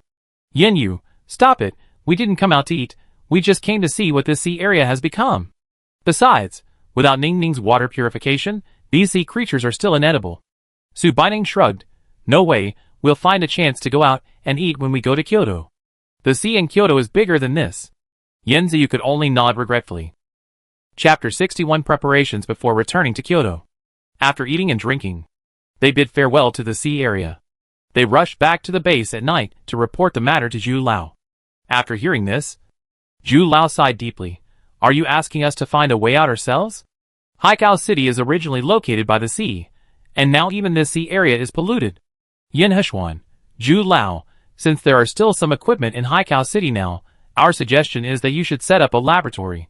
Find someone to collect seawater, analyze its composition, and see if we can find any usable supplies. We found that the amount stored in the store in the base is not enough. If it continues like this, it will be used up sooner or later. Mr. Zhu nodded. I know what you mean. I will take care of it. When are you going to return to Kyoto? When the infrastructure in the base is on track. I asked Ningning and the others to go to the training camp to get a feel for actual combat. And I need to inform Mr. Pang about this matter before making plans. This is Yin Heshuan's plan. Originally, he planned to take a helicopter back to Kyoto, but now the base infrastructure construction is imminent. So in the end, it was decided that a few people would drive to Kyoto. The journey might be long, but this is the most practical way.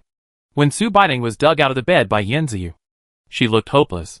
She could understand that he took Yin Heshuan's words as an imperial decree, but she didn't want to. She was still confused when she stood in the training camp. Strictly speaking, she was not the only one confused. Cheng Jun and Su Yul were also confused. Yin Heshuan meant that they didn't know what dangers they would encounter along the way. They had better have some self-protection skills, as they had no hands-on skills. Even if they could barely learn some martial arts, it would be fine. When Su Baining found out, she thought he was only talking about Cheng Jun and Su Yul. Who would have thought that he specifically asked Yin Ziyu to bring her along as well? Stand still. A loud roar startled Su Baining, who was daydreaming. It was Yin Mo who came out of the camp in training clothes and stood in front of him. Yin Mo looked at Su Baining in front of him and was tangled. Ningning you me. Su Baining rolled her eyes. Hurry up and train and don't talk. But why are you? A little girl. Training with us? We are training very hard. I don't know what Big Brother thinks. But she is already here. Can she go back now? Yin Ziyu ran over and whispered to Yin Mo. Yin Mo nodded helplessly. Since it was the eldest brother who said so, there was nothing we could do. Let's do some simple emergency response in the next few days. You just run 5 laps around this playground first. Su Baining turned around and estimated the length of 1 lap of the track. 1 lap should be about 1,000 meters. 5 laps is 5,000 meters.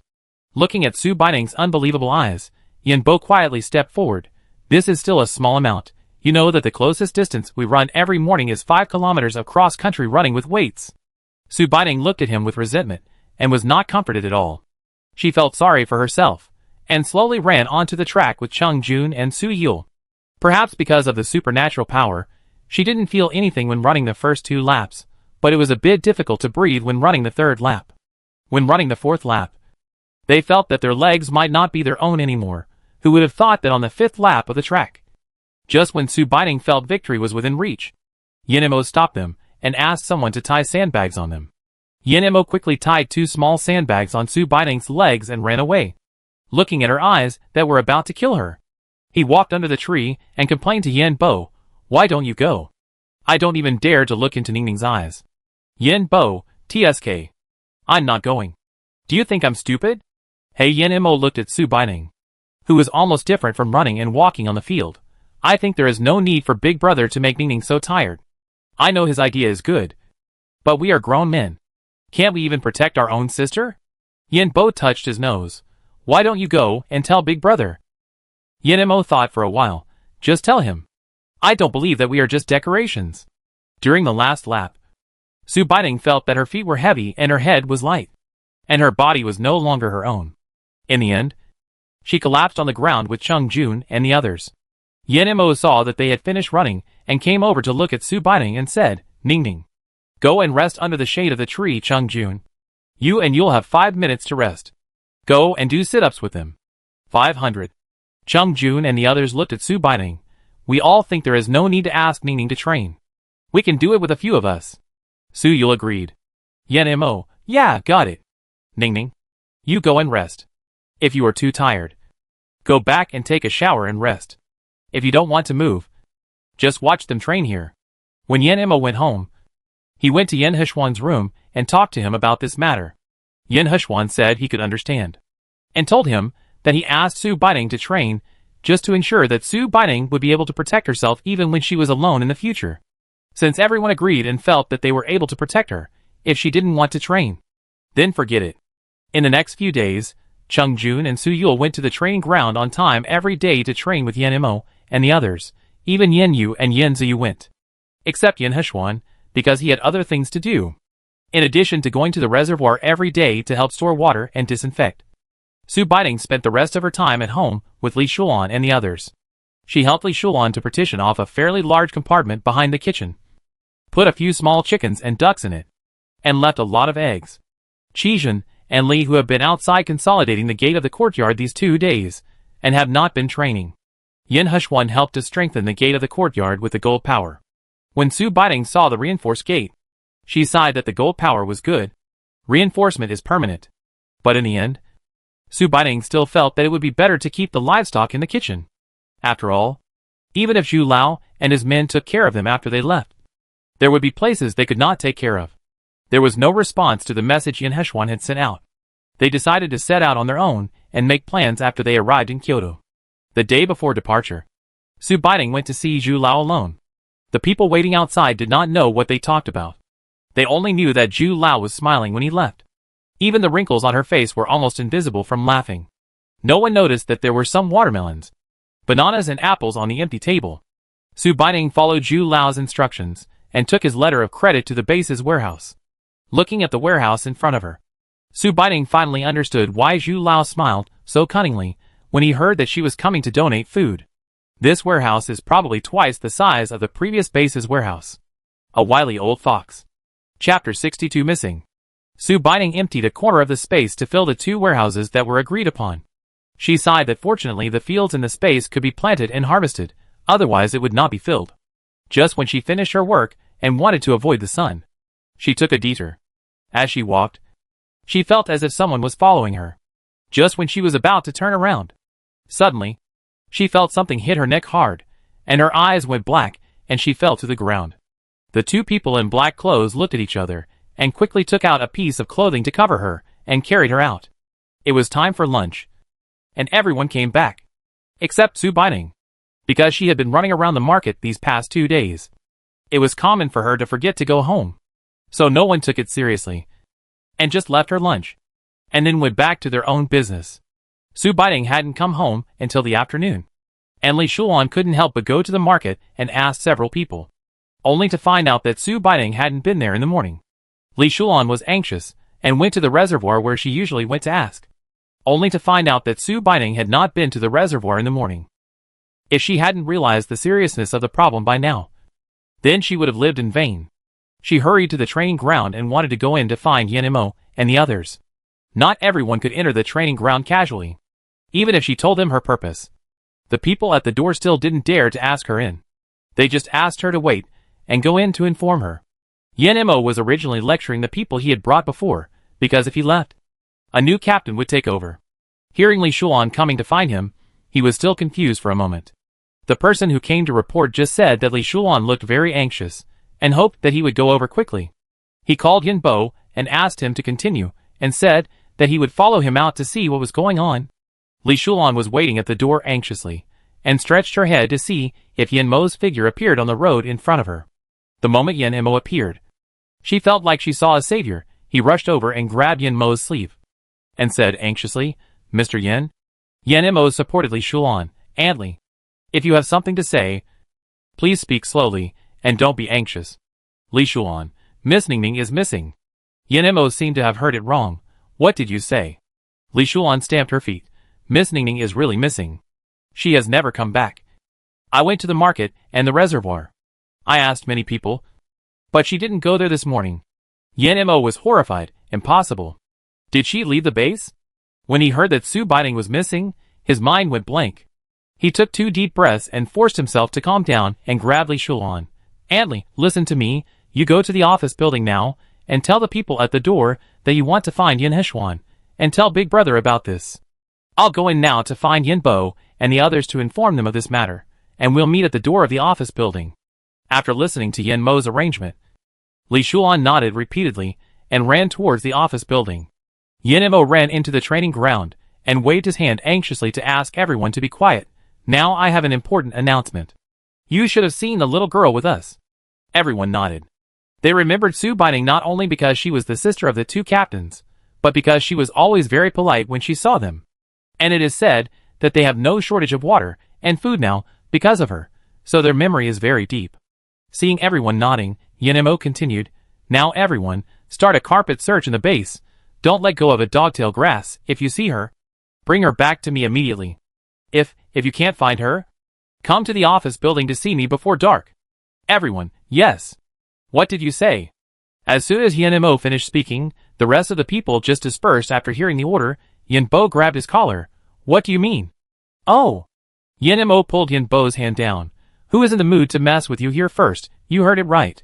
Adley came to me just now to say that Ningning is missing.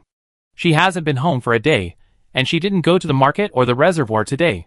Yin Ziyu was so shocked that he almost jumped up. Which bastard kidnapped Ningning? I'm going to cut him into pieces. Chung Jun and Suyul also looked stern. Only Yin Yu lowered his head and his eyes flashed after listening. Yin Mo, what did you ask Antly to do? Yin Mo glanced at Yin Yu. I'll ask Antly to notify Big Brother. Let's go to the entrance of the office building and meet them now. When a group of people arrived at the entrance of the office building, Yin Heshuan and Zhu Lao were waiting there. Seeing Yin Mo and the others coming, Yin Heshuan and Zhu Lao went to greet them together. Yin Heshuan, we investigated before you came. Ningning came to see Zhu Lao early in the morning and told him about donating food. According to Zhu Lao, she should have taken Zhu Lao's letter of credit to the warehouse. We just asked the warehouse guard and she did go there. But she left before lunch. We don't know where she went after she left. Just now a passerby came to tell us that he saw Ningning walk into a small path. But she never came out after she went in. I now begin to suspect that there are spies in the base. We have been too negligent during this period. At this time, a soldier guarding the gate hurried over, and stood in front of them, and saluted Zhu Lao and the others. Yin Mo, what's the matter? Did you find it? Soldier, no. Sir. During lunchtime, we found a suspicious vehicle that went out, and hasn't come back yet. Yin Bo hurried forward upon hearing this. Why didn't you report it before? Soldier said with a bitter face. Captain, there are too many cars coming in and out every day, and it's during the shift change at noon. Actually, I didn't notice it at first. The 2 men were dressed in black and wore masks, and spoke in an incomprehensible language. At that time, we just thought it might be the local dialect spoken by outsiders. So we didn't pay attention. Just now, I saw Qin Yuan, and the others seemed to be looking for Miss Su Baining. So I felt something was wrong. Yin Bo, where did they go? He turned around and grabbed Yin Heshuan. Brother, let's chase them now. Yin Mo held him. Yin Bo, calm down. We are all very worried, but now the most you can do is to lose your composure. Yin Bo, me. He is not the only one who is worried. Everyone was thinking about Su Baining, a little girl who was so attractive. She had always been with him. I wonder if she was scared now. Yin Heshuan, I was wondering why there was no response to the news I reported to the higher-ups. Now I finally know the reason. The setting sun shone on the office building. Yin Heshuan's face was hidden in the shadow of the building and his expression could not be seen. They better pray that I don't find them. Otherwise, I will tear them into pieces. He bowed to Elder Zhu. I'm sorry. Elder Zhu, we originally planned to leave in 2 days, but now it seems we can't wait any longer. Elder Zhu nodded. I won't say more. I hope you have a safe journey, and find the little girl as soon as possible. Yin Heshuan, after we leave. Elder Zhu, you must check the people in the base carefully. Elder Zhu nodded. Chapter 63 Japanese? When Su Baining woke up, she found herself sitting in an unfamiliar car with her hands and feet tied up. She saw her hands tied tightly and snorted coldly, and was about to struggle to get them free. The car door suddenly opened, and a face with shifty eyes appeared in front of Su Baining. Seeing that Su Baining woke up so quickly, He turned his head and mumbled something that Su Baiting couldn't understand. Su Baiting rolled her eyes. It seems that there is more than one person. What is their purpose in kidnapping her? She tried to look outside through the car window, but they sealed the car window so tightly that no light could get in. After the man finished speaking, he stepped aside and showed another face, which was equally annoying. Su Baiting looked at them coldly without saying a word. The man was surprised to see Su Baiting so calm. He smiled at Su Baiting in a gentle manner. Hello. Miss Su, I am Matsushita. This is my subordinate Jingtian. I am very sorry to invite you here in this way. Su Baiting, Matsushita? Jingtian? She was just guessing before, but now she can be sure that these two people are Japanese. No wonder they speak Mandarin so badly. She rolled her eyes and raised her hand, showing the place where it was rubbed red by the rough rope. Sorry? Matsushita showed an annoyed expression. Yes, I am sorry to treat you in this way. If Miss Su is willing to help us, you will become a distinguished guest of our Matsushita family. Oh! Su Baiting replied lightly. What if I don't want to? Matsushita's face darkened. There is an idiom in China to describe a beauty like Miss Su. I feel pity for her. If Miss Su is unwilling to cooperate, we may not be able to be gentle with her. Help? What help? Since the Japanese can enter the base as spies. What is their purpose? Could it be that her secret was discovered? She lowered her eyelids. How can a woman like me help you? Matsushita, Miss Su is too self-deprecating. We saw Miss Su use her water power to eliminate the toxins of the crab. Toxins? Crab. Su Baiting narrowed her eyes. It seems that they were seen when they went out to eat crabs at the beach that day. Does that mean that there are more than just the two of them, but there are many others? She glanced at them. So, Matsushita, we want to ask Miss Su to save two people. Su Baiting frowned. Save people? Yes. Matsushita and his friends took advantage of the end of the world to come to Haikao City through the sea. Who knew that the seawater was polluted, marine life mutated, in a wave? Matsushita's father. Matsushita Dezwa was accidentally injured. They have been struggling to find a way to treat it, until one day they accidentally saw the water released by Su Baiting boil the toxins in the crabs. They followed them all the way, and pretended to be outsiders into the base. But Su Baiting had been followed by someone, and they never found an opportunity. They knew the opportunity had come until the day when Su Baiting went out alone. Su Baiting thought about it, and nodded. Okay. Matsushita was surprised. Really? Su Baiting, of course, there's an old saying in China, he who knows the current situation is a hero. Matsushita gestured to Jingtian to remove the rope on her hand. Su Baiting twisted her wrist that was tied with red marks by the rope, and deliberately used her supernatural power to heal this little injury in front of them. Matsushita and Ida were even more surprised after seeing this. Su Baiting looked at them and said, Can I know how long it will take to get to the person you want to save? Of course. Matsushita replied. It's already dark now. It will only take half an hour to get there. Su Baiting made an okay gesture. Then don't bother me from now on. I need to recover my strength to ensure that I can treat your patients. Okay. Okay. Hearing Su Baiting's words, Matsushita nodded and closed the car door. Outside the car, Jida stared at the car. Sir, do we really have to believe what this Chinese woman says? Matsushita, didn't you see what that woman did just now? If she can really cure the toxin that my father got from the zombies, she can do more for us in the future. Jida, but sir, she is a Chinese woman. Matsushita, you also know that she is just a woman. Don't question my words.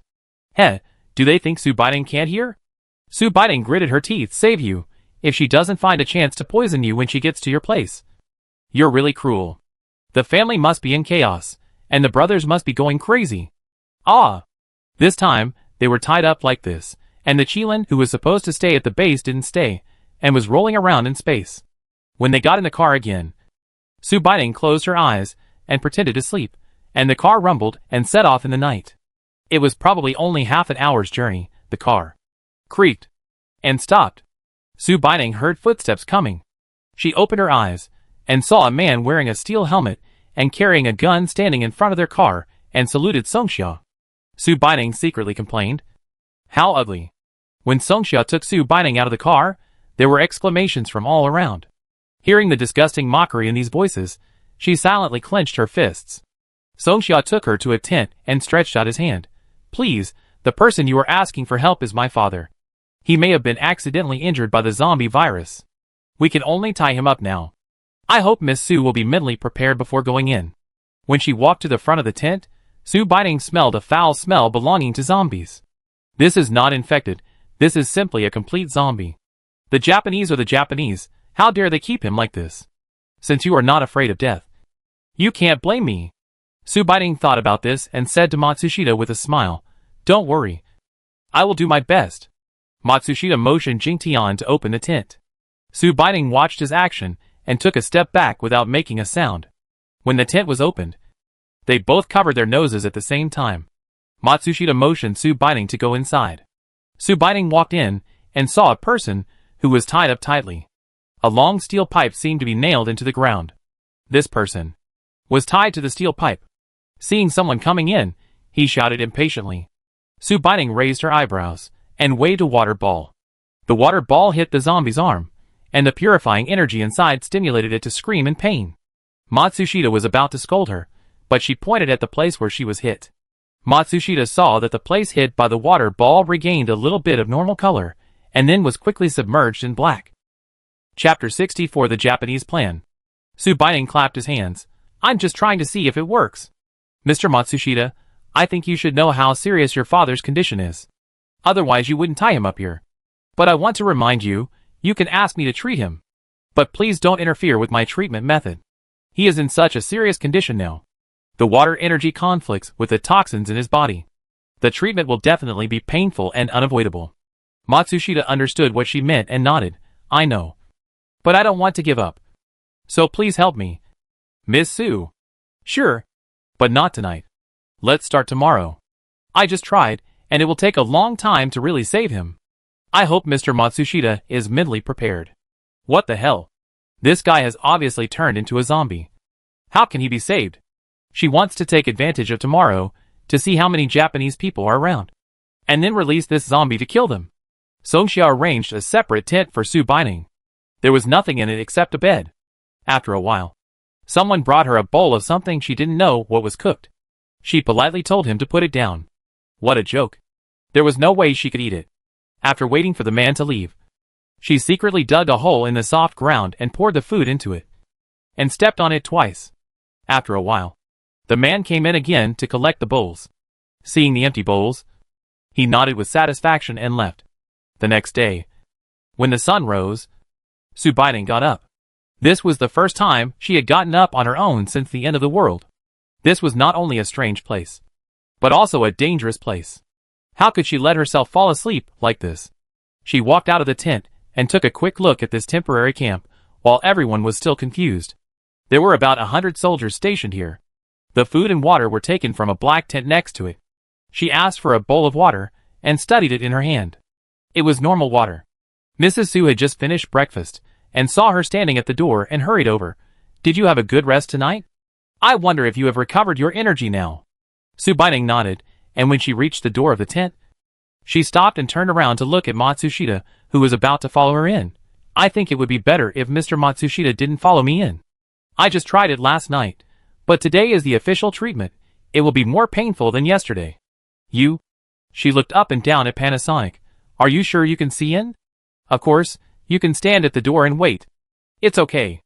After listening to Sue Biting's words, Panasonic's footsteps paused, and he laughed awkwardly. "Then I'll wait outside the tent. Please feel free to do as you please."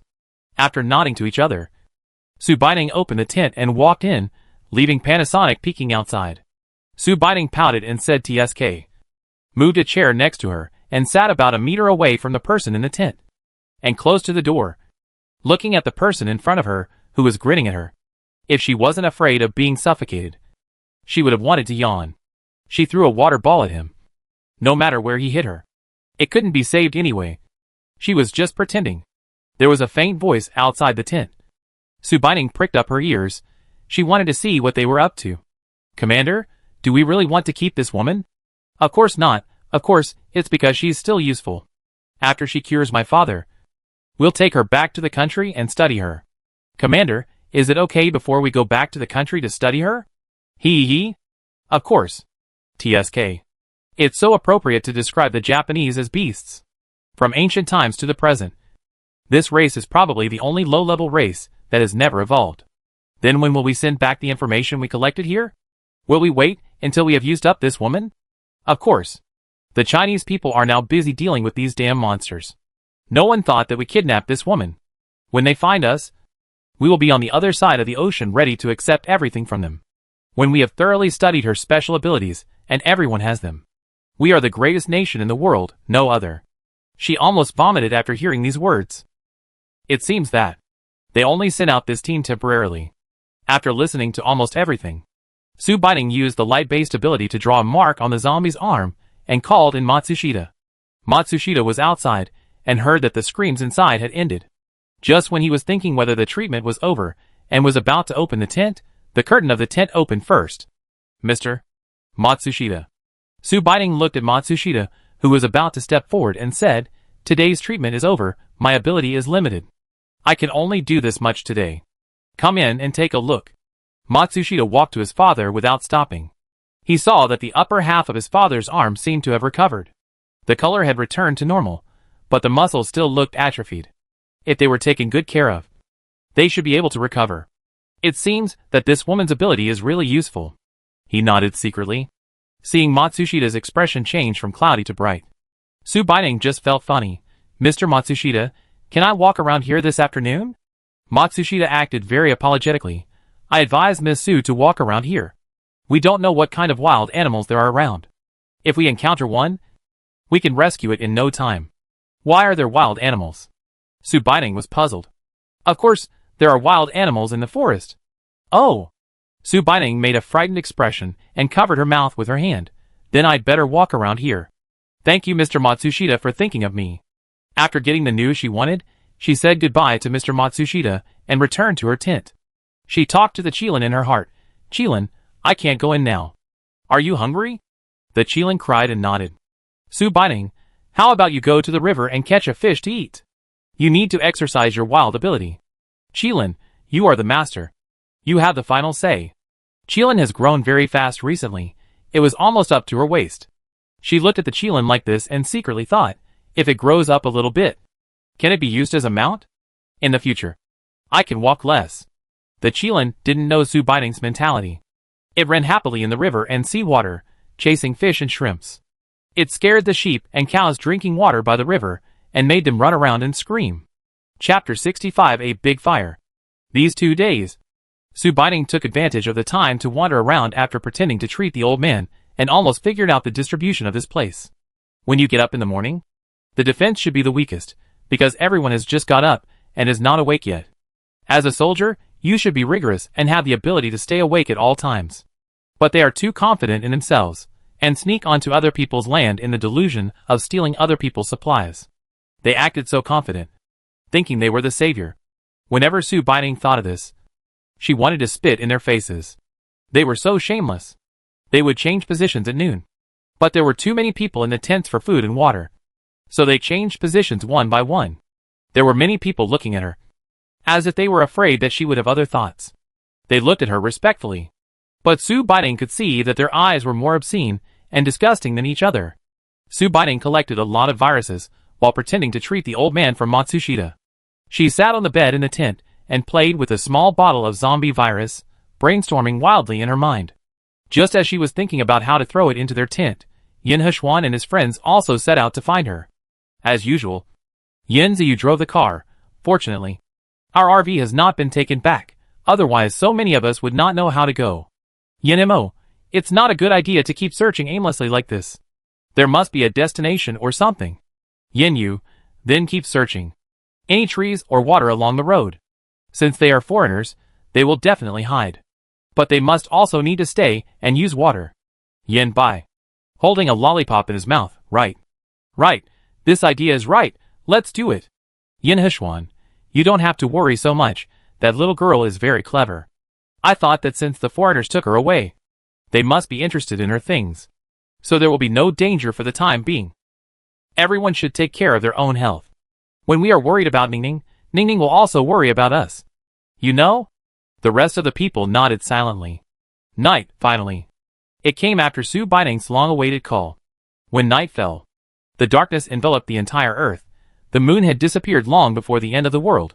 Torches were lit in the camp, and the group of people sat around the campfires, chatting and laughing, saying something she couldn't understand.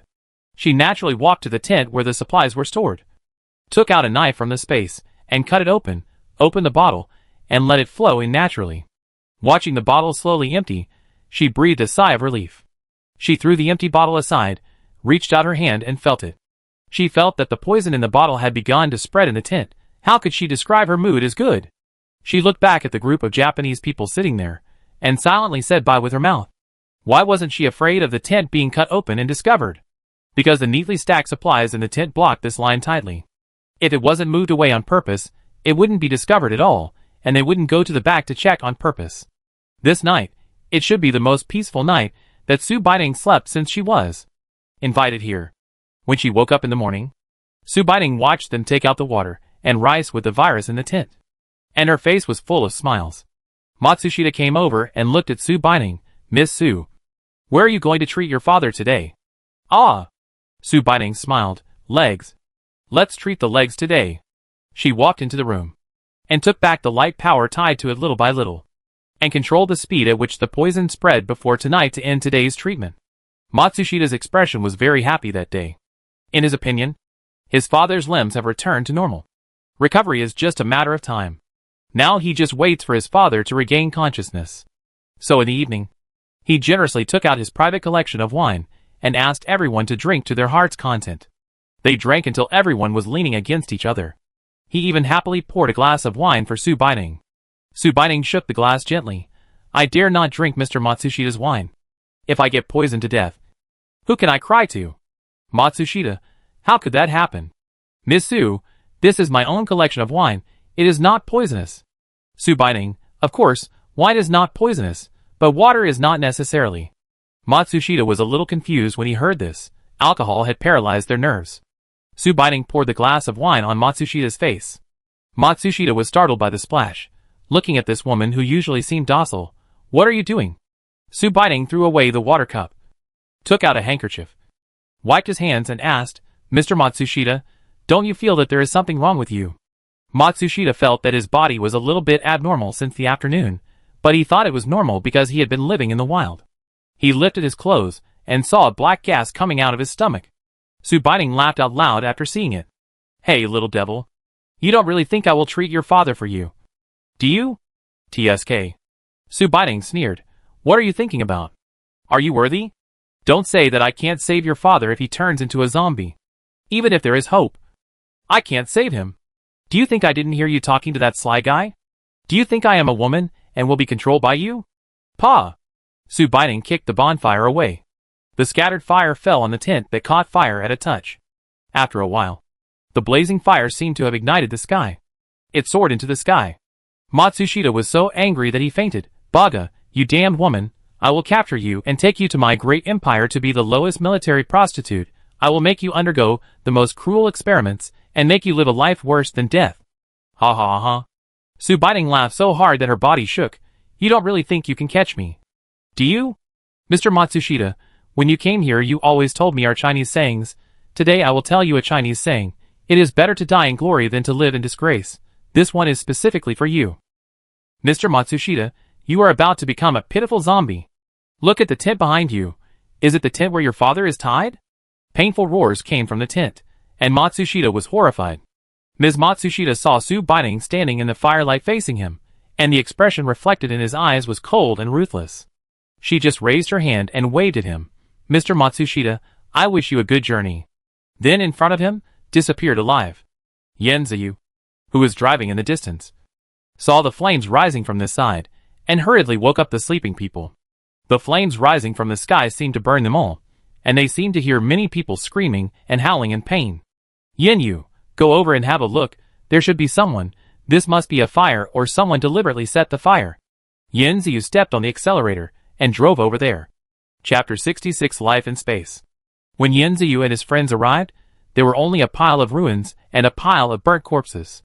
Yen Heshuan kicked a corpse away and picked up a fallen badge from the ground, brushed off the dust and looked at it. This is a badge that only Japanese people have. His thumb kept rubbing the surface of the badge. His eyes were blank, and he didn't know what he was thinking. Yenemo came over and took it and looked it up and down. Does this mean that Ningning was captured by this group of people? Yenziu looked around the camp and kicked a few corpses away. They are so burnt that you can't recognize them. Yin Bo, even if you can see clearly, you won't know who they are. If what Big Brother said is true.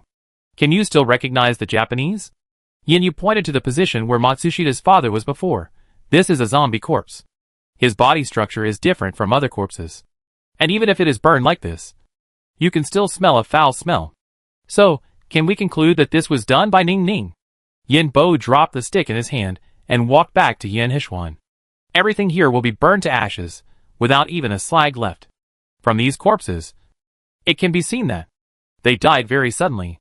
Yin Hishwan pointed to the circle of ashes burned on the ground around him. These people are very cautious.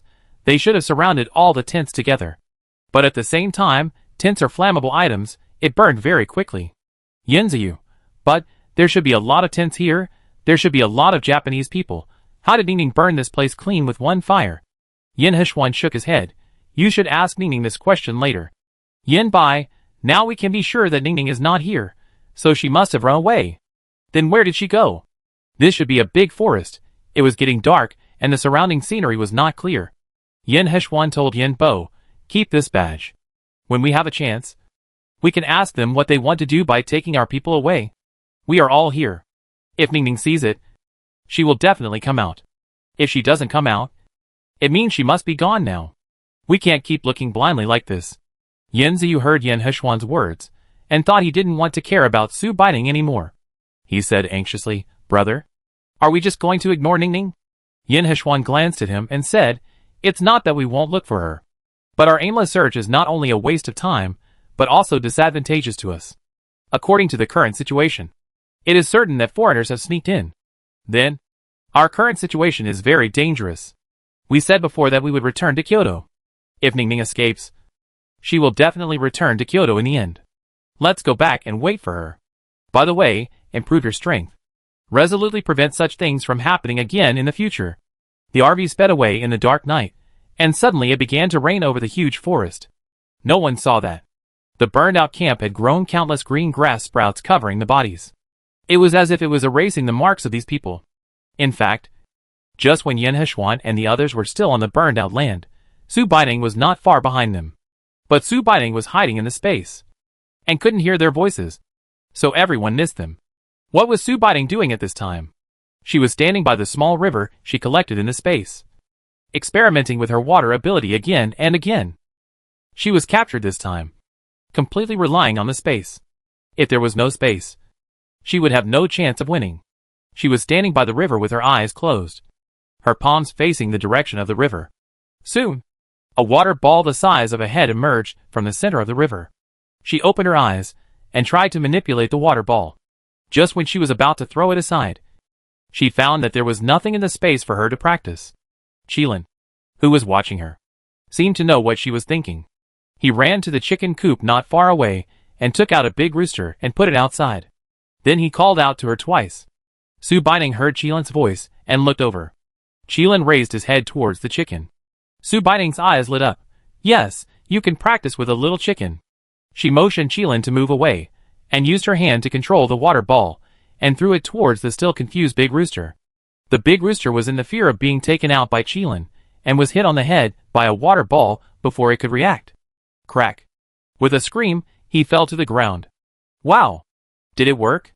She quickly ran over to pick it up and took a look, and even lifted it up, and shook it to confirm that the chicken was indeed dead. It was impossible to tell whether it was day or night in the space. Su Baining practiced her water ability day and night. When she was hungry, she cooked something for herself. When Qilin was hungry, she threw 2 chickens or ducks. It was not until she entered the space that she really mastered how to make good use of the water ability. She looked at the Qilin in front of her. It seemed to have grown taller and bigger recently, and sometimes there were waves like lightning flashing in its eyes. Qilin, did you secretly practice the ability behind my back, so the ability has been upgraded? Qilin opened his mouth and spit out a lightning bolt towards the hillside in the distance. Half of the hillside broke off right in front of Su Baining's eyes. She was silent. She had worked so hard for so long and finally mastered the water ability. Why could this pampered little tiger so easily use such an ability? Qilin looked at the silent Su Baining and didn't know what she was thinking. He stepped forward and pushed her. Su Baining felt itchy at the waist. What are you doing? The Qilin shook its tail. turned its head and nodded its back. Su Baining pointed at its back in confusion. Do you want me to sit on your back? The Qilin nodded and lay down. Su Baining swallowed a mouthful of saliva and climbed up and sat down with a grunt while stepping on its feet. Wow! After Su Baining sat down, the Qilin stood up. Its two hind legs kicked hard and flew into the sky. Su Baining was so scared that she closed her eyes when it flew up. When she felt the wind whistling past her ears, she slowly opened her eyes a little. It was so beautiful. When she looked down from above, she saw the whole picture of her own space for the first time. The water of the stream was flowing, and you could see the occasional flash of light. The river water and the sea water reflected each other and leaned against each other, a bit like the 8 trigrams of Tai Chi and laid together. The green grass all over the mountains, and the ground was reflected in Su Baining's eyes. She sighed. Such scenery could be seen everywhere before the end of the world, but it is hard to find such a place now. Chapter 67 Wandering in the Forest. Su Baining sat on the head of the Qilin and looked at it for a few times, and studied how the Qilin could fly without wings. She felt the wind blowing around her, and reached out to try it. It turned out that there was a gust of wind rotating on both sides of the Qilin's body. She thought about it for a long time, but couldn't figure out the principle. She thought about the world outside the space, and didn't feel like watching it anymore. So she patted the Qilin's back to signal it to go down. After receiving the instructions, Qilin slowly landed on the ground. She jumped off Qilin's body, stood in front of it, and tapped its little nose. Are you trying to comfort me? I tell you I'm not comforted at all. You are so powerful. How did you practice? I worked hard to think of compressing water to make it more powerful, and you can fly and release such a big lightning right away. Qilin heard Su Baining's words, and kept rubbing her little arm to act coquettishly. Su Baining touched its little head. We don't know how long we have been in the space. I feel that I will break through soon. Let's go out after my superpower is upgraded. Brother and others must be very worried now. Qilin nodded. Su Baining sat in the stream for a long time, to quickly improve her superpower. When she felt that the energy accumulated to a certain level, she began to impact the 5th level. Qilin watched her from the side. After the superpower is upgraded to this level, the requirements are getting higher and higher. Her face began to turn pale, and her body began to tremble. Seeing this, Su Baining Qilin began to get a little irritable, stretching out its front paws and digging the ground non-stop. The water in the stream began to evaporate as if under the sun, and bursts of white mist emerged. They circled around Su Baining's body and then went in, as if they were absorbed. Su Baining opened her eyes and looked at her hands. Both her water and light abilities finally reached the 5th level. If someone were here, they would be able to see that Su Baining, who had reached the 5th level of supernatural power, naturally exuded a gentle aura all over her body, attracting people to approach her. Her smiling eyes seemed to be filled with spring water. Just standing there and looking at her could make people feel inexplicably demure. Her temperament was very different from before. She changed into a beautiful red skirt and turned around, muttering to herself, "It's so rare. I have to dress nicely." Okay, she patted Qilin's head to signal it to lie down. She was sure that she was still in the jungle where she was just tied up. It was just that she hadn't been out for a long time, and didn't know what was going on. Since Qilin could fly now, it would be better to fly higher, and see what was going on. Let's go! Let's go out! After sitting down, she patted Qilin's head. Qilin flew up and flew towards a small white dot in the distance. A flash of white light passed by, and a refreshing forest scent flashed and floated into Su Baining's nose. Qilin took Su Baining flying in the air. Su Baining finally saw the whole picture of the jungle. This is not a simple jungle, it is a very large forest. It should be summer now. The flowers and plants in the forest are growing very lush. The forest was full of unknown weeds of all sizes. The big leaves and small leaves were entangled together to form an unknown painting. Just when Su Baining was about to take a good look at where the main road was, Qilin suddenly swayed and fell to the ground. Ah! Qilin, what are you doing? Are you trying to scare me to death? The sudden weightlessness made Su Baining panic. She hugged Qilin's neck tightly. Qilin found a relatively clean corner and stopped. Hearing Su Baining's words, he turned his head and looked at her aggrievedly. Su Baining seemed to think of something. Have you run out of superpowers? Qilin nodded. Su Baining raised her finger. What level are you now? Qilin thought for a while, and stretched out his claws to point at Su Baining's 3 fingers. Ah, so your ability also has stages. Are the 3rd level abilities so powerful? She is not fair again. The plants that had been seen in the sky just now they have fallen to the ground, which made Su Baiting shudder. Are these plants too tall? It feels like they are twice as tall as her. Are these grasses also mutated? She stretched out a hand and carefully touched the leaves of the plants in front of her. The leaves swayed with the touch of Su Baiting's fingers, then she stopped. Then she tried several other plants and felt relieved. She looked at Qilin with resentment. I was thinking you could take me out, but it seems that's impossible now. She couldn't always take Qilin with her in the space, otherwise she wouldn't know where he would be next time he came out. She climbed onto Qilin's back. Qilin, let's go find a cave now, or a tree hole that's big enough for the two of us to live in. We can't go into the space, otherwise. I don't know when I can get out. Looking at the sunlight. The exit should be in that direction. We just walk a little bit every day, and we will get out sooner or later. I don't know what time it is now, but she thinks Yin Heshuan and the others must have been looking for her for a long time. But they haven't waited for her yet. So they should go to Kyoto to wait for her. Then she can just go directly to Kyoto after she gets out. Qilin took Su Baiting to wander around in this big jungle. After walking through a large patch of unknown vegetation, they found a cave in a small corner. Qilin first went forward and sniffed, then stepped in. Su Baiting took out a flashlight and shone it on the top of the cave. It was quite clean. Let's stay here for today. Qilin is a beast after all. It hovered here to mark its own territory. Other animals would not wander around here.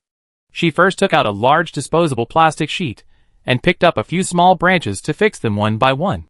Qilin squatted at the door and watched Su Baiting's actions and wanted to help. Who knew that a claw stretched out and broke the plastic sheet that Su Baiting had just fixed with one corner into several pieces. Su Baiting was stunned there holding the last small branch. Qilin knew that he had done something wrong and his ears drooped. Su Baiting glanced at Qilin, and then silently took out a mat from the space that was big enough for one person and one animal to lie down, and put it on its head. Let it hold it up. Qilin stood there honestly holding the mat without moving. Su Baiting put away the useless plastic sheet, and took out a new one to quickly fix it, then she signaled Qilin to put the mattress on. After putting the mattress on, she took out a broom and swept the ground in front of the cave, and took out another mat to put at the door. She nodded with satisfaction at the finished cave, even if it was a temporary nest. It had to be better. She also took out a basin and a towel to signal Qilin to wipe his feet before getting on the bed. Chapter 68 The Eagle Fighting Makirin. Yin Heshuan and his group didn't waste too much time rushing back to Kyoto. Yin Heshuan used his authority and Su Yule's own conditions to quickly get him into the research institute. Yin Imo and Yin Bai were still reorganized back to the army, but they just became small captains according to their own wishes. Yin Yu followed Yin Imo and others to become an instructor in the training camp. Yin Ziyu also followed them to the training camp and trained day and night without sleep. Chung Jun took over Li Shulan's previous job and took charge of their food, clothing, housing and transportation. Yin Heshuan and his family had a nanny in their home in Kyoto. Chung Jun became their housekeeper. After Yin Heshuan returned, he went to see Mr. Pang first, briefly reported Su Baiting's situation to Mr. Pang, and put the badge he found on the table. When Mr. Pang saw the badge, he snorted coldly. These little devils are still thieves. How come they think that China is in dire straits now? Can they replace it? Yin Heshuan, I heard that some foreigners are coming to our Kyoto for talks recently. Right? Pang Lao stood up with his hands behind his back. It's not just our China, this is a global disaster. The heads of state mean to send their individual elites to negotiate with us. Find a suitable way to solve this disaster. If your sister's ability is really like this, she must come back as soon as possible. Yin Heshuan bowed. I promise that everything I say is true, originally. Only our family knew about this. To be honest, I refused to let this be exposed at first. It was Ningning who figured it out, and was willing to tell me. Yin Imo was scratched in a zombie wave, and still retained the last bit of consciousness. It was Ningning who saved him, and helped him recover. After listening, Mr. Pang rang the bell on the table. After a while, there was a knock on the door. Mr. Pang, come in. A man in training clothes walked in. Seeing Yin Heshuan nodded and greeted him. Mr. Pang, what instructions do you have? The person who came in was Jing Si from the Jing family. The Jing family was the same as their Yin family, but the Yin family had more people. Some were in politics, some were in business, and some were in the military. The Jing family had been a military and political family since the founding of the country. It was a single-line family. It was not easy for Jing Si to be born. Jing's mother gave birth to two brothers, Jing Si and Jing Yang. It was not easy for both children to return from the army. Jingxi entered the army and became an officer. The youngest son became a special forces soldier. But he has been missing for a mission. Mother Jing couldn't accept it for a while and fell ill. The Jing family now relies on Jingxi. Old Peng pointed at Yin Heshuan and said, "Find his sister. No matter what method you use." They couldn't explain this matter to Jingxi in detail now. Yin Heshuan took out Su Baiding's photo and gave it to Jingxi. The whole Kyoto began to low-key, but quickly launched the search operation. At this time, Su Baiding was training Qilin's special ability. This forest is really too big. They have been wandering in it for 2 days. They followed the sun for 2 days, and ended up going around in circles. Su Baiding was so angry that she almost smashed her beloved little water cup. When she calmed down, she dragged her little body back to the small cave. Then she calmed down and thought about it, and finally set her sights on Qilin. Qilin was sticking out his tongue, but suddenly he felt a chill all over his body, turned his head, and saw Su Baiding's weird smile and the look in his eyes. It had a bad feeling. Sure enough, in the next 2 days, Su Baiding dragged it up and walked around every morning. Occasionally, she would encounter a lone wolf or leopard, and she would call Qilin to come. Not to mention that this method is quite useful. It not only trained Qilin's reaction ability and combat ability. In addition, in the past 2 days, his ability has been upgraded to a higher level. And today, he hunted a snake and swallowed its gallbladder, and felt that he had a lot of energy again. She drove Qilin, who was dragging the snake. Outside, she walked into the cave and prepared to take out the bowls and chopsticks. After wandering around for 2 days, she was afraid of running into others. So she took out some daily necessities and put them in the cave. Just as she was about to go out with the bowls and chopsticks, she heard a whining roar from outside. She ran out quickly and saw the unicorn raising its head and howling at the sky. Su Baiding followed it to look up at the sky. What did she see? Was it a bird? Why did the snake in its mouth look familiar? She lowered her head and looked at the unicorn's eyes. It was indeed the snake. But how did the bird carry the snake? She looked at the bird carefully. It seemed to be an eagle. It was a large eagle with sharp claws and rich feathers. But the snake was too big, so it was difficult for it to fly. Qilin felt that he was provoked, and flew up and crashed into the eagle without waiting for Su Baiding to shout. The eagle probably didn't expect a tiger to fly. The snake in its mouth fell out after being hit. Recently, the Qilin's ability has been upgraded. Its combat ability index has been rising, but it has never found anyone to fight with. This time, the eagle was unlucky. Who knew that the eagle's mobility was quite strong? After the snake in its mouth fell out, it turned around and rushed towards the Qilin with its wings flapping. The two animals started fighting in the sky. It might be because their aura was too strong. Su Baiding would not encounter rabbits, pheasants, or wild ducks even if she walked for a long time. She even saw 2 little foxes running past her one after another, making her blink constantly. She looked at the Qilin in the sky and was ready to lend a hand to it, but thought better of it. The Qilin spit out a lightning bolt, which was dodged by the eagle. It flew high and fanned out a gust of wind with its wings, and the Qilin hummed twice and crashed into it. The 2 animals rolled together and fell from the sky without being able to control their bodies. After all, the Qilin was a bit big. When it fell, it pressed on the eagle. When Su Baiding walked over, he heard a clear snap. The eagle screamed in pain. Su Baiding probably knew that its wing must have been broken. The Qilin shook his head and stood up from the ground. Looking down at the eagle, he stretched out his claws and pressed on its body. Looking closer, the eagle looked even bigger and shiny. Su Baiding seemed to see a huge roasted eagle. Just when Qilin was about to bite, a voice suddenly appeared in Su Baiding's mind. Don't kill me. Who is talking? Su Baiding stood up in surprise and looked left and right. It's me. Don't look around. You stupid human. Su Baiding suddenly turned around and looked at the eagle. Hesitantly said, Are you talking to me? The eagle nodded to indicate that it was it. Humph. Su Baiding, don't think I won't kill you just because you can talk. You dare to call me a stupid woman. Eagle, I'm sorry. I was wrong. Please let me go. Su Baiding, she gave the eagle a complicated look. You are an eagle. Do you know? Do you have any backbone? Chapter 69 The Eagle Xiao Hei. She stopped the Qilin from biting, and looked at the eagle.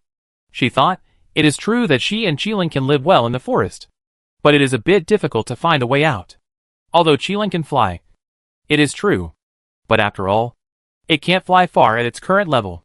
This forest is too big. If the eagle can help, she can consider letting it go. Thinking of this, she squatted down and looked at it. Since you can talk to me with your consciousness, tell me what your name is. Eagle, my name is Xiao Hei. Yes, Su Baining looked at its black fur. This name is very appropriate. It raised its little head. This is the name my mother gave me. It sounds nice. Right. Su Baining nodded nonchalantly. It sounds nice. Then, let's make a deal. Your wings should be broken. If you lead us out of this forest, we will let you go, otherwise I will let it eat you. After hearing this, Xiao Hei rolled his eyes. Su Baining suddenly smiled and said, If you dare to lie to me. She raised the lighter in her hand and approached it to light it. I will burn all the hair on your body. Animals are afraid of fire. Qilin was also very scared when he saw it for the first time. It took a long time before he could barely ignore the magical flame in their hands. When Xiao Hei saw the small flame coming out of the lighter, his two slender legs kicked wildly. I promise not to lie to you. Su Baining didn't believe its lies. She took a look at its broken wings, picked up two small wooden boards, and fixed them with gauze. She would not use her supernatural power to heal it all at once. It's so good now. It can't run away for the time being. She pointed at its little arm. You can't fly now. It's impossible to run as fast as our Qilin on land. So be careful. Xiao Hei. Mom. It wants to go home. This woman is so scary. She looked at the crushed snake and shook her head.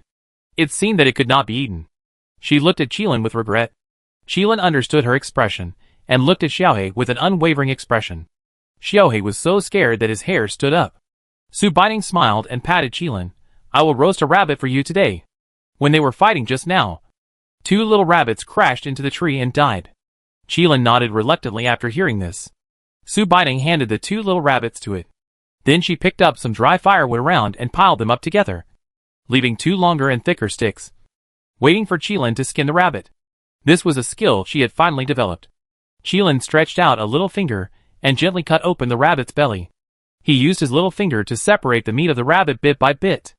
Xiao Hei looked at Qilin with disdain, as if to say that a tiger could do this. Qilin also looked at it with disdain. Stupid bird, you won't be able to eat it even if you want to. Qilin put the peeled rabbit into the basin that Su Baining put down, soaked it in water to wash off the blood, and then held it up and handed it to her. Su Baining took it and stuck it with a wooden stick next to the firewood pile, then lit the match. The flames ignited. The light of the fire shone in Xiao Hei's eyes like a demon, so frightened that it shivered constantly. Xiao Hei looked at the burning fire, thinking that this roasted rabbit could not be as delicious as fresh rabbit meat. Unfortunately, he was slapped in the face after a while. The rabbit was plump and greasy after being roasted. Qilin looked at the rabbit that had not started to sizzle and began to wag its tail. It knew it should be ready soon. A scent of meat drifted into Xiao Hei's nose. It was so fragrant that it just wanted to drool. Qilin looked at it with contempt. Su Baining pulled out the stick, blew on the roasted rabbit, tore off a small piece of leg, and put it in a bowl beside. The rest was placed in front of Qilin. Xiao Hei looked at the rabbit in front of Qilin and finally couldn't help drooling. It looked at Su Baining pitifully on purpose. Su Baining glanced at it and said, Want to eat? Xiao Hei nodded. Su Baining, you didn't have that expression just now. Xiao Hei, I was wrong. I want to eat. I'm hungry. It's really a bird with a child's mind. Looking at its size, Su Baining cut a large piece for it with a knife, and gave the rest to Qilin. Qilin couldn't accept someone sharing food with him. While eating, he kept making threatening noises at Xiao Hei. Unfortunately, Xiao Hei had no time to take care of it. After tasting the cooked rabbit, he was completely immersed in this delicious food, as if he had discovered a new world. After eating and drinking, they sat together and looked at the sun in the sky.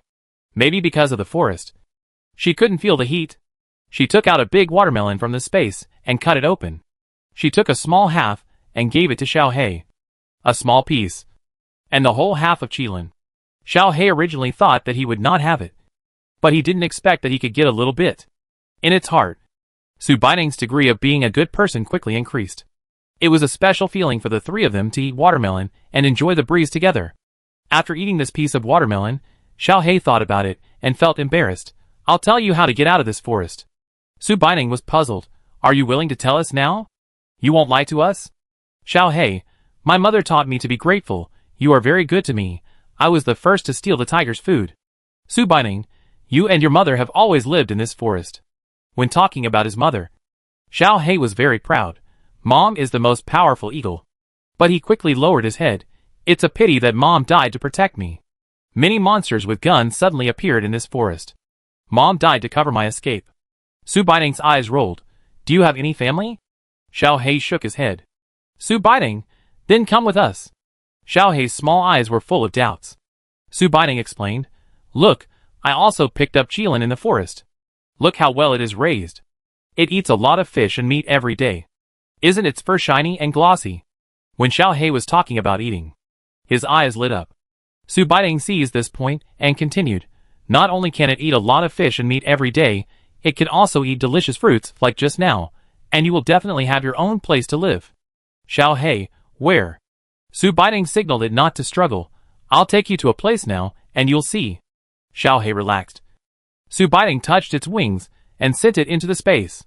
As soon as Xiao Hei entered the space, he was stunned by the rich spiritual energy and the animals and water raised in it. He thought that if he followed her, he would have food and drink and would not starve to death. And there was such a good place. Xiao Hei, can I come in here when I have nothing to do? Su Baining, yes. But you can't just bite these animals to death. If you want to eat, you can go catch fish. Of course, you can eat any fur you want. Xiao Hei, okay. Okay. I'll go with you. Looking at this space, it won't leave even if someone wants it to leave now. Chapter 70 Pick up the individual. With Xiao Hei this automatic cruise, they gone half of the forest in 2 days. At the beginning, she originally wanted to ask Xiao Hei to point to the road to Kyoto. But Xiao Hei couldn't understand what Kyoto meant in northern Jiangsu Lemon. Northern Neiman thinks it seems a bit embarrassed. And it will give up. Just say to find a big road out. On this day, they are shaking in the forest, follow a tiger around. There is a flying eagle hanging on the head. Even the large animals around did not dare to attack them. As she walked, she suddenly saw a big banana tree in front of her, which was full of bananas. Look, Qilin, Xiao Hei. Xiao Hei flew down and stood on Qilin's head. At first, Qilin could not accept Xiao Hei standing on his head. Later, Xiao Hei would stroke his fur like a flatterer every day. He would give Qilin the lunch prepared by Su Baining first, and promised to let him talk to Su Baining when he went out. Qilin accepted it standing on his head. Xiao Hei, I want to eat it. Su Baining shook her head. You can't eat it now. You have to wait until it's ripe before you can eat it. Can we move it into the space? Although Su Baining's space has many fruits, she always regrets that there are no bananas. Because bananas are tropical fruits, you can buy them in fruit stores. But there are no places that sell seeds. Now that I see them, how can I let them go? Xiao Hei and Qilin looked at Su Baining in confusion. It was like asking how to put it in. Su Baining, look. She walked forward, put her hand on the banana tree, closed her eyes, and silently said, put it in. And then the space in front of her became empty. Feeling that there was an extra banana tree in the space, Su Baining clapped her hands happily. Xiao Hei felt it was amazing when he saw it for the first time, and hurriedly asked Su Baining to go into the space to take a look. Xiao Hei appeared in the space, and exclaimed at the huge banana tree. After putting the banana tree in, Su Baining sat on Qilin's back, and asked Qilin to take her forward. Xiao Hei was flying in front, but he saw something and flew back to fly over their heads. Su Baining, what's going on? Is there something in front? Xiao Hei, there's a person lying there. Su Baining patted Qilin. Go and have a look. Jingyang had been lying here for a long time, so long that he almost forgot about it. The wound on his abdomen had become infected, and there was no healing anywhere on his body. He couldn't move, even if he wanted to kill himself. He couldn't lift the knife in his hand. The sun shone on his body, but he couldn't feel the warmth. Only the pain of the wound reminded him that he was still alive. His eyes were blurry, and he couldn't see clearly. He thought back to his mother's tearful eyes before he left and began to regret. He hadn't said goodbye to her, and he hadn't said take care to that bastard brother before he would have no chance. It seemed that there were still many things he hadn't done in time, and many words he hadn't said before he would die. Although the probability is very small, but if there is a chance, if someone can come to save him, then his life will be his. While he was thinking vaguely, there was a rustling sound in his ears. He pulled himself together and opened his eyes, but he could only vaguely see a huge white tiger appearing in front of him. It seems that there is really no chance. He thought secretly, I'm sorry. Mom. Just when he closed his eyes and prepared to die, a pair of warm hands touched his forehead. He opened his eyes in surprise and tried to see clearly. But his body was too weak. He could not see clearly and could only vaguely see the red dress she was wearing. This person should be saving him. And he finally fainted with relief when he thought of this. Who else could save him except Su Baining? After Xiaohei saw someone in front of him notifying Su Baining, Qilin brought her forward. Su Baining sat on Qilin's back. And when she appeared in front of him, the first thing he saw must be Qilin's little head. When she saw him faint, Su Baining suspected that he was frightened by Qilin. She jumped off Qilin's back, touched his forehead, and found that he had a fever. But his body was cold, and his abdomen seemed to be bleeding. She smelled a little bit of decay. This man had a lot of wounds of all sizes, small and large, and she didn't know how to start. His face was also black, and she couldn't see what he looked like. Anyway, he was fainted. She laid him flat on the ground and tore open the clothes on his abdomen. The clothes were definitely not this color at first. It must have been stained black by blood. She almost vomited when she saw the wound. The wound must have been scratched by the claws of some animal. It felt like it was cut off from the waist. It must be because there was no medicine applied. The wound has begun to rot. She can even see a white object wriggling inside. She lamented that this person's life was too hard. He was injured like this, but he didn't die. She was the same. How come she could find people everywhere she went? How did this person appear in such a big forest? She put aside the distracting thoughts in her mind, took out a knife, and cut off his rotten flesh while he was unconscious, picked out the white stuff inside and threw it away. She could save him, but when she couldn't guarantee the safety of this person, she would not casually reveal her trump card. She used her supernatural power to simply repair the fatal wound, then took out anti-inflammatory medicine and applied it with gauze. She used anti-inflammatory spray to apply medicine to his wounds one by one. She looked at the clothes on the man in a dilemma. They were dirty and messy, so she would change them after he woke up. There was one more person. She took out a backpack from the space and put some dry food in it.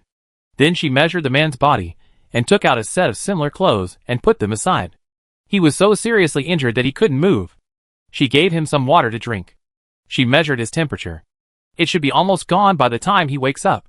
After doing all this, she squatted on Qilin and Xiaohei, who were lying on the ground, and said, "We may not be able to take food from the space for a while. I'd like to ask you to go hunting." "Okay." Xiaohei was puzzled. "Why?" Su Baining pointed at the person on the ground. "We can't let him know that I have space abilities. We don't know if this person is good or bad." "Xiaohei, if we are sure that he is a good person, can we take it?" Su Baining nodded. "That's right in theory. But it's definitely not possible now. The Qilin is fine. It's a wild animal. Su Baining didn't raise it as a pet. It can go hunting for food, as long as Su Baining can roast it." "Xiaohei, can I still drink the water in your hand?" Su Baining, "That's fine. Don't worry, maybe when he gets better, he'll leave, and we'll be free." Xiaohei is so upset now. I shouldn't have told her there was someone here, but this is the only way out of the forest. It seems like we always have to pass by here. Chapter 71. Jing Family. Jing Yang. Looking at the depressed Xiaohei, Su Baining grilled 2 more fish for him in the afternoon to compensate him. Fearing that this person would want to eat something when he woke up in the middle of the night, she also cooked some porridge. Who knew that until very late, he didn't wake up? Su Baining couldn't stand it anymore and patted the sleeping Qilin beside him. "If he wakes up, you will call me. Okay? This person can't be eaten or bitten." Qilin nodded while snoring. Because they couldn't move with this person, they could only sleep with this person at night. She lit a bonfire. Everyone slept very soundly.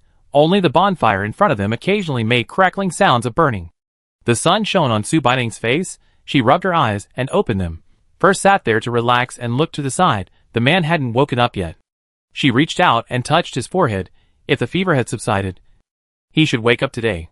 She stood up, stretched, walked to the side, brushed her teeth, washed her face, and cleaned herself up. There was no place to hide in this place. It seemed that there was no way to change clothes. So forget it. The bonfire last night had burned out, and now only a pile of ashes remained. In the morning, she and Qilin Xiaohei had a casual meal, and then waited to see when this person would wake up. Xiaohei had promised to teach Qilin to communicate with Su Baining with his consciousness, and now he had nothing to do. So he stood aside and chirped at Qilin. Su Baining was sitting nearby and was curious. Xiao Hei, you are chirping like this. Can Qilin understand what you are saying? You two are probably not the same species. Right? Xiao Hei was silent for a moment. Can't it understand you? Then why can't it understand me? It seemed to make sense. Su Baining was convinced, and seeing Qilin nodding. He should understand. I don't know what Xiao Hei was chirping about. Qilin tried it with his eyes closed first. Then he opened his eyes again, and looked at Su Baining with a frown on his face. A stuttering voice sounded in Su Baining's mind. Master. Su Baining opened his eyes wide and nodded. I heard Qilin. It should be you who called me. Right. Qilin nodded. Qilin's voice has a strong sound close to that of a young animal. It sounds very reliable, unlike Xiao Hei's voice, which sounds very crisp and childish. Jingyang woke up at this time. He opened his eyes, and blinked twice. The first reaction was that he was still alive. And the second reaction was that he could see clearly. He heard a voice talking next to him, and turned his head slightly to look at the side. Not far away from him was a woman wearing a red skirt with her back to him. It seemed that what he saw before he fainted last night was not an illusion. She laughed out loud, and her smile was crisp and bright. In front of her seemed to be a tiger and an eagle. Seeing these two huge animals, he subconsciously wanted to get up. As a result, he forgot that he was still seriously injured. Just as he was about to raise his arm, he groaned in pain. Su Baining heard a voice behind her. She turned around and saw that the person had woken up. She was surprised and whispered, "Ah, you woke up." Jingyang now saw her full appearance. Jingyang looked at Su Baining in front of him. Her eyes were watery, as if she was shouting a pool of spring water. Her lips were red without any lipstick, and there was a teardrop mole under her eyes. She looked delicate and needed to be protected. The skin on his face was white and translucent, revealing a healthy pink. He saw the white and slender hand that Su Baining stretched out to him. When he touched his forehead, he almost felt like he was going to collapse. This hand was so soft and warm. It made people want to hold it in their hands. Su Baining retracted her hand and looked at him. I applied medicine to your wound last night. You have too many wounds on your body, especially the wound on your abdomen. So I didn't move you. I can only leave you like this. Now your fever has subsided. It shouldn't take long for you to get up. She took the bowl next to her, scooped some water with a spoon and fed it to him. Jingyang looked at her face. His eyes were gentle, and he opened his mouth unconsciously to receive the spoonful of water. Su Baining added a little healing energy to the bowl of water. She hoped that this person would get better soon. After drinking some water, he shook his head. Su Baining put the water back on the ground. Do you want to eat something now? I cooked porridge.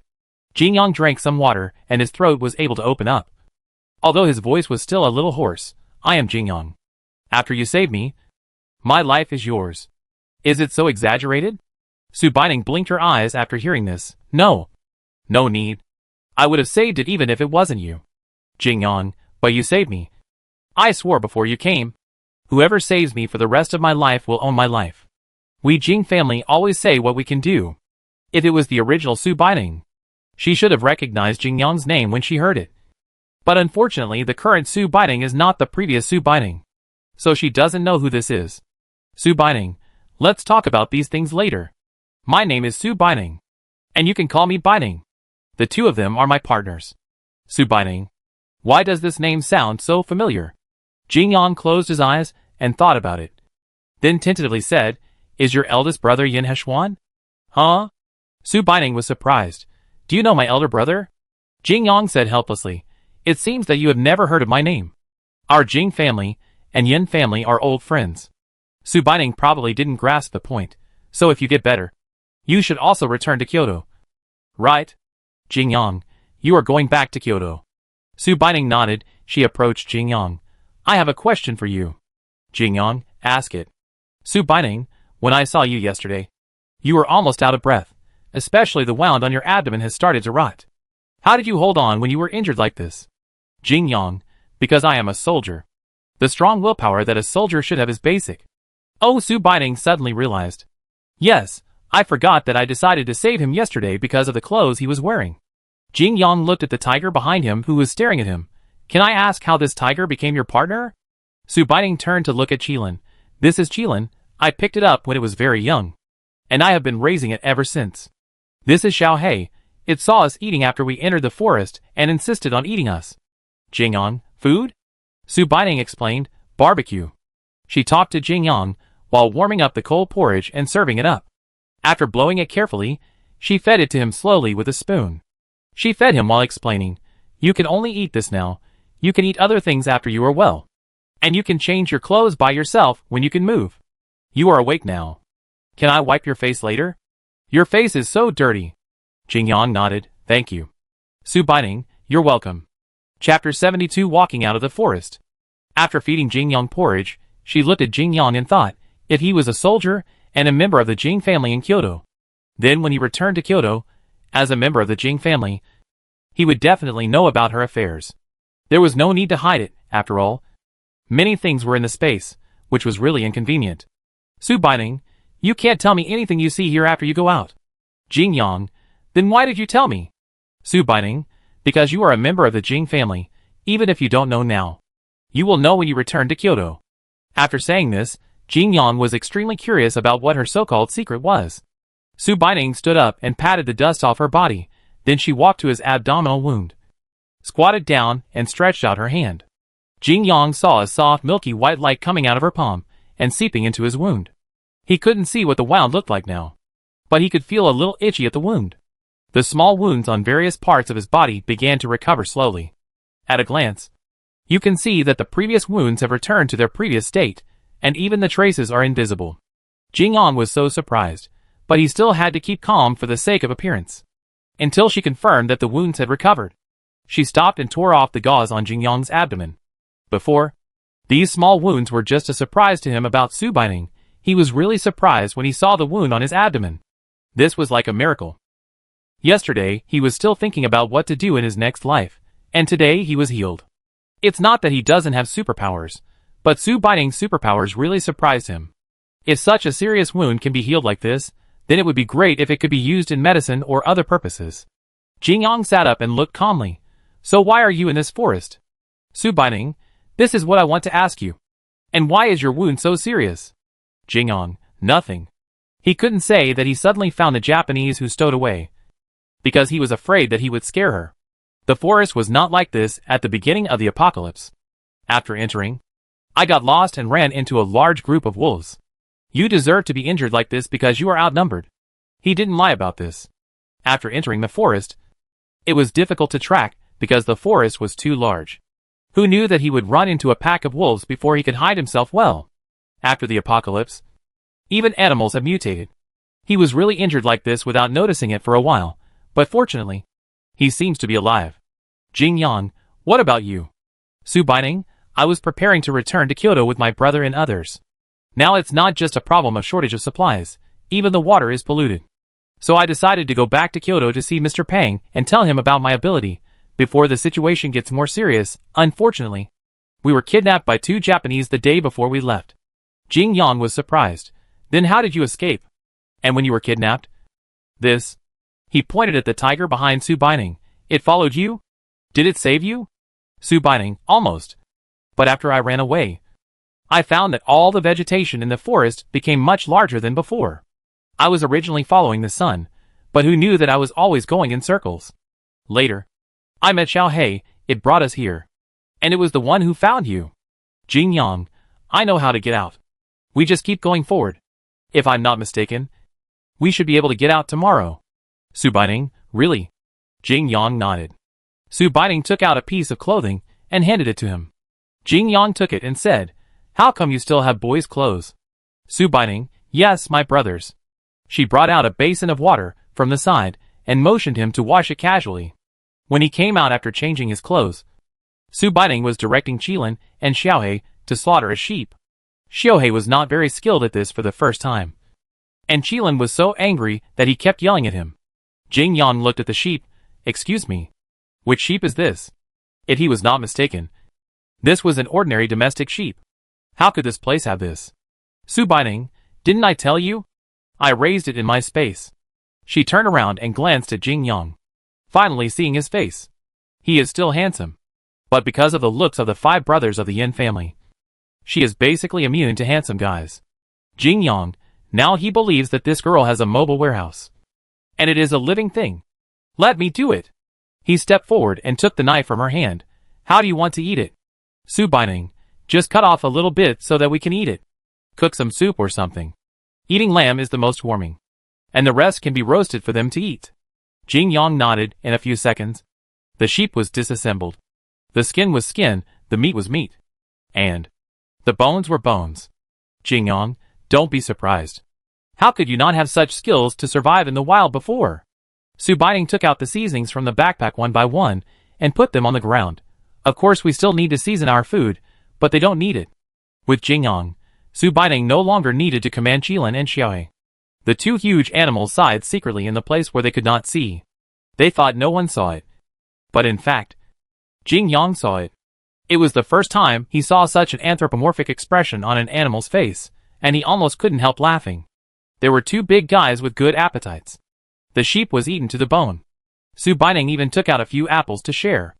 Jing Yang had seen animals eat fruit when he was at home. This was the first time he saw a tiger and an eagle eating fruit. What kind of person is the pet you keep?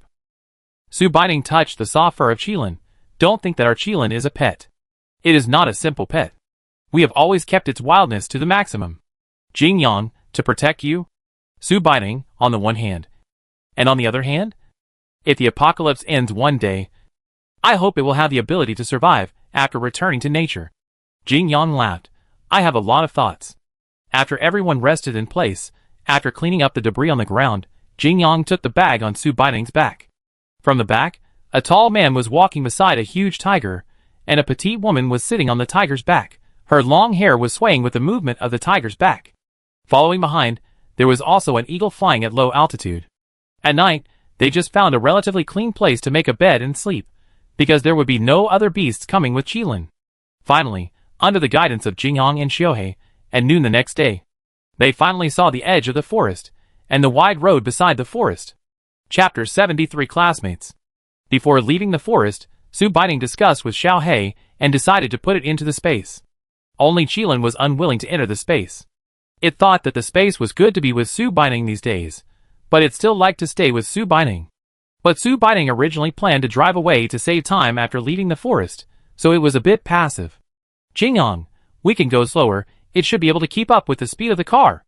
Thinking that this should be the case, she took out another off-road vehicle from the space. She originally planned to take out Yin Yu's car, but she saw that it was not moved and changed it. Jing Yang knew that the car was modified as soon as he saw it. He patted the door and found it was very sturdy. Su Baining, this car is just a simple addition, which strengthens the vehicle's tolerance. Jing Yang nodded. It's okay. If we keep going, we can arrive in about 2 days. Get in the car. Let's go! Finally, they walked onto the wide road. Su Baining's heart was full of emotion. This was a completely different feeling from being in the forest. The forest was very winding, and you had to be careful when walking to see if you would be tripped by plant roots. But there were no zombies in the forest, no smell of blood, and no stench after they died. It was different on the main road. After driving for a short while, she had already seen dozens of zombie corpses, including some humans who had not yet transformed. Qilin ran beside the car, and Su Baining was relieved that he looked relaxed. Jing Yang turned his head and looked at her. You can rest for a while. It's daytime on the main road, so nothing will happen. Su Baining, I can't sleep. Jing Yang, what are you thinking about? Su Baining, I'm worried about my family. I don't know how long I have been in the forest. I'm afraid those people at home are going crazy. Jing Yang was still a little confused about this. It's not like he hadn't heard Jing Si mention the stepdaughter of the Yin family before, but it's said that the Yin family doesn't like the stepdaughter. What happened after the end of the world that changed their attitude? They ran on the main road for a long time without seeing anyone. It was empty and desolate. When the sun was shining directly on the roof of the car, they saw a gas station. There were several dirty cars parked at the door of the gas station. When the roar of Jing Yang's car got closer and closer to the gas station, Su Baining saw someone get off a bus and look at them. Jing Yang chose a place far away from them and stopped the car. Before stopping, he asked if they wanted to refuel. Su Baining glanced at the group of people sitting at the entrance of the gas station. What do you think? Jing Yang thought about it. It depends on the situation. If these people are not aggressive. Qilin followed behind and ran in panting. Ah! There is a tiger. Help me. Oops, forgot that Qilin was following behind. Su Baining quickly opened the car door and called Qilin. Are you Su Baining? Qilin's head hurt from the screams of the group of people, and just as he was about to yell, Su Baining got out of the car and touched his head. Master, it's a bit noisy. Su Baining raised his head in surprise. Can you talk to me skillfully with your consciousness? Qilin nodded at this time. Someone asked Su Baining with doubt. Jingyang walked to Su Baining's side, wearing sunglasses. He glanced at the woman who was talking and turned to look at Su Baining. Do you know her? Su Baining looked at the woman carefully. Sorry. She was not the original owner. She didn't know who she was. Su Baining asked in confusion, Who are you? When the group saw Su Baining and Jingyang getting off such a nice car, they were all full of surprise. The end of the world has been here for so long. Eating and drinking have become a problem. It is hard to see people who can still dress so cleanly and look so good. The person who called Su Baining was Su Baining's classmate before. They were just classmates, because everyone more or less disliked Su Baining's style. But now seeing Su Baining, she seemed to be living better than before the end of the world, and becoming more and more beautiful, and the men around her were more elegant than each other. The clothes Su Baining brought to Jingyang were the combat training clothes prepared for Yan Imo and others before. Jingyang was originally the same as him. After putting them on, his posture was upright, and he was full of masculine energy. She also has an attractive face. Seeing her talking to the pretty girl, a friend beside her touched her. Do you know her? The woman who was talking nodded. She is a classmate from college. Then you should ask her for food, and she will probably give it to you. After all, you are classmates. The woman was embarrassed. They really didn't know each other. Seeing them talking, Su Baining didn't say anything. After getting off the car, she felt very hot. She felt sweaty even in her skirt. Jingyang looked up at the sky. The weather is so abnormal now. We were in the forest before, so we couldn't help but feel it. The temperature rose immediately after we came out. Su Baining knocked Qilin, who was laughing and sticking out his tongue. Hard. I told you to stay with Xiao He in the space. It wouldn't be hot, and we could go back to the car and sit there. But you insisted on following me. Qilin regretted it now. It was fine when he was running just now. But who knew it would be so hot now that he stopped? It felt like he was about to sweat. Su Baining patted it and told it to follow her. She whispered to Jingyang, Wait here and watch the servants. I'm going to take Qilin into the space. Jingyang nodded, turned around and faced the group of people. Qilin followed Su Baining to the back of the gas station and waved to take Qilin back.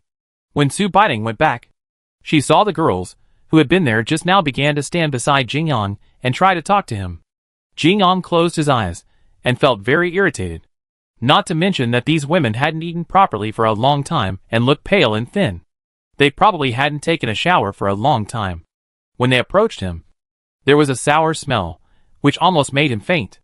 They were still standing beside him, making coquettish gestures and chattering, which was so annoying. He had only one thought in his mind now. Why didn't Su Baining come back? Su Baining knew what he was thinking when she saw his expression. She deliberately coughed and stood behind them without moving. When the group of women saw her coming back, they quickly stepped back. Only one little girl was still standing there without moving. Su Baining raised her eyebrows, walked over with a stern face, and looked at Jingyang. You've been attracting attention while I'm away. Jingyang, no I. Su Baining stretched out her hand to interrupt him. Don't explain, I'm very angry now. Open the door, and I want to get in the car.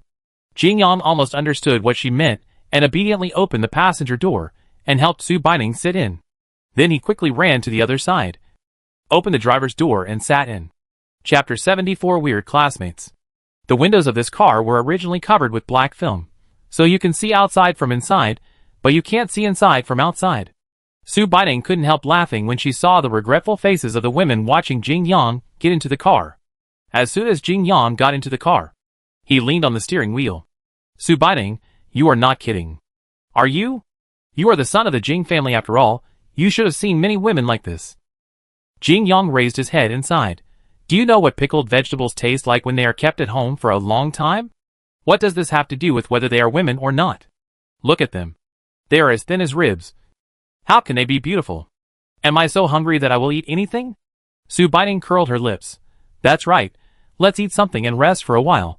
It's so hot down there that I'm too lazy to go down. Jingyang took the backpack from the back and took out 2 boxes of self-heating rice and 2 bottles of water, although they closed the car door tightly. However, there was still a smell coming out from the gap of the car and reaching their noses. They smelled the aroma of meat. The classmate who said she was Sue Biting swallowed his saliva and thought that since he was her classmate before, could he go and ask for some food? At this time, the male classmates who went out to find food came back. Before, only this group of women were here because the boys went out to find food. When the end of the world came, it was not easy for everyone to escape and get on this car. Many of them gathered together because they were separated from their parents. Most of them were girls under 20 years old. There were also a few male classmates who were with Sue Biting's classmates. They were together because they happened to plan to go out and play together during the summer vacation. Who knew that they would encounter the end of the world? Traffic was interrupted, the signal was interrupted, and they could not contact their parents. They survived by shivering and dodging. It is said that Kyoto should be safer than other places.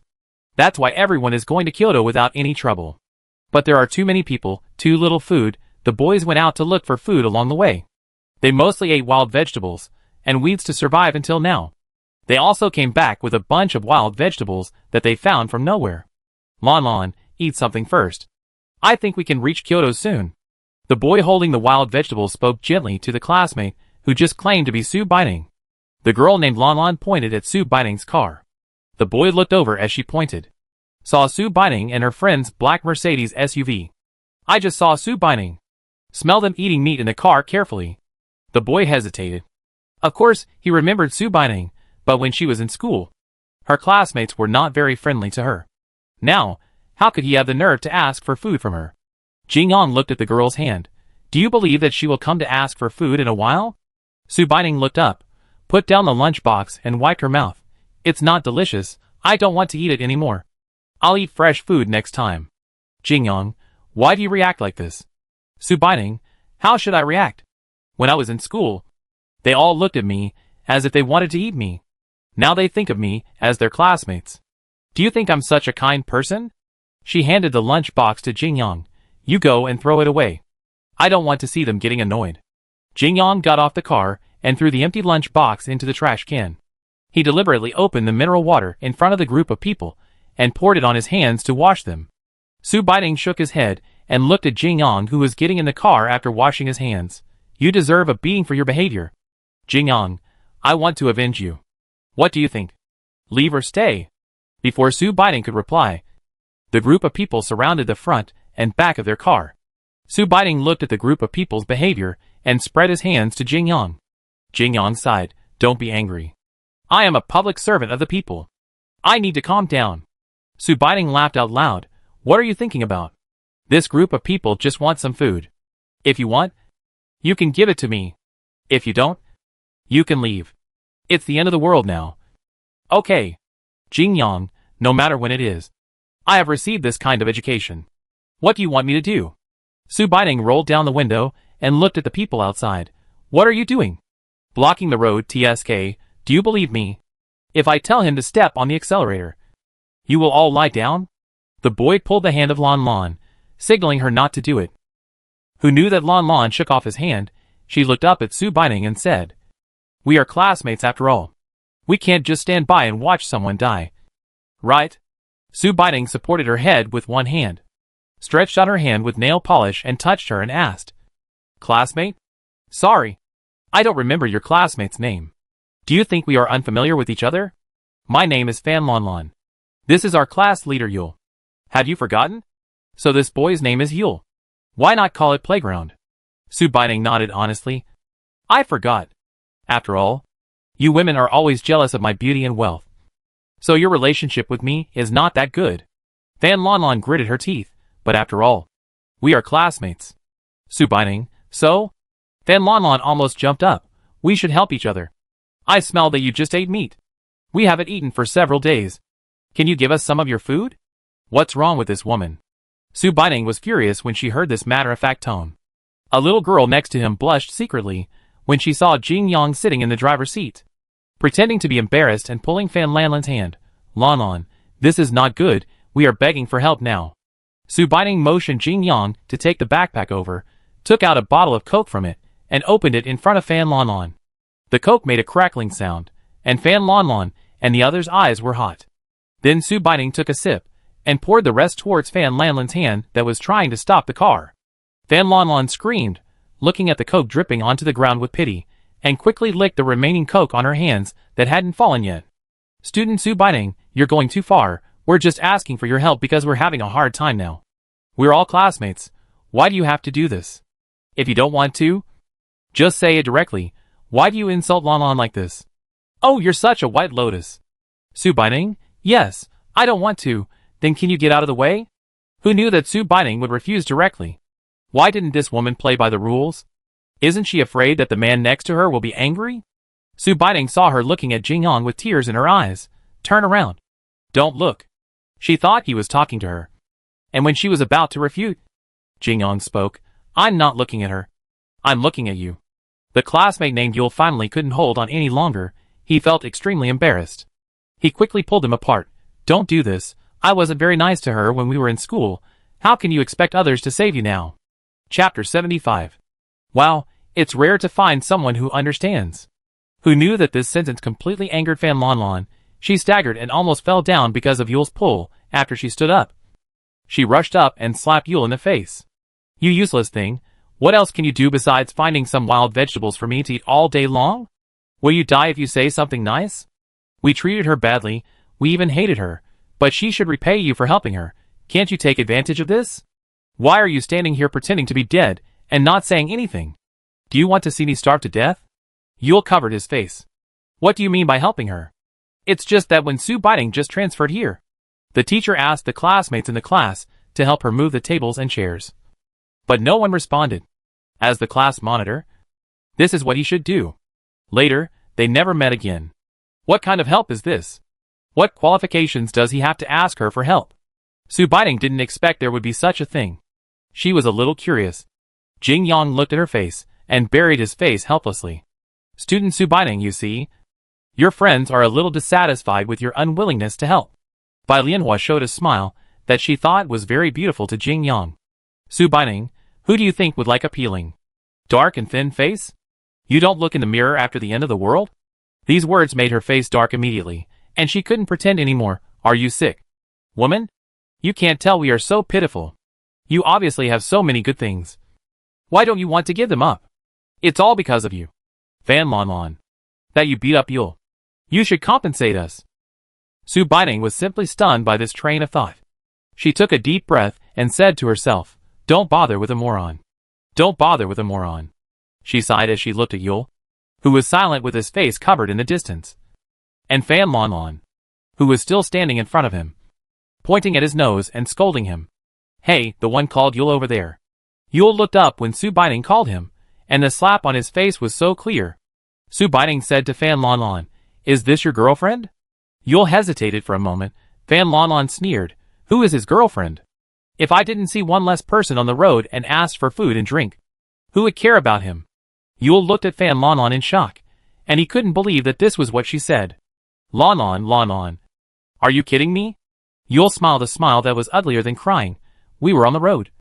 Obviously. What? Fan Lan Lan interrupted him impatiently. You want me to be your girlfriend? Right. Sure. Go find this woman and ask for food and drinks. And I'll be your girlfriend. A friend of Yule couldn't stand it anymore. He stood up and pulled Yule. Fan Lan Lan. Don't go too far. Isn't it good for you to have fun along the way? You haven't suffered any pain or hardship. So what are you dissatisfied with? No pain? No hardship? Fan Lan Lan pointed at her face. Does this mean no pain or suffering? But we are all like this. You are not the only one. Shut up, Lu Qi. This is our business. What does it have to do with you? Don't worry about it. Lu Qi, you are just ungrateful. Fan Lan Lan, that's what he wants. Yule, who had been silent, stopped Lu Qi. He glanced at Fan Lan Lan, and at the people watching the fun. Lan Lan, I don't deny that I like you. You know whether I have been good to you along the way. And I have a clear conscience. I am not you. I have my own bottom line. Since you said so, let's go our separate ways from today. You can take the car, and I will go by myself. After saying that, he looked at Lu Qi. You go with him, this is safer. If my calculations are correct, you don't need to rest tonight, and you can reach Kyoto tomorrow. Lu Qi, what a joke. How could I leave you alone? Let's go together. Leave the car to them, and we'll go to Kyoto. Then Lan Lan was furious. How dare you say that? Okay. Go ahead. I want to see if we can survive without you. Lucci, huh, that's funny. Why can't we survive? If it weren't for you guys, we had a good time along the way. They passed many gas stations, small shops, and even large supermarkets and shopping malls. These women never went out with them to find food. He and Yul were two ordinary people. Even so, Yul never complained about anything. He always worked hard to find all kinds of food and drinks. He smiled and gave them to Fan Lanlan first. Fan Lanlan ate the leftovers, and then he ate them. He never told them that when he met zombies on the road and was chased by them, when she was hurt, she would quietly cover the wound and go back clean. No matter how much he felt sorry for Yul, he would always smile and say that if he didn't spoil his girlfriend, who would spoil her?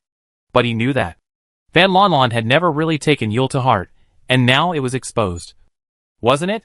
Looking at Lucci and Yul like this, Su Baining suddenly thought of Chung Jun and Su Yul. I wonder if Su Yul has entered the research institute, and what Chung Jun is doing now. The people around the car had dispersed while they were arguing. Su Baining motioned to Jingyang to drive over. Jingyang drove the car to Lucci and Yul and stopped. Can you drive? Lucci didn't know what they meant by asking this, but he nodded obediently. Jingyang and Su Baining looked at each other, and got out of the car in tacit understanding. Su Baining sat in the back without saying anything. Jingyang walked in front of Lucci and the others. Go. Drive forward. Lucci stared at Jingyang blankly and asked, What about Yul? Jingyang looked at him like a fool. Why do you think we both got out of the car? Lucci suddenly realized and stuffed the still wandering Yul into the passenger seat, and climbed into the driver's seat. Fan Lanlan wanted to follow after seeing this, but Jingyang took out the gun from his waist and pointed it at her head. If you move, my bullets won't have eyes. The black muzzle of the gun was against her forehead, and she was finally scared and collapsed on the ground, watching the car in front of her swaying away from the gas station and moving forward. It was Lucci's first time driving this kind of car, and the car kept shaking. Su Baining was shocked and almost vomited. Brother, this is an automatic car. Are you so nervous? Driving an automatic car like a rickshaw? Lucci, I'm a little nervous. Su Baining, what are you nervous about? Can the guy next to you who is still in a daze drive? Lucci, yes. Jingyang, if you can't do it, change someone else. It gives me a headache. Chapter 76 Return to Kyoto. The car stopped at the side of the road. Lucci woke up Yul, who was still daydreaming. Jingyang handed him some dry food and water. Eat something or you will faint from hunger and drive into the woods. Yul came back to his senses and stared at the dry food in his hand for a long time and said dryly, Thank you. Su Baining raised her eyelids and glanced at him without saying anything, but looked at Jingyang next to him. When he left just now, Jingyang put away the gun, and now he doesn't know where he put it? She was very curious about where he put the gun. Why didn't she see him take it out in the forest? Even without turning her eyes, Jingyang could feel her burning eyes staring through him. He touched his waist and gestured to her. Have you forgotten what my job is? Su Baining, no. I'm just a little curious. Lucci, who was eating bread in front, didn't hear what they were talking about in the back. He was still worriedly looking at Yul, who was distracted. Hey, are you still worried about them? Yul, my words may be a little harsh, but it is the truth. Even if I didn't drag you away just now, you couldn't stay. Yul was very depressed. He thought that after a long time, Fan Lanlan could see his true heart, and was quite gentle to him along the way. But it turned out that all this was just his imagination. Lucci, you don't have to worry if we don't stop. We can reach Kyoto in the evening. If they do, they will arrive tomorrow at the latest. Su Baining didn't want to discourage them, although I really don't want to discourage you. The prerequisite is that they won't encounter zombies tonight. And even if they can reach Kyoto tomorrow, they can't get in. After hearing this, Lucci was puzzled. Why? Su Baining was curious. How did you get here all the way? Have you never been to any survivor base? Lucci and Yul shook their heads. We were originally going to travel together. Lucci pointed at himself. I was originally playing at home, but it was too boring to be alone, so I followed them. Who knew that we would encounter such a thing halfway? And everyone died. The three of us were sitting in the car, and Fan Lanlan woke up late, so we got off a little late. At this point, Lucci sneered. Speaking of this, we should thank Fan Lanlan for being lazy at the time. Otherwise we would not be here now. We stopped and walked along the way, and met a few classmates. We originally planned to go to the base, but we heard that the base was also short of food and clothing. Later we thought about it. If the base here is not good, we should go directly to Kyoto. All the senior executives are there. It must be better than other places. So we didn't enter the base along the way. Just the bus we took just now was the same bus we took before. After listening to Lucci's words, Su Baining probably knew that they really didn't understand the current base policy at all. It's nothing more than a miracle that such a group of people can still survive. Su Baining kindly explained, because now all bases need to pay a certain amount of materials when entering and leaving.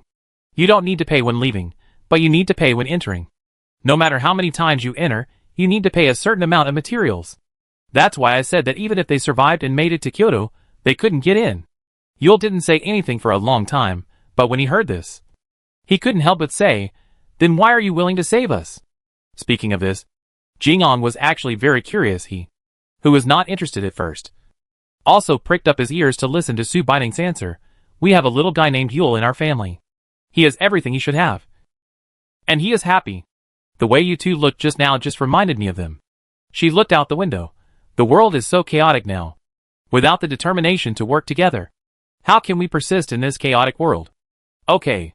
After saying this, she clapped her hands. We will take you to Kyoto, then the rest of the journey will be up to you. No one can help you for your whole life.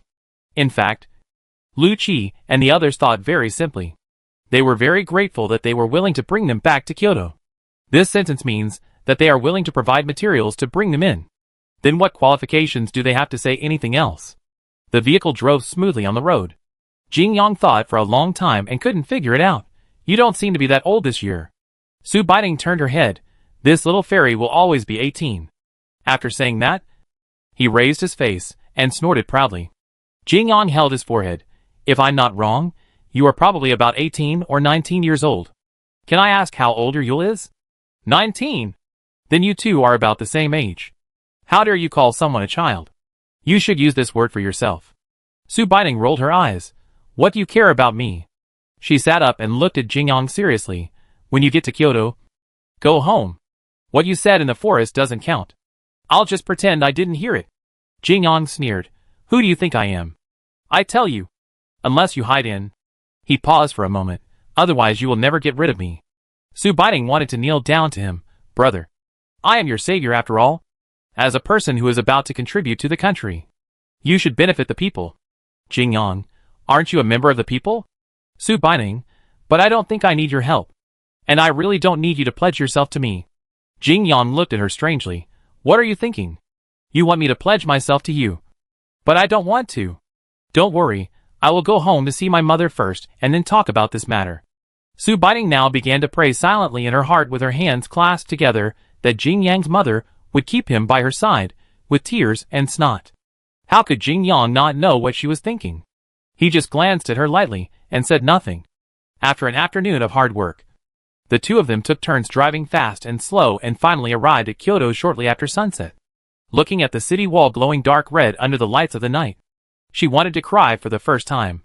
In her previous life, she was very busy, always looking for a chance to see the beautiful scenery of Kyoto.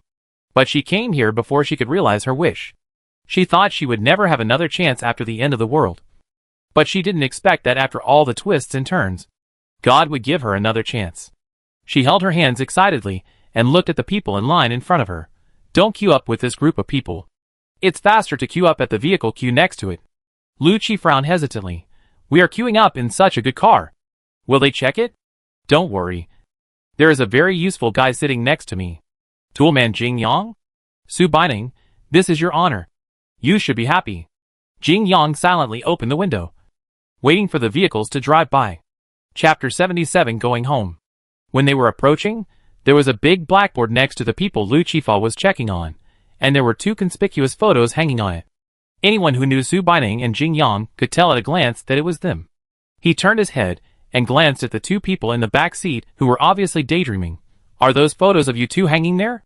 Su Baining turned her head and looked at the place he pointed when she heard the words, and her face instantly turned half black, gritting her teeth. This must be the idiot Yin Ziyu who released my dark history.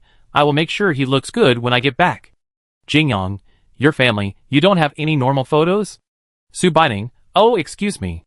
This bastard must not have been disciplined enough. Jingyang, are you like this at home? So free? Su Baining, what are you talking about? I am at home. She thought for a while, and lowered her head, a little cowardly. Why? How could she answer such a question to him? Su Baining shook her hand. It's not important, the important thing is that even if it's not you tonight, we can still go in quickly. Jing Yang, impossible, the guards in Kyoto have always been stricter than those in other places.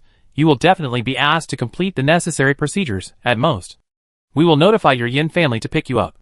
Su Baining pouted. Then I still know, I just want to go back quietly. If they know about it, it will definitely be very noisy. Lu Qi, then we will say thank you first, after we go in and accept all the procedural checks. We will leave first. You are right, in this world, everything depends on yourself. Su Baining nodded. Then I wish you all the best in the future, everything is fine. When it was their turn, Su Baining and Jing Yang's faces were revealed and seen. The soldiers who were checking the post compared the two photos hanging there. Although Su Baining's face was not good, they recognized such a beautiful and eye-catching face at a glance. And before he went on the mission, Jing Yang had always been a legend in the training camp. Who wouldn't know him? They saluted Jing Yang. Sir, welcome back. Please follow the normal procedures with this lady. We will go to inform your family now. Jing Yang thought of what Su Baining said just now, and called him. No need to inform our family. It's late now. We will go back by ourselves after completing the procedures. No need to go so far, and go so far. Su Baining couldn't help but praise Jing Yang's decision. She raised her thumb, and gestured in front of Jing Yang. It was obvious that the management of other places in Kyoto was strict. Even if Su Baining and Jing Yang were recognized as people from Kyoto, they still had to check what they should check. And there was one more thing than other places. They had to draw blood to check whether there was a zombie virus in their bodies. They got off the car, handed in the supplies first, and then walked to the registration office to fill in their identity information as usual. Then she rolled up her sleeves, closed her eyes, and stretched out her wrist. As she watched the blood in her body slowly flow into the needle, she was actually thinking whether the examination would reveal that her blood was different from others. But she thought about it, and gave up. After all, she had experienced a base inspection once, so she was relatively calm. When she entered the door, and took off her clothes for inspection, there were a few girls, who were probably embarrassed to be inspected for the first time. The inspector looked impatient, and saw Su Baining, a beautiful girl, and was still muttering in his heart. Another one is coming. Who knew that Su Baining was completely different from these girls? After entering the room, she took off her clothes neatly, as if she didn't see anyone else, and stood in front of the inspector. The inspector quickly put away his surprised expression, looked around and saw that there was no wound, and waved her away. When he looked at the people behind him, his tone became even more irritated. Why are you hesitating? Hurry up. Look at how much prettier she is than you. She won't be shy. You ugly girls are still pretending. When Su Baining went out, Jing Yang was already waiting outside the door. Lu Qi and Yul were gone. It seemed that they really left. Jing Yang handed her the empty backpack. They left without saying goodbye. I saw them when I came out, but I still gave them the remaining things. It's like sending them to the west. Su Baining, then what are you still doing here? Jing Yang, send you home. I will send you home. Just send it, as long as you are happy. It was actually quite late when they got home, after all. The time they had spent waiting in line outside was already quite late. But the lights in the living room of the Yin family villa were still on. Jing Yang walked up and rang the doorbell. Su Baining asked him, where is your home? Jing Yang casually pointed to a villa a few hundred meters away from the Yin family. Su Baining, the boss is still the boss, a ruthless person. When he heard footsteps, Jing Yang said goodbye to her and walked towards his own home. Not long after she left, the door of the Yin family opened. The person who came to open the door was the old butler of the Yin family, Butler Zhou. When Butler Zhou came to open the door, he was still wondering who would knock on the door at this time of night. He was stunned for a while when he saw Su Baining, who was wearing a beautiful skirt and clean clothes, outside the door. Su Baining just shouted, Uncle Zhou, and the next second Butler Zhou turned around and ran to the living room, while running and shouting, the young lady is back, young masters, the young lady is back.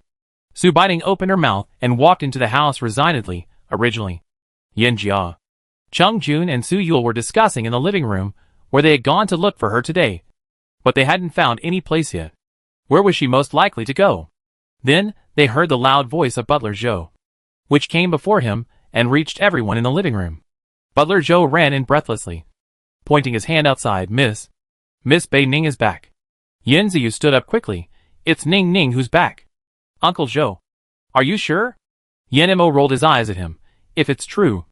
You'll know if you go and take a look. Are you stupid? Oh, yes. Yes.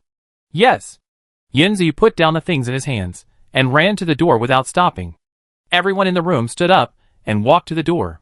Even Yen Heshuan, who was usually quite steady, stood up, straightened his collar, and walked out without stopping. Before he reached the door, Su Baining bumped into the arms of Yen Ziyu, who was rushing out. Yen Ziyu only felt a woman in a red dress bump into his chest, which made his chest hurt. He stopped and rubbed his chest. Just when he was about to teach this woman a lesson, he was stunned when he looked up.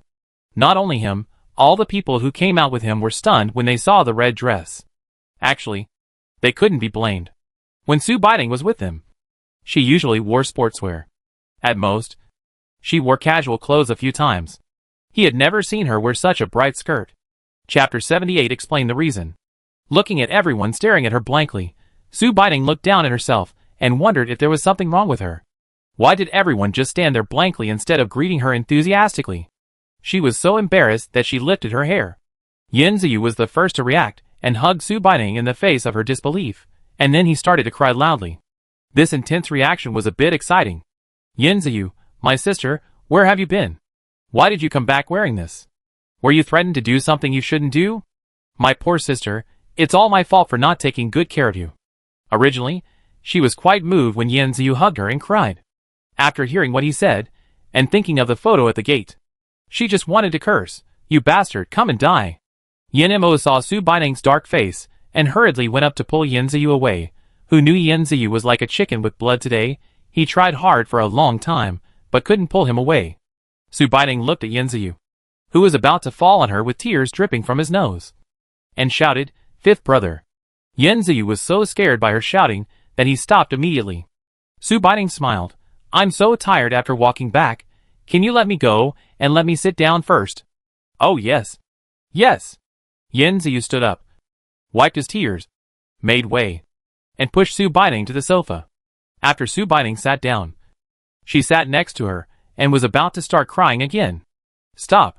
Su Baining couldn't stand it anymore. She looked at Yen Ziyu and pointed at herself. Brother Ziyu, do you really think I look ugly in this outfit? Yen Ziyu shook his head. It's not ugly. I look like a fairy. Su Baining couldn't understand this. Then why are you crying? Yen Bo sat down. Because you never wore this when you were with us before. Su Baining suddenly realized. Because I was either in the space or in the forest during this period. Except for a few people I met on the way back, it was basically just me and Jingyong. So I always wore a skirt. Yen Heshuan, sister. Can you tell me how you met Jingyong? Su Baining, I picked him up, just like I picked up Chung Jun and Su Yul. Chung Jun and Su Yul were named. Yen Heshuan, sister. You always like to pick up people no matter where you go. This habit is not very good. Do you know Jingyong? Su Baining, no. Yen Yu, then why did you pick him up?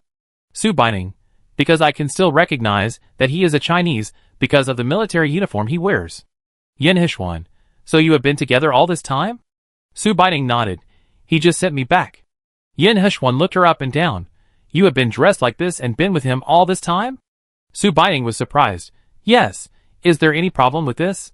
Seeing the unenlightened Su Baining, Chung Jun and Su Yul silently lit a candle for her in their hearts. Yen Bo interrupted Yen Heshuan at the right time. Ning Ning, how were you kidnapped? Where were you during this period? How did you meet Jingyong? Su Baining, I saw Mr. Zhu go to the warehouse that day. And then I saw that the sun was too strong and wanted to hide, so I took a small road.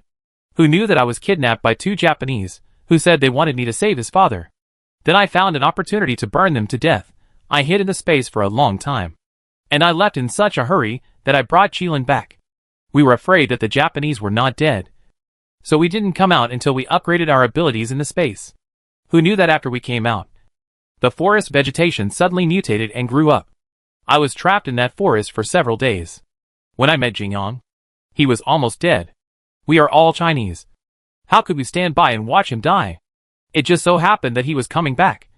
So we came back together. He should be home now. After listening to this, they didn't say anything. After a while, Yen Heshuan spoke. It seems that you were the one who set the fire, but when we went there, you should have entered the space. so we didn't meet you. Fortunately, you knew to come back to Kyoto, instead of running away somewhere else. He came over and sat next to Su Baining and touched her head. You look very beautiful in this outfit, if you like it. You can wear it like this in the future in Kyoto. No one dares to bully you. Also, welcome back. Su Baining looked at Yin Hechuan like this, and the fear of him because of the original influence disappeared at this moment. But? Yin Hechuan paused. You said that when you saved Jingyang, he was almost dead. Does that mean he knows about your ability? Su Baining nodded. Yes, because I remember that you said you would bring me back to see Mr. Pang, and he will know his identity sooner or later plus. His injury is really serious. Yin Hechuan, then I guess he will come to you soon. Yin Ziyu, why, our Ningning finally came back, and she didn't even have a good rest. Su Baining looked at him speechlessly. Brother, you didn't think so when you hugged me and cried just now. Only Yin Bo spoke less, when she sat on the sofa. He brought her a glass of water, and went to the kitchen to bring a plate of fruit in front of her. Su Baining asked doubtfully, what is the matter that requires me to go to his house in the middle of the night? Yin Yu glanced at her. What do you think is going on? What does she mean by think? He hoped that nothing happened and told her to have a good sleep and talk about it tomorrow. Yin Hechuan answered this doubt for her. It is his brother Jing Si, who is infected by zombies. He should still be locked up in a separate room in the hospital. Why does she always encounter such things? I feel so tired. Su Baining, it won't be like the third brother back then. Yin Mo shook his head, not as serious as mine. After all, we were far away from home and didn't have many superpowers to support us. It's normal for him to be injured like that. He was injured when he was on a mission this afternoon. But Ningning, you know that superpowers can withstand pressure several times that of ordinary people. Su Baining nodded. If he comes to find me soon, wouldn't it be better for me to go now? Anyway, isn't one of the reasons why I returned to Kyoto for this? Yin Yu thought for a moment. This is just one of the points. Although the current senior officials don't like to confront each other as much as before. But who doesn't want to cultivate their own power? Especially the Jing family has always remained neutral.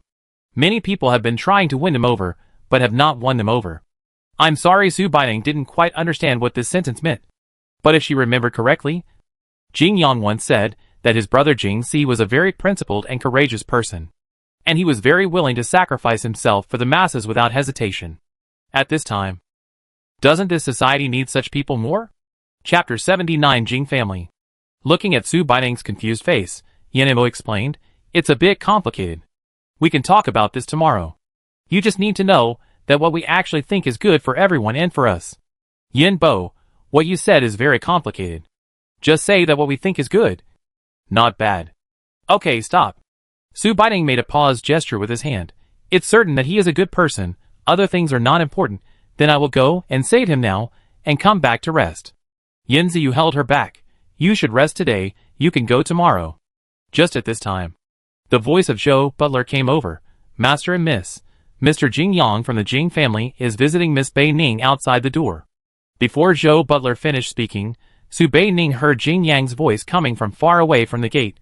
Bei Ning, Bei Ning. Yin Ziyu gritted his teeth. Who is this brat calling? Who allowed him to shout like that? Uncle Zhou. Get him out. Yin Mo pulled him over. You know what he's here for. Why are you arguing with him now?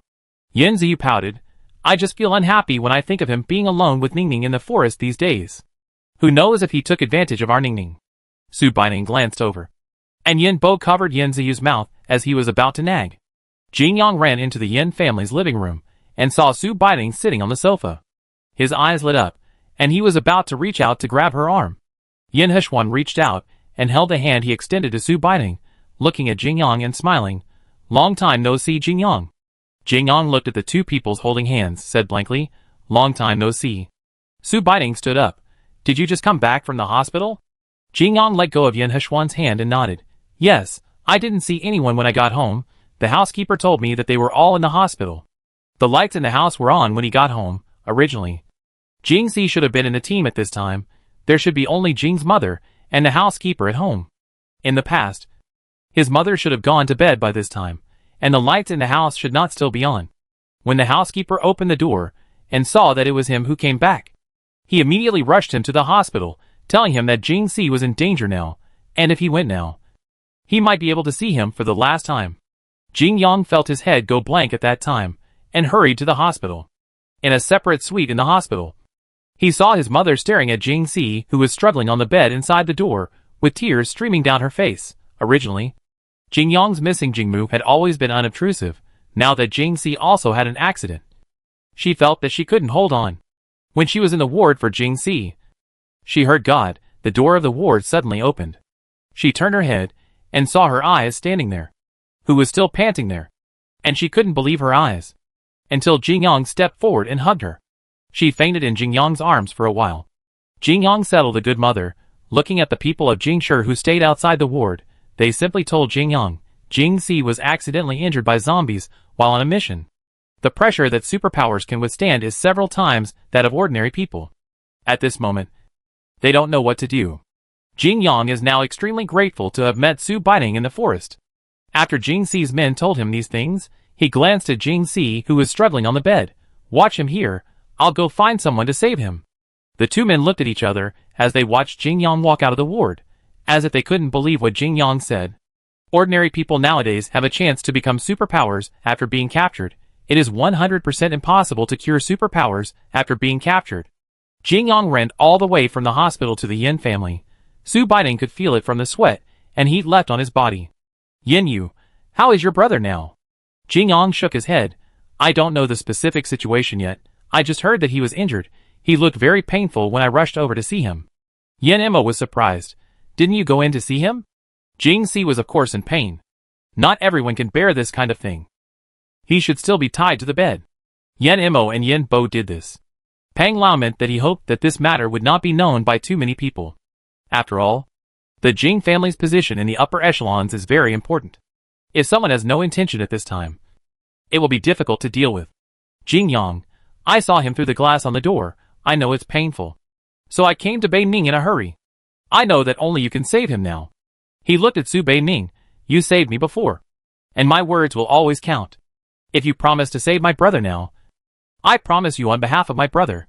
In the future, if your Yin family has any problems, our Jing family will follow their lead. Su Bei Ning, there is no need to be so exaggerated. She looked at Jing Yang and smiled bitterly.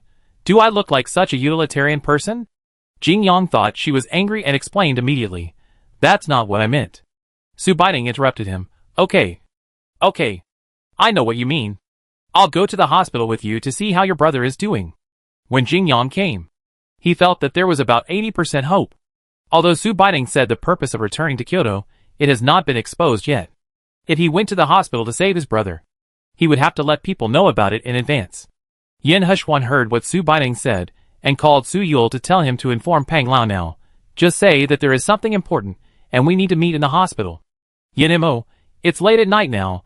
Can you wake up Mr. Pang? Yin Yu, if Mr. Pang sees Ning Ning's ability, I don't think he will regret getting up in the middle of the night. Yin Mo, it's not a good idea to ask Yula to go, or should I go? Yin Hushuan, you can't go, don't you know what time it is now? Ask Yula to go. Since knowing that all the Yin family members have returned to Kyoto to develop, there were so many people watching them, openly or secretly. Especially after Yin Mo and Yin Bai took over as captains. There were even more rumors. At this time, Yin Hushuan was not interested in this kind of political conflict. But some people were unwilling to let go of the meat in their hands. So they had to avoid their sharp edge. Su Yul was now an important member of the institute. And it was more legitimate for them to go to see Mr. Pang in the middle of the night. Although he didn't want to disturb Mr. Pang at this time, there was nothing he could do to avoid unnecessary trouble. Yin Hushuan was thinking, even if he took Su Baining to see old Pang and told him about this matter. But after all, hearing is not believing, seeing is believing. Taking advantage of the time when Jing Si was infected by the toxin to let old Pang see Su Baining's ability, it would only be beneficial and harmless. Chung Jun looked at Su Yul who was leaving. Be careful. Su Yul, I know. Several brothers of the Yin family will definitely go with them. If you have nothing to do, try not to go with them, so as not to cause trouble.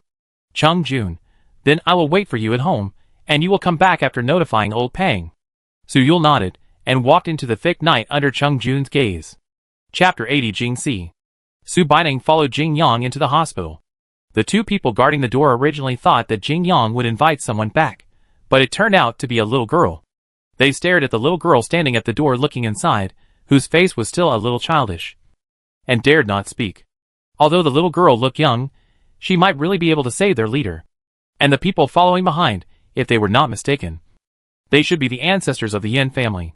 It seems that Yin Mo and Yin Bo from the Yin family were responsible for tying her captain to the bed. Su Baining stood at the door for a long time, but the two people at the door did not open the door for her. She looked at Jing Yang in confusion, pointed at the door and said, "How can I deal with it if you don't open the door?" Jing Yang pushed the two idiots guarding the door away, said disdainfully, "Can you open the door?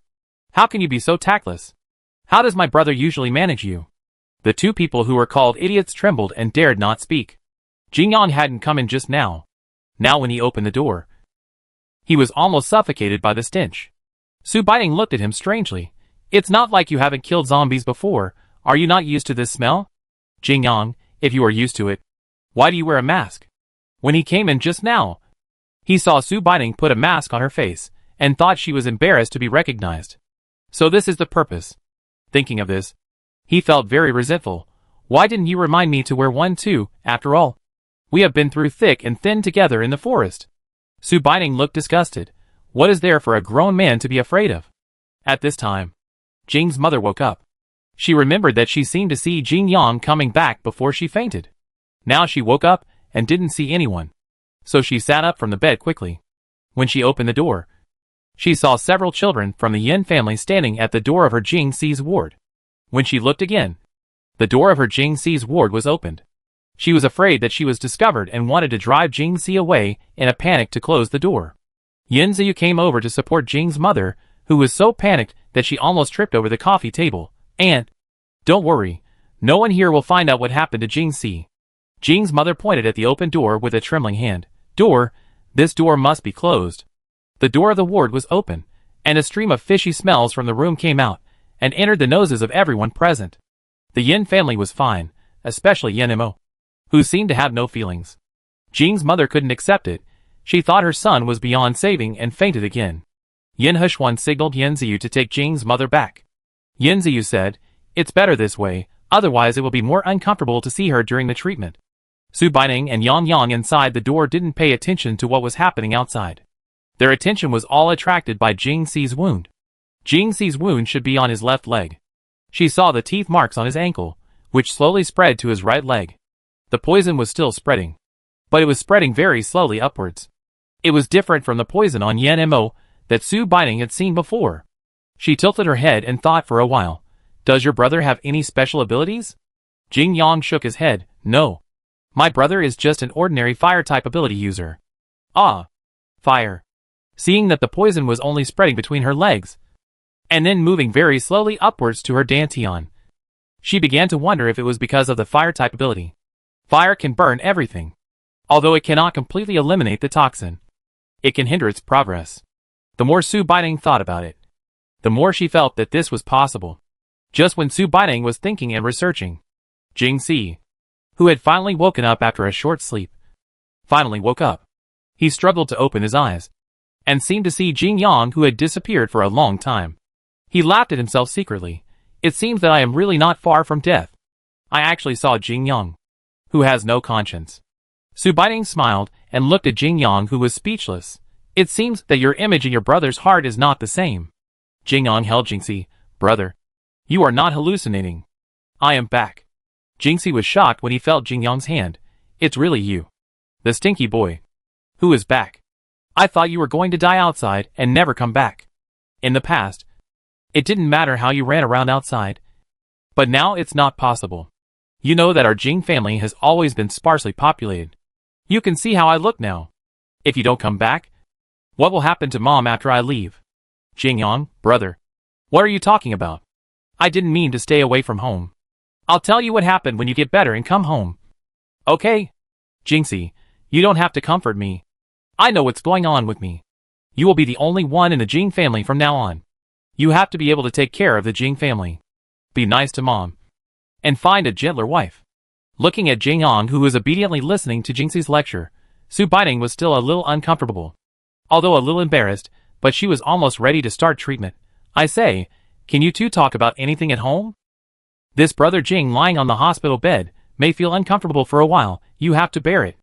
Who knew Jing Si sighed, and said to Jing Yang earnestly, "Look at you, how can you find a fake doctor to deceive me? Aren't you giving me hope and making me despair? Su Baining closed her mouth and stretched out her hand to release the light power towards Jing Si's leg. Jing Si, who was about to continue nagging, felt a strong stinging sensation, as if someone was stabbing his chest with a sword. He cried out in pain. The people standing at the door were frightened and gasped. Zhou Yanzi was gloating. I told you to talk too much. But Ningning told you to shut up. Su Baining, this cry is a bit like a unicorn. Jing Si took a long breath before he recovered. No, are you kidding me? After his leg was infected, he lost his so-called intuition. This was the first time he felt such direct pain. It took him a while to calm down. Yin Bo, what's that? My third brother was just a little bit away from becoming a zombie. It was Ning Ning who saved him. Do you really think we are fine and come here to play with you? The Yin family had not told anyone about Yin Mo's affairs. This was the first time they said it out loud. Jing Si asked doubtfully, really? Everything in front of him was blurry, and he couldn't see who was at the door, and how many people were standing there. Jing Yang held him down. Really? Brother, I was rescued by Bei Ning. If you have any questions, wait until you recover. Okay? Jing Si finally believed it. He looked in the direction where Su Bei Ning was standing. Then I'll trouble Miss Su. I will definitely reward you after I recover. Su Bei Ning, I just want you to listen to me now. Because although I'm wearing a mask, I really can't stand the smell. After hearing this, Jing Si immediately said, I'll cooperate. As long as he can get better. This little pain is nothing. Chapter 81 Jing Si recovers. At this time, Old Pang walked outside the ward under the escort of a group of people. Yan Heshuan and the others saw him and hurried to meet him. Old Pang raised his hand. I just heard you'll tell me that. I will talk about it later. I am very curious about the little girl he mentioned. Yan Ziyu pointed to the door, inside. After hearing this, Old Pang walked to the door and was about to go in. Su Baining also walked to the door. She didn't know Old Pang. I thought it was Jing Si's elder. I'm sorry. Old man, are you going to visit Mr. Jing? The group of people following behind Mr. Pang, especially the Yin family, wanted to kneel down to Su Baining, especially Yin Mo. He raised his hands and covered his face. This can't be blamed on Su Baining. If Su Baining knew the previous leader, but Mr. Pang took office not long before the end of the world. Even if your previous Su Baining didn't care about these people who didn't know Mr. Pang, the people of the Yin family didn't think of bringing her to know him, not to mention Su Baining now. Old Pang looked kind and smiled. Can't I go in to see? Su Baining hesitated. If you want to go in to see, you will probably have to wait for a while, not long. Before Old Pang could speak, Yin Heshuan reminded her, it's okay, no need to draw the curtain, just treat it like this. Su Baining blinked at him in confusion. Yin Heshuan nodded. Okay, she understood. Old Pang, how long will it take to treat his serious condition? Su Baining thought about it. It's not serious. It will only take about 10 minutes. It may be a little painful during the treatment. I'm afraid his screams will scare you. Pang Lao smiled and nodded. Okay. Then I'll sit outside the door. The little girl is quite respectful of the elderly, and loves the young. Yin Ziyu showed Su Baining an expression of kneeling to her behind Pang Lao. But he immediately shrank back after being glared at by Yin Heshuan. Although Su Baining was a little confused by their behavior, but she didn't care too much. Although she didn't know who this person was, but she knew from his temperament that he was definitely not an ordinary person. When she closed the door, she didn't see Jing Yang standing straight towards Mr. Pang.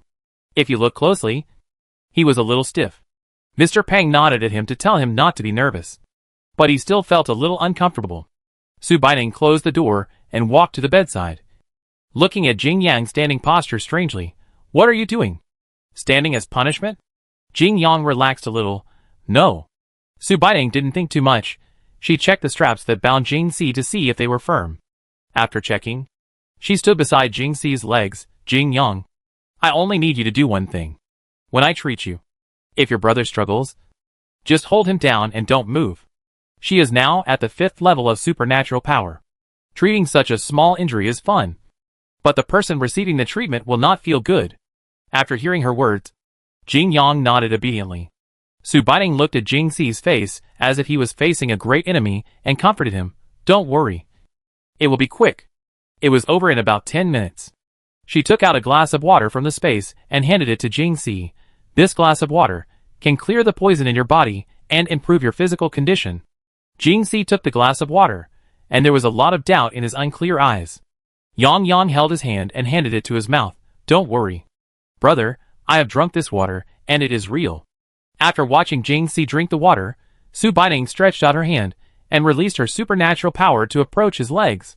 The small molecules of light penetrated into his body little by little.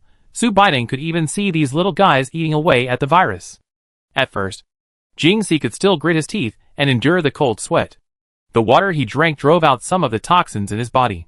A beautifully dressed little girl slowly appeared in front of his eyes. The little girl looked at her legs very seriously.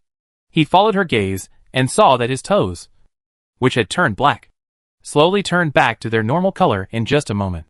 Su Baining raised his head. You can see clearly now. Right? Jingxi nodded. Judging from Jingxi's reaction, he should have good endurance. Su Baining increased his ability output. Jingxi gasped in pain. He grabbed Jing Yang's arm, who was about to press him. Ah, brother arm. Jing Yang suddenly screamed when he was grabbed. Su Baining rubbed his ears because of the loud sound. Jingxi continued to grab as if he didn't hear anything. You should. Who told you to disappear for so long? You have to atone for your sins when you come back. Understand? Outside the door, Mr. Peng looked at the supernatural power emanating from Su Baining in amazement. Even though there was a door between them, he could feel how strong the recovery function contained in this beam of light was. He looked at Su Baining's face under the beam of light, who was calm and composed under her gentle and demure expression, nodded silently, and looked at Yin Hechuan. The Yin family has a good child. Hechuan, the mere fact that we can completely eradicate the zombie virus is enough to be our hope. Do you understand what this means? Yin Hechuan, I know, Mr. Peng. Mr. Peng turned and looked at Su Baining. From what you said before, this child has more than just this ability. Right? Yin Hechuan, yes, she has some other abilities.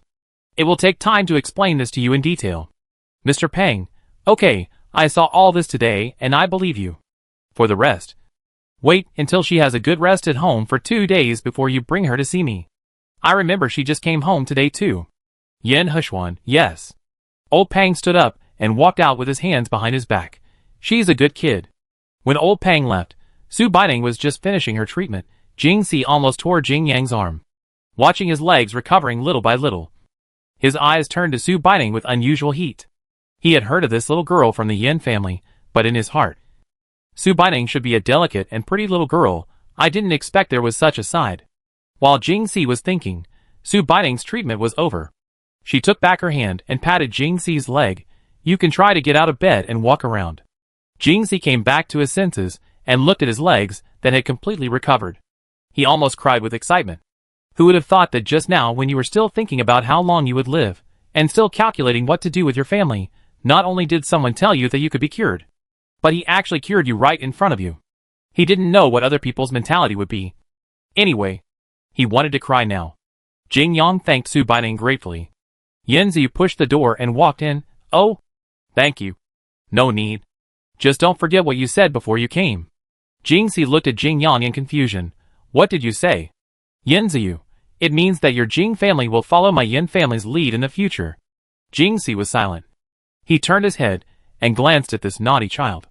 Jing Yang coughed awkwardly and lowered his head. Brother, I was also anxious to save you at that time. Su Baining smiled. Brother Jing, don't pay attention to my brother Ziyu. He was just joking with you. With the relationship between our two families, how could we just watch someone die without helping him? After saying that, he turned around and glared at Yin Ziyu with a different look in his eyes. Yin Ziyu wilted when he saw Su Baining's eyes.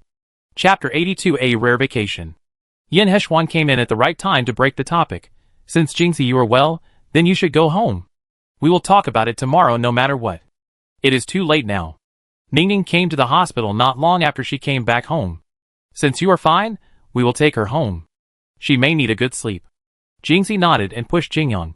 Go and see off brother Yin and your sister Baining. What the hell is Bei Ning's sister? Su Baining herself didn't feel anything, because she was younger than Jingyang. But the brothers of the Yin family were not happy. Everyone's face was pulled up to the sky. Even the usually gentle Yin Hechuan had a cold face. Yin Ziyu also glared at Jingxi. Who is your sister? Shameless. Su Baining saw several people at home laughing and asking Jingxi to have a good rest, and pushed the brothers out of the door. Everyone felt sorry for her running around outside and never asked anything after returning home. He just told her to have a good rest. And to talk about anything after she woke up. She found her room, according to the direction Yan Ziyu pointed to her. When she opened the door, she almost thought she was back to the room she used to live in Shanghai. She closed the door and looked over, her hand stroking the table and the corners. Everything in this room was right at a glance. There was no dust on her fingers, which showed that someone cleaned it carefully every day. Every piece of clothing in the closet still had a tag on it, except for a few pajamas. They should have been washed. She took her pajamas and opened the bathroom door. The bathroom was well prepared, including toothbrushes, toothpaste, shower gel, shampoo, towels, and even a hair dryer cap. She sighed as she soaked in the bathtub. This is life. After washing up, she sat in front of the dressing table. The dressing table was very large, but she had no place to start because it was filled with skin care products and cosmetics. Since drinking the stream water, she felt that her face didn't need to be painted with these things. But she was still moved to see these. Sleeping on the bed with a fresh scent. She only thought of a sentence before falling asleep. Tomorrow will definitely be a good day. Su Baining lay in bed in a daze. She had been awake for a long time. From the beginning when she was dazed and saw the sunlight shining through the curtains, to now staring at the clock on the wall with wide eyes. It's not that she doesn't want to get up, but she is curious why no one came to call her at this time. Until her stomach started to protest. She finally stretched and got up. When she went downstairs, she only saw Chung Jun sitting on the sofa in the living room. Chung Jun saw her coming down and said, "Are you awake? I thought you were going to sleep a little longer." Su Baining, "No one called me. I lay down for a while, and got up by myself because I was too hungry." Chung Jun took her to the restaurant and told her, "They said you can rest at home for a few days after you come back." Sitting at the table, she took a steamed bun. "Why?" "Chung Jun, when you really enter the institute, do you think you will have free time?" Su Baining's face was dark. "I want to have my own time." "Chung Jun, my words don't count." "Miss." Su Baining didn't dwell on this issue. She looked at the kitchen. Who is cooking at home now? Why don't I see anyone? Chung Jun pointed to the front. "There are only Uncle Zhou and Aunt Wang. It is said that they are all old people in your family." Su Baining nodded, looked at the ceiling, hesitated for a moment, waved his hand, and released Qilin. Qilin was confused when it came out, because it was competing with Xiao He to see who could fly farther and higher. Xiao He, who was still in the space. "Qilin, Master, I came out. Can't Xiao He come out?" After this, under the guidance of Xiao He in the space, Qilin can already talk smoothly with people who want to chat. Chung Jun looked at the obviously grown-up Qilin and sighed. The mutation is different. It grows so fast. Su Baining, "No. Kirin, look. This may not be a good place for Xiao He to come out." Chung Jun looked confused. "Who is Xiao He?" Su Baining explained.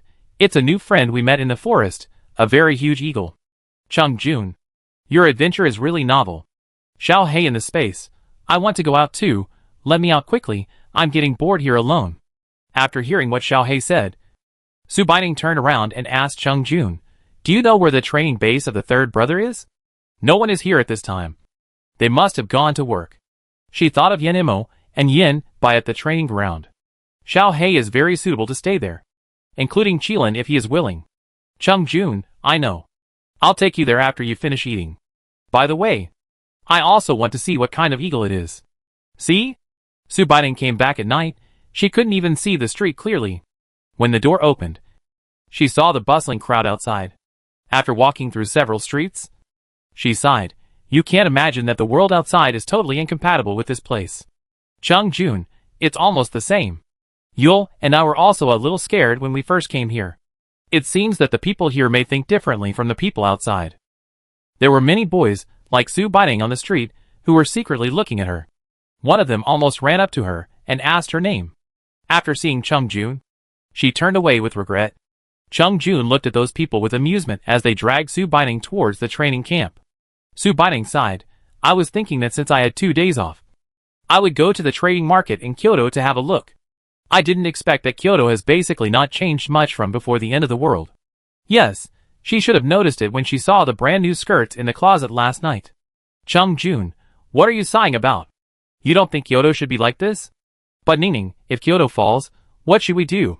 Think about it. All the bases outside Kyoto can send supplies, and those supplies are sent out from Kyoto. If Kyoto falls like those bases, what hope do we have? Subining, it's not that I can't figure this out, but I see that the people here are still dressed up brightly, and when I think about the clothes and appearance of those people in the place we were in before, I can't get used to it. I can still think things through. It's not that I'm stupid. I just think it's a pity. If we had known Kyoto would be like this, we should have brought Hao Hao and the others with us. Chung Jun comforted her. It's okay. Aren't we also thinking about them? At worst, we can just bring them back next time.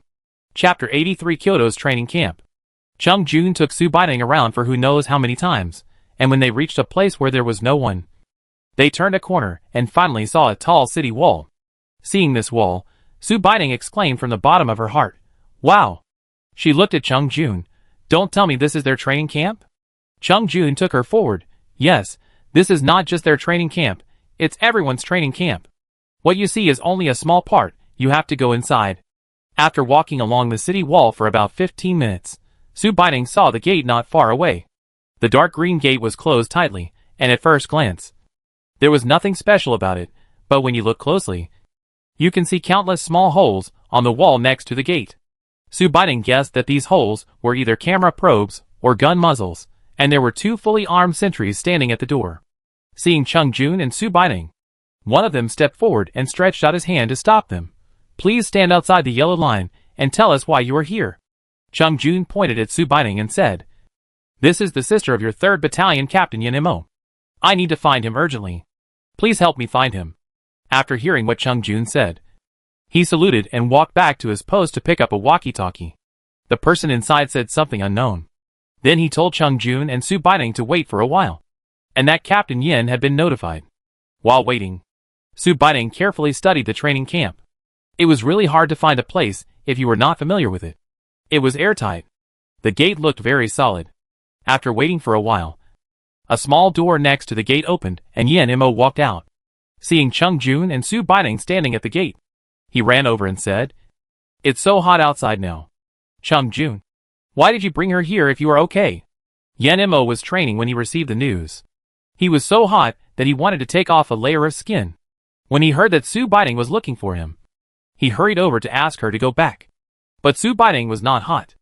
After her physique was transformed, her whole body was in a constant temperature state, and was not affected by the external temperature at all. Subining handed Yen Mo a glass of water, and Yen Mo quickly took it and drank it. Since Subining disappeared, they have never drunk the water from the stream again. This water not only changed their physique, but also replenished their energy. After drinking the water, Yen Mo felt alive again.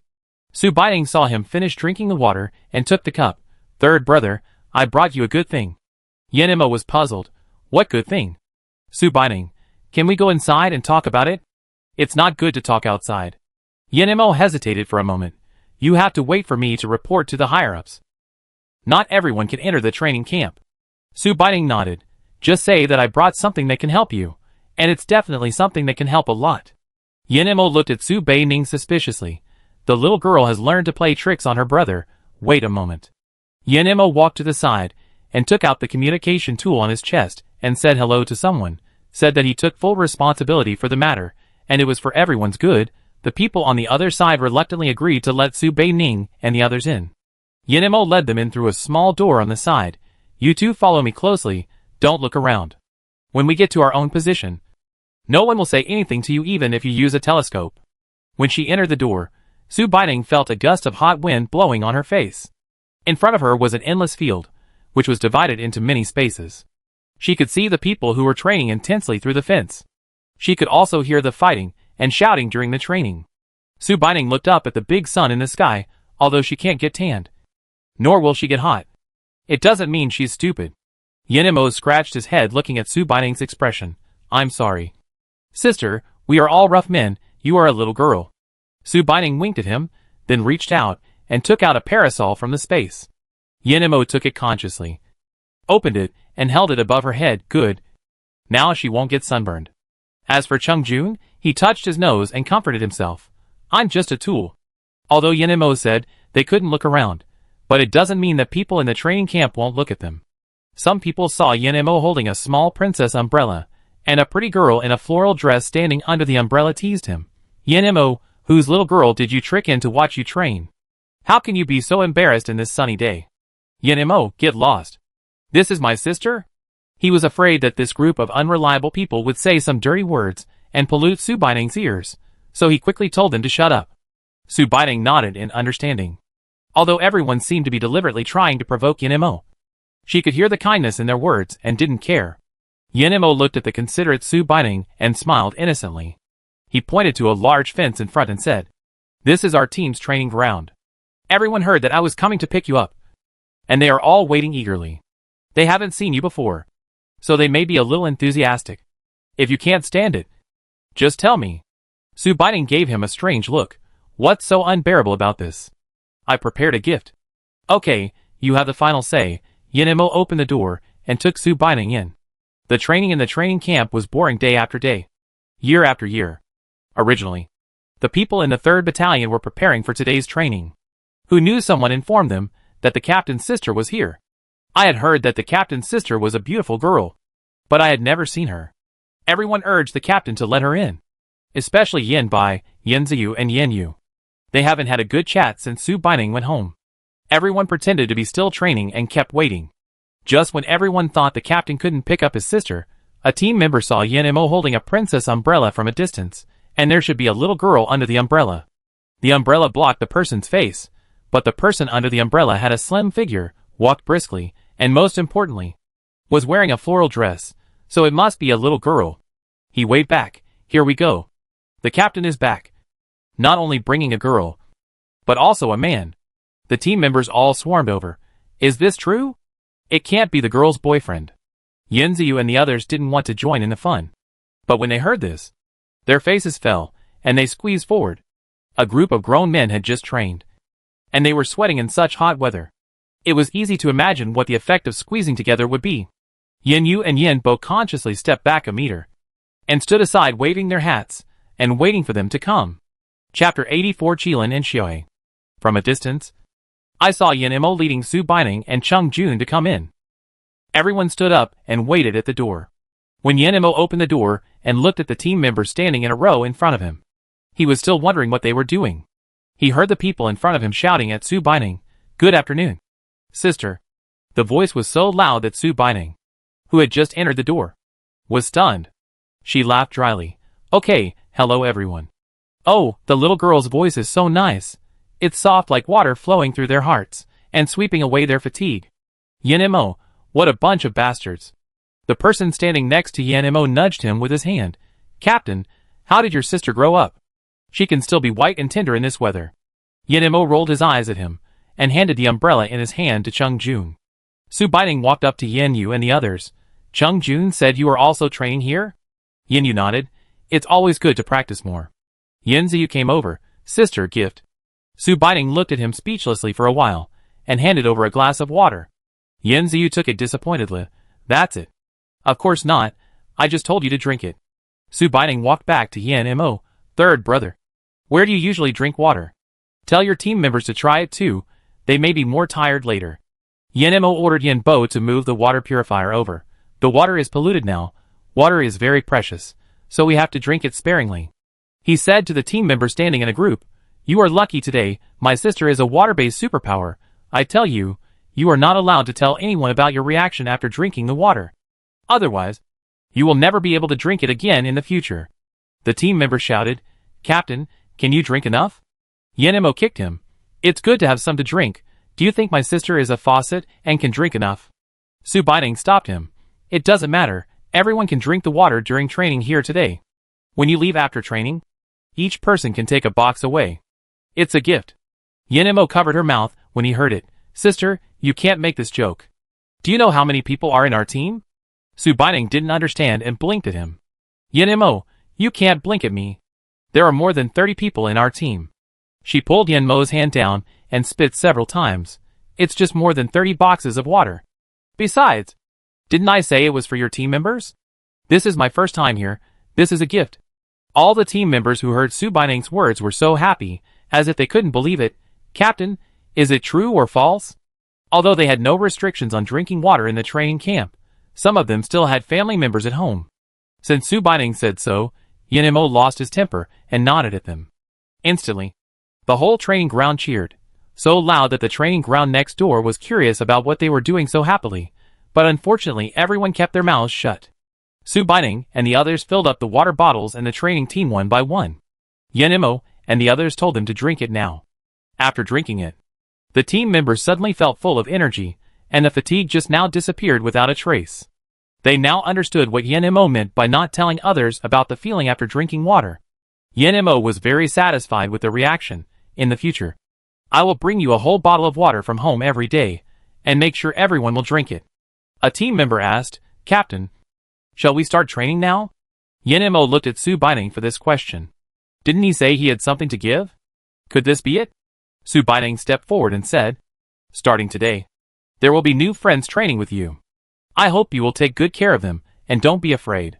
New friends? Who are they? Su Baining waved his hand, and Qilin appeared on the training ground and cried a woo. Xiao He was also happy to be released and circled around Su Baining and cried out loudly. Everyone, including the Yin family, was so scared that they stood still. Even Chung Jun, who was holding an umbrella, wanted to squat down when he saw Xiao He. Xiao He flew around and landed beside Su Baining, rubbing his head against her hand to express his grievance. Su Baining touched his head to comfort him. Captain, what's wrong with you? Sister? Yenimo was frightened by Su Baining. Su Baining looked at them and said, don't be afraid. They can understand what we say. They are too bored at home.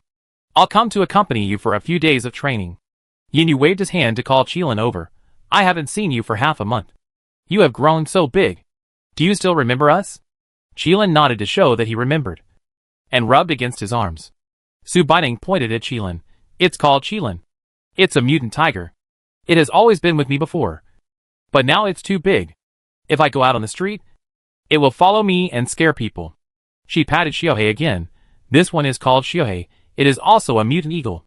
They are very docile and can understand what you say. I can't always carry it with me. Although it can fly, I am afraid it will be caught. Yinyu, it doesn't matter. I will take you to see Mr. Pang in a few days, and tell him that nothing will happen to these two mutant beasts. There is no such thing as not being afraid. These team members have been standing there passively until now, not daring to move. But Qilin couldn't stay idle and ran over to get around them, having a lot of fun. Do you dare to move? I don't dare. Su Baining didn't know whether to laugh or cry. They really don't hurt people, they are very spiritual. Just don't try to pull out their hair. Finally, someone squatted down and looked at Qilin, who was also sitting on the ground licking his paws. Raised his hand and said hello. Hi? Everyone, what the hell hi? Qilin looked at his raised hand, looked down at his own paws, tilted his head, and raised his paws to him softly. A woo. The Qilin looked so cute that it made everyone's heart melt. They also believed what Su Baining said about not hurting people and being very spiritual. They all came to greet the Qilin. Only Xiao He stood aside dejectedly. A relatively thin team member couldn't bear to see Yu Xian and came over to squat beside Xiao He and smiled at him. Xiao He opened his mouth happily at him. Su Baining explained, it means it's happy because it doesn't have claws like the Qilin. Xiao He nodded to indicate yes, and as if afraid of not expressing himself clearly, he carefully stretched out his wings and gently patted his shoulder. He happily stretched out his hand and held Xiao He's wings, and called a few people to come and accompany Xiao He. Su Baining finally breathed a sigh of relief when she saw Qilin and Xiao He like this. She walked to Yenimo and said, let Qilin and Xiao He follow you these few days. You know Qilin's ability, Xiao He's ability is also wind-related. Yenimo nodded, okay, I understand. Chapter 85 Training of the Exotic Beasts. After Qilin and Xiao He had gotten familiar with everyone, Su Baining clapped her hands and switched them over. Yenimo asked everyone to line up. We didn't really ask them to play with you. Did you know? From today on, you will all receive training from these two exotic beasts for the next week. He emphasized, listen carefully, you are the ones who will receive training from the exotic beasts, not them. Ah, no way. How can we accept their training? They have 4 legs, and we only have 2. Yes, Captain. And we are ordinary people. They don't look like simple beasts. Captain, do you think we are too relaxed at ordinary times? Yenimo frowned. Shut up, you are so noisy. Do you know what time it is now? In the past, when the world was peaceful, we were still training every day for fear that it would come in handy one day. Now when you can lose your life at any time and place, You guys are still complaining that the training is too tiring. So many people want to borrow them but can't. I've trained with you for nothing but you're still resisting. Obey orders. As soon as this sentence came out, everyone stood at attention and rested. Yes. Yenmo called Qilin over and patted its back. Qilin, if this is your first time, take it easy. Look at this group of people. Everyone should do it once. After hearing this, Qilin swung his tail and walked to the first person. He opened his mouth and threw out a thin lightning bolt in front of him. He was stunned, still a little confused. Qilin didn't give him time to react and then shot the second one. When he saw the lightning coming towards his face, he dodged to the side. Then the whole training ground saw a tiger chasing and shooting lightning from behind, and a person in front of him dodging in a panic.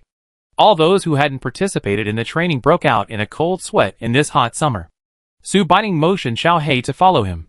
Xiaohei has wind ability, but because the power level is relatively high, it may still have a certain degree of damage. So it is better for everyone to pay more attention to this. When they heard that it was a wind power, some people put their hearts in their stomachs. How powerful can a so-called wind power be? 9 out of 10 people think so. Su Baining saw that no one took his words to heart, and secretly lit a candle for everyone in his heart. Xiaohei was angry, and the consequences were serious. No one actually took it seriously. It flapped its wings, and the third person in line felt something floating in front of him.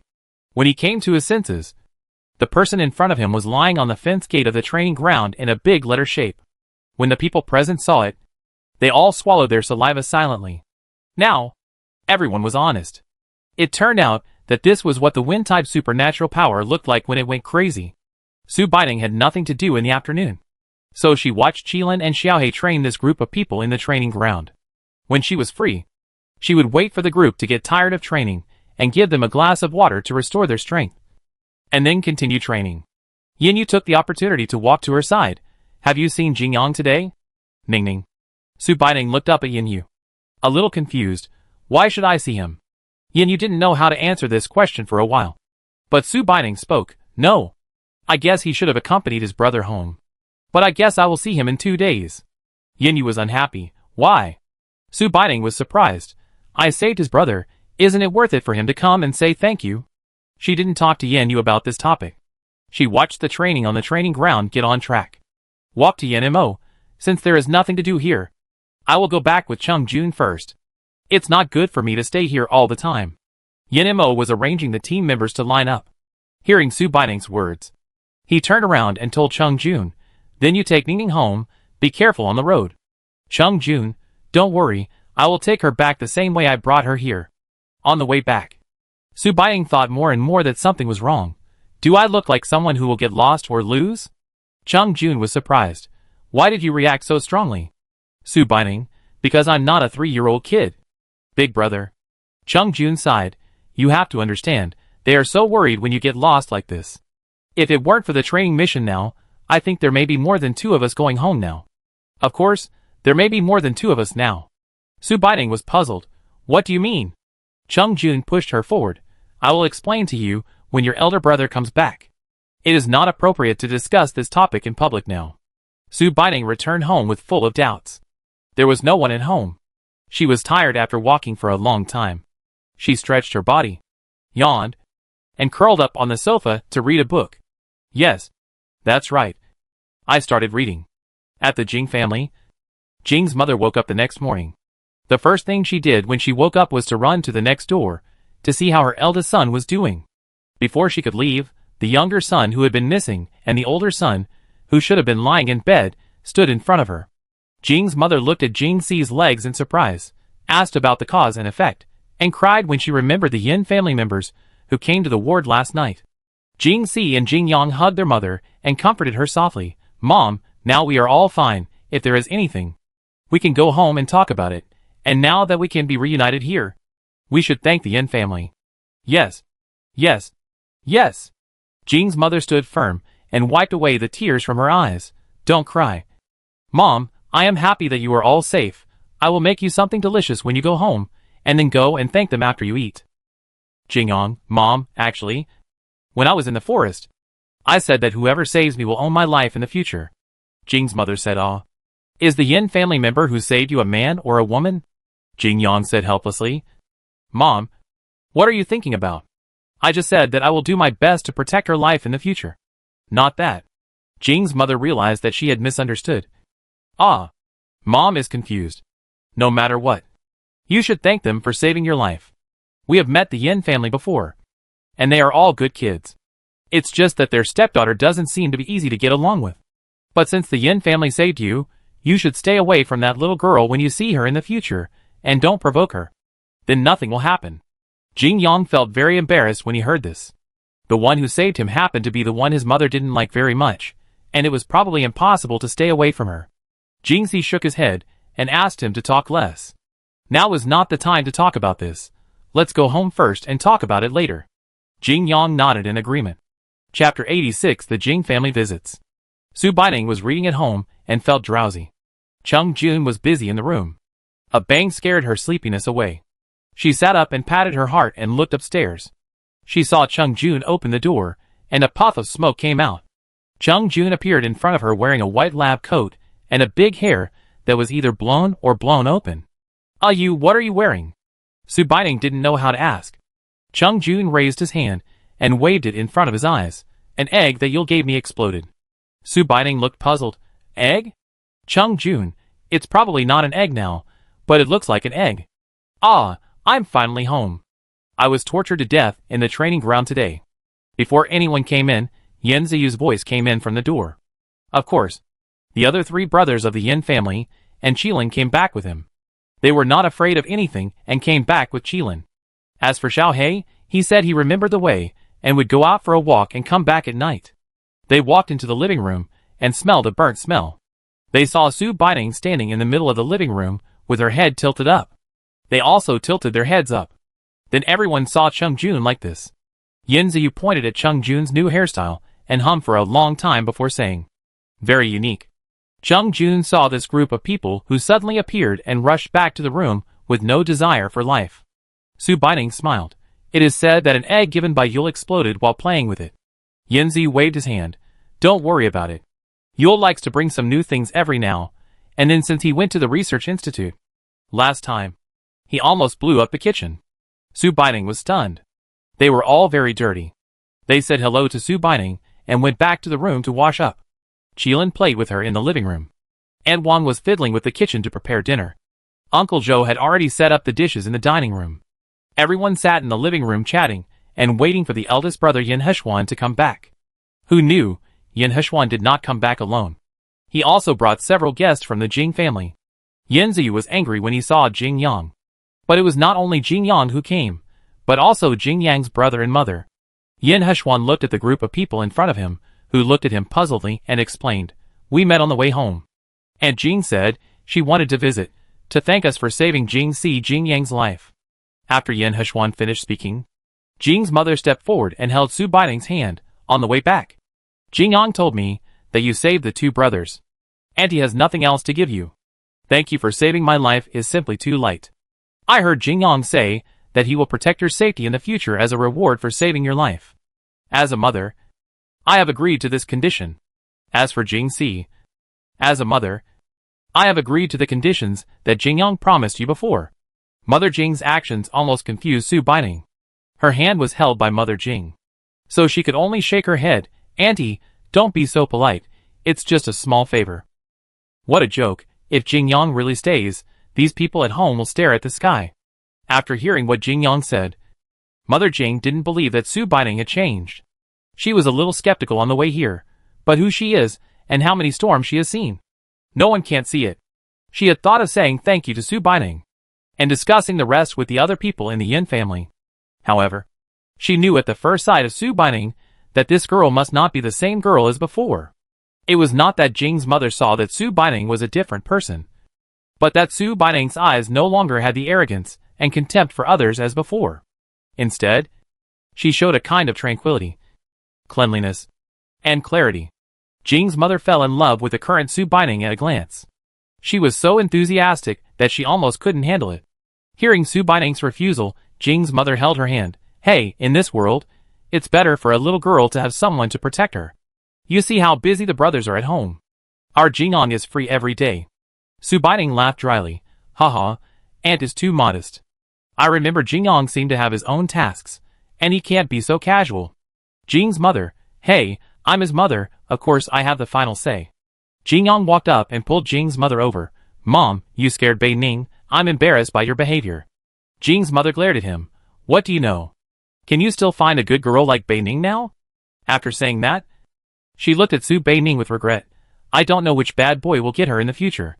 Hearing this, Yen Yu and Yen Heshuan both lowered their eyelids at the same time. Yen Heshuan's eyes flashed with a gleam of light. At this time, Yen Mo stepped forward and said, Aunt, it should be too late to have dinner now. Aunt Wang has just prepared it. Let's just eat something at our house and talk while we eat. Jing's mother agreed, of course. She walked to the dining table while holding Su Baining's hand and chatting with her. When she sat down, she deliberately called Jing Yang to sit on the other side of Su Baining. Yen Ziyu sat next to Jing Yang with hatred, staring at him with a fierce look in his eyes, which made Jing Yang feel very troubled. He was glad that he had no such intention towards Su Baining, and at the same time, he gloated that whoever wanted to be the brother-in-law of the Yen family would have a hard time getting past the brothers-in-law. Su Baining felt extremely awkward during this dinner, and Jing's mother was a little too enthusiastic. Jing Si and Yen Heshuan communicated with each other about recent events. Yen Heshuan told him everything that happened in the past 2 days when Jing Si was away. Jing Si looked at the embarrassed Jing Yang and said, I've thought about what Jing Yang said at your house before. Judging from the current situation, I think we will indeed be good allies. What do you think? Yen Heshuan, why did you make this decision suddenly? Jing Si, not suddenly, you know we never take sides. But our premise of not taking sides is that it does not hinder the overall situation. It's time now. Some people are still thinking about dominating alone, and everyone is in such a dangerous situation. I just can't stand it. Yen Heshuan exhaled, openly or secretly. Jing Si, I never like to hurt people behind their backs. Don't you think it's just right for my brother to protect your sister? I heard that you are going to take her to see Mr. Peng soon. You know what this means. You can't hide it at that time. At least it's good to have someone to protect her. Right? Don't worry, my brother won't have any other improper thoughts about her. As for my mother, we just let her be happy. Yen Heshuan stretched out his hand. Happy cooperation. Chapter 87 Late Night Conversation. Su Baining sent the Jing family away at a speed that was almost as fast as escaping death. Seeing Su Baining's relieved look, Yen Ziyu deliberately teased her. Sister, the market is good now. Su Baining slapped her. Buying vegetables or rice, market? Yen Heshuan glanced at the clock on the living room wall. It's late. Go to bed early, especially Ningning. Have you rested well at home? Su Baining nodded, seeing her nod. Yen Heshuan continued, if you have rested well, then I may take you to see Mr. Peng tomorrow. Okay. Su Baining, tomorrow? Yen Heshuan, yes, if you are not ready yet. You can rest at home for 2 days. Su Baining waved her hand. No. No, it doesn't matter if we meet sooner or later. Yen Heshuan, okay, then we will go tomorrow, and we don't have to get up early. I will go there first and ask Chung Jun to take you there. I'll wait for you at the door. After all, she was going to meet the head of the family. It would be a lie to say she wasn't nervous. It felt like it was already very late, and she hadn't fallen asleep yet. She tossed and turned in bed for a long time without any sleepiness. She simply got up, made a cup of tea, and sat on the small sofa in a daze. Knock, knock, knock. Who would knock on the door at this time? Who? She stood up and walked to the door and looked out through the peephole. It was pitch black, and she couldn't see anything. It's me, your brother Ziyu. She heard the voice of Yen Ziyu. She opened the door. Why aren't you asleep yet so late? Yen Ziyu walked in, closed the door, and sat directly on her small sofa chair. You haven't slept yet so late. Have you? Why can't you sleep? Brother, I'm here to chat with you for free. Is it thoughtful? Su Baining doesn't believe that he is so kind. Just tell me what you want to do.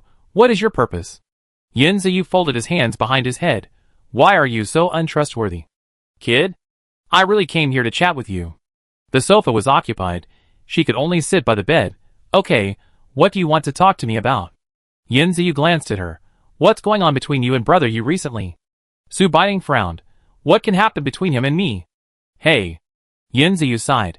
Sister, although your brother seems to be unreliable, I am a little smarter than Yen Mo and Yen Bai. You can't sleep. It's definitely not just because of meeting Mr. Peng tomorrow. Please, we have experienced life and death together. Am I so stupid that I can't even see his little tricks? Su Baining was silent for a moment. Yin Ziyu looked at her and continued. In the past, you also know why we hate you, but this is a thing of the past after all. I reminded you about your relationship with my elder brother last time because I wanted you to think it through. What do you want? I don't have any idea now. The only thing I hope is that my family can be safe, without conflicts, and unite to get through this damn doomsday. Live peacefully in this damn world. Do you understand what I mean? Ning Ning. Yin Ziyu sat up and said to Su Baining seriously, I don't want you to hurt them, and I don't want them to hurt you either. Everyone must know their own path. Only in this way can we move forward well. Su Baining, I know Brother Ziyu. I admit that I may have been with you day and night for some time because of the end of the world. I am a little confused about the current situation. But now my mind is not here. At least, I will not be here for a long time. Each of you has found the way you should go, then I will definitely find it too. Yin Ziyu touched her head. Even if you do nothing for your whole life, we will also try our best to protect you well. And we will never let you do the same thing again. Ning Ning. As a brother, I always hope you are happy. Su Baining nodded obediently.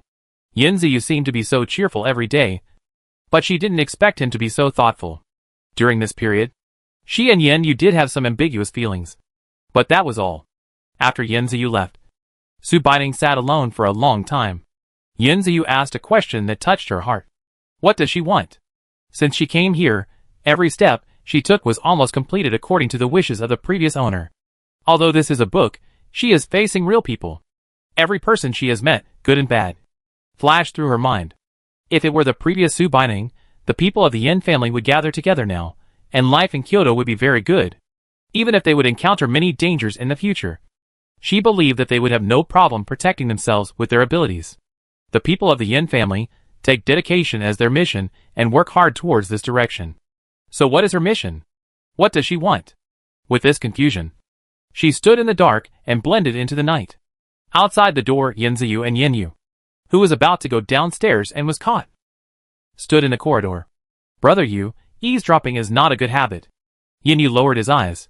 I just want to talk to Ning Ning. Yin Ziyu, you heard everything. What else do we need to talk about? Yin Yu's shoulders slumped. It seems that there is really nothing to talk about. Yin Ziyu, I have always wanted to know. I thought Ning Ning was fine before. When did her attitude towards you change? Yin Yu thought about it. It was probably when we were still at the Hope Base. I accidentally revealed that I really wanted her to sacrifice herself. The time when you force someone to do something? Brother Yu, you shouldn't have done that. Is it just because of this? This is just a small matter. At that time, I just hoped. Yin Ziyu interrupted Yin Yu. Brother Yu, this is not a small mistake. As we have been walking along the way, didn't you find that anyone who showed a little kindness to Ning Ning, she would take her with her without hesitation? Aunt Li's family is like that. Chung Jun and Su Yul are like that. Even Shinqing's family, who I met only because of Chung Jun and them, is like that. Although Ning Ning didn't say it, she was full of kindness to the world. I even thought for a while that this kid was out of her mind and was ready to be a saint. Later I realized that she just didn't want to be abandoned. Brother Yu, return to the identity you should return to. We'll talk about the future later, but not now. He was scolded by a kid for no reason, and he lost his temper. Yin Yu nodded depressedly. I know what you mean. I will do this. When Su Baining opened his eyes and looked at the sunlight outside, he suddenly figured out what he wanted. This was a wonderful thought. Just as the sunlight shone through her palms onto her eyelids, she suddenly knew what she wanted. She did not continue to sleep in bed, but got up and did a set of radio gymnastics with great interest. She put on a bright yellow skirt and went out to shout to the people who were having breakfast in the restaurant downstairs, "Good morning." Looking at their stunned faces, Su Baining smiled and narrowed her eyes. What she wanted, what the Yin family wanted was what she wanted. What she wanted was for everyone to be safe and happy. She hoped that from now on, she would wake up in such sunshine every day, and she would definitely work hard and fight for this day. Chapter 88 Old Pang. Yin Hushwan originally wanted to ask Su Baining to rest at home for a while, and to prepare herself mentally before taking her to see Old Pang, who knew that she would come down in the morning wearing a shiny skirt, which made her already fair skin look 2 shades whiter. She seemed to be in a good mood, and was smiling. He handed her a bowl of millet porridge. Ning Ning, are you going to rest at home for a while, or come with me to see Old Pang? Su Baining drank a mouthful of porridge. Should I go with you or ask Chung Jun to take me alone? Yin Mo, I think it's better to go together. I remember Jing Yang is going to see Mr. Pang today? Su Baining was puzzled. What does his meeting with Mr. Pang have to do with me? Yen Mo, of course, it has something to do with me. Didn't you say yesterday that you would ask him to be your bodyguard? Yin Heshuan thought about this question for a while. That's good. Maybe we have to have a regular meeting today. We will definitely run into the Han family. Seeing me taking Ningning with me might give them the wrong impression. Su Baining, wow, am I going to witness a battle without gun smoke? Yen Ziyu, you look a little excited. She stuck out her tongue at Yen Ziyu to show you what's wrong with me. Yen Yu walked over and patted her on the shoulder. It's safer for you to stay with your brother. I'll be back after meeting Mr. Pang. We received a mission yesterday and might need to go out. Su Baining pointed at herself. Can I go? She still wanted to train herself in actual combat. The two of them figured things out. Now they were no longer awkward and spoke more easily. Yen Yu thought for a moment. It's not impossible. We need to rescue a group of students. It would be better if a girl went. Yen Heshuan took the last bite. You can't just go if you want to. I can just mention it when I see Mr. Pang. Although Yen Mo is the leader this time, everyone in their training camp has seen you, but you can't joke about the mission. Seeing that Yen Heshuan had finished eating, Su Baining quickly stuffed some food into her mouth, scared Yen Bo next to her, and almost snatched the bowl away. She put down the bowl and saw everyone at the table staring at her in amazement. She looked up and down. What's wrong? Is there something wrong? Yen Bo swallowed his saliva. Ningning, don't you feel choked when you eat like this? She realized now that she might have exaggerated a little bit. She laughed awkwardly. Haha, not bad. In order to avoid further embarrassment, she stood up and walked over to hold Yen Heshuan's arm. At this time, she didn't care whether she was afraid or not. Brother, have you finished eating? We can go now. Yen Heshuan? Yen Mo shouted behind him. Ningning, slow down, no one is rushing you. She was relieved after getting in the car. Turning around, she saw Yen Heshuan next to her looking at her helplessly. She cried out and covered her face in embarrassment. Yen Heshuan didn't laugh at her. Just follow me for a while, you don't need to do anything else, or say anything else.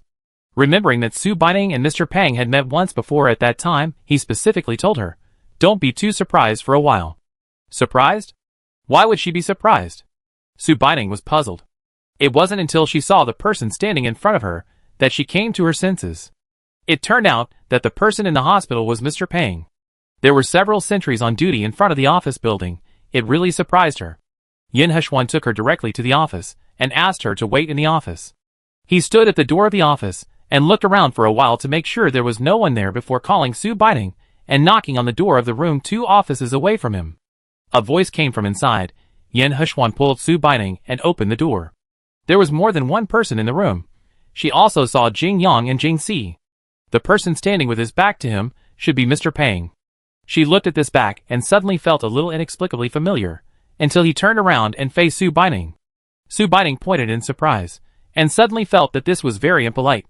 So she put down her hand and hid behind Yen Heshuan and whispered, So I had already seen Mr. Pang when I was in the hospital, brother. Is this what you meant when you told me not to be surprised? Yen Heshuan pulled her from behind and stood in front of Mr. Pang. Mr. Pang smiled gently. Why, do you think I am scary now? Su Baining waved her hands repeatedly. No. No, I just think you might be different from what I imagined. Mr. Pang, what's the difference? How should I look like in your eyes? Is it not good for me to be like this? Su Baining waved her hand. No. No, you are fine like this, quite kind. Hee hee.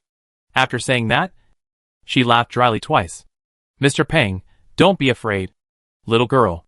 I came here today to ask for your help with something important. Su Baining looked at Yen Heshuan without knowing why. Yen Heshuan smiled at her to comfort her. It's okay, old Pang just wants to confirm your ability. Old Pang gestured to Jing Si to take something out of the drawer, and placed it in front of Su Baining. Su Baining took it, and opened the box. An egg-sized crystal core appeared in front of her. This is a fire crystal core. At this size, the zombie should be about level 4. Jing Si explained, this is why I was injured last time. It grabbed me before it died. I hope you can help purify this crystal core. Su Baining was puzzled, but as far as I know, the Research Institute can purify the crystal core. Right? And it can also convert the negative energy of the crystal core to generate electricity. Isn't this the best of both worlds? Jing Si shook his head. That's different. The cost is too high.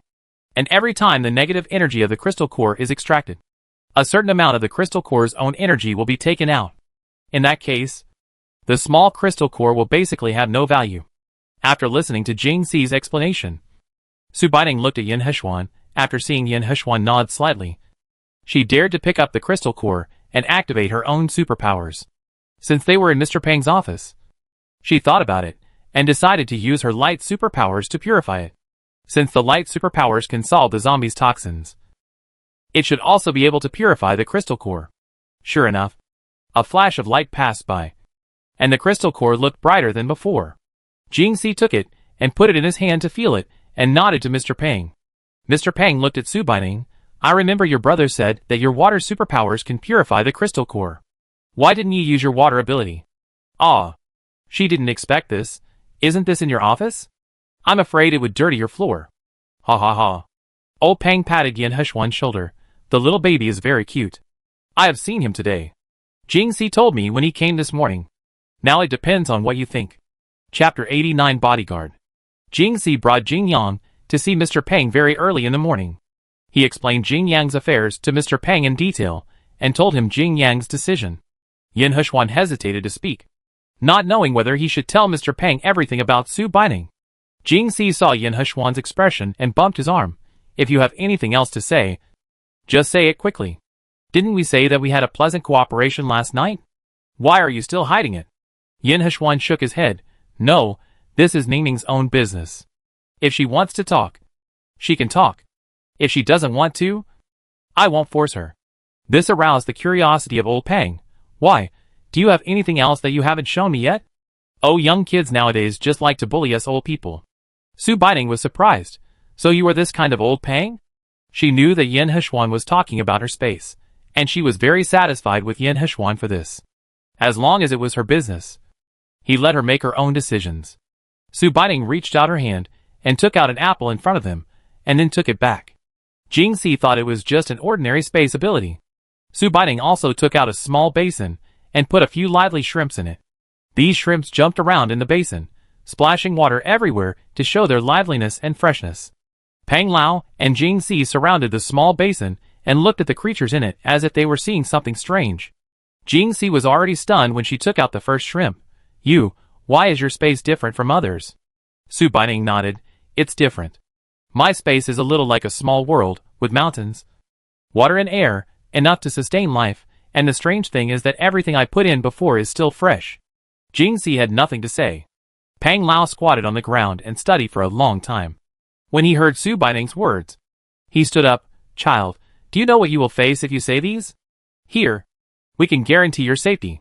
But, what if you leave this door? Su Baining, I'm not afraid. My elder brother should have told you that the Japanese kidnapped me before.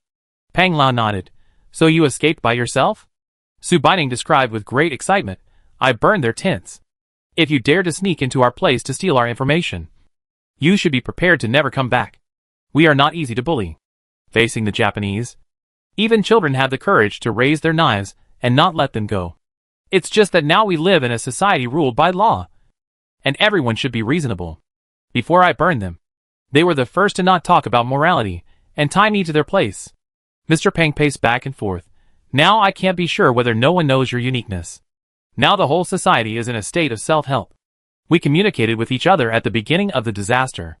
At the end of next month, all countries will come to our country to discuss how to fight the disaster. He thought for a moment and pointed at Jing Yang. You have to follow this kid closely in the future, and send more people to protect him secretly. We will certainly not give up on anyone, and repay a drop of water with a spring of water. But this also has a prerequisite. If the meeting next month goes smoothly, we can help them work together to overcome this difficulty. If everyone is not sincere, then let's talk about it later. Yin Heshuan pondered for a while. Mr. Peng, I don't actually recommend protecting Ningning in a big way. Let's not talk about Ningning's own mutant white tiger and eagle protection, and Jing Yang is enough. This is already eye-catching enough. If it's too exaggerated, I'm afraid it will cause unnecessary trouble. The little kid is very capable. Do I have the honor to take a look at the tiger and eagle? Su Baining smiled awkwardly. They are not here now. I was afraid that they would be too bored with me. So I asked them to go to the training ground to train with the other brothers. If you go to the training ground if you have nothing to do, you should be able to see it. The white tiger is called Qilin. And the eagle is called Xiaohe. Jingyang nudged her with his elbow. I've always been curious why you named the tiger Zeej. But the eagle's name is so random. Su Baiting shook her head. Because Qilin was picked up by me when he was very young. I gave him that name. But Xiaohe's name was its own. Not mine. Jingyang said oh. And finally solved the case. No wonder the two names are so different. So that's how it is. Old Pang told him, from now on. It's impossible for only a few of us to know about the incident with the little Bei Ning kid. You should be ready to deal with all kinds of people at any time from today on. He looked at Su Bei Ning. Are you scared? Su Bei Ning answered firmly. No. I believe I am not that weak. And I believe in everyone. Old Pang nodded with satisfaction. Very good, if possible. I also hope you can take time to visit the institute occasionally. Put some of your water in light.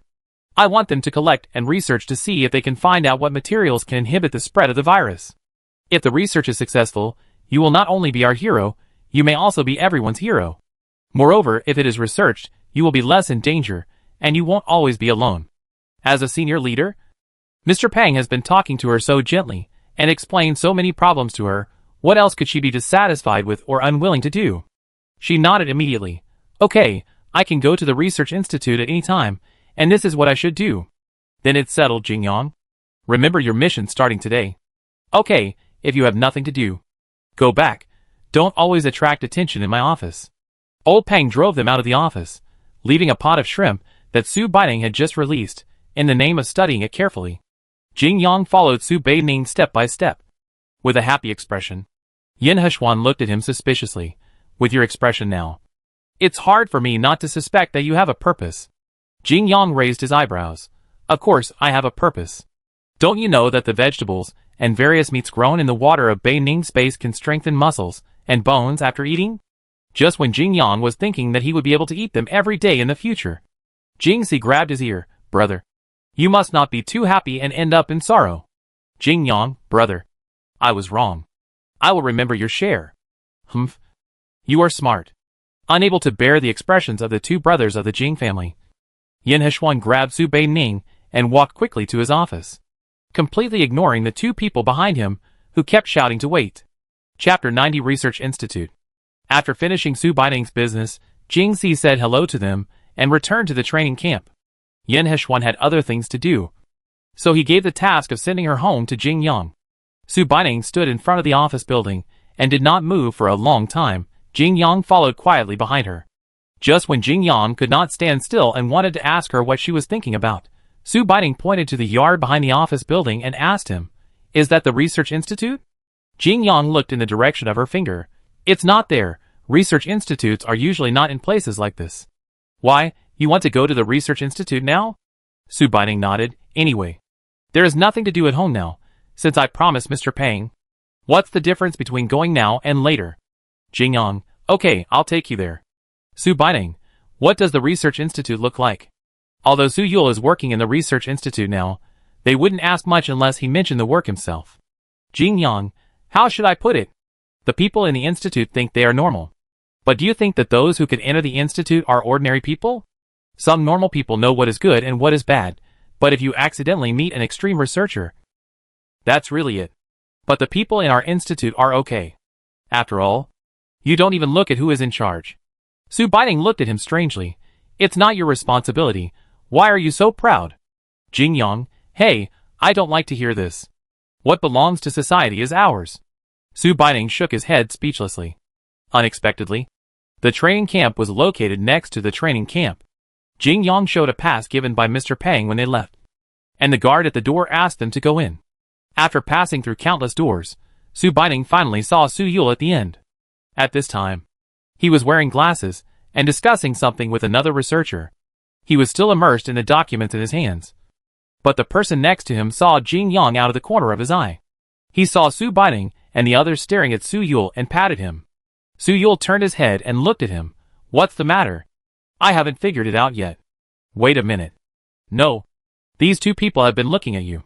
They are here to find you. Su Yule turned around and looked at Su Baiting. When he saw them, his eyes lit up. How did you have time to come here? No, how did you get in here? He said to the people around him. It's my two friends. They must have something to ask me. You go and do your work. I'll come to you after I'm done. After the man left, Su Baining said, I went to see Mr. Peng this morning. He gave me a pass. He told me to come to the research institute when I have time to put some supernatural samples for you to study. Luckily you are here. Otherwise, I really don't know who to find. Jingyang also entered the research institute for the first time. Looking left and right, why is this research institute different from other places? Why are all these surrounded by iron sheets? Suyul closed the book in his hand and held it out to signal them to follow him. Let me take you to my office to talk. It's not good to stand here and be heard by people coming and going. Su Baining was surprised. It's okay. Yul, now you have your own office. Suyul shook his head. It's not my own office. It's the office of a master I met in the research institute. But don't worry, he can be trusted. Jingyang looked at it and asked, who is it? Maybe I know him. Suyul, Professor Zhou. Don't look around. I heard from Professor Zhou that the research institute used to have transparent anti-theft glass. But it was all changed after an earthquake in Kyoto after the end of the world. Now these are not iron or steel, but a rare metal composite, which is extremely hard and can withstand various geological disasters within level 10. Su Baining exclaimed, is it so amazing? No way, now is a special period. You can't see that there are actually many rare plants and animal specimens and genes in here. Of course there are also ordinary ones, and there are also many human gene specimens, which is to prevent disasters and ensure that our civilization can start again in the future. While talking, they have arrived at the office. Suyul opened the metal door in front of him. Su Baining and Jingyang were stunned by the scene. The office was still an office, but the office was full of documents, and all kinds of information were scattered all over the table and the floor, leaving no place to step. Suyul smiled awkwardly and stepped forward to clean up. We are usually in the laboratory and rarely go into the office. This is a place for storing information. Su Baining and Jingyang also helped to clean up. But you guys are so messy. Can you find which one is which when you need it? Yes. Although we threw it all over the place, you can still find it if you want to. After a long time of cleaning up, they managed to find 2 chairs. Suyul moved them over and asked Su Baining to sit down. Jingyang was very curious now. He didn't dare to walk around outside and picked up the documents in the office to read. Su Baining shouted to him, I don't want to discourage you. Can you stop pretending to be serious? Can you understand it? Jingyang, isn't this a blow? I don't understand what I'm doing here. On the way here, I told him why I came to the institute. Suyul stood there and thought for a while. Wait for me here. I'll go call Professor Zhou back. Su Baining, can't you do it? Suyul shook his head. It's not that I can't do it. Professor Zhou has a high reputation in the institute. If he takes over this matter, others will not interfere. Generally, Professor Zhou's experiments, those who are not designated by him, have no right to intervene. After saying this, Su Baining understood what he meant. Where is your Professor Zhou? According to what you said, this professor should be very busy. Does he have time to do this? Suyul, he usually hangs around in the research institute. It is very rare for a professor of this level to do an experiment. Your experiment is related to the benefit of our cells. He was so excited that he took it on, and couldn't ask others to do it. Wait here for a while. I'll go out and find out which lab he's in. Just as he was about to leave, the office door suddenly opened by itself. A man with messy white hair that looked like he hadn't washed it for weeks, a scruffy beard, and a greasy face. His lab coat was also wrinkled and dirty, but his eyes were bright when he looked at them. Chapter 91 Professor Zhou. Professor Zhou appeared in front of Su Baining and the others in this image. Looking at the professor in front of him, Su Baining couldn't help but wonder, do all senior researchers in the world look like this when they appear? People in the institute are constantly exploring various new research subjects and objects every day. For them, immersing themselves in experiments is the most pleasant thing for them. Appearance is just a shell. Professor Zhou looked at the 2 strangers in front of him, then he looked at Suyul beside him. Yul, didn't you say that you can't bring friends to the institute? Suyul waved his hands repeatedly. No. No. Teacher. I'm just about to go out to find you. My 2 friends were called here to donate experimental props. When he heard that they were here to donate experimental props, it meant that there were new experiments to study. Professor Zhou's frowning expression immediately changed to a smile as he came forward. Jingyang secretly stood behind Su Baining. You changed your face a little quickly. Afraid of being heard by Professor Zhou, Su Baining secretly pushed Jingyang back with her elbow, telling him to shut up. Suyul saw Su Baining's action and secretly covered his mouth and laughed. Jingyang looked at him awkwardly and laughed awkwardly. Su Baining looked at Professor Zhou. Hello, Professor Zhou. I am Su Baining. You can call me Baining. This is Jingyang. It's mine. Professor Zhou interrupted her. You two can call me whatever you want. I don't care. What new research object did you send in? Bring it here for me to see. Professor Zhou looked at Su Baining with shining eyes, as if he could see through her. Su Yul stepped forward. Professor, we need tools to hold the items. Huh? Professor Zhou was puzzled. Why, we even have to prepare the box ourselves. Why are you so stingy? Su Baining pulled Su Yul over to stand in front of Professor Zhou and explained to him. Because this thing needs to be kept in a container that can keep it fresh in the research institute, otherwise it will evaporate after a period of time. Professor Zhou suddenly realized, wait for me. I'll get it now. They hadn't said what it was, how big it was, or how many they wanted. Looking at Professor Zhou running away, Su Baining pointed at the door and said, that's it? This professor is like this. Forgive her for not saying the adjective research maniac in front of Su Yul. Su Yul smiled bitterly. Teachers are like this. Once they hear about new research, they will forget about food and sleep. They are crazy. As soon as the words fell, Professor Zhou appeared in front of them. Panting, he put the glassware on the ground and said, without our day and night research, Kyoto would not have electricity now. He stood up and looked at Su Baining. How about these two? It's too small or too big. If it doesn't work, I'll get another one. Su Baining quickly stopped him. That's enough. Professor Zhou, it will take a while for you to study. This is enough. I hope this experiment is only for you and Su Yul.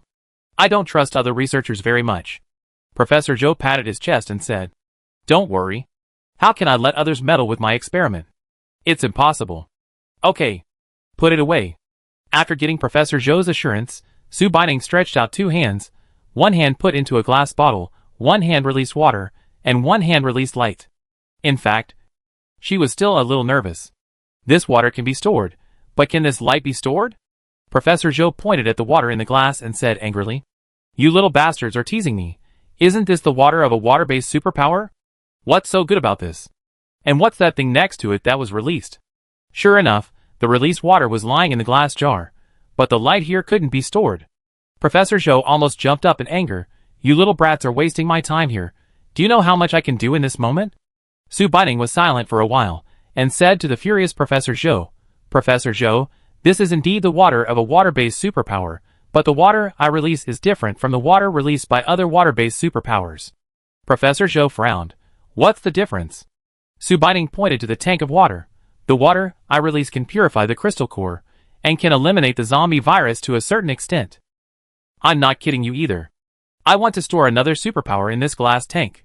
It's a pity that there is no way to store it. Mr. Pang means that he hopes you can study what substances are in this water, and whether it can be replicated and used with existing methods. Going out to hunt zombies in the future can reduce casualties to a certain extent. Hearing that it can purify crystal cores and eliminate virus toxins, Professor Zhou immediately picked up the tank of water like a treasure. This water is so magical. You didn't lie to me? Su Baining shook her head. Of course not. I don't think there is any point in me lying to you here now. She sighed. It's a pity. I can't store my other ability. It seems that I can only think of a way later. Professor Zhou looked at her with fiery eyes. What other ability do you have? Tell me if there is any solution. Su Baining shook her head. No, using objects to absorb it is useless. You can only find a way to preserve it. Otherwise you can't touch the substance inside. God knows how sorry Professor Zhou felt when he heard the news, but looking at the water tank in his arms gave him a little comfort. He pointed to another empty small water tank. Then you can put more water in it.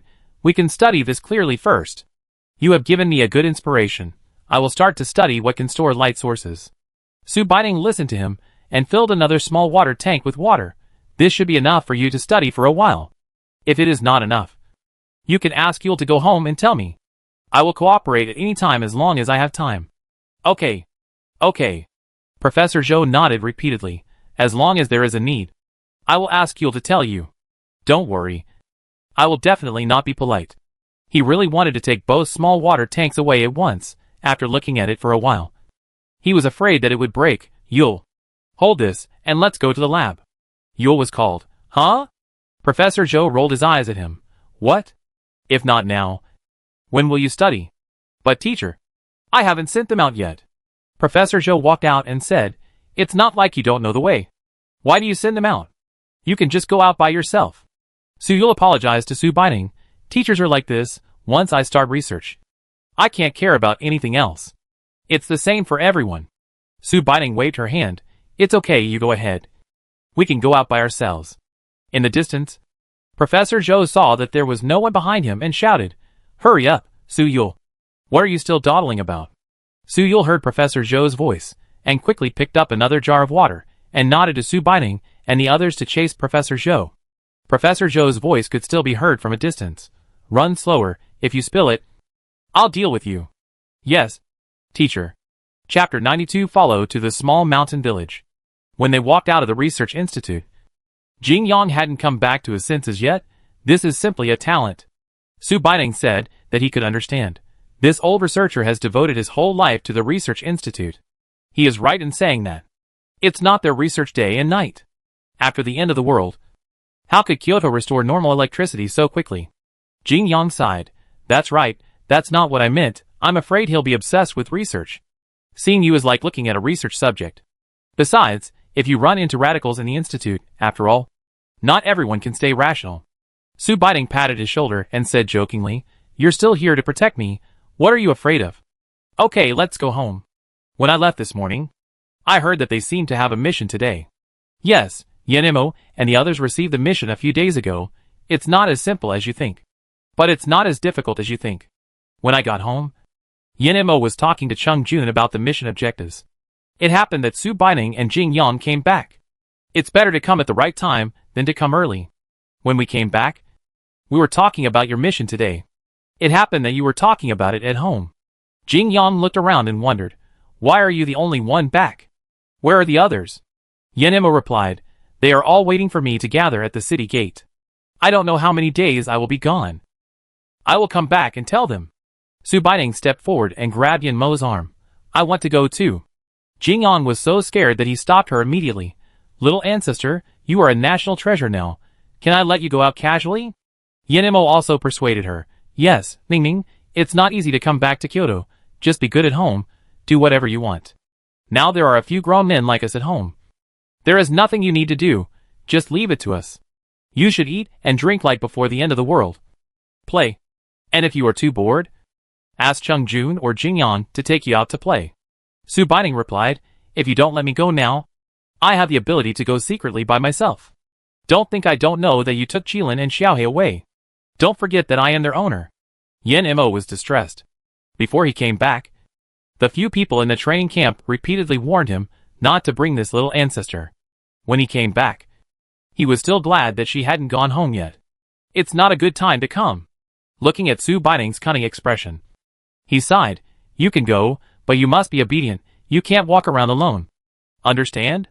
After all, although it is a small village, it is said that this village has been isolated from the world after the end of the world. As for why they went to rescue now, it was because Jing Si and his team had touched a piece of cloth with blood written on it at the edge of the village when they passed by. Jing Si didn't dare to alarm anyone at the time and came back to report. Plus, I was injured at that time, so I have time to deal with this matter now. Yen Yu, Yen Ziyu, Yen Bai and other people in the training camp were waiting at the edge of the city, playing with Qilin and Xiaohe out of boredom. Yen Bai stood up and looked over, and wiped his eyes, as if he couldn't believe it. Reached out and touched Yen Ziyu next to him. Oh, 5, look. Is that Ningning who came with the third brother? Yen Ziyu looked up and stood up. Why did he bring this little ancestor here? Didn't we agree that you are not allowed to bring them? Yen Yu clapped his hands and stood up. Watching Yenmo walk to them with Su Baining with his head down. I am guilty. Just don't hit me in the face. Su Baining smiled slightly. If you didn't ask me to come, I would come secretly. What do you think the third brother can do to me? Yen Yu spread his hands helplessly. Come if you want, Jing Yang, just protect her well. This should be the second time that the people in the training camp have seen her. Captain, why did you ask your sister to go with you? When the time comes, the swords and guns will not have eyes. What will we do if we can't keep an eye on her? Yenmo kicked her. Who the hell is your sister? You are so shameless. My sister is naturally protected by someone. Can't you see such a big bodyguard standing behind her? They had never seen Jing Yang as a special training team member before. They just nodded casually as a greeting. Someone in the team began to whisper, "Look at this momentum. He is not an ordinary person. I should be able to protect my sister." Almost. The captain's family must have invited someone who is not an ordinary person. The young man looks very energetic. His muscles are comparable to mine. Go away. You are really not afraid of losing face if you can compare with others' muscles. Yenemo clapped his hands to interrupt them. Okay. Okay, stop whining. Hurry up and get in the car and get ready to go. He ran to Subining. Sister, why don't you two drive a small car, you see? It's not easy to treat our group specially. Subining nodded to show that she understood. She said to Jingyong, you should go with them to take the bus. I don't need to take the bus. Yanzi was puzzled. Where do you sit? Qilin rubbed against her feet when Subining came over. Now he was rolling around beside her, begging for touch and hug. Subining touched its head. It raised its head and sat up straight. Subining climbed up by Qilin's legs with her hands and feet, and sat on its back. Yanziyu almost jumped up. What a joke if Qilin runs. You will fall to death. Subining raised her head proudly. Who said our Qilin can only run? Haven't you seen Qilin flying these days? Yenemo was stunned. Can this tiger fly? Everyone. A tiger without wings but can fly? Subining, if that's the case. You saw it today. I can understand not talking about privileges at this time. You go to the front, we will follow behind, don't worry. It's okay. After Subining's repeated persuasion, Yenemo and the others finally got on a large military pickup truck with half belief and half doubt. The truck started rumbling and moved forward. Qilin took 2 steps, and then stepped off the ground. It slowly and steadily rose into the air. Xiaohei followed. The people in the car saw Qilin flying in the sky, and said it was an eye-opener. In my lifetime, Qilin stayed in the training camp for a few days. The superpower has broken through the 4th level. The current superpower is enough to support it to fly for a long time. Even if we bring one person, it's no problem. Besides, Subining's weight is like child's play for it. After flying for an unknown period of time, they stopped in a small forest. Qilin followed and landed beside the car. Yenemo and the others got out of the car and pointed at the forest in front of them. We will stay here today. Let's go and find out the situation first. Subining was puzzled. Why don't you just attack in? You should have brought hot weapons this time. Yenemo shook his head. We don't know what's going on inside. It would be bad if someone was injured by mistake.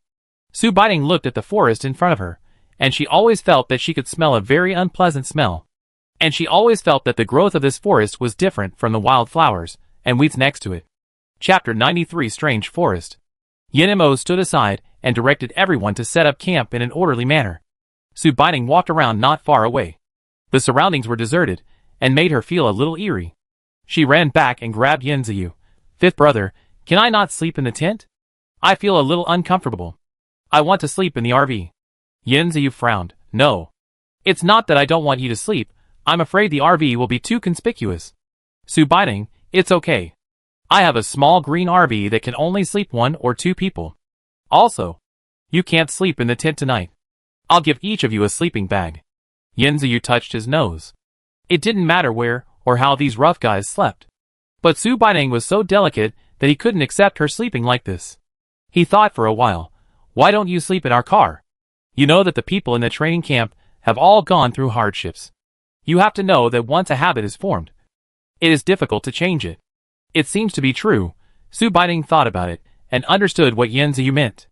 Yanziyu was assigned to the same tent with Yanyu. Now he was talking to Subining. Yanyu was the only one busy in the tent. Subining pushed him. You go help brother Yu, I'll make the bed. Yenemo walked over, looking at Subining standing. Why is Ningning still here, your 4th brother, and I thought it would be inconvenient for you, a little girl, to follow us? You can sleep in the car. He pointed to Subining. Once the roof is covered, you can't see anything. There is such a big space inside. You can do whatever you want. Yanzi was just thinking this and said, then go and make her bed. I will help brother Yu to set up the tent. Yenemo nodded. I'm ready. We were in a hurry this time. You came here before I could finish my words, so I didn't have time to prepare supplies for you.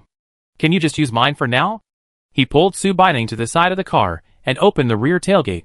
All the sleeping things are new. This is what Yanbo didn't use before and gave it to you. There seemed to be something else next to it. Those are our dry food for the past 2 days. Don't worry. We have piled them up. They won't fall down at night. You can just sleep here. The inside of the car was very simple, but it could be seen that it had been carefully cleaned just now. She could see that even the dusty corners were now spotless. Yeah. She smiled and said to Yin-Mo, "That's good. Third brother, thank you." Yin-Mo smiled foolishly and touched his head.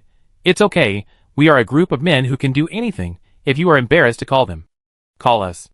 If you are okay, take Jingyan to the side, don't go too far." Jingyan looked at Yin-Mo, who was directing others to do things after instructing Su Baining. "Did he forget that you have a space?" Su Baining turned her head and glared at him. "TSK? You know nothing." Jingyan was thankful that he was despised. No.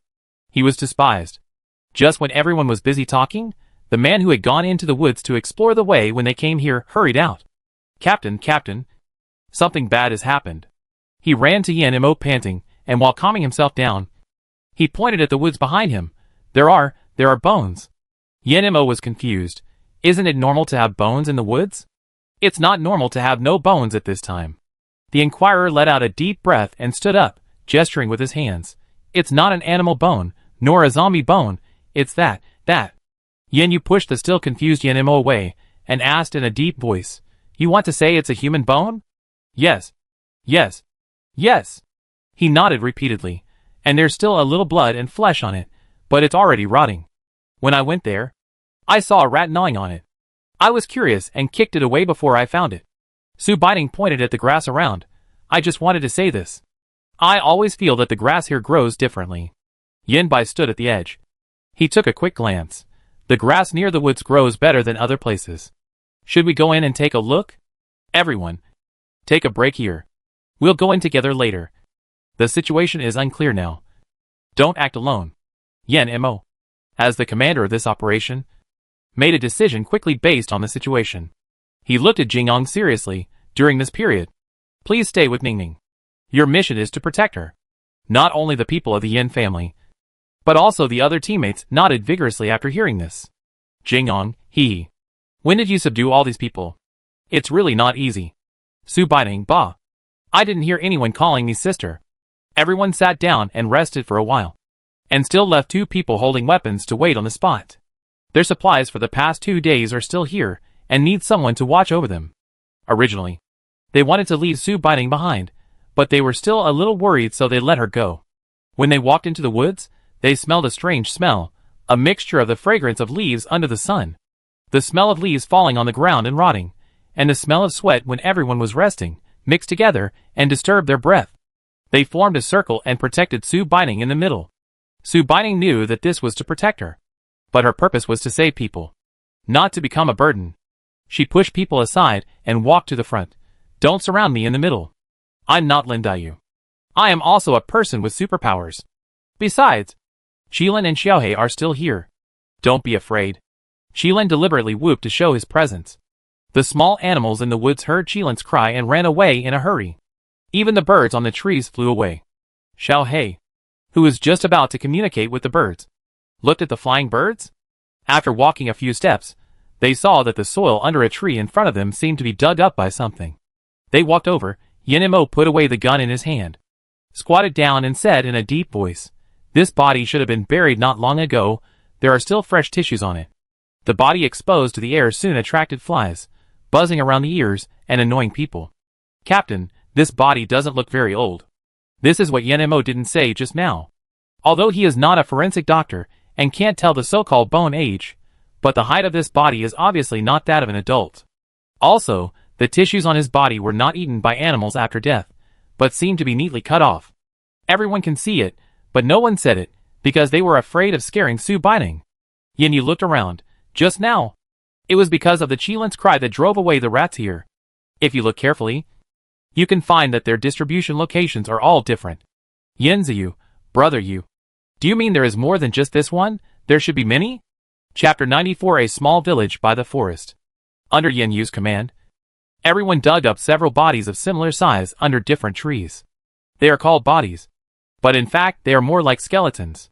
2 of them must have been buried a long time ago, and the one that was dug out earlier must have been buried just now, and the person who buried it must have wanted to be lazy, so he buried it shallowly. They were discovered by mice looking for food in the woods. After taking a look, Yin Yu approached Yen Imo and whispered, "These skeletons should be about 13 or 14 years old." Yen Imo clenched his fists, his cheeks bulging from biting his back teeth. "Beasts." Yin Yu patted his shoulder to calm him down. "According to the situation, they are most likely in captivity. Since Su Baiting was here, they didn't dare to speak too loudly. However, the physique of the superpowers had been transformed, and even if their voices were small, they still reached her ears." She waved her hand expressionlessly to the sky, and Xiaohei saw it and landed beside her. Su Baiting squatted down. "Xiaohei, there is a small mountain village passing through this forest. Fly over and see if you can see any people, zombies or other movements inside." Yen Imo was shocked. "Ning Ning." Su Baiting turned away. "I'm not here to be a burden to you." She looked at the bones on the ground, lowered her head and said nothing. She was not a fool. Even if she didn't know much, she still had common sense. What's more, she could hear what they said. I also know what they want to express. Yin Ziyu patted her head silently and sighed. Xiaohei listened to Su Baiting's words and flew over the woods. He found a small village at the foot of a mountain beside the woods. It circled the village several times. It was too big. The shadow formed by the sun fell on the village. Several people ran out of the quiet mountain village and pointed at it. "Is this an eagle? How can there be such a big eagle? Is this eagle coming to eat us? Go and see if the people locked up in the woodshed are still here. Keep them under close watch." Unfortunately, Xiaohei flew too high and didn't hear what they said. After completing the task assigned by Su Baiting, it cried loudly and flew back. Xiaohei flew back and landed in front of Su Baiting, and told her everything he had just seen in his mind. Yen Imo and the others looked at Xiaohei. After listening to what Xiaohei said, Su Baiting touched his head and said he had done a good job. She stood up and told everyone what Xiaohei had just said. Xiaohei said that the village is next to a small hill under this forest. We can go down directly from here. It said that when it was circling there just now, it saw several people coming out of it. All of them were strong men. If it's a mountain village, I guess they are all people doing farm work. They have a lot of strength. Yin Ziyu said, "No matter if they are men or women, they should die 100 times for doing such things. Why don't we just rush in and kill them all?" Yen Imo motioned him to be quiet. "Now you have no evidence. How can you prove that they did these things? What evidence do you need? Are there any people around for dozens of miles? Are they ghosts?" Old 5. Even if you want to sentence someone to death, you still need evidence. What are you doing now? What time is it now? Why are you still asking for evidence? No matter what time it is, we are all human beings, not beasts. What's the difference between them and beasts when they do this? The team members couldn't say anything when they saw the captain quarreling with their brothers. They all opened their mouths, but didn't know what to say. Yin Bo stood aside, and was about to speak when he was interrupted by another person. He could only stretch out his hands to comfort this one, and comfort that one. Su Baiting raised his eyebrows, and looked at the two of them, to see how long they could quarrel. Yin Yu shouted, "Enough." He walked forward and separated the two brothers. "When are you quarreling now?" "Ziyu, Yen Imo is right. You must remember that no matter what the situation is, we are human beings, not animals. And we must do what human beings do. Of course you are not wrong either. According to what Jingxi said before, there must be quite a few people trapped here. We will not stop you if you want to punish these people, but what about those who are still trapped? They are innocent, shouldn't you save them?" After Yen Yu said this, Yen Ziyu calmed down. He glanced at Yen Imo. "I know. I'm sorry, third brother. I was just anxious." "Yen Imo, who cares about you?" Su Baiting silently complained, Sundra face. After this episode, everyone felt a little uncomfortable. Yen Imo looked at the sun in the sky. "It's best for us not to act rashly now. Brother Yu is right. At least we have to rescue the people trapped inside first. Let's rest here first. When it's night, we will send a few people to investigate the situation around and discuss what to do." In order not to attract their attention, everyone ate dinner casually. Yen Ziyu looked at Su Baiting with regret. "It's a pity that I didn't get to eat Ningning's feast today." Yen Bo was very upset. "Old 5. Your acting skills are really amazing." Yen Ziyu, "Hey, what do you know? Such a serious atmosphere always needs someone to liven it up." Su Baiting, "It's really unnecessary to liven up the atmosphere like this." The sun sets at the foot of the mountain. Darkness slowly began to envelop them. Su Baiting reminded Yen Imo, "Third brother, there is no moon at night now, and you can't see anyone at all. You can only go and come back quickly while it is dim." Yenemo stood up and pointed at two smaller people. Don't alert the enemy. Try to find a place to hide and observe. You must come back before it gets completely dark. The two nodded, crouched and ran towards the small village at the foot of the mountain. Yenbai looked at the two people who gradually disappeared in front of them, and was a little worried. Brother, there won't be any problem. Yenemo shook his head. In our team, these two people may not be the best, but they are definitely the most flexible. If they can't find any information, then it's even more impossible for us. They sat there and waited for a long time, so long that the sun had completely set and the darkness completely enveloped them. Su Baining was afraid that the two people would not be able to find the way back, and was afraid that if they set a fire on the mountain, it would attract the attention of the people down the mountain. So he could only take out a small lighter and hand it to Jingyang beside him. Jingyang held up the lighter in his hand with a confused look on his face. Su Baining, are you stupid? Light a lighter. Let them find the way. Jingyang was puzzled. Why don't you just light it? Su Baining pretended to fan himself. I'm afraid it will hurt my hands after a long time. After all, my skin is too tender now. Jingyang, too weak to complain. Chapter 95 Rescue Plan. Just when the first lighter burned out, the second lighter burned out, and when they were about to light the third lighter and Jingyang's patience was about to end, the two men finally came back. They ran towards the little flame, and after seeing clearly that they were their own people, they squatted on the ground and began to rub their legs. Yenemo stood up. What? Were you hurt by the conflict after being discovered? They waved their hands. No. My legs are numb. Hiss. The last bit of oil burned out. Su Baining rolled her eyes, and took out the fourth one. And took out a candle. Jingyang looked at the candle in his hand, and fell into deep thought. So, why didn't you take it out just now? Su Baining replied expressionlessly. Oh, I forgot. She glanced at Jingyang. Aren't you a fire-type mutant? No. It's useless. I didn't say anything about you. So you still dare to say something about me? Jingyang raised his thumb. Great. You are so cruel. The candle lit up, bringing a little light to the grass without spreading out due to the large flame. The two people didn't dare to waste too much time and rubbed their legs quickly. There is almost no place to hide at the foot of the mountain. Only a small patch of reeds behind the house. We were afraid of exposing our whereabouts. So we squatted there, and didn't dare to move. We were afraid of being discovered. So we came back now. People have been coming in and out of the small mountain village since nightfall. It seems that there are no lights there. So they light candles. We observed that there were about 10 houses inside. And there didn't seem to be many people. We didn't know if some people didn't come out or for some other reason. But there was one very strange thing. There were no women inside. Only men. And they looked like men doing farm work. After nightfall, people often went to a small house at the back. But they just went in to take a look and came out. Every time they went in, we could all hear people talking inside.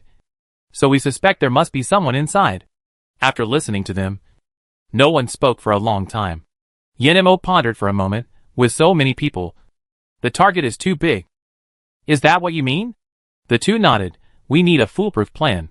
Su Baining thought for a moment after listening. I'll go. Yenziyu jumped up. What a joke. How can you go? Su Baining was startled by him. What did you do to scare me to death? Yenziyu. Sorry for my overreaction. I don't agree with you going. Su Baining glared at him. Why don't you agree with me going? I'm going.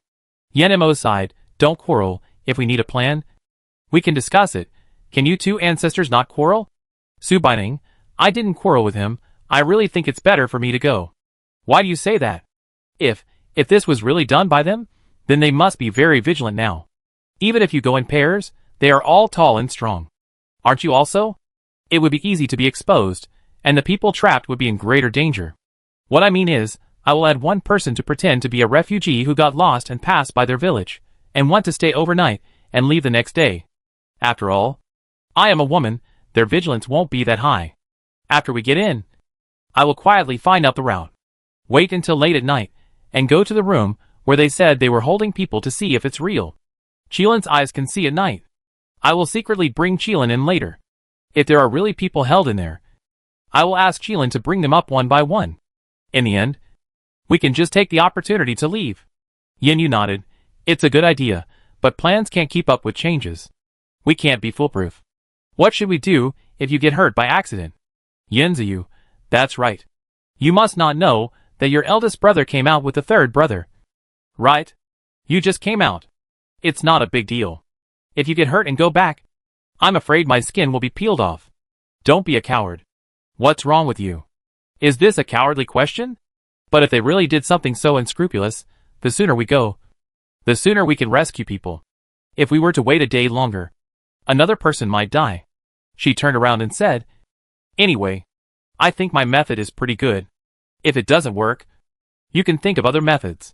Yenmo paced back and forth in annoyance. He brought a group of grown men with him. But they were useless? In the end, he had to ask his sister to complete the task. What was the point of his trip? He stopped and said, What do you think of me dressing up as a woman? As soon as he said this, everyone fell silent.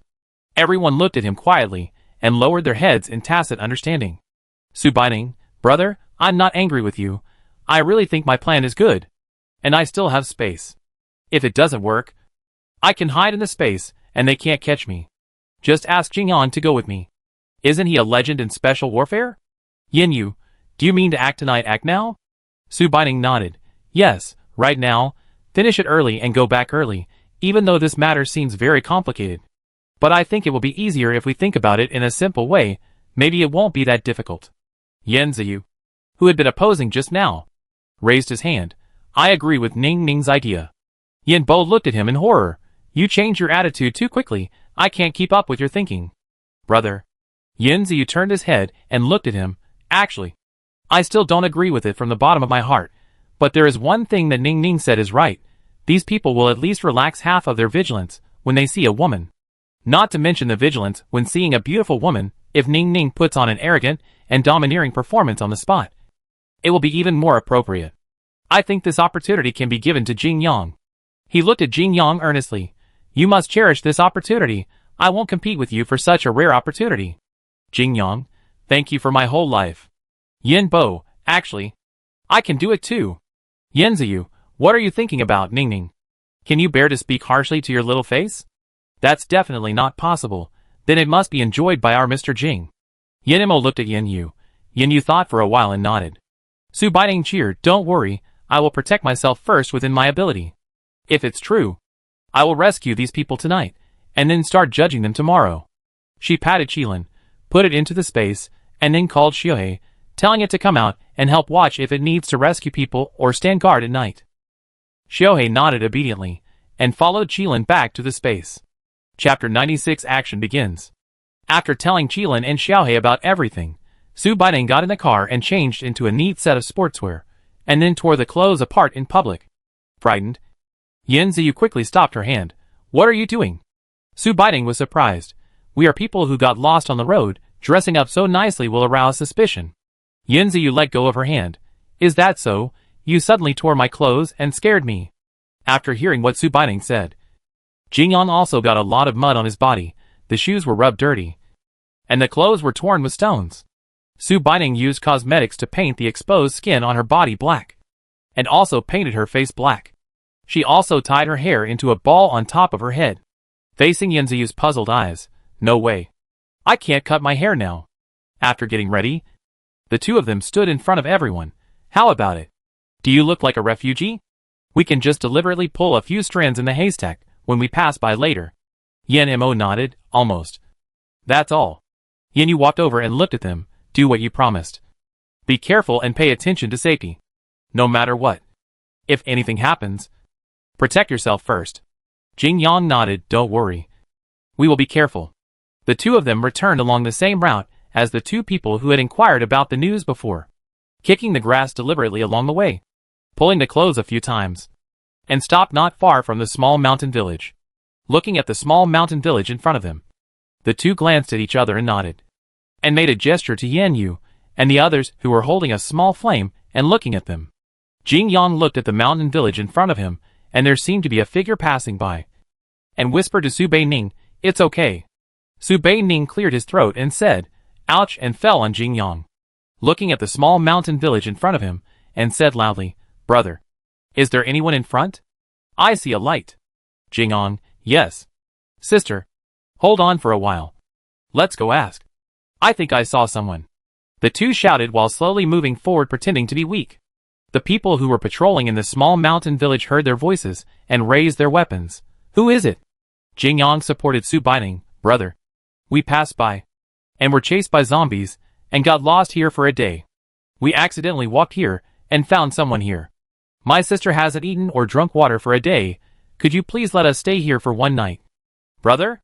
We will leave tomorrow. Someone else in the small mountain village heard Jingyang's voice, and came over to ask the patrolman, what's going on?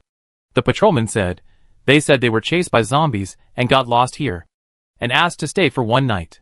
No. Don't make trouble. Tell them to leave. Upon hearing this, Su Baining pinched Jingyang's arm. And Jingyang understood, brother.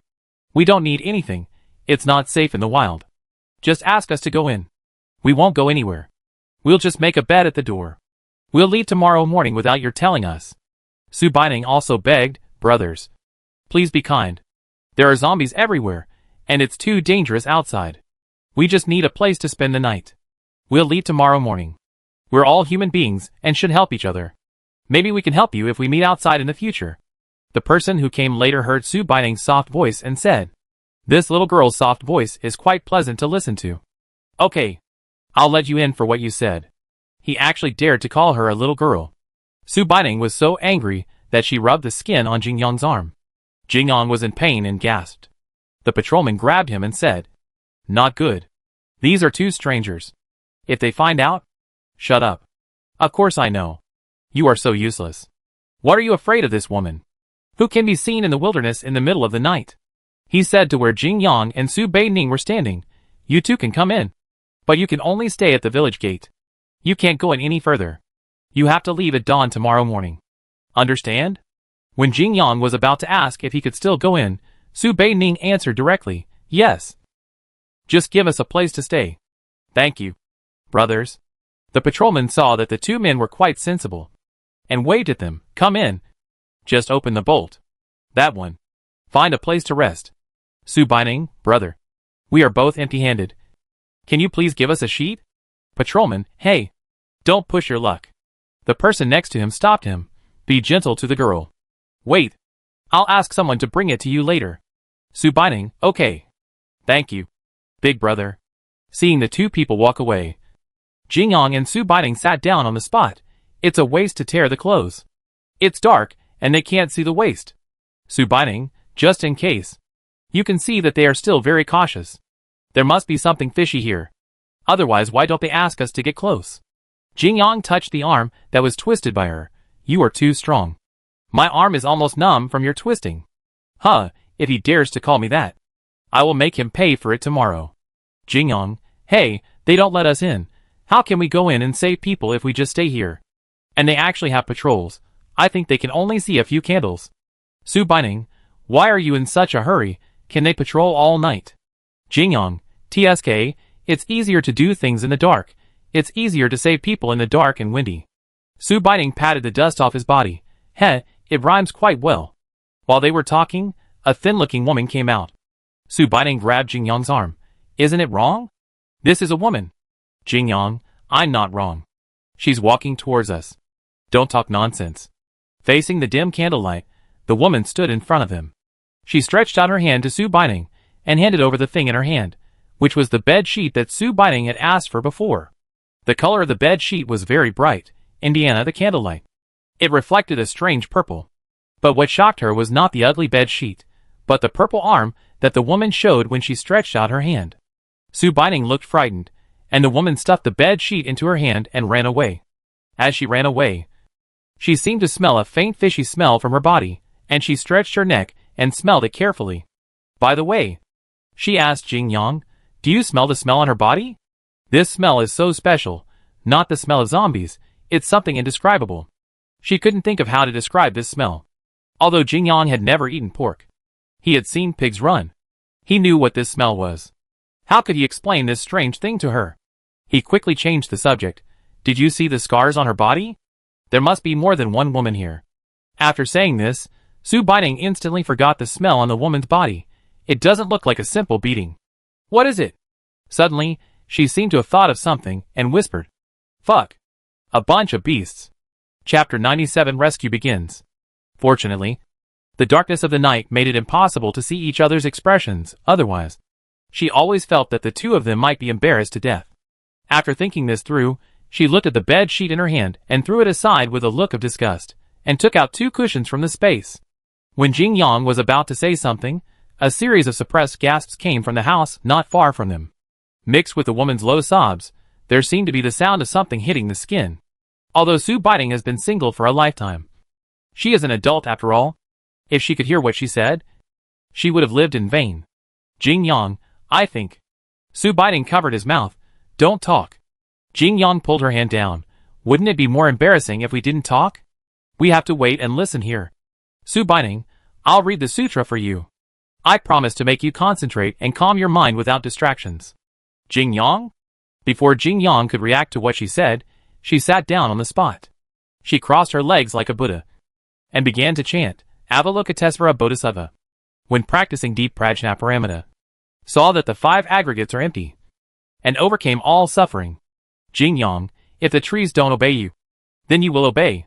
He pushed Su Baiting, and Su Baiting turned her face away. What for? Jing Yang, why are you chanting? And this is not suitable here. Su Baiting, what do you know?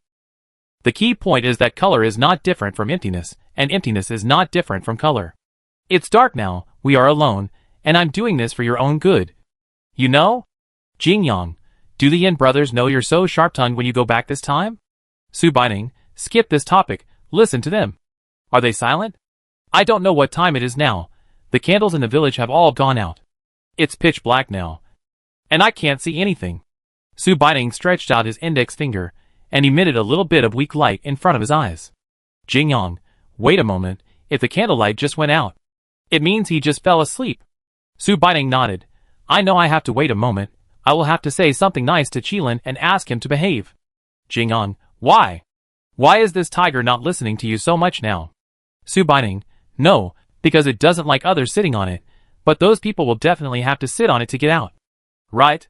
After saying this, she released Xiao He, before Xiao He could make a sound. He pinched its small pointed mouth. Fly up and see if there is no movement here, come back and tell me.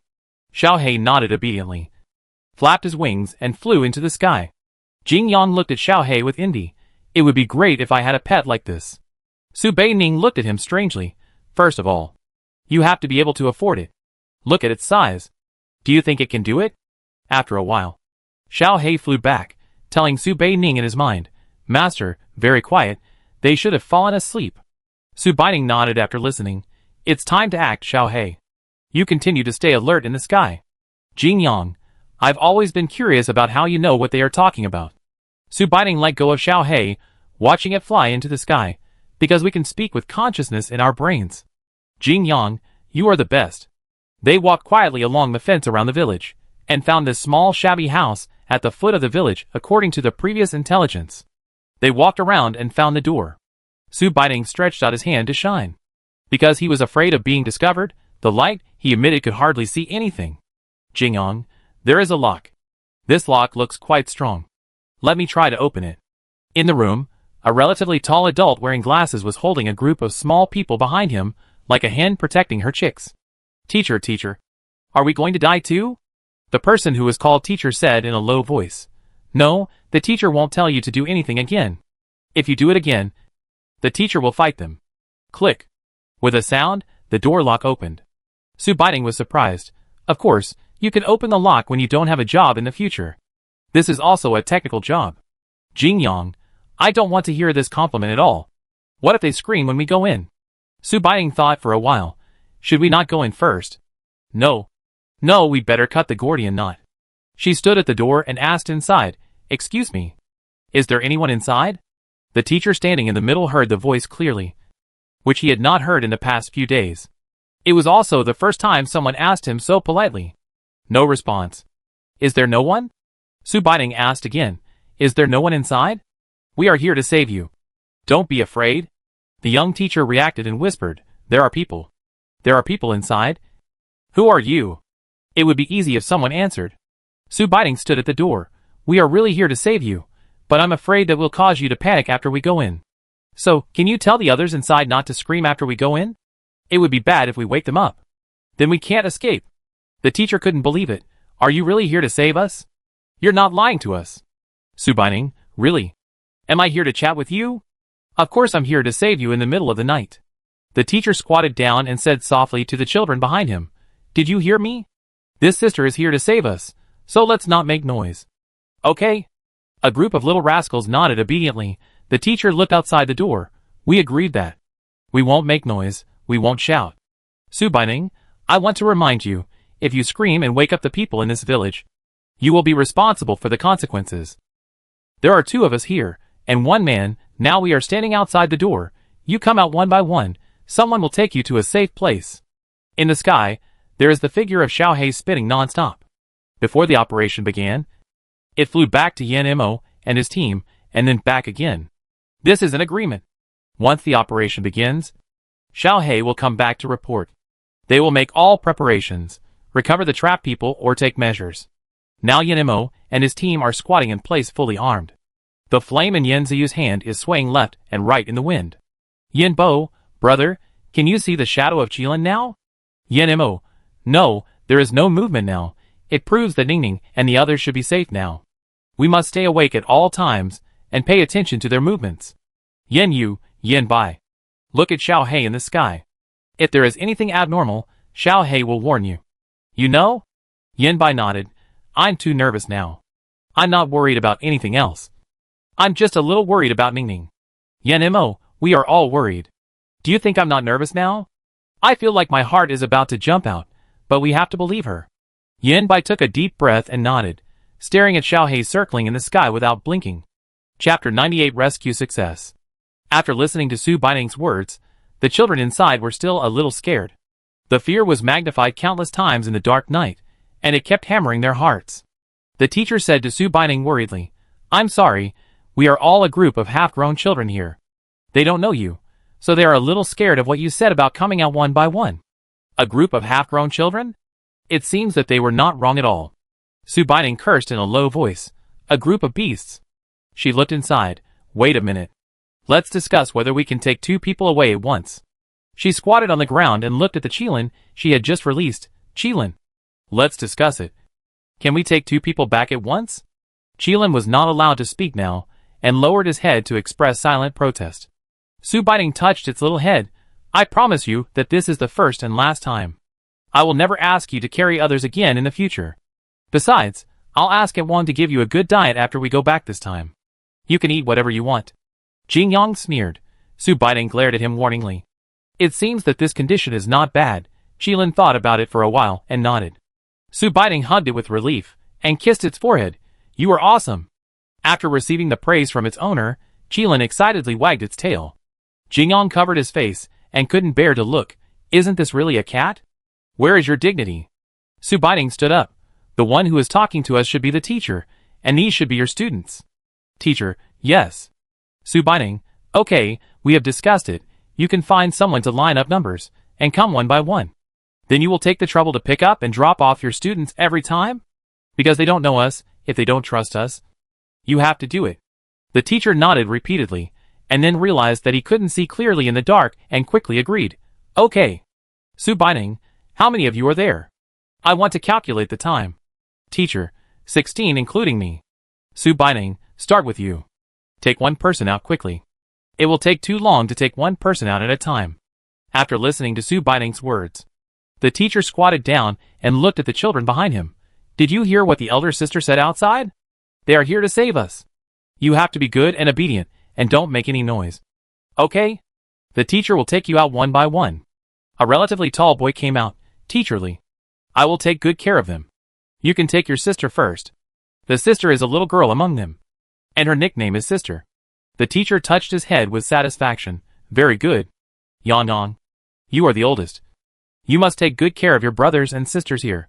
The sister outside is a good person. If you need anything, just call her. Okay? But you must be gentle. Don't let those bad guys find out. Yan Yang nodded. Teacherly walked out first with a little girl. Su Baining finally saw the shadow of this teacher. There was no time to say more here. Seeing them coming out, she pointed at the lying Qilin. Sit on it, don't make a sound, you must not make a sound. If you are afraid, cover your mouth. When Teacherly saw the tiger, His legs began to tremble. He steadied his legs, picked up his sister who was crying silently, and climbed onto Qilin's back. He accidentally stepped on Qilin's foot because of fear. Qilin was not willing to do so in the first place, and turned around and bared his teeth at him. He was so scared that his hair stood up. Su Baining quickly comforted it, and Qilin stood up reluctantly. Su Baining looked at the teacher's stiff body. Teacher, it doesn't bite people. It just doesn't like people sitting on it. You have to hold it tightly. It will take you to the hill over there. Someone is waiting for you there. She touched Qilin's ears. Qilin, fly from behind the village, don't be found.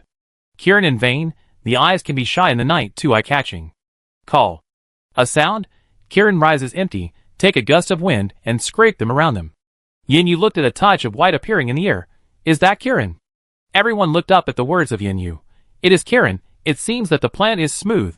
They succeed. Kirin saw Yin Yu, who was holding, slowly drop. They saw two people on the back of Kirin, an adult and a child. Yin Bai stepped forward to take this child. Teacher Li saw the clothes and logos on their bodies through the weak light. Finally let go of my heart, he told his sister. You are waiting for the teacher here? The teacher goes to pick up other classmates back so soon? Sister nodded obediently. Kirin flew back with him again. Yin Bai put the little sister aside, put out the steamed bread and milk in the northern Jiangsu lean in the bag. The younger sister licked her lips after seeing this, but still said softly, I will wait for the teacher and friends to come back before eating. Yin Bo felt sour after hearing this. It doesn't matter. Brother, there are still a lot of food here. Your friends won't be hungry. Even after hearing this, the younger sister just glanced at the food in front of her and shook her head. There was nothing she could do about it. Yin Bo sighed. Then you can rest here for a while. They will be back soon. Okay? My sister nodded gently. With the beginning, the rest went much more smoothly. Qilin sent the children back and forth one after another. He took a break because he was exhausted and asked Su Baining to replenish his energy before continuing to fly. Things went smoothly, but there were too many people and the time was too tight. It seemed that the sky was about to get light. Su Baining stomped his feet and asked Teacher Li to stay in the camp. He asked Qilin to take 2 people at a time to speed up. This method can pick up and drop off the children faster. Until the child named Yang Yang sat on the back of Qilin. Su Baining finally felt relieved. Although things were going smoothly, he could not relax his vigilance until all the children were sent there. Jing Yang looked at Su Baining, who exhaled deeply. Look at you. You could have been raised in a secluded courtyard as a delicate lady, but you insisted on suffering with us. Su Baining rolled her eyes at him. What kind of suffering is this? Did I eat less or drink less? Isn't it just running around? I can't just treat it as a trip. Everyone felt relieved after completing the task. They walked back slowly as if they were on a trip. Jing Yang, you are just stubborn. You are obviously worried about your brothers. If you ask me, they all have special abilities. So what can go wrong? Why do you always act like a nanny? Su Baining, it's the end of the world. Now we are the only ones who depend on each other. If we are not careful, we will all die. How can I not take good care of them if I have the ability to do so? She stretched lazily, looking at the sun rising slowly in the sky. Brothers, you asked me what I want. I have been thinking about this question before. Now I think I have figured it out. My wish is to hope that my family can live together in peace, and then find someone who is worth spending the rest of my life with. The sun rises, the sun shines on the earth, it is another good day today. Chapter 99. The truth is revealed. Yin Ziyu stood at the foot of the mountain, anxiously waiting for Su Baining and the others to come back. Xiao He had already flown back to rest, and he hadn't seen them yet, so he came to wait. As he waited anxiously, Su Baining and Jing Yang appeared in front of him, chatting, looking at Su Baining walking from a distance. Except for the dirty look on her body when she left, there were no other signs of injury. He was relieved. Jing Yang saw Yin Ziyu standing there and shouted, Ziyu, are you reassuring your sister or do you not trust me? Yin Ziyu ignored him and just walked forward to pull Su Baining over. Sister, you have worked hard, are you tired? Su Baining smiled at him and shook her head. Yin Ziyu said softly, just now Yin Bo took out the bread and milk from your backpack and prepared to share them with a group of children. I told you not to get angry when you go over there. Okay. Su Baining, what's there to get angry about? Yin Ziyu, it's good that you are not angry, no matter what. We should tell you first. But because you didn't come back then. Our place was full of biscuits and the like. Su Baining listened to him quietly. I know, Brother Ziyu. You don't need to explain so much, we are a family. What's mine is yours. Yin Ziyu felt very comfortable when he heard this, and his mouth was wide open all the way. Jing Yang secretly complained. When the sky was bright, everyone could see clearly what the group of people who were rescued looked like. Teacher Li and a group of children were leaning against each other tightly, even seeing this group of people wearing military uniforms. They still looked frightened. Yin Mo, they are frightened. Now that the people have been rescued, you can pick up your weapons and rush in to shoot them. Yin Bo, third brother, can we shoot them now? Yin Mo looked at Yin Bo thinking, is this kid a little stupid? Is it not okay for you to just listen to what I said? Yin Yu picked up his weapon. Of course not now. We should at least ask these beasts what they did first. At this time, some people in the small mountain village had already gotten up. The patrolman last night went out and ran to the village gate first. The two people who were waiting at the village gate last night were gone. There was only a bright sheet left on the ground. The person who was with him last night said, "It's a pity that I didn't see what the woman looked like. With such a soft voice. She must be a top-notch girl. What a pity." The patrolman glanced at him inconspicuously. I have a bad feeling now. We'd better go see if the group is still there. When they ran to the door of the small house, someone was already standing at the door. A burly man looked at the two people running over and slapped them. The two people's heads hit each other hard, and they fell to the ground with stars in their eyes. The burly man was still not satisfied and stepped on their stomachs. You two pieces of trash. I told you not to look at a person properly. Tell me what you did last night. Didn't I say that we should have someone watching them all the time? Are your heads just for show? The patrolman rolled his eyes after being stepped on. He propped himself up and said, "Boss, I really watched it last night. I didn't switch shifts with him until late at night. He watched it in the second half of the night. The man who was with him went to find a woman after the second half of the night." After hearing Su Baining's voice, he always felt that he needed to relieve his anger. Thinking that the room was locked so tightly, the two men were at the village gate and thought nothing would happen. So they slipped away. Unexpectedly, something bad happened. The patrolman pointed at him and said, he must have not watched carefully, and asked the two men to rescue the man. The man who was called the boss heard it and said, "What happened?" The patrolman briefly told him what happened last night. The boss was furious and kicked him far away. When he sat up, he spat out a mouthful of blood. The man took a look and said coldly, "Everyone, hurry up and pack up and get ready to leave. Those women are gone. These two people definitely couldn't have come alone. They must have companions, otherwise they wouldn't have rescued people right under our noses without making any noise." At this time, someone in the team said, "Boss, even if they were rescued, what would happen? It's the end of the world now. Are you still afraid that the law will punish us? Are you a fool? Without legal sanctions, you can kill people but others can't kill you?" As soon as the words came out, everyone hurriedly ran into the house to pack up and prepare to escape. But they wasted too much time. When they came out, Yin Mo had already led people to stand at the door, with weapons in hand waiting for them to come out. Seeing the clothes Yin Mo and his men were wearing and the weapons in their hands, the group of people knew that the situation was over, and they all lowered their heads in despair, threw away the things in their hands, and raised their hands. Yin Mo brought a few people to tie them up tightly, and one of the team members went to check on the man, who was kicked and vomited blood. He shook his head at Yin Mo and the others. Yin Mo received the signal and made a gesture to retreat. At this moment, a team member named Li Yuan called Yin Mo. Yin Mo turned and looked at him. "Is there anything going on?" Li Yuan nodded awkwardly, pointing into the room. "There are still people." "Yin Mo, why don't you just tie them up? What are you looking at?" Li Yuan shook his head. "Captain, you better come and take a look. They are a few women." "Women?" Yin Mo walked forward curiously and looked into the room. There were several skinny women curled up in the corner of the room. They were wrapped in two sheets as if they were naked. There were large patches of blue and purple on the uncovered skin, and their eyes were empty, as if they had lost their souls. Even if they saw Yin Mo and the others, they didn't react at all. Yin Mo gritted his teeth when he saw their appearance. "Count how many women there are, take off some clothes, and put them on, and take them away." He thought that if he saw that the northern Jiangsu lemon appeared in front of him, he would definitely unable to unload the men.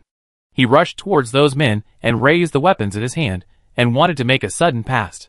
Yin Bai saw him rushed over like a cow. Who knows that he calmed down after seeing Yin Bai? It's just a faint command. There are several women behind. You can take someone away. Light they may. thinking about the reactions of the women when they saw them. He suddenly didn't know what to say. Yinbo waited for a long time, and said half of his words strangely. What could it be? What do you mean by saying half of your words? Yinbo glanced at him, and said irritably, Nothing, just take it away lightly. Yinbo looked at the strange Yinbo. What a mess. Chapter 100 Crimes in the Doomsday. When Yinbo saw the women in the room, he finally understood why Yinbo had such an expression. He asked a few people to take off a few shirts, and gently cover the women. They were all tall, and their clothes were loose. They covered them until they covered their calves. Yinbo asked a few people to help them out one by one. These women seemed to be used to it. They didn't react at all when they were casually moved. After searching the small village and confirming that there were indeed no other people, Yinbo waved his hand and led the group of men to the camp. Su Baining was accompanying the group of children who had just been rescued. The eyes of these children had revealed a hint of fear and terror until now. Now that it was daybreak, they were all wearing dirty clothes. They were all skinny and bony. When you touched them with your hand, they were all bones. Their faces were pale. Their eye sockets were deep. And they were still a little childish. They looked like dead people. Although they were rescued, they would subconsciously avoid any noise. Especially at the beginning when all the team members were around them, their bodies were stiff, and only when they saw Su Baining would their bodies soften a little. She thought it was probably because she was the one who was rescued at the beginning, and because she was a girl. Everyone present, including Su Baining, seeing this scene, everyone turned around, not only angry but also distressed, and secretly wiped their eyes. Su Baining had no choice but to drive them away, and slowly delivered warm milk and bread to these children one by one. Even their teacher was still immersed in the illusion of surviving a disaster, until Yin Ziyu stuffed a glass of warm water into his hand. Teacher Li finally showed a relieved smile when he saw the children wolfing down their food. Yin Yu squatted aside and watched them. In order not to scare the children, he handed the weapon in his hand to Yin Ziyu. Teacher Li looked at them and said, Thank you. I thought our end would be a piece of yellow earth. I didn't expect that we would see the light of day again. Yin Yu gently asked the teacher, How did you get trapped here? Teacher Li shook his head and said, Nightmare. This is the biggest nightmare of my life. He looked at the child leaning on him with pity. He touched one of them's little face and said, I don't know what to do with the psychological problems of these children after we go back. Yin Yu lowered his head, and his voice slowed down. You have to tell us what happened, so that we can help you, including these children. Teacher Li drank a sip of warm water, sitting on the ground, looking up at the sky, and began to recall what happened in the past few days. More than a week before the end of the world, the school organized an outing for each class. Most of the students in Teacher Li's class liked painting very much, so Mr. Li decided to take everyone to a nearby B&B to live and sketch for a few days. Who knew that the heavy rain that fell a few days after they moved and completely disrupted their lives? They were originally citizens of the city next to Kyoto. After the heavy rain, most of the people in the B&B turned into zombies. He took the children to hide in a small room and finally found a chance to escape. The B&B was built at the foot of a hill. He ran out with the children in a panic, only to find that he had run to a strange place. Standing there and looking at the endless mountains and fields, he regretted for the first time that he should not have brought the children out. But there was no way to go back now. The children were thirsty and hungry after running so far with him.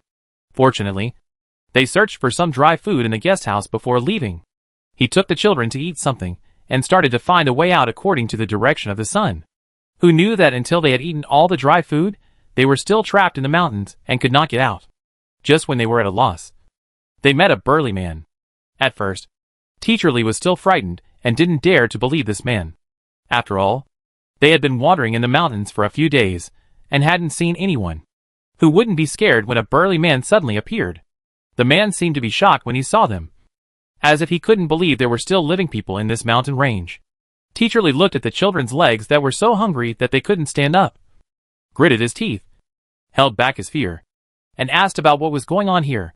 Who knew that this big man was so enthusiastic to invite them to visit the mountain village, and said that the small mountain village was just a short walk away. Teacher Li saw that this big man looked honest and simple, and his tone sounded simple. In addition, he felt sorry for the children who were growing up and needed to eat well, so he accepted his invitation.